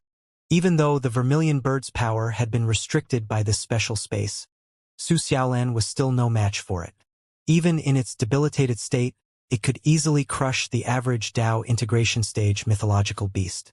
Su Xiaolan was plunged into despair during that battle. To put it in simpler terms, this was not even a battle. It was basically just a one-sided beating. She was constantly a hair's breadth away from lethal danger, and if weren't for Little Huang relentlessly using its body to shield her from the holy beast's attacks, she would have died a very ironic death of being burned alive. It was also during this battle that Little Huang absorbed enough holy vermilion flames and transcended to the Tao integration stage. The phoenix let loose a proud, ear-splitting cry. They were both belted by the Vermilion Bird again. This one-sided beating lasted for an entire day and night. One day later, Su Xiaolan somehow managed to obtain the Vermilion Bird's approval. Perhaps it was because of her never-say-die will, perhaps it was because of her exemplary aptitude, or perhaps it was because of her near-perfect Vermilion Bird bloodline. In any case, the battle concluded under rather baffling circumstances. Sect leader Zhu Shuza had already made up his mind to bring out the most powerful treasure within the Vermilion Bird sect to fight the Vermilion Bird, only to discover Su Xiaolan, her phoenix, and the Vermilion Bird sitting together and discussing Tao like a happy family upon arriving at the Vermilion Bird trial grounds, making him wonder if he had stumbled upon an illusionary realm. Su Xiaolan received a lot of inspiration from that Tao exchange with the Vermilion Bird, and her flame control and true intent improved by leaps and bounds. Not only that, but she was also instated as the heir of the Vermilion Bird and was given the Vermilion Bird divine symbol and the Vermilion Bird ring as a result. The Vermilion Bird ring had been forcefully plucked from Mo Hai's finger, as that was an inherited item from the Vermilion Bird in the first place. After that, Su Xiaolan officially became the sole heir to the Vermilion Bird right before the astonished eyes of all of the disciples and elders of the Vermilion Bird sect. Even Su Xiaolan herself felt as if this were all a dream. However, this was reality. Why me? Su Xiaolan couldn't help but ask. An extremely humanized expression of melancholy appeared on the Vermilion Bird's face upon hearing this. It looked up into the sky and heaved a forlorn sigh, as if it was disappointed, but it was also as if it was relieved. It spread open its wings and disappeared into the distance. The Vermilion Bird left just as quickly as it had come, not even bothering to say goodbye, which was as expected of its haughty and willful nature. Su Xiaolan didn't get an answer in the end. This event made her the undisputed #1 heir to the position of the Vermilion Bird sect leader. Su Xiaolan's life didn't really change because of this. She was the stand-in sect leader of the 4-9 Immortal sect, so she really wasn't all that interested in the Vermilion Bird sect. She continued to cultivate, instruct her disciples, beat up little Huang, participate in the war, and wait for Enlin. Of course, after receiving the acknowledgement and inheritance of the Vermilion Bird, she immediately arrived at the border of the opposite shore realm to inform Enlin of the good news. All of his friends, beast pets, disciples, and slaves also came and went. All of them poured their hearts out to Enlin on the massive crater in the opposite shore realm. Many of them often stayed with Su Xiaolan and waited for the person that could very possibly never return. As the war became more and more intense, many people were prohibited from making this journey by Su Xiaolan as it was becoming far too dangerous. Of course, Su Xiaolan continued to regularly make this trip to wait for Enlin. She would sneak over and stand beside the same dead log for 2 hours. Before she left, she would cast a restriction over the wooden cabin in order to protect it from the elements. During the 80th year following Enlin's disappearance, Su Xiaolan arrived at the Holy Glacial Lands to take the final step. Her Daos of the Vermilion Bird and the True Dragon had reached their pinnacles, and she was going to fuse those two powers of the divine Tao together to embark on an unprecedented journey of Tao integration. Senior Shen had once also attempted to integrate the Tao of the Phoenix along with the Tao of the True Dragon, resulting in failure that eventually led to her death. Su Xiaolan had accepted Shen Yin's inheritance, and she was now attempting the same path to Tao integration as Shen Yin once did. She had Shen Yin's prior experience and had learned all of Shen Yin's lessons. At the same time, she had her own understanding of Tao integration, and she was going to create a new Tao rather than just try and force the two Taos to integrate with one another. What she was going to do was to intertwine the Taos of the Vermilion Bird and the True Dragon in a corkscrew bind, allowing them to integrate with one another, but at the same time they would also remain independent from one another. This was going to be a whole new type of Tao integration. In other words, normal cultivators would only have one type of power of the divine Tao following successful Tao integration. However, if Su Xiaolan was to succeed in her Tao integration, she would possess two different powers of the divine Tao. This was no longer just a simple case of 1+1. It was most definitely an endeavor that had never been achieved, and was even more audacious than Shen Yin's attempt to create a brand new divine Tao. On that day, a vermilion bird flame wing over 100,000 feet in size transformed the holy glacial lands into a scorching summer's day. A true dragon roared as wind and clouds surged for tens of thousands of kilometers. No living being knew who was integrating their Tao. Some of the mighty figures could sense this development, but when they arrived at the scene, the tribulation transcender was already long gone, and they were only greeted by the sight of the severely ravaged earth. Perhaps the tribulation transcender had perished or had simply hidden away. No one saw the woman in the jade dress traveling to the border of the opposite shore realm. She looked up at the sky excitedly as she informed a massive crater about her successful Tao integration. She had to tell the good news to Enlin at the first possible opportunity. She wanted Enlin to be the first person to know about this.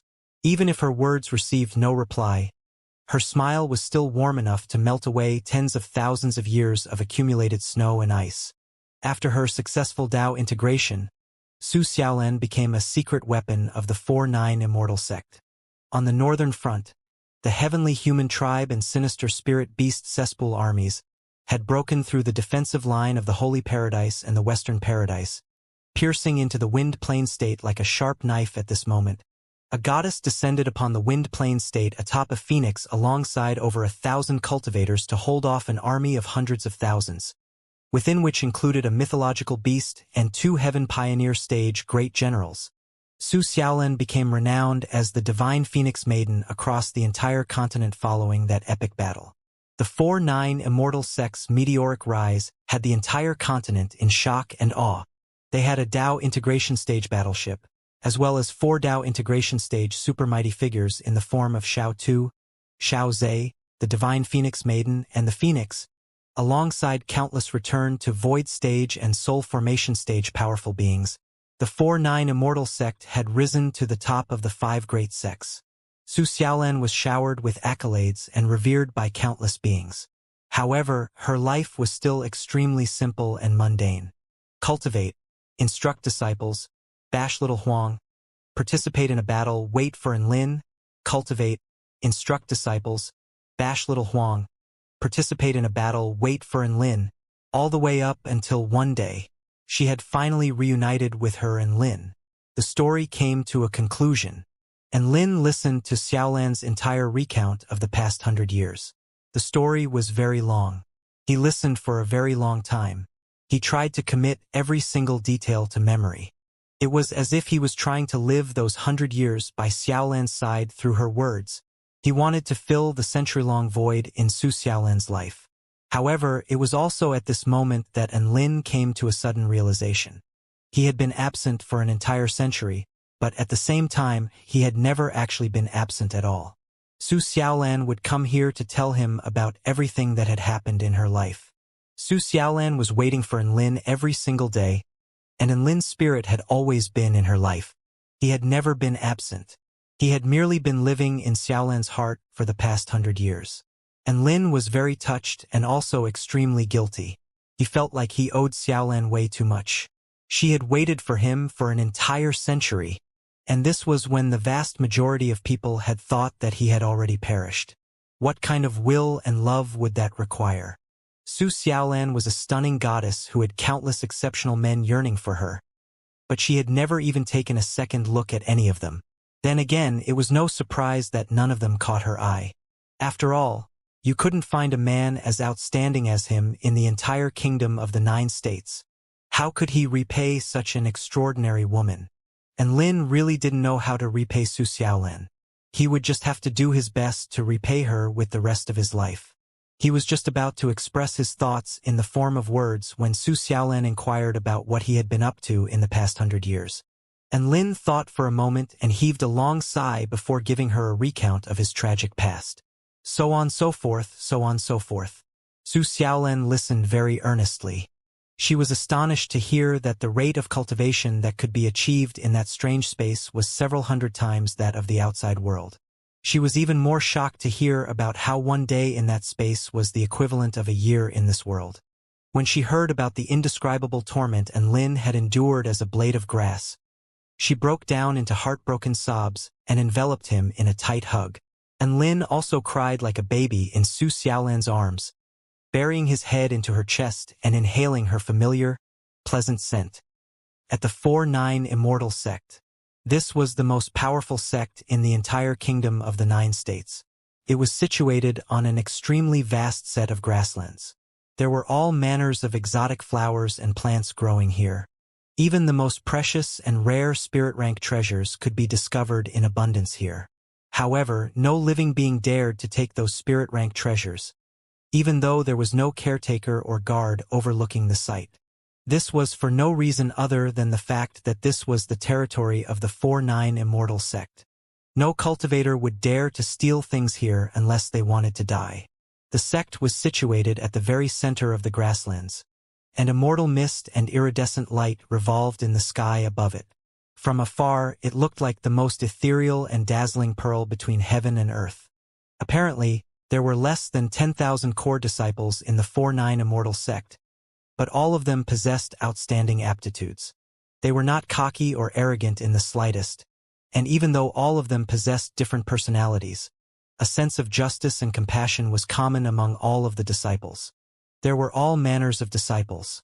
Some of them were graceful and elegant, while some were rougher around the edges, and some were quite mysterious and unfathomable. However, regardless of their personalities or outward appearances, the entire Taichu continent had to give them respect for being the core disciples of the 4-9 Immortal sect. This was how powerful the 4-9 Immortal sect was. It had risen in a short 100 years to become one of the leading powers of the entire Taichu continent. In fact, just one of their pavilions presented a terrifying force to be reckoned with. For example, the Dragon Pavilion had 2 Dao integration stage super mighty figures. How terrifying was that? Or, for example, the Flame Pavilion. There were only about a dozen members, but the Pavilion Lord was the Divine Phoenix Maiden and her steed was a Dao integration stage phoenix. Who would dare to mess with a pavilion like this? Or, for example, the Purple Star Pavilion, which possessed a Dao integration stage superweapon. Not only did they have the Starfire battleship, but they also possessed countless technological weapons that sent chills running down the spines of all living beings on the continent.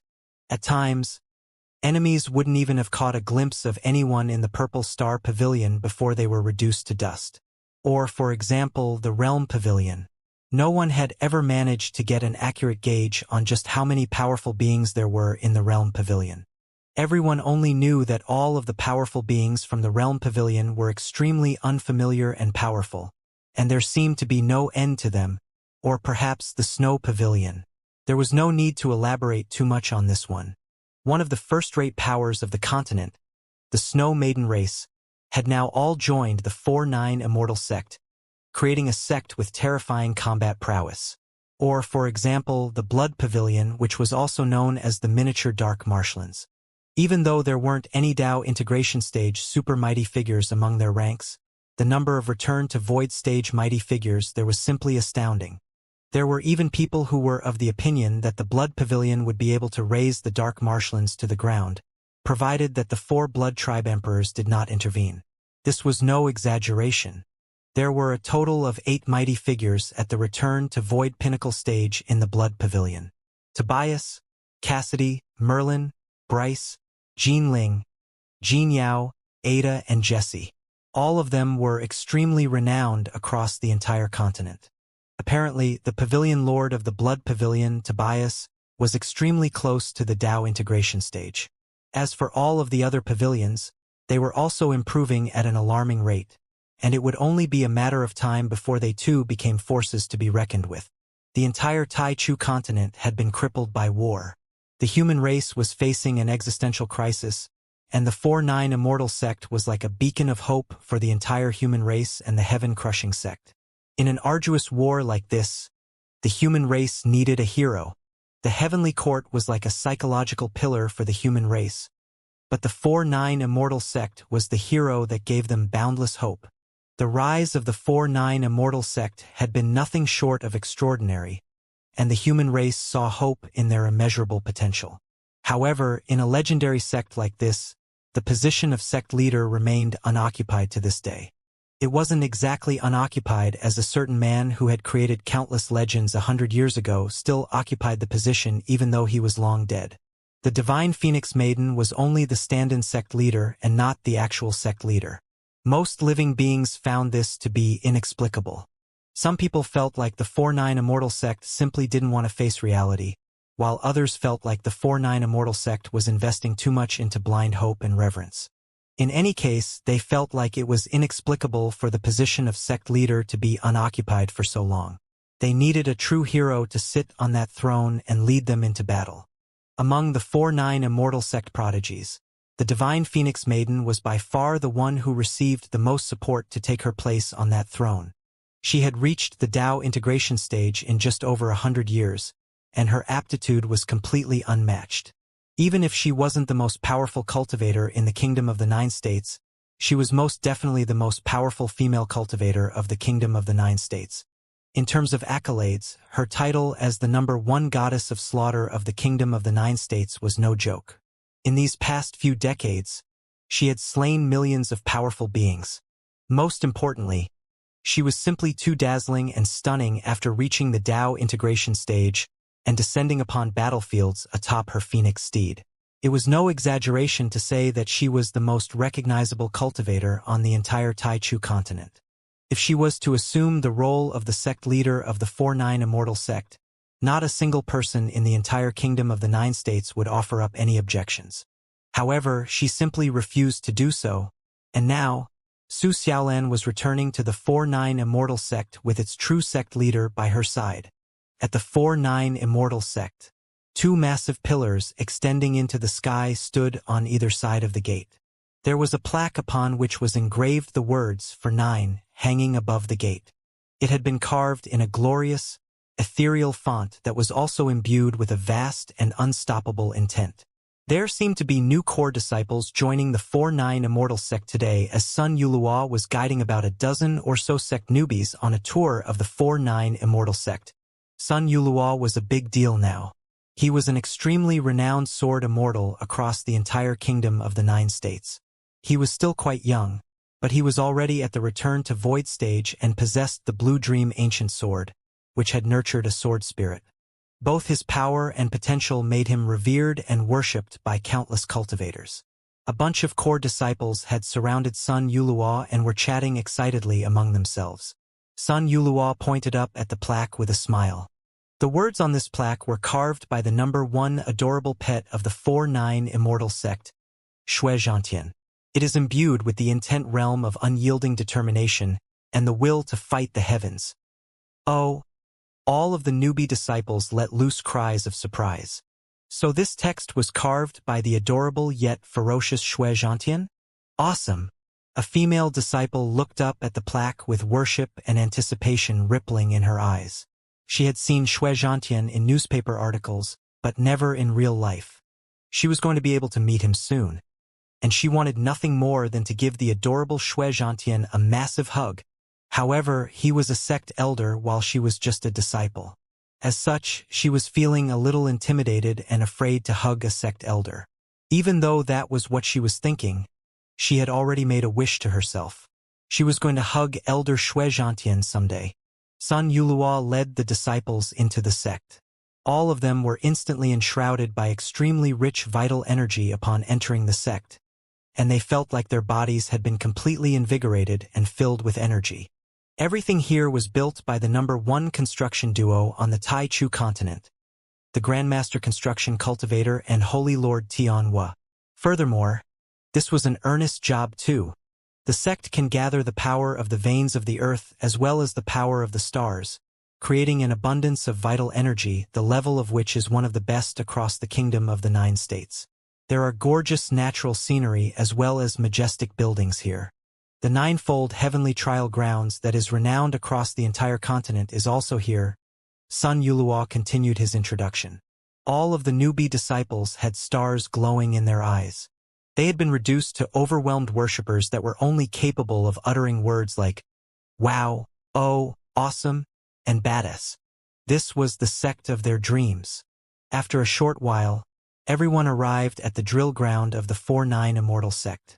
Within a radius of several dozen kilometers of the drill ground, there were tall mountains, flowing rivers, lush forests, and tranquil lakes, all of which had been reinforced by spell formations. Even a return to void stage mighty figure would not be able to easily damage the natural landmarks here. Many disciples and elders would often spar with one another and experiment with new spell techniques here. Everyone had to protect the environment. If someone tried to spar or experiment elsewhere and blasted a building or a mountain, they would go straight to detention. Look, it's the little white dragon, Sun Xiaodai. She really is just as beautiful as she is rumored to be. Even her dragon horns are so adorable. A male disciple's eyes lit up with excitement. Is that Bai Yao from the Man Pavilion? She really is the most beautiful vixen I've ever seen. I seriously can't take my eyes off her. You've got some guts.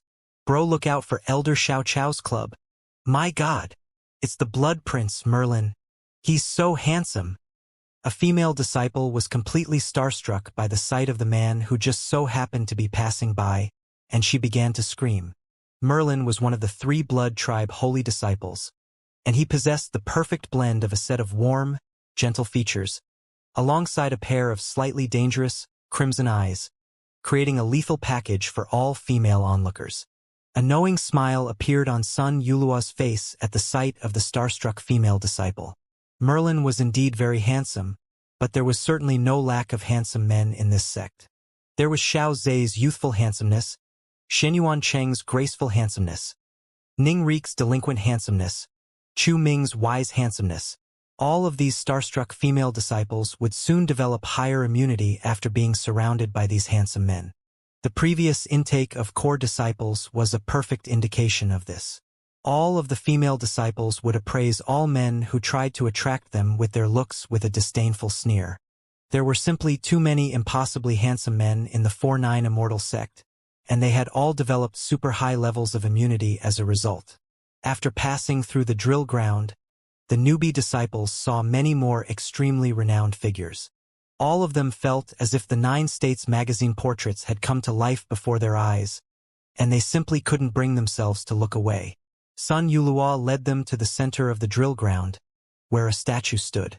This was a statue of a man who wasn't all that handsome, perhaps a little handsome at most, holding an inky black longsword in one hand with golden lightning cracking around a finger on his other hand. He didn't look all that noteworthy. However, all of the newbie disciples' expressions shifted upon seeing this. All of them knew exactly who this man was. Sun Yulua looked at the statue with a disconsolate expression on his face, as if he was reminiscing about past events. He managed to force a smile onto his face after a short while. This man here is the only man you must bow to when you enter this sect. He has created many legends. He once wreaked havoc within the Blood Tribe Holy Land all by himself.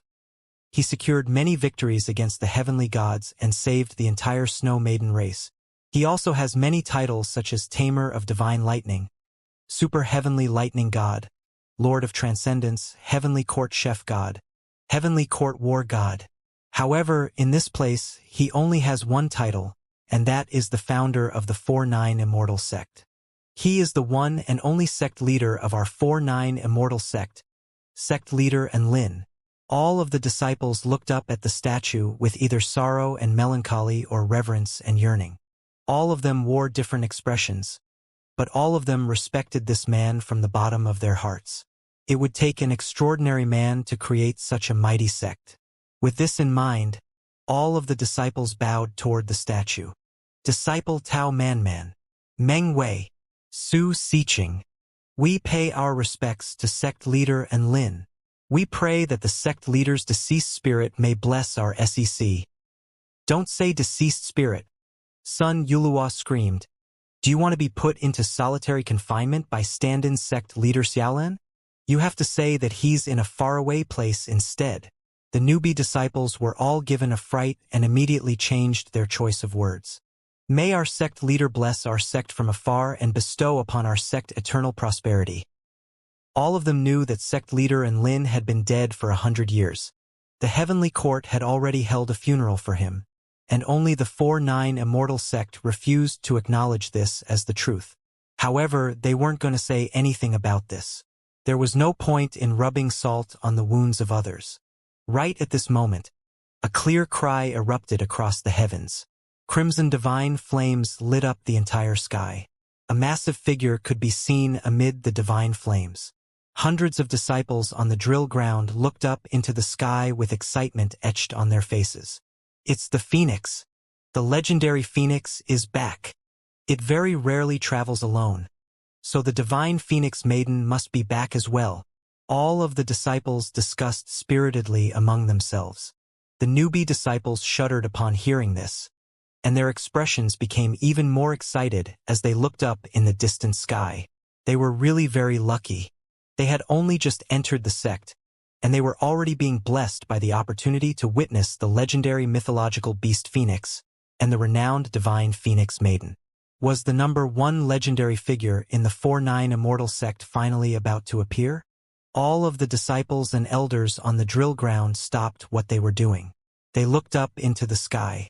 Everyone in the world knew that the divine Phoenix Maiden had a phoenix steed.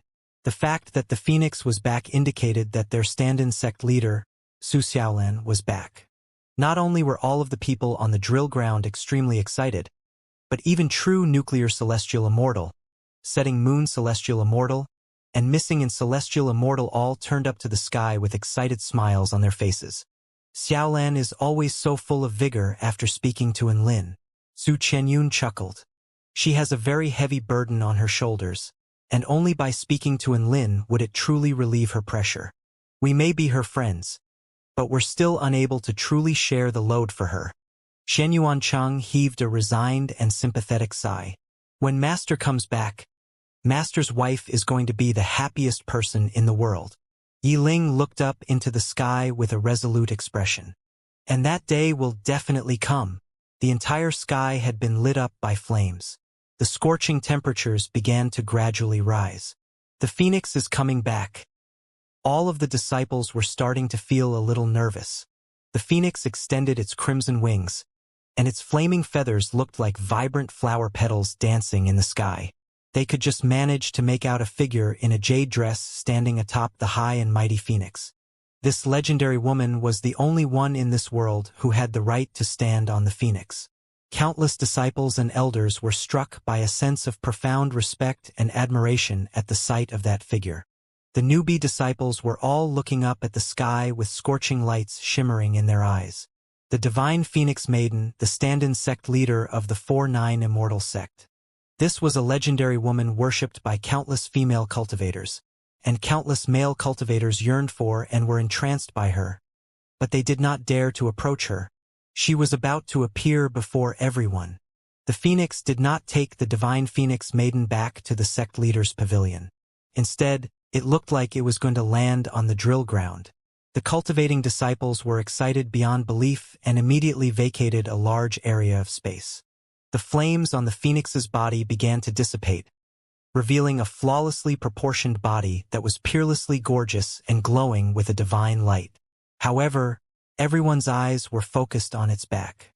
The figure standing there gradually became clearer as the flames dissipated. Is that the divine Phoenix Maiden? She's so beautiful. Wait, why are there two people? Gasp. You're right.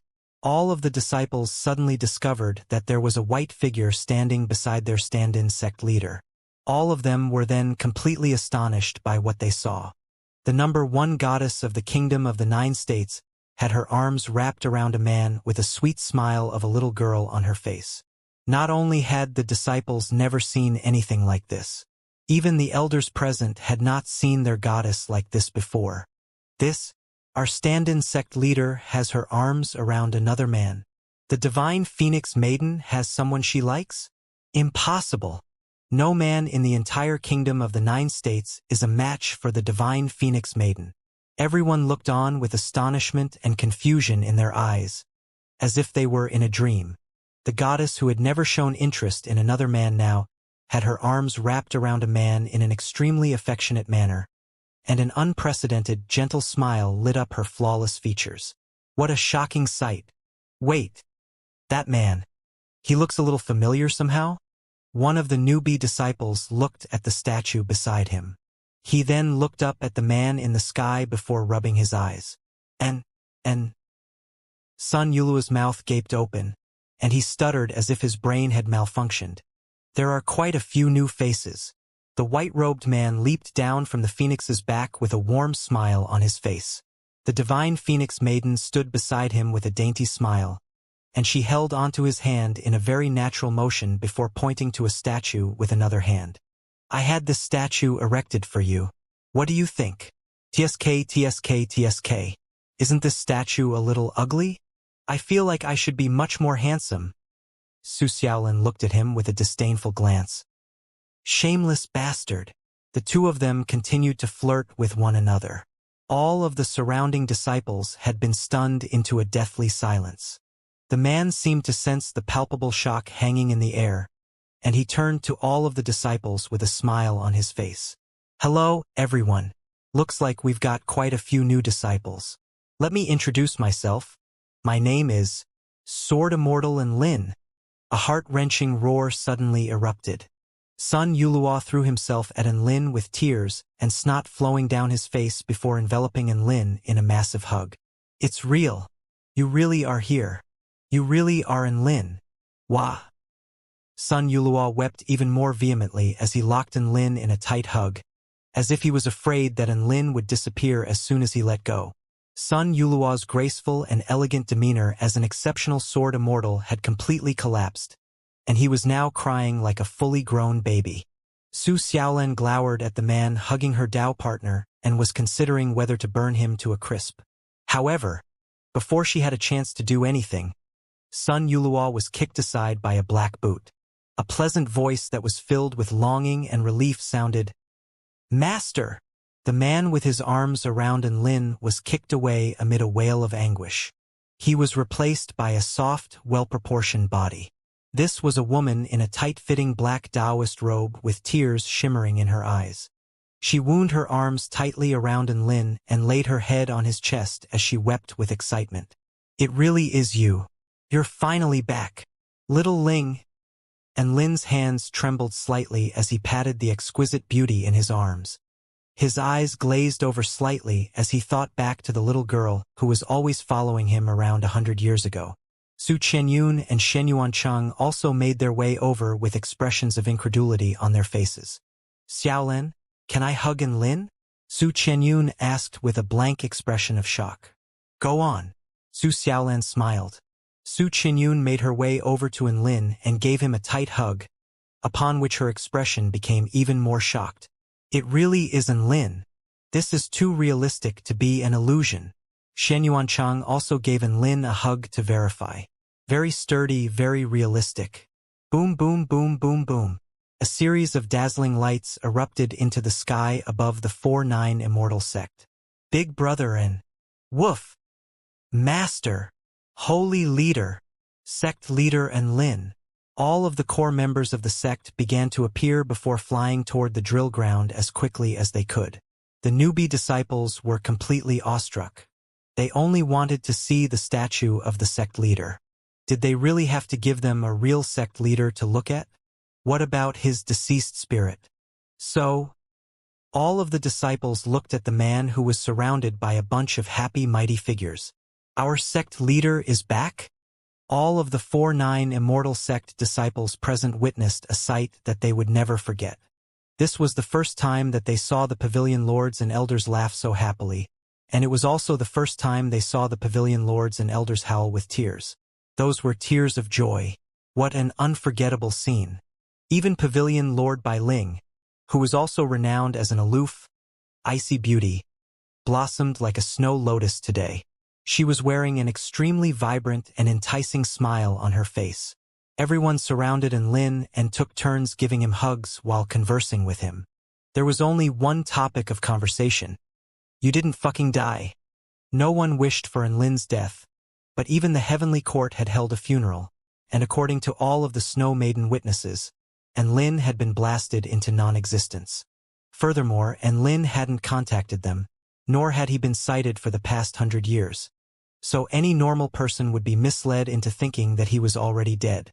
No one could have imagined that Su Xiaolan would bring him back to the sect someday. It was as if he had come back from the dead. Enlin had never been hugged so many times in one day. Everyone wanted to give him a hug in order to verify if this really was Enlin. Big brother and what kind of dog do I like the most? Woof! Dabai pounced on Enlin. "You only like beautiful women with fair skin." Enlin snapped. Dabai laughed. "This is the real Big Brother and woof. Master. What do I like to do the most?" Xiao Hong asked in her sweet voice. "Sunbathing," Enlin replied. "This really is Master." Xiao Hong wobbled her head from side to side with elation. Tina flew over and gave him her customary Adam's apple hug before looking up at Enlin with her emerald eyes. "Master, how many Golden Realm Essence Crystal do you owe little Na?" Do I owe you anything?" "Wah! This master is clearly fake." Tina's verification yielded a result different from everyone else. I think his response is the exact response the real Enlin would give. "He's just as shameless as ever." Lu Chenhuan chuckled. Everyone used their own methods to verify Enlin's authenticity. The 4-9 Immortal sect completely exploded. Never had the entire sect been so ecstatic. This incredible, inconceivable news instantly spread through the entire sect. All of the 4-9 Immortal sect members learned of the fact that their sect leader Enlin, who had been dead for 100 years, had now come back. Never had they been so shocked, and never had they been so ecstatic. If it weren't for the fact that Su Xiaolan made extensive efforts to keep this news confidential to everyone aside from the members of the 4-9 Immortal sect, the entire Taichu continent would probably hear about this within a day. All of the core disciples of the sect felt like they were in a dream. The legendary figure whom they revered and worshipped the most, their sect leader whom they had assumed was long dead, he really did come back to life. A series of firecrackers were set off within the sect. Fireworks exploded in the sky, further livening up the blissful atmosphere. Countless gorgeous flowers blossomed in every corner of the sect, and a red carpet had even been laid out from the drill ground to the conference chamber. This was a path exclusively designated for their sect leader. The entire sect was a sea of joy and happiness. And Lin had so much to say to his friends. And Lin made his way over to the conference chamber so that he could catch up with everyone. Su Xiaolan's arms were wrapped around one of his, and her features glowed with a blissful smile. Her century-long wait had finally borne fruit. She felt like she had never been so happy in her life. All of the disciples looked on at the man being surrounded by the sect elders and pavilion lords, and all of them were also feeling quite emotional. They finally understood why Su Xiaolan had firmly refused to become the sect leader for the past 100 years. Only one person within the 4-9 Immortal sect was worthy of this role, and that was their sect leader Lin. The newbie disciples were also sighing with emotion when they suddenly discovered that someone seemed to have gone missing. Wasn't Brother Sun here just a moment ago? A female disciple was confused. A man pointed in the direction of Lin, where Sun Yulua was clambering around him like an excited hamster. He seems to have left with Lin. It looks like he has completely forgotten about us after seeing sect leader Lin. Another male disciple paused momentarily. So, we've been abandoned? Everyone fell silent upon hearing this. No one gave a response. They didn't want to confirm this harsh reality through verbal affirmation. What do we do now? A female disciple asked with a pitiable expression after a long time. Another extended period of silence ensued. Their tour guide, Sun Yulua, had disappeared. What the hell were they supposed to do with themselves now? At this moment, on the way to the conference chamber, Big Brother I'm a return to Void Stage dog now, and I've obtained the title of White Wind Divine Dog. Woof! Dabai looked up at Lin and boasted as he wagged his snowy white tail. Even though his cultivation base had improved by leaps and bounds, he was still the same old Dabai that Lin knew. Master, Little Ling is really awesome now as well. I'm also at the return to Void Stage. Yi Ling was struck by an irrational sense of feeling threatened, and she hurriedly flaunted her own improvement as she latched onto Lin's sleeve and glared at Dabai. One of the most powerful female assassins on the entire continent was now competing with a dog for a man's attention like a sulky little girl. I've heard about all of you from Xiaolan. I have to say, all of you are very impressive. And Lin ruffled the luscious hair of the gorgeous woman beside him with a faint smile on his face. In particular, the title of Missing and Celestial Immortal is renowned across the entire kingdom of the 9 states. Yi Ling blushed with embarrassment at the mention of her Dao title, and she stuttered in a low voice. It's because Master changed my life, and I didn't want to forget Master. Why are you telling me this? And Lin flicked Yi Ling on the forehead. He had a smile on his face as he said, It's a very good name. You should keep using it as your Dao title from now on. Yi Ling looked up at Lin, and her eyes rippled with emotion as she nodded firmly. All right, I'll still be known as Missing and Celestial Immortal from now on. This was originally a Dao title to commemorate Lin, but there was no reason why she couldn't use it even though he had come back. Within the conference chamber, Lin looked around at his beast pets, friends, and slaves with a hint of sorrow in his heart. He had only been away for 100 days, but everyone had completely changed. Unbeknown to him, everyone was feeling even sadder as they looked at him. After all, to them, he had been away for 100 years. Lin looked around, and a hint of confusion appeared on his face. Where are Xiao Zhe, Xiao Chou, and the others? We seem to be missing some people. Su Xiaolan immediately provided an explanation. All of them are fighting the war at the border of the Kingdom of the Nine States. We're only at the 4-9 Immortal sect as we recently completed a mission. And Lin nodded upon hearing this. The war appeared to be even more intense than he had anticipated. Xiao Zhe and Xiao Tu are the two most powerful beings in our 4-9 Immortal sect. They've led the Dragon Pavilion to the ancient Void State, where they're combating the Heavenly Human Tribe Army on the Eastern Front, Su Xiaolan explained. There were almost no powers that could cooperate with the Kingdom of the Nine States in their defense against the Heavenly Human Tribe. As such, this was the most vulnerable front, and it was reasonable for the 4-9 Immortal sect to send their most powerful cultivators there. Holy Leader, our Blood Pavilion had been working very hard in defending the Southern Front as well. Do you think you could give us some holy blood as a reward? Cassidy requested with a seductive light in her eyes. My blood is a lethal poison to everyone below the return to Void final stage. Don't go drinking it recklessly, and Lin cautioned. It would be a massive farce if the entire Blood Pavilion committed suicide from drinking his blood. Don't worry, at least half of the Blood Pavilion can drink your blood now. There's me, Merlin, Tobias, Ada, Jean Ling, Jean Yao, Bryce, Jesse. Cassidy compiled a list with a smile on her face.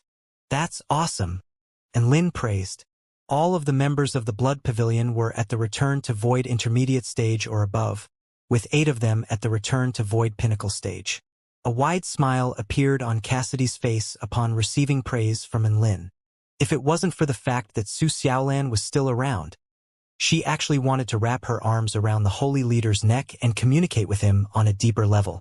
After all, she had made some significant improvements during the past century, so the Holy Leader should give her a reward. And Lin was extremely grateful to his Blood Tribe slaves who had remained loyal to him despite his century-long absence. And he immediately filled up a small vial of blood for Cassidy. 100 years. I've waited for decade after decade amid boundless despair and darkness. Cassidy held the small vial of blood, and her body began to quiver with irrepressible sobs. Thank God, I didn't give up. And Lin's lips twitched slightly. An oblivious bystander might be under the impression that this was a very touching scene. However, he knew that she was only sobbing over the vial of blood rather than his return. Tina turned to him with a smug, dainty smile. Our Realm Pavilion is also responsible for the Southern Front, and we have a near unlimited supply of troops, so we're confident that we can wear our opponents down in a prolonged war. And Lin nodded slightly. The Realm Pavilion was essentially summoning the power of the entire Divine Mirror World to fight the enemy. The Divine Mirror World had also made significant improvements. Ever since the Realm Core became complete, it began to develop more and more quickly, and the population and overall power level of the living beings within were improving drastically. Only 100 years had passed in the Taichu continent. However, Tina was still able to accelerate the flow of time in the Divine Mirror World. Even though her ability to accelerate the flow of time in the Divine Mirror World was steadily diminishing as the world became more and more advanced, over 1,000 years had passed in the Divine Mirror World, and there were already exceptional prodigies who had attained their divine Tao. And Lin speculated that the Divine Mirror World would undergo another monumental transformation once a living being progressed to the Tao integration stage there. Bai Ling also delivered a report. Our Purple Star Pavilion is responsible for combating the Heavenly Human Tribe Army in the White Nectar Sea. We're only missing materials and energy resources at the moment. With enough resources, I can destroy the entire Heavenly Human Tribe. Big Sister Bai was making a very bold claim, but no one doubted her. At the very least, enemies below the Tao integration stage and Heaven Pioneer stage weren't even enemies in her eyes. The Flame Pavilion and Spirit Pavilion were mainly responsible for the Northern Front. With Su Xiaolan and her Phoenix there, the Heavenly Human Tribe wouldn't be able to make any progress there unless they deployed a Divine Heaven stage powerful being. Our Moon Pavilion mostly consists of pill refinement masters from the Moon Palace, and they're responsible for making medicine and treating injuries, Su Qinyun said in a mellow voice devoid of any prestige that was expected of a pavilion lord. However, and Lin knew better than to be fooled by her outward appearance. He knew that this seemingly harmless beauty would become a goddess of slaughter when night fell, harvesting countless lives under the moonlight. The Moon Pavilion was mostly responsible for logistics, and it was filled with beautiful celestial maidens. However, their most beautiful pavilion lord was a goddess of slaughter. What a paradoxical setup. After that, Shenyuan Cheng's Spirit Pavilion, Debai's Beast Pavilion, Little Lang's Man Pavilion, and Lu Qianhuan's Sword Pavilion all elaborated on their duties. What was worthy of note was that the Snow Pavilion that comprised the entire Snow Maiden race all participated in the war on the Gem State and led the way from the front. They had already confirmed Enlin's death, but they still upheld their vows to harm no humans and were even willing to participate wholeheartedly in this war for the sake of the human race. Enlin was very surprised and also very touched by this gesture. The humans of the Kingdom of the Nine States now had a much better impression of the Snow Maidens. They weren't exactly friends, but they were certainly no longer enemies. And Lin could actually understand the thought process of the Snow Maidens. After interacting with Shangguan, he learned that although the Snow Maidens were all quite aloof and cold, they were a very straightforward race that had a very clear sense of right and wrong. And Lin had given up his life to save their entire race, so they were willing to give up their lives to repay Enlin. Thus, the sect leader now had a rough understanding of what was happening in the sect. After that, Enlin began to recount his experiences of the past 100 years to everyone present. All of them were astonished to hear about how he had entered a strange space following the heavenly time god's self-detonation. They were even more shocked to hear about how the rate of cultivation in that space was several hundred times that of the outside world, but one day in that world was also the equivalent of a year in the outside world. Only Tina wore a thoughtful expression upon hearing this. All of them wanted to weep for Enlin after hearing about his 18-year life as a blade of grass. Tears were beginning to well up in Enlin's eyes. He was struck by the urge to cry every time he thought back to those indescribable experiences. He was just about to dive into Xiaolan's arms when a white, furry body crashed into his arms. "Big brother and everything's all right now. I'm here for you, woof." Dabai hugged Enlin with a sympathetic expression. He recalled back to his horrific experiences in Bai Ling's trial, where he had lived the life of a dog. Looking at it now, his experiences were nothing compared to Enlin's life as a blade of grass. Enlin had no choice but to dive into Dabai's arms. They continued to sob.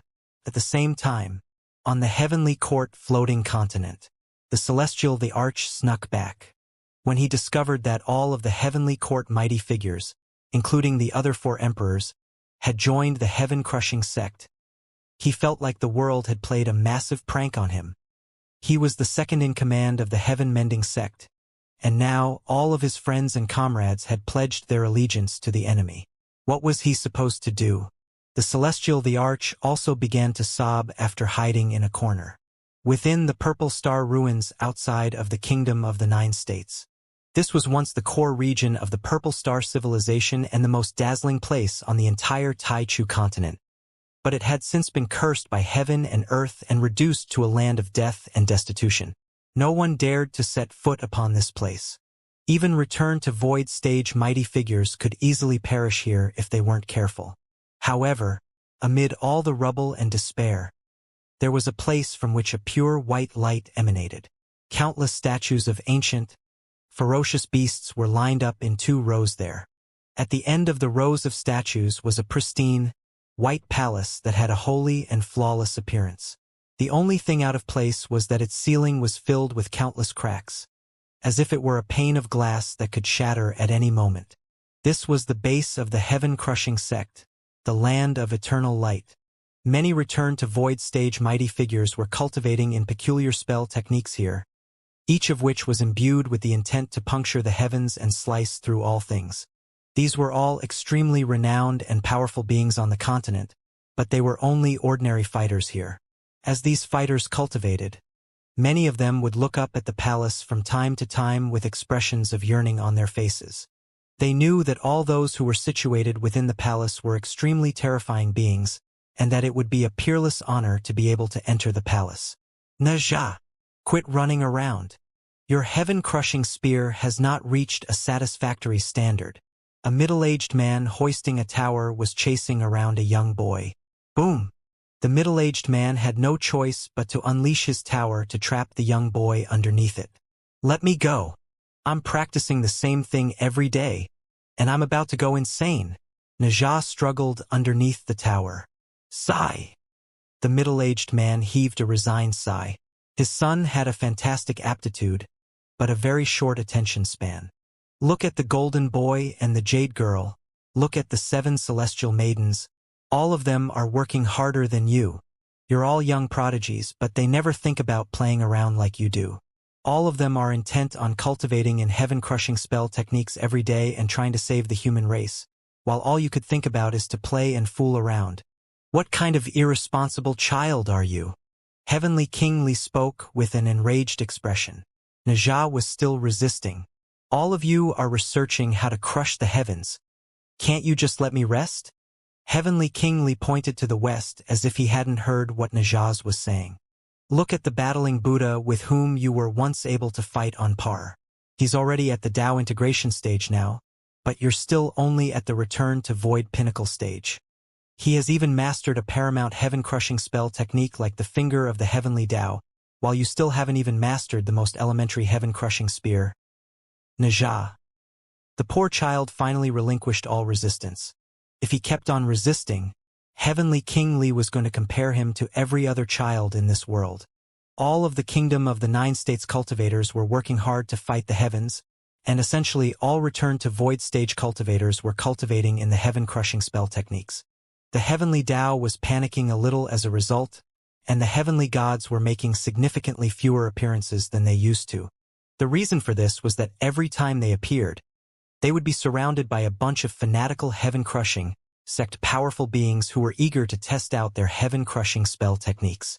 That's right, the almighty heavenly gods were being used as exotic lab rats. Aside from the several dozen return to void stage mighty figures cultivating in the heaven-crushing spell techniques at the land of eternal light, the rest of them were all distributed across the 5 fronts, battling for the sake of the human race. Not only did the heaven-crushing sect have powerful members from all over the world, but almost all of the powerful beings from the human race had also become its members. The 4 great sects, the 4 emperors of the heavenly court, the 9 imperials, the human race had no choice but to fight with all their power.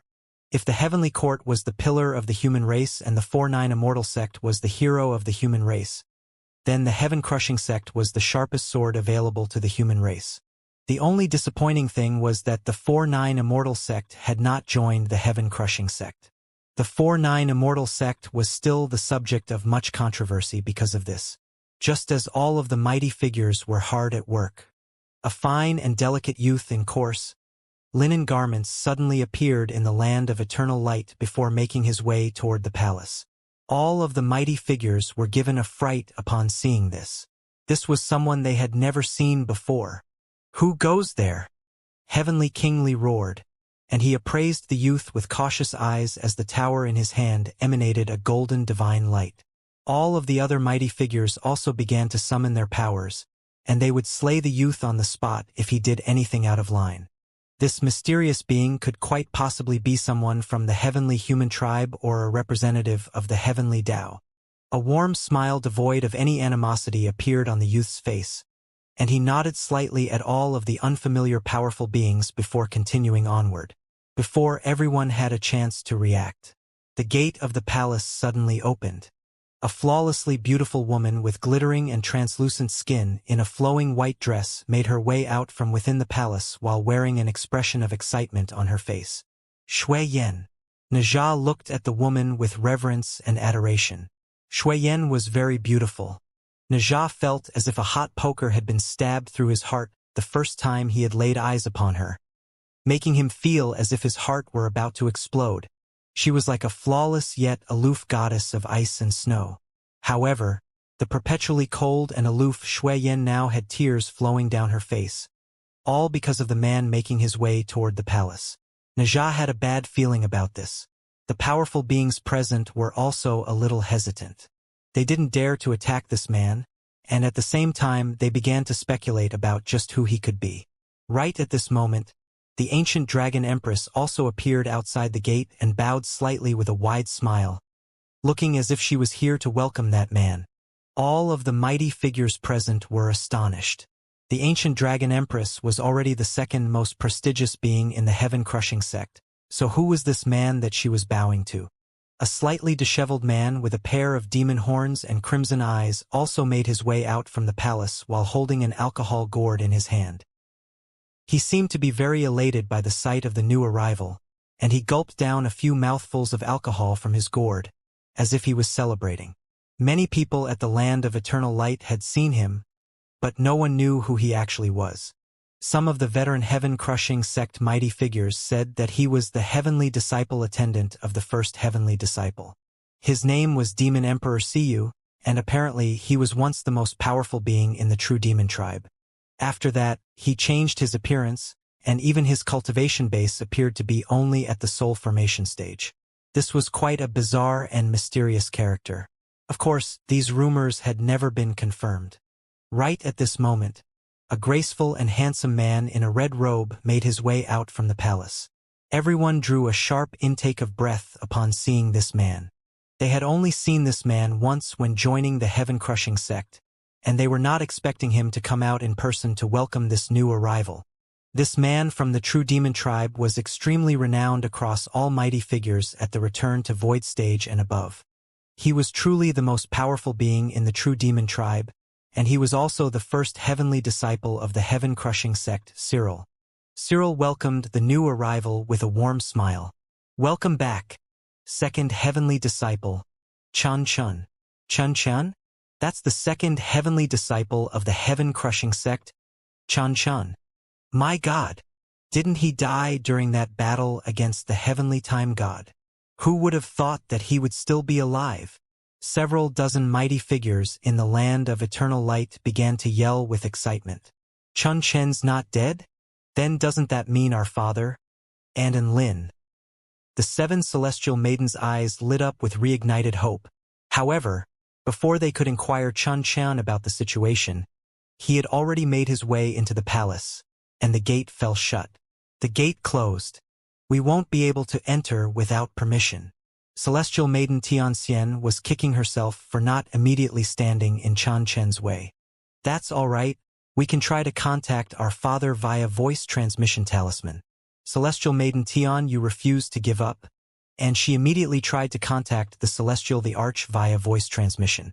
However, even though the Celestial Maidens tried several times, no one picked up on the other side.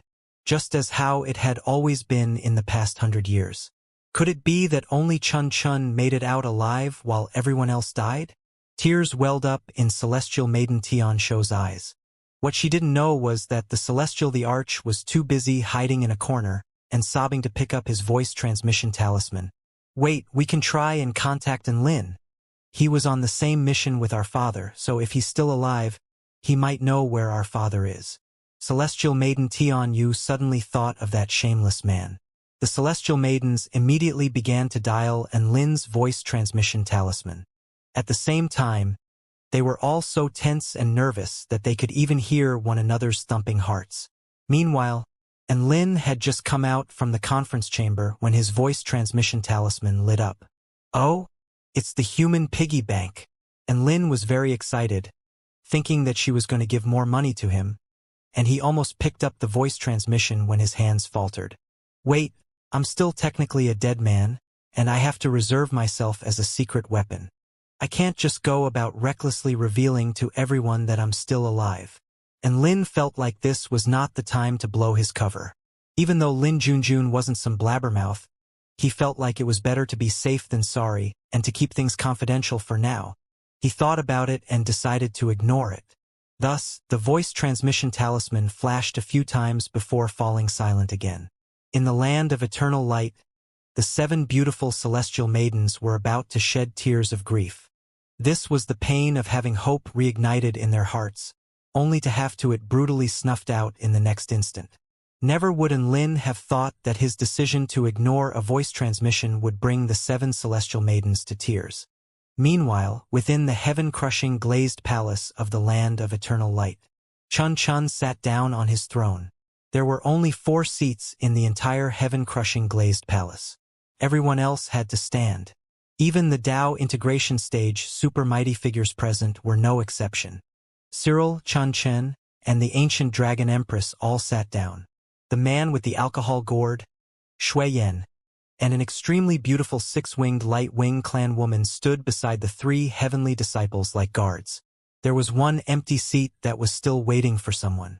Aside from them, there were 5 other Tao integration stage super mighty figures present. Of course, this was not the extent of the heaven-crushing sect's power. After all, a very large portion of the heaven-crushing sect's forces had already traveled to various parts of the Kingdom of the 9 States to participate in the ongoing war. However, this was still the most powerful force the heaven-crushing sect had to offer, as all of the heavenly disciples and their respective heavenly disciple attendants were gathered here. I knew you were still alive, Chen. How could a mere heavenly time god bring you down? Cyril chuckled as he turned toward Chen. A faint smile appeared on Chen's face, and he was seemingly unfazed by anything as usual.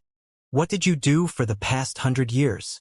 Shui Yan looked at Chen with an expression of concern, but her hands were still brewing tea for him in a series of smooth, rehearsed movements. The ancient dragon empress, Cyril, and the other Tao integration stage super mighty figures all turned toward Chen with curious expressions. Chen took a sip of tea. It's 100 years for all of you, but only 100 days for me. Everyone was shocked to hear this. Chen then recounted his experiences within the strange space for everyone to hear. Cyril was also feeling quite surprised, and he sighed with emotion. That space should be the place closest to the essence of the heavenly Tao, right? You should have stayed there a bit longer to investigate and research. 1 day in there equates to a year in this world. I was afraid that if I stayed there to research for a while longer, the Taichu continent would cease to exist when I came back. Chen responded. Cyril had no reply to this. In reality, there was not much time left for the Taichu continent. There was one good thing that came out of this, though. You managed to obtain Enlin's friendship. Cyril suddenly smiled. Chen also smiled upon hearing this. Indeed, the ancient dragon empress looked at the 2 elated heavenly disciples with confusion on her face, completely unable to figure out just what they were so happy about. Was Enlin's friendship more important than finally escaping 100 years of confinement? Was there some sort of secret between them that she didn't know? At the same time, the ancient dragon empress was feeling a little upset. She was a heavenly disciple, so why did it constantly feel like she was inferior to Enlin in the eyes of the other 2 heavenly disciples?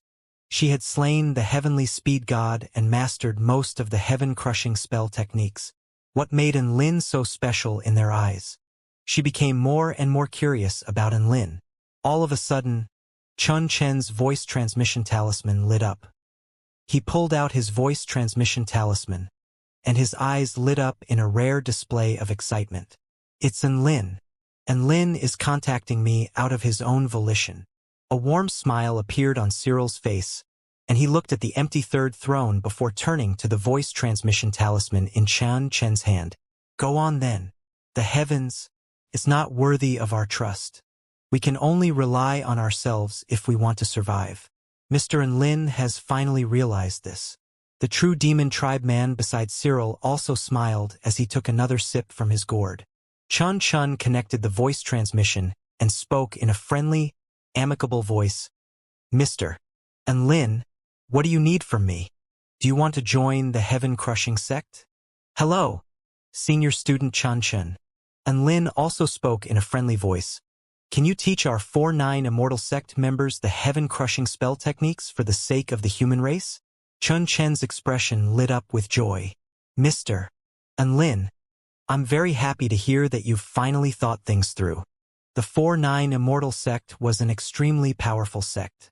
The heaven-crushing sect would receive a significant boost with the inclusion of the 4-9 Immortal sect. Thought things through.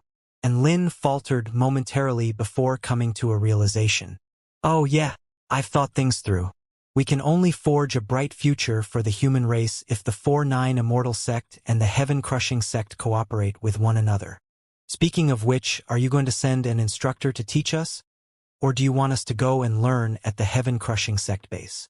You've already joined the heaven-crushing sect, so just come straight to the land of eternal light.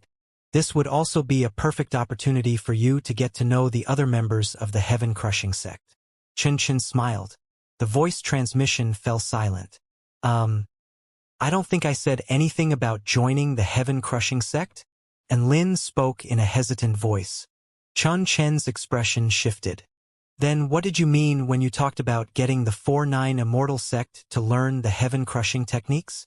What I meant was, for the sake of the human race, can the heaven-crushing sect teach our 4-9 Immortal sect the heaven-crushing techniques? And Lin paused momentarily before putting it into more straightforward terms. In other words, can our 4-9 Immortal sect learn your heaven-crushing sect spell techniques for free?